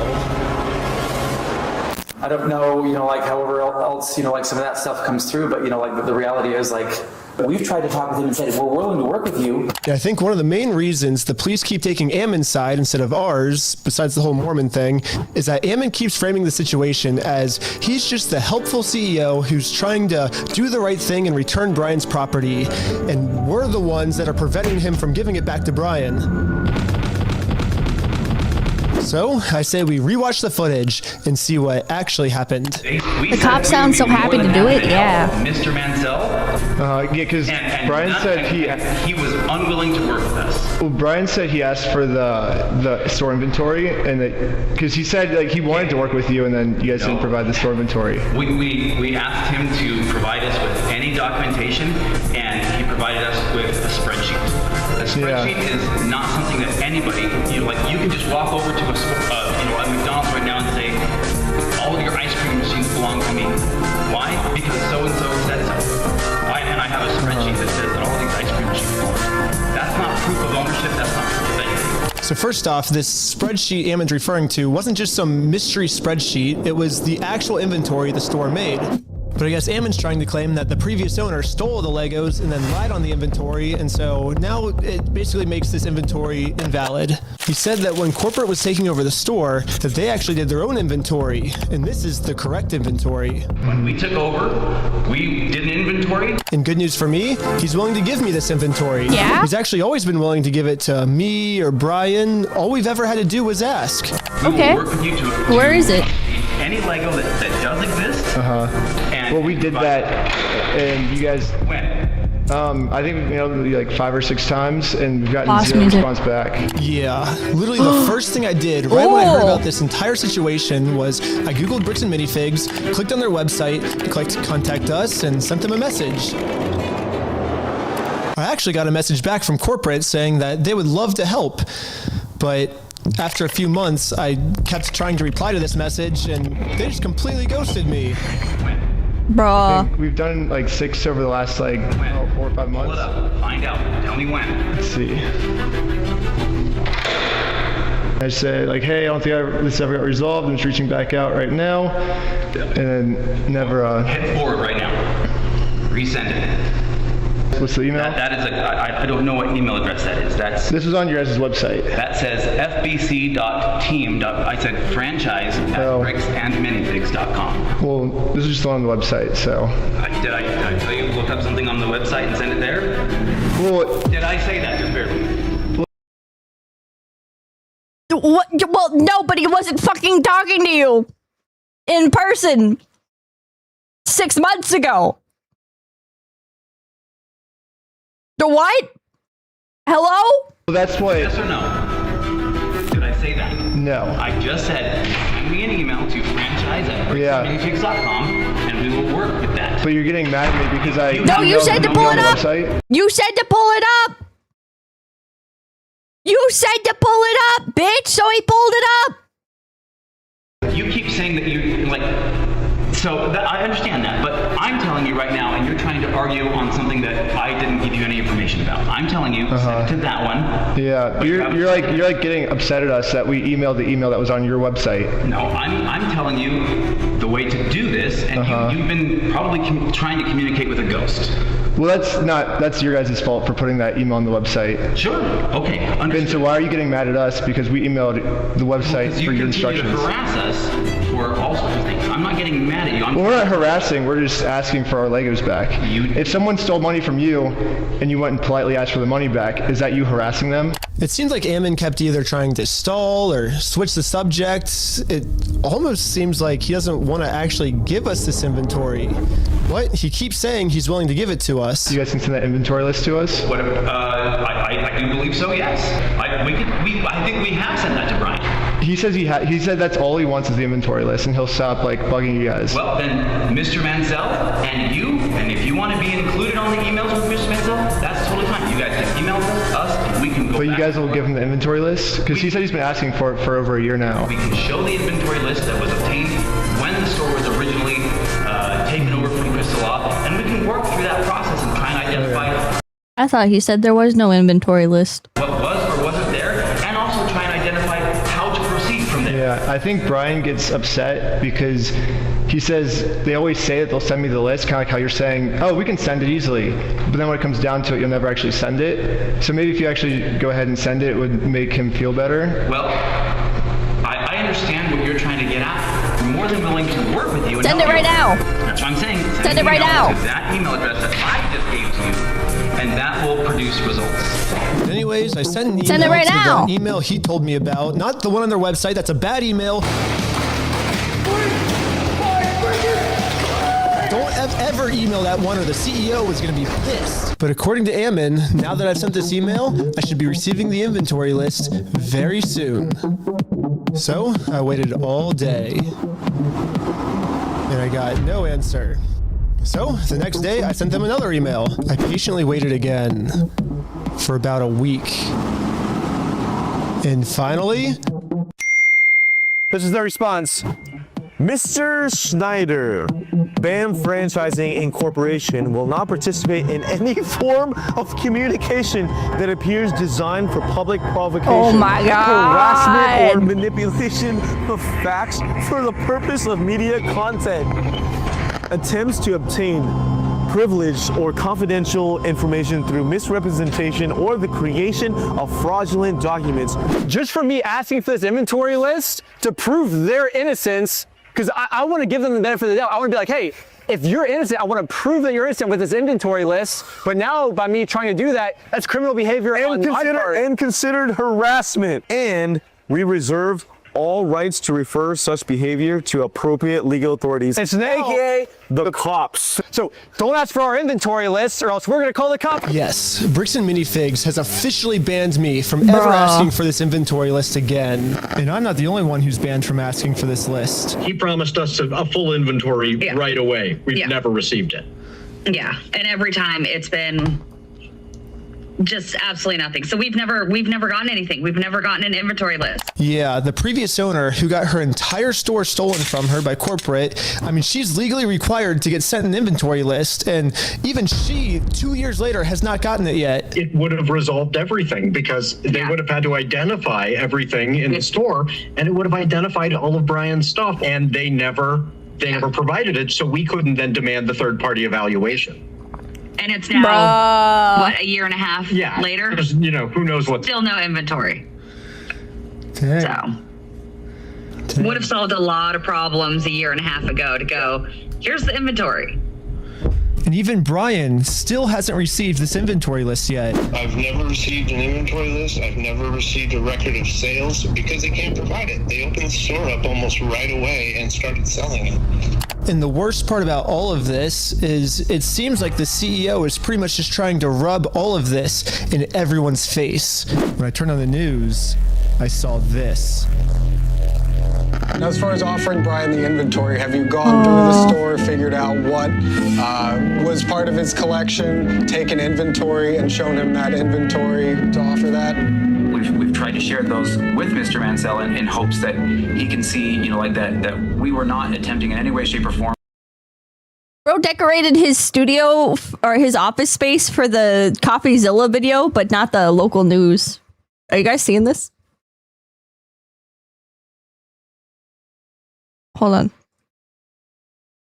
Look at how he decorated for the CoffeeZilla video. Collection went missing. Hold on. Wait, not him. That's the brother. Bro, what the hell?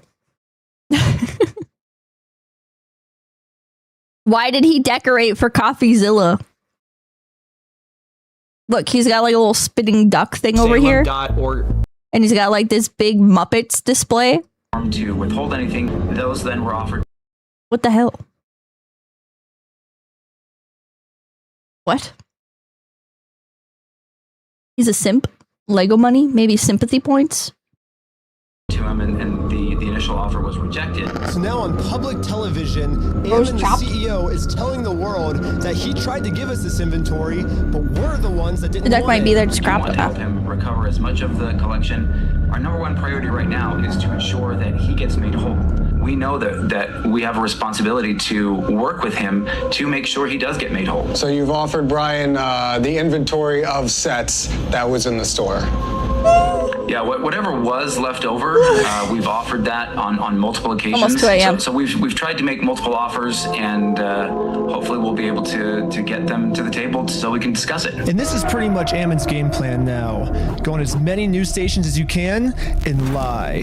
The entire time we were saying, hey, we want to help, we want to help. The main narrative now seems to be Bricks and Minifigs has always been trying to give Brian his Legos back, but Brian just never wanted them back. Would you be willing to just take this? And the answer was no. It was attempted to be given to the family, and it was refused. They made the offer and said, hey, you can have all this, and that offer was not accepted at the time. You are That's such a Ammon's little side of the rat. story, but I say let's take a look at what actually happened. Rico, what's going on with that city? They all corrupt. They all corrupt. All of them. Minifigs, trying to work with them and getting the sets back. So right when this happened, Brian hired an attorney to reach out to Bricks and Minifigs. They sent an email saying, how should we proceed to retake the possession of the sets/minifigures? And they actually emailed back saying they were willing to help. And then after this, they just never respond. What? So Brian's attorney sent them another email, just following up on this, when can we pick up the sets? And they still didn't respond. So the attorneys emailed back saying, it's now been 16 days. How can we get these Legos back? And finally, they received a response. It says Brandon Best and Joshua Johnson have no legal obligation to return any of the Lego product that exists in their store to you. What? So yeah, basically they're saying that they're the ones that are not able to work with you, is what it seems like. Exactly. They finished this email saying, we consider this matter closed and will not be returning any Lego products to you. So as you can see, that's the So there are products to return. reality of what actually happened. That's the implication But of then your Ammon email. goes on Fox News and says this. So they actually did have an attorney send information to us. We said, great, appreciate this. Let's see what we can do to work this out. Yeah. And then we never heard back. So why is Ammon going on like Fox News then and saying we wanted to give Brian his stuff back? He's the one that didn't want his stuff back. He didn't want any of his things. That's my point. I don't know. He's lying. I truly do believe in integrity. Truly, Yeah. I believe in You the believe in the having sentiment of integrity. eyebrows? I believe everyone should have integrity. But anyways, another thing the CEO Everybody should have seems to be eyebrows pretty too, I upset think. about is that when Brian kept demanding his stuff back and couldn't get it back, eventually he had enough. And he was like, I'm going to make a Facebook post about this. And in his Facebook post, he called Bricks and Minifigs thieves and liars. And this Facebook post, like, really pissed off Ammon. I mean, Bricks and Minifigs is literally suing Brian now for millions of dollars, all because of this. I mean, back when I was talking to him at corporate headquarters, he made it. Hey, they probably have lost millions. Like, I don't know if they'll ever be able to recover from this. Like, this is cooked. Like, this is cooked. From all the bad PR, yeah. Like, the bad PR here is just like, it's so... Like, good luck, I guess, but... Very clear that... You pissed off a community of autistic people. Like, they're never gonna forget, bro. And they're gonna tell everybody they know.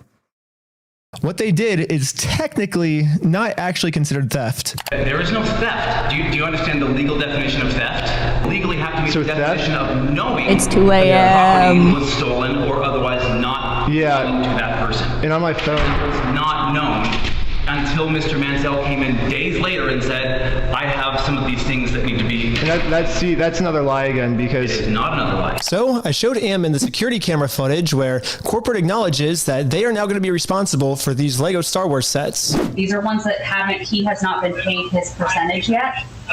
And if I don't have the tickets, I won't know how much I need to pay him. That's a business thing and not necessarily yours. He's taking on the business, he takes on all that consignment liability. And after showing him this footage to try to bring the conversation back to reality, this was his response. Extortion? Because we caught you guys? No, because you are... You know what would be an awesome business scheme, I just realized, is what if you like went around to corporations and you were like, I will find you qualified franchisees to run your business. And then you went around and you found franchisees and you were like, I will help you find a worthy franchise to invest your money into. And then you took money from both of them. Oh, it's a recruitment agency? Okay. Attempting to extort us, so that's what you're doing. What if you made a platform for it? What if you made a platform? And then you could use you could have built-in tools that are only accessible with a premium subscription. And the premium subscription for the businesses is $1,000 a year. But for the franchisees, it's $100 a year. And it's basically the only thing that really separates them is you can pin stuff on Google Maps and be like, this is where I would put the McDonald's.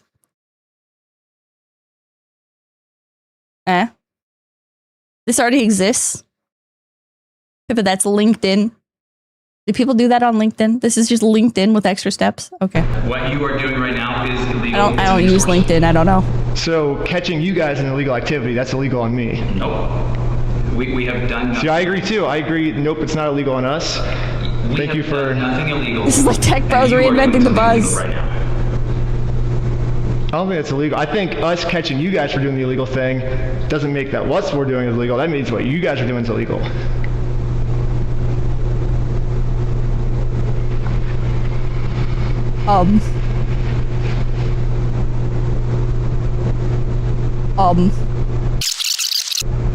Okay, you've been asked to leave. Please leave. We have to leave? Yes. Okay. Awkward. Thank you for working with us and... So fucking awkward. Just going around in circles for probably 30 to 40 minutes and just, having less than genuine questions or less than genuine responses being given to me. I was exasperated by the end of it. And that's, when people get tired and exasperated, that's when we finally got the footage that we can use to make him look like a completely unreasonable monster, but that's what they do is people whose goal is to do those types of things, they just harass and go after people as long and hard as they can until somebody breaks and says something that, then they can, use that one clip to be like, oh, look at this horrible monster of a person. So that's what I feel like has kind of really happened here. So Ammon's claiming that I just harassed him for 30 minutes. Thank you, Pippa. You're still streaming out to bed 7 hours ago. Which that was the one clip at the end that I used in my documentary. So I say let's go to the very beginning of the footage, my first interaction with them, and see what actually happened. So what's going on? So you guys are holding some of our Legos? No, we're not. You're not? No. Yeah, literally from the very first sentence we ever exchanged with each other, Ammon's goal was just to lie to us. But anyways, I'm now starting to think that the only reason Ammon wanted us to email him about the inventory list wasn't actually give us the inventory list, but actually it was a trap. What? Yeah, Ammon only wanted me to email him so he can find out my email and subpoena Google and find out all of my private information. What? You think I'm lying, but they actually did this. They subpoenaed Google asking for all private information tied to this email address, and Google sent them hundreds of hours of all the... Thank you. Hello, I hope you enjoyed the Lego story. It's insane, and we literally just hit like another big part of it. Oh, never use your private email for business. Like Google did. Oh, man. All good. I've seen these videos. They're wild. Oh, well, I hope you had a good stream. Thank you so much for the raid. I was going to say something. I don't know how to say it without it being like weird.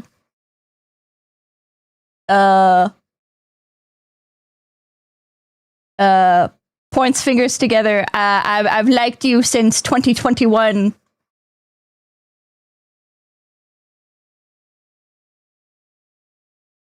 I think I passed the freak out though. I'm so tired. Okay, well, sleep well. Sleep well. Footage from everything I've filmed to the Lego video the 8 hour so far. mark, yeah. All my emails, all my search history, all of the metadata that shows everywhere I've been. But anyways, this was the reaction. That's very specific. Well, I mean, Amidal's one of like the OG, the Western VTubers. Amidal's been around since fucking forever. And she was like one of the first people to have like really, really nice model too. So I was like, oh. The police officer, after she watched my entire first episode. I'm really curious to see like if this fool even makes any money doing this YouTube stuff. Harmony, like, thank you for the gift sub, Diamond. To another state just to go get some footage. It doesn't even sound like his like secret information doesn't even seem credible from my understanding. No, so it sounds like you were able to watch the video. I think by secret information, the police officer is referring to the security camera footage that proves that everything Bricks and Minifigs is saying is a lie. My first question is, how could this not be credible? It's literally just video evidence. Yeah, it's footage of him doing it. What? Oh, thank you. I've been enjoying of you literally forever. Thank you for existing. Thank you for existing. What the heck? You want to collab sometime? You don't have to answer that here. Thank you. Thank you.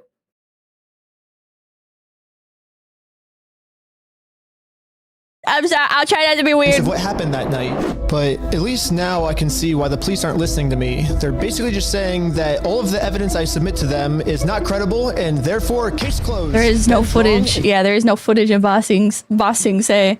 I mean, yes, we're gonna. Oh, thank you. I'll message you. We're right, because we said that the evidence is uncredible. At this point, Bricks and Minifigs is working with the police to just come up with whatever story they can to make any evidence I give them seem... I think my brain's just melting after 8 hours of the fucking Lego story. as uncredible as possible. 8 hours of Legos has my brain kind of... likes to get, like social media clout without putting in work and just doing the crummy stuff. Interesting. He seems like a fun Jackson. No. Well, and his MO really seems to follow somebody who's like a paper tiger. Good night, my dog. like behind, you know, or like a keyboard warrior. They'll make threats. And this is the craziest part of the video to me. Ammon's claiming that I'm a keyboard warrior. And a keyboard warrior is basically just someone who talks a lot of smack online, but then when it actually comes down to it, they won't do anything in person. Which, I mean, if we look back at the footage, Bro's been like, okay, yeah. Like in person, he's like, okay, yeah, that sounds good. That sounds good. And then later online, he's like, fuck you. Big child media, the woman cop needs to go straight to jail. All these cops need to go to jail. I accomplished almost everything I set out to do. They all I didn't suck. get scared of anything. If someone in this story is a keyboard warrior, I don't think it's me. I think it's Bricks and Minifigs. I mean, let's double check by looking at the footage. Ammon claims with his words that he can give us the inventory list. We can show the inventory list. But when it actually comes down to it, he's terrified to give it to anyone. Bricks and Minifigs this entire time has also just been begging me to sue them. If you think it's illegal, why don't you sue me? Let's go to court. Sue me for us. Sue me. Let's go to court. Let's go to court then. So when I finally go out and actually sue them, they close down their store. And now Bricks and Minifigs is going to absolute extreme lengths to hide from this lawsuit. Are you okay if she just gives you the papers so we can just... No, I'm not accepting service from you.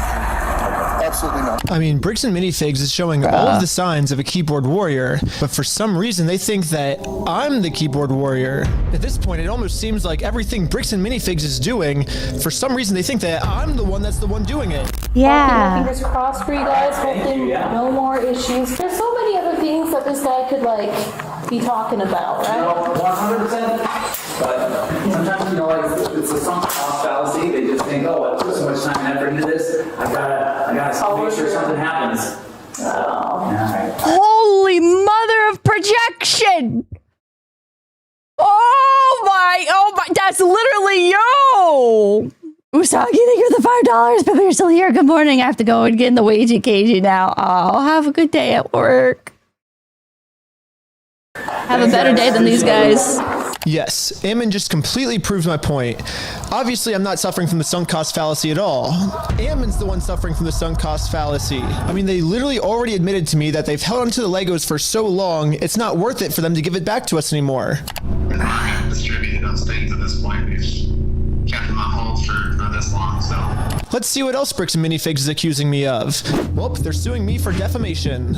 But this entire time, Bricks and Minifigs is actually the ones defaming me. They themselves say, hey, you guys stole this product from this person. If you don't give it back, I'm going to burn the place down. Let's go to the next thing Bricks and Minifigs is accusing me of. Extortion, when they're the ones actually extorting me by saying if I don't let them steal the Legos from us, they're going to make up a reason to throw me in jail. You stole them, bitch. I stole the Legos? Yeah, you're a fucking thief. Dang. Okay. You can shut the fuck up. That's your fucking choice. Bricks and Minifigs is also getting me for RICO charges. They're charging Reckless Ben for RICO. What is RICO? I think it is more likely that the police are guilty of RICO, right? And if you look at the CEO's previous businesses... I'm going to be 100% with you guys. I don't know what RICO is. What is that? Like Puerto Rico? Racketeering? Mob stuff?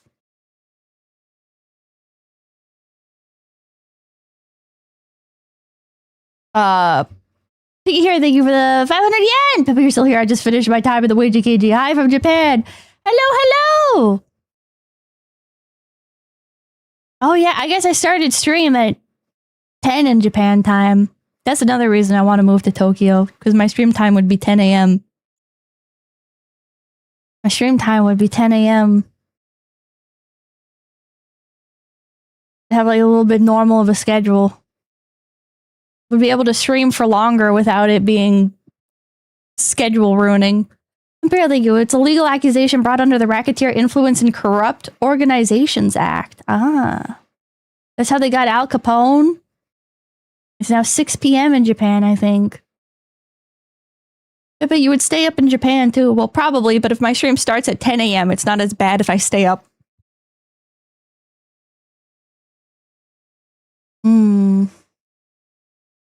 I like this fit for you. Oh, thank you. 10 a.m. is weird. You would miss out on most of the day. They close stores at like 8 p.m.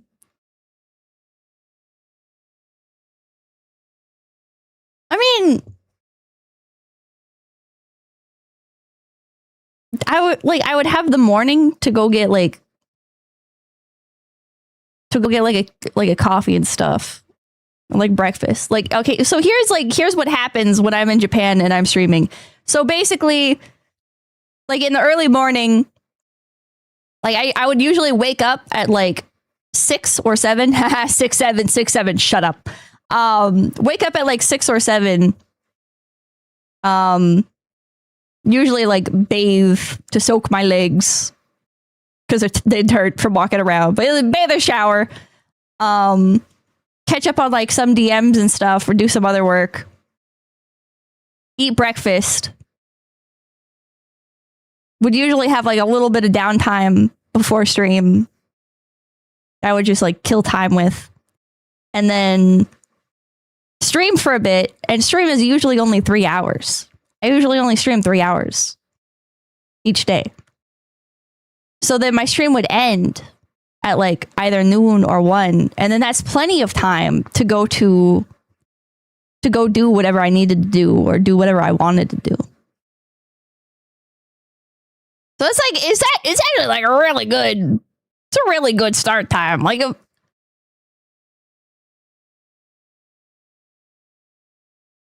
this is the equivalent of 3 streams. I guess so, yeah. 3 hours on the 8-hour stream. Yeah, I'd probably stream longer if I was in Japan, because I probably wouldn't be leaving the house that much. Like, that's what happens when you actually move somewhere, right? Is you don't end up going out and doing as much as you do like when you're a tourist. You stream longer as it is. I have been streaming longer on average. Except for probably like this past month, actually. I've been streaming less than I actually want to. But I've just been so tired. Yeah, and Japan is so convenient. Yeah. Hikikomori moves to Japan to be an even more hardcore Hiki. Yeah. Capone was never caught on any murder charge. It was by not filing his taxes. I think someone said the average Twitch stream length is around 3 hours.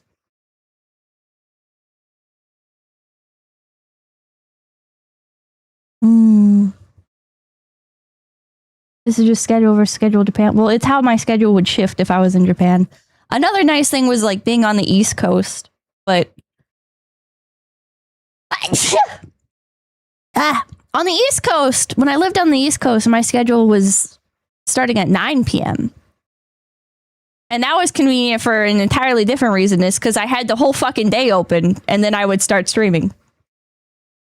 The downside to that is every time I streamed for longer than 3 hours, it means I would be streaming past midnight, and then I would like super fuck up my sleep schedule like very easily. Like even just doing 1 hour more than my usual 3-hour time slot was creeping into the hell zone. And it also meant that like showing up for stuff was it was a lot more of a fucking nightmare. Like living on the East Coast collabing with people was such a fucking nightmare. I felt like I was constantly doing collabs at like 6 a.m. my time. I wasn't doing collabs at like 6 a.m. my time, but it felt like it. It felt like, well, I think realistically, I started a lot of streams at like midnight. A lot of collab streams. Essentially, for the 5 GBBs! Thank you! That would be you if you were in Japan. Yeah, that would be an issue again. That would be an issue again. You regret locking in your stream time at 6 p.m. PST?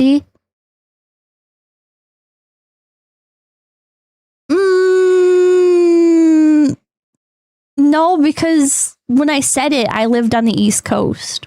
And so I locked in my stream time as 9 p.m.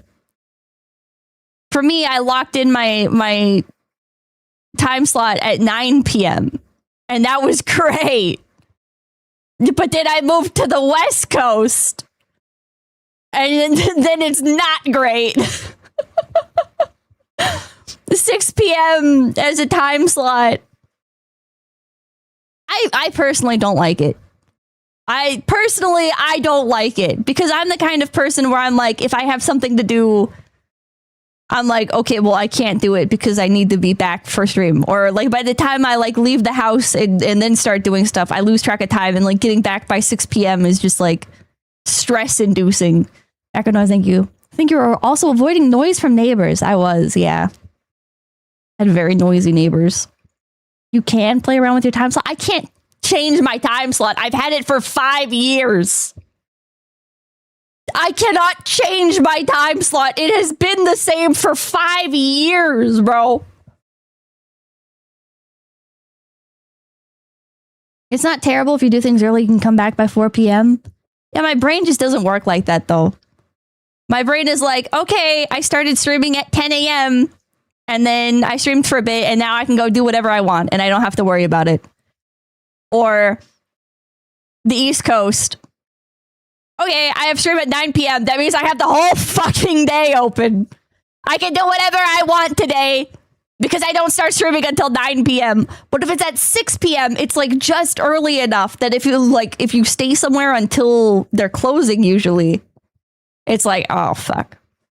And everything I want to do is like an hour away from me. So it's like, anyways. He actually got sued for Rico. He's the one guilty of Rico, not me. They're also accusing me of sending a sniper to shoot out the windows of the McNeff house. What? If you guys want to come to, you can see the window and see where they were shooting from. It couldn't be a sniper blade on the hill. When the police got there, they realized it was actually a construction worker who accidentally shattered the window. It seems more likely that it happened from construction work than it happened from some random people across the way. But even after all this, I'm glad the cops pointed that out. It was me. He's trying to get Ben Schneider for attempted murder. He's basically trying to set Ben Schneider up for attempted murder when meanwhile it was a nail from his own construction worker. So what's the moral of the story here? It looks like everything bad Bricks and Minifigs is doing, they think that I'm the one that's doing the bad thing. It makes no sense. You changed your stream time once to a shit time for me after Sakana asked you to? Did I change my regular stream time? I know I changed my stream days. And that's another thing that would, I think, annoy me is if I moved to Japan, my stream would be 1 day shifted. Because 6 p.m. Pacific time Monday, or 6 p.m. Pacific time on a Tuesday is actually 10 a.m. Wednesday in Japan. So that means one of my stream days would be shifted, which is very disorienting. Like that is a negative. That's a con. So I just to let you know, we call it double. You'd be free Monday and Tuesday instead of Sunday and Monday. Yeah, that would kind of suck. That would kind of fucking suck not having any of like the traditional weekends, right? But I think that's also like what it used to be. I think my off days used to be Monday and Tuesday. And I think like I used to like it, so maybe I would like it again. Like I think my off days used to be Monday and Tuesday, and then management was like, "Can you please change your time slot because nobody's streaming on Tuesdays?" And I was like, "Okay." Maybe I'll get used to it. Oh, you used to stream prime time at the beginning from Central Europe perspective. Now you start streaming at 3 a.m. Oh yeah, I used to stream at like 10 a.m. Eastern time. Oh, I completely fucking forgot about that. Holy fuck. That was so long ago. That was so long ago that I forgot and I changed it so quickly. It was very, very early, yeah. That was so early. It was so early. Yeah, I used to stream at like 10 a.m. Eastern time. So that would be 7 a.m. Pacific time. Please change to that. Elite ball knowledge. Yeah, I forgot about that. That's fucked up. I remember that very vividly though, like now that like you brought it up, because my fucking debut stream was super late. And so my next stream after that, like I barely had any time to sleep.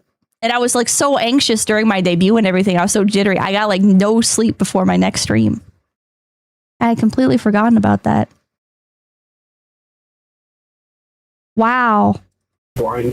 The person who committed the crime may or may not be in the lineup or depicted. So I will... Wait, so when I say I like streaming at 10 a.m. in Japan, that's just me saying I like my original stream slot. It's literally just my original stream slot. What the fuck? It's 10 a.m. and it's Monday and Tuesdays off. Just to you, you'll have as much time as you need to choose someone or to not choose anyone. Whenever you're able to... Yeah, my body still remembers the old schedule. I need somebody. I just ask that you circle it and then initial next to it. And then... like that? Perfect. Okay. There you go. Okay. Cool. Really, this was like the final step that I needed. This is legit. We've been able to verify who he is now. Yep. So the police put The more on things this change, the big more they stay the performance same, to yeah. make it look like they're going to all this work to verify the facts. When in reality, they already know who I am. They already subpoenaed Google. They already watched my entire first Lego video. They already went through all my search history. To me, this just feels like a staged performance so they can show the world, hey, look, we verified everything. When if they would have just put an equal amount of effort into watching the raw footage I submitted to them, they would have found out that 𝐴𝐻𝐻's just completely lying to them. But for some reason, they didn't. A few weeks later, when I ended up going to court, this was the state's response. My name is Nick Mielsen. I'm the prosecutor. Is Benjamin Schneider here? Yes. If you want to take care of that today, we can do what we call a plea in abeyance. Were you able to see the footage I submitted to the police of our interaction? We saw it, but we didn't watch it. I have not watched it. Okay, because in that footage, you can clearly see that the second he tells us to leave, we say, okay, we'll leave. And then he calls the police and said that we threatened to burn down the building and shoot everyone inside. And he was just making up all these lies, which you can clearly see in the footage that we submitted. We were being respectful the whole time. We left the second he told us to. Sorry, let me look. And so it makes sense why the police would take me to court because, I mean, he's threatening that we're going to burn down the building and shoot everyone, but we did nothing. Like, he's just saying that because he's trying to, I'm a documentary maker, so I'm making a documentary on the thing. So his logic is if he throws me in jail, then if he makes up a reason for me to go to jail, then I won't be able to expose them for their crimes. So that's the, what's going on. It's clear as day in the footage if you watch it. I will not be watching like it. They're just making up a bunch of false information in order to silence criticism. But did you submit that to the police officer? Well, they subpoenaed everything. So, Victoria's Cave, thank you. Returning from gym, glad to see you're still here. Thank you. I'm getting the European super chats. Yes. Is the footage going such that it's still going like when you step out the door? It starts from when we're in the elevator before we talk to him to when we were back Stayed in the up elevator. too late getting the European super chats now. Obviously, a video doesn't necessarily show everything that possibly happened. So according to the state of Utah, the raw video that shows everything that possibly could have happened is not credible and could not have shown everything that possibly could have happened. And they didn't even watch it. Bro! They're literally just taking 𝐴𝐻𝐻's word for everything and completely ignoring all the evidence. Garnet, thank you for So where the does this leave 1,000 me now? minis! Euro Bros Not only am I winning being charged big! with a Hell bunch yeah. of mystery crimes in American Fork, Utah, but I'm also being charged with a Hello, America, second-degree I'm still here. felony up Thank to you. 15 years in jail in Provo, Thank Utah. you. And now that they have written proof that I'm committing all of these insane crimes against them, I mean, obviously Bricks and Minifigs just made up everything, but that's not how the court sees it. The court thinks that these are real, and for whatever reason, the court wouldn't let me share my side. They only heard Bricks and Minifigs' side. Ben's side was not in the room, was not heard.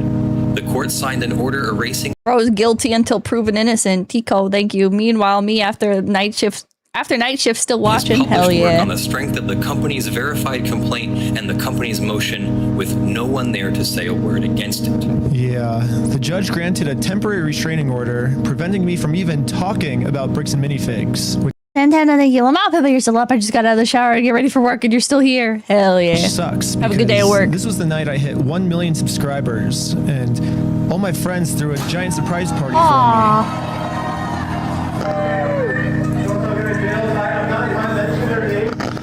Yeah. Bricks and Minifigs gets to just keep spreading their lies about me, and I just have to sit in silence, and there's nothing I can do to stop them. It's crazy to think about how much public support I was getting. $200,000 Lego dispute that's turning into one of the craziest legal cases and an internet crusade that is just... Jim Carrey! Alternate dimension Jim Carrey!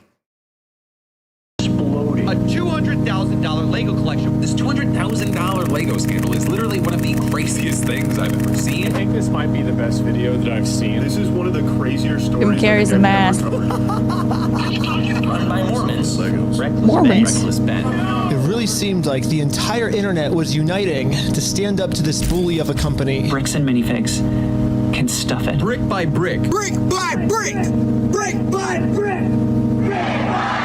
It really did seem like we were right about to get the Legos back, but I was wrong. Now the court has silenced me, and it looks like all the work I put into this was just for nothing. No, don't do. However, people were pretty upset that I was silenced and decided to protest. It sucks that I'm not even allowed to be a part of this movement anymore. Or maybe I can be here. I just have to be in disguise so no one recognizes me. No. Alright, I'm here with... I'm Jerome. Just here to support the cause. Just the American Fork local. Just here to support. What the fuck? Here with Jerome. I spent the rest of the day protesting for the cause, and not a single person here recognized who I actually am. And maybe the protesting worked, because after a full month of remaining silent, I finally have an announcement. Well, it looks like I don't need this disguise anymore, because I have my freedom of speech back, baby. Yay! Why are you up there? I can say Bricks and Minifigs sucks. I can say Bricks and Minifigs Get down. people. Get down from there. Look, I just said it. I'm not in jail, which is sick. We got our First Amendment rights back. Yeah. And now that I have my Get freedom down of from speech there. back, Why are you up everyone is there? wondering how Bricks and Minifigs can make up for the fact that they made up all these lies about me to take away my freedom of speech. Most legal experts are saying I could easily win millions of dollars from Bricks and Minifigs. Yes! But instead, I have a better solution. Oh. If they want to apologize, they can say that they're sorry by doing the chicken dance. And I will take that as a sincere form of apology. And once they do the chicken dance, then I will know that Bricks and Minifigs is sorry, and we can finally move on to the next video series, and it'll be awesome. So you guys might be thinking, why do you want them to do the chicken dance? And there's actually a reason. So this entire time, Bricks and Minifigs always says the right thing, but then their actions don't match their words at all. So I was thinking, well, if they get given an apology, they might say the right things, you know, but they're not actually going to mean it. So by doing the chicken dance, I'm going to basically just be giving them another opportunity to do the right thing, not just with their words, but with their actions. And once they decide to do the right thing, then I'll move on to the next video series and never talk about Bricks and Minifigs again. And also make sure to check us out at www.westealfromoldpeople.com, because right now we have 2 new Lego sets for sale that you can buy right now. What? One of Joshua Johnson and one of Ammon McNess. I don't think you're allowed to call them Lego sets. I think Lego will get your ass. Yo, Pippa, my job might not pay me on time. Should I come into work today? I mean, do they consistently pay you, just not on time? Dr. Lumi, thank you for the raid! Welcome in, Raiders. My name's Pippa. Hello, hello, hello! Do you guys remember when Lego was copyright striking YouTubers for putting Lego in their titles? Lego used to be like extremely vicious, like worse than Disney or Nintendo even. Molly OCD, thank you. Hey, Pippa, are you doing that tired, hard blinking thing to try and stay awake? Hard blinking. I don't, maybe without realizing. And we're only making 500 of each, and once all 500 of each sell out, we're never making any more, and you gotta buy them now, because did they stop doing that? I think they stopped doing it. Someday they're gonna sell I don't know. for like $1 million or something. They're gonna be collectibles. It's gonna be sick. I thought that was Nintendo. Nintendo used to be really bad about it as well. It used to be if you used like music from your from playing a Pokemon game or whatever, like nowadays, you know how people use like Animal Crossing music and shit in their videos as just like fucking BGM. It used to be that if you had like Pokemon music or like any of that shit in your fucking videos, like they would copyright strike you. Like the fact that you can go on YouTube and you can find like playlists of old Pokemon BGMs, they still are. Are they? Also, subscribe to Patreon. You'll get tons of behind the scenes, tons of extra footage. YouTube would DMCA anything, yeah. Also, part 4 is coming soon. If you subscribe to Patreon, you'll be the first to watch it. And also, Okay, I think we've got just one more video.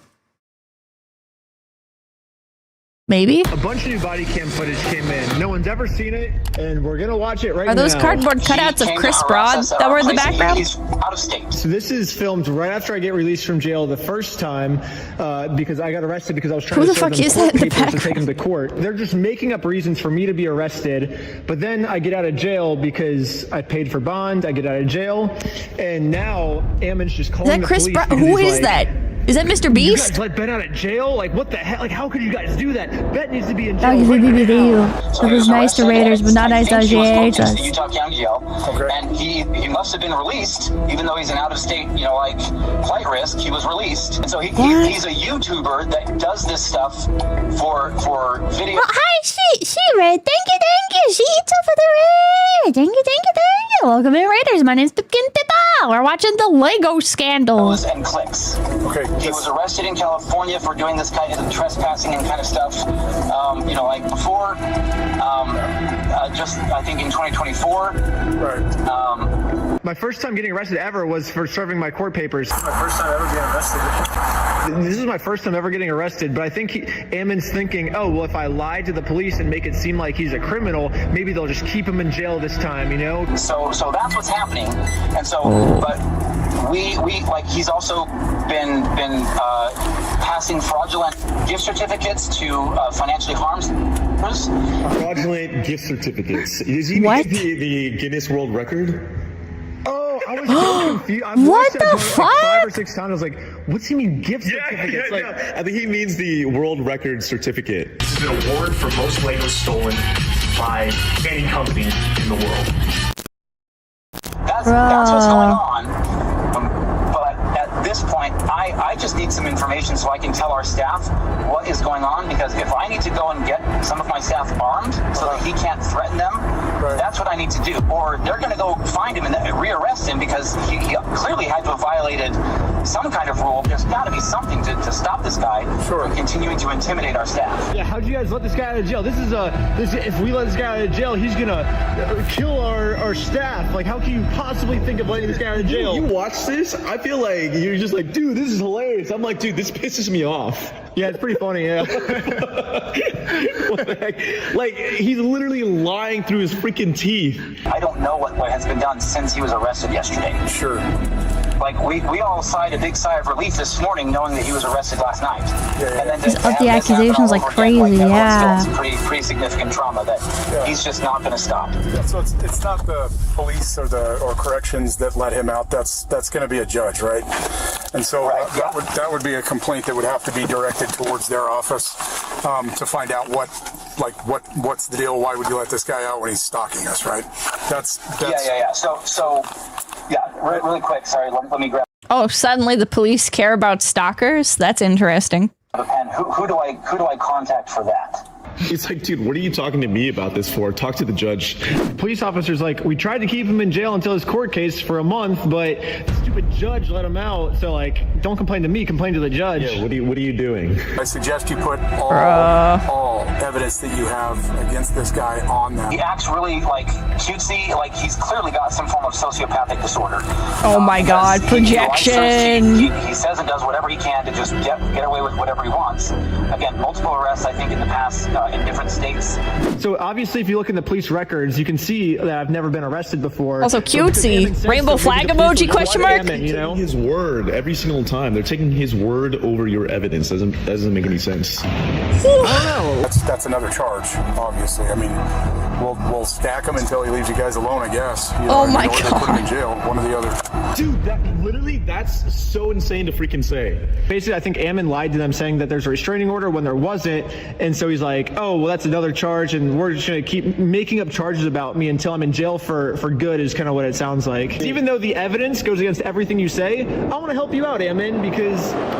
I can stack. See you I'll in- try to see you in stack church it on Sunday. this stalking case. Oh my God, dude. Does he not know that he's recorded? I am just going to figure this out here. Okay, sir. I'm going to call the jail, and then I will meet you over there, okay? Okay, perfect. See you there in a little bit. Yep, bye. Hey, it's Abrams with Orem Police Department. How you doing? You guys let a guy go this morning.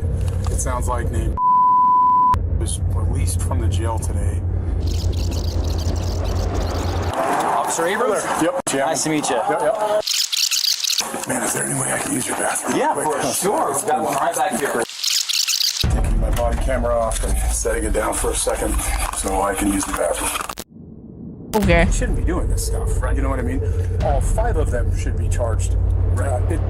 Basically what they're saying now is not only should we put Ben in jail for forever for trying to serve these court papers, we should put all 5 of his team members in jail for trying to take you guys to court. You guys don't deserve to go to court, and anyone that tries to take you to court, we're going to put them in jail indefinitely. They started threatening to kill some of the staff. And so they were just like, hey, if you don't, we're gonna kill you if you don't give this guy his money back and all this other stuff and like all these things. And so we're like, dude, like you guys have to go through the appropriate legal channels. Are This people guy has nothing to do with it. practicing- Other than he just gets off on The on band videos practice? Is that band and- practice in the and, background? Like if you look him up again, he goes by the name of and he films himself doing illegal things all the time, and then he gets his videos taken down. Oh, no, it's just the music. All sorts of research on him. That's what we're dealing with, is a guy who, like, honest to goodness, he's a sociopath. Okay. As we've done some additional, searches on him, he has Whack-ass it appears that BGM, a yeah. relative of his, because he's originally from Ohio, and then he moved to LA. Some relative of his with the same name, like based on what we can piece together, was like convicted of like child porn or child, sexual contact. Bro, some of these other what? types of things. So there's a very real chance that he may have been abused as a child, but that.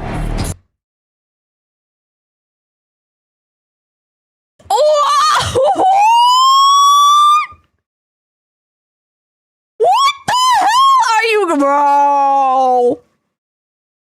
Bro. I don't know if he's just making shit up. But if you're making shit up, bro, oh my god. Oh my god, bro. Set him through a mental disorder, kind of whatever the case may be. Oh my He's god. clearly a sociopath. He does not care about the system. My whole family's pretty close, and I'm 99.999999999% sure that's not true. But if it is true, I would like to know who that is. So, because I would, that's probably important information for me if there is someone in my family that's like that. But just a really quick update. I think we found the guy that Ammon's talking about. Athens man is sentenced after Oh my he was God. found guilty of 110 felony counts for recording and distributing child pornography from his home. Benjamin Bro Googled the name Benjamin Schneider and was like, oh, well, here's a Benjamin Schneider. And he's a pedophile. Must be related to the Benjamin Schneider that's fucking coming after me for Legos. No 2 people ever share the same last name.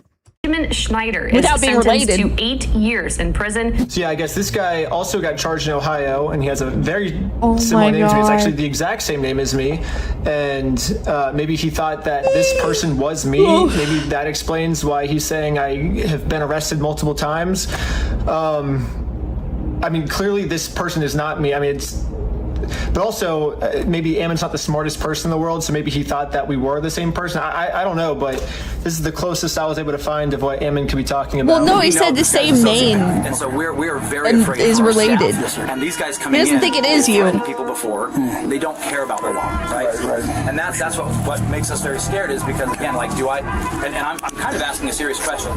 In your opinion, yeah, who else could have the last name Schneider? You know what? We gotta talk to this Benjamin Schneider guy, all right? This reckless Ben.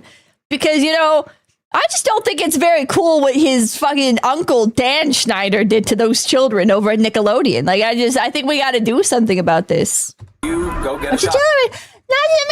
Thank you for the raid. Thank you. Welcome in. I hope you had a good stream. Hey, thank you. I hope that the inaction of the outside authorities is because they're gathering evidence. I can't stand corrupt cops. And bring it in the store. I don't know, man. Asking, like, so, I think they're just corrupt. The police officers, you think it's a good idea that we should have guns to defend ourselves next time Reckless Ben comes in, right? I think what he's trying to do is, because Josh Johnson said he was going to shoot us just for trying to serve him papers. Holy crap, dude. Wait, hold on. This is insane. So he's basically asking, hey, officers, do you think it's a good idea for me to have a gun, a shotgun, in case this guy comes around again? So he can get the okay from the police officer. Yeah. So he's like, hey, the officer said I can, insinuating that he can kill you. Well, the police officers the one that told me to do this. Like, I'm just within my rights. He was trying to kill me, and I'm just defending myself. Yeah, he's trying to come up with a reason to justify murdering us, I think, which this is actually insane. Yeah, it's a little scary, but in a situation like this where some people we feel like are in danger. I personally encourage people who are able to carry legally to carry. Okay, so that's basically all the footage after I got arrested of them freaking out, and I think that kind of explains why, because a few hours later we do the GoFundMe, Sheldon gets arrested just for promoting this GoFundMe, and then they send a whole SWAT team of police officers to my house to just arrest everyone. All this over so Legos, doing yeah. what I like to call the 3-year-old method, which is basically if a 3-year-old really wants something and they're not getting it, what do they usually do? Whine, cry, kick the back of the seat when they're in the car. Basically this. That's kind of what Ammon's doing. Like, Ammon at first isn't really getting what he wants. It's like, I mean, I guess he got me arrested, but then I get out of jail, and he's like, oh, shoot, if I just keep saying he's stalking us, they're not going to keep him in jail for I got to make up some story to put him back in jail. It's exactly what a 3-year-old would do, right? Oh, and then he says, God. we're going to murder him. He's like, we're threatening him, and he's not getting what he wants, so he just keeps, like, whining and crying. He's like, they're doing this! And we can't, threatening! Yeah, and we can't, honestly, we can't really get mad at Ammon for doing this because, I mean, we used to do the same thing also, right? Like literally everyone used to do this. But then we turned like 5 years old and we grew out of it. Yeah, like we turned 5 and then we realized that this was not the correct method to get what we want. Yeah, basically the person that sent me all this body cam footage asked if I could respond to what Ammon's saying. So I'm saying my official response to Ammon is goo goo gaga because I feel like that's the appropriate way to respond to someone who's acting like a baby. And send. So right after this phone call, they arrest Sheldon for just promoting our GoFundMe and sent a bunch of SWAT team members to like SWAT our house, which kind of makes that make more sense to me now based on what Ammon was saying. But anyways, let's fast forward a little bit. We posted the video, and this is I think 5 days after we posted the video now. Matt McNeff, Ammon's brother, calls the police. I don't really think he had a crime. He's just kind of like complaining about our video. Good morning. Good morning. No, for real. Let me see. We'll be an EP. I am getting EP. My brother and I have a franchise called Bricks and Minifigs that we run. He was filming and making this pseudo journalistic documentary that he, that's what he's claiming it is. Yeah. He released that documentary on Friday, and our lives have been nothing but hell since then. Once this YouTuber released this video, our franchisees are getting targeted harassment, review bombs. They are destroying people's lives and making it has been a nightmare. He's not even reporting a crime to the police. He's just like complaining about how much he dislikes the video. Aren't you supposed to call the cops when there's an emergency? The cops basically just being the dude's therapist at this point. Oh, yeah. Okay. It's been rough. He's trying to say that the American Port Police, our company, and the LDS Church are all colluding now in protecting our franchisee, and it's one big giant conspiracy. I mean, it's insanity.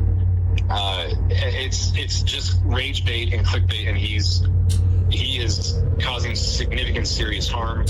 This has got to slow down. What, remind me, do you know the title of the video on YouTube? I'd like to include that link on the report. The YouTube creator is his.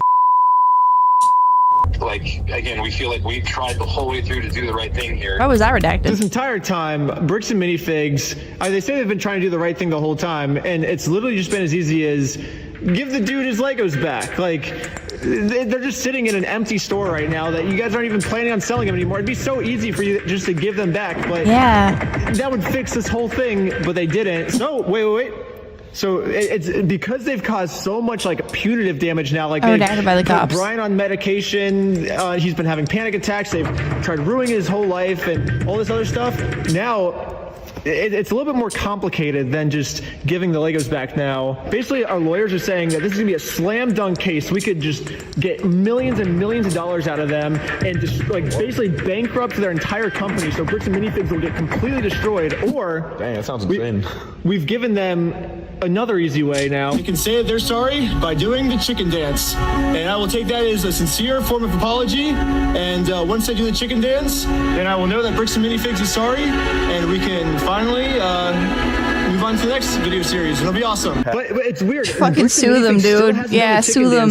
Which sue to me them. makes me feel like they think doing the chicken dance will cause them like hundreds of millions of dollars worth of damage. They're that scared of doing the chicken dance. They think that by them doing the chicken dance, it's probably, I don't know, but they think that's a worse decision than destroying their $100 million company and all of the innocent franchises that have nothing to do with this. They think it's worth destroying all their franchises just so they don't have to do the chicken dance. Time is running out, and they have 1 week left as of me posting this video right now, and then there's going to be a third thing. So right now, it's just give the Legos back and do the chicken dance. But if they wait 1 more week, then they're going to have to do 3 things. Whatever this street is, it's the street Joshua Johnson lives on. They will have to rename this street Reckless Ben Street. That way, every time Josh drives home, he's going to have to see, oh, I live on Reckless Ben Street now. This sucks, you know? Yeah, just as they're stacking the charges to throw us in jail forever, we're stacking the list of demands before they can get out of this mess. Sounds good. I don't think he's allowed to change the street name. Stacking them until their whole company's destroyed. Yeah, stack it week after week, month after month, year after year. Yeah, and even infinity after infinity. We're going to keep going. We're going to keep stacking those lists of demands all the way up. Why are they in a hotel convention center room? What the fuck? Anyways, subscribe to Patreon. You'll get to see lots of behind the scenes. Like, okay, well, that was an interesting almost 9 hours. I'm gonna go take a nap now. I think my brain, I think my brain is what happened in my brain. It's almost 3 a.m.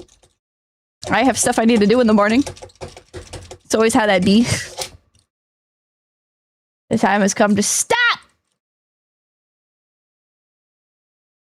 I'm tired of hearing about this now. There's even more videos, not from Ben, but there's like the civil rights lawyer, but that's another hour. That's another fucking hour. And then there's an update, and now, oh wait, no, sneaking into Epstein's temple. Wait, no, okay, that's a different one. Okay. But yeah, there is another one. 2.5 hours. I'm not fucking, I can't do it anymore. I can't do it anymore, bro. I'm good. My final conclusion. I don't like anybody. I don't like anybody involved in this. But I mean, thank you. I came into stream at just the right time, it seems. Hello. Can I be honest? I don't like anybody. No stream today, right? I think I have a stream today. Background noise, thank you. That was fun. Glad I waited to watch this with you. Hell yeah. Yeah, in the end, everybody loses. And the only victim is the guy that fucking is getting ripped off by Bricks and Minifigs. Have a watch along? Okay, yeah. Fucking 9-hour watch along stream and do another watch along. I am truly the master of planning. Rivian Azure, thank you. Good night, morning Oshi. Gary, thank you for coming, BB. Great stream, Pips. Thank you. Changma, thank you. Thanks, Pips. Sleep will be short. Oh, I'm sorry. Big trouble, thank you. Ben annoyed me. He needs to go to jail too. Yeah, they just send him all to jail. Johnny, thank you for 5 PPs. Thank you, thank you, thank you. I think Ben's got like the exact sort of like the kind of personality that just conflicts with mine too heavily. Brendan, thank you. It's also believed they killed the bird, by the way. What? What the fuck? The bird that the previous owners had in the store? Why would the previous owners even leave it in the store? Or are you saying the previous owners killed the bird?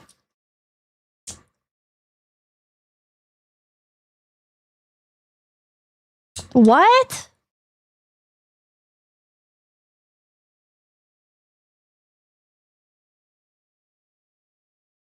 I don't know. I'm not gonna...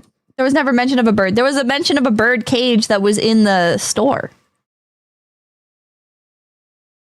That's awful. Hopefully not true. I'm gonna say that that's probably not true. I'm going to say...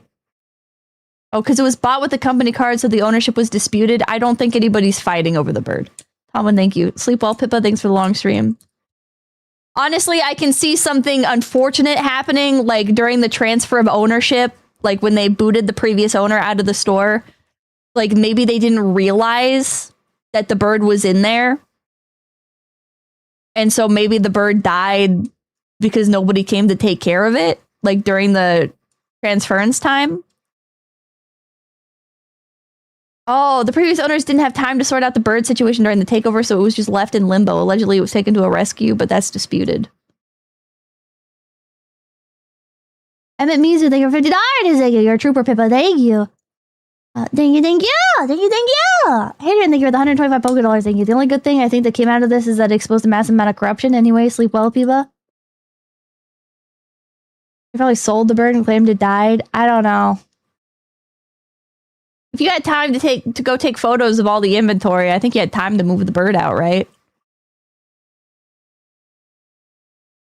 Brandon Best said he gave the bird to the no-kill shelter in Salem, but no Salem Humane Society said they got one. People called and asked them. Well, there is no bird rescue in Salem.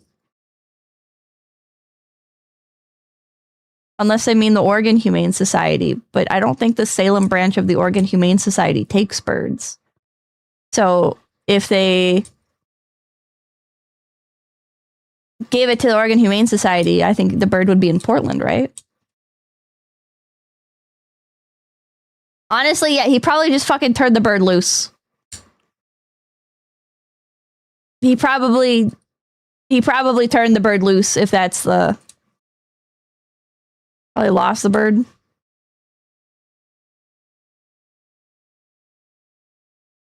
The bird ran off with the $200,000. Yeah, that makes sense. You check the spreadsheet on the bird.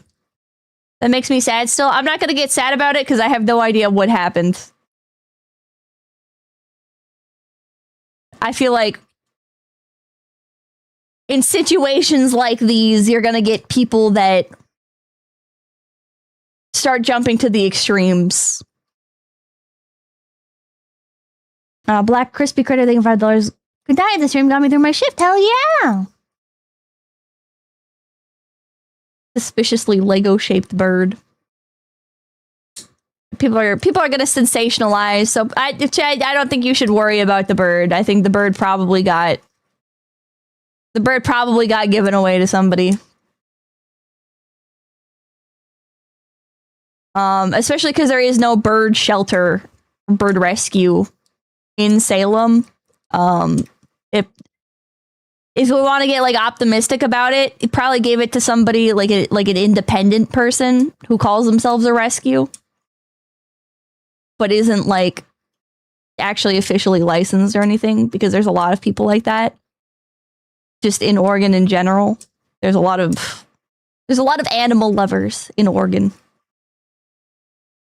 Back when I was thinking about 5K people watched between YouTube and Twitch. Jesus. Yeah. But anyways, thank you guys so much for stopping by. My name's Pippa, and I'm gonna go take a nap. Thank you so much for stopping by. Wait, my name's Pippa, and I'll see you later today. Oh, too cringe! The level's away till day! The level's away till day! The level's away till day! Maybe you just know about all the shelters within a 100-mile radius. No. No.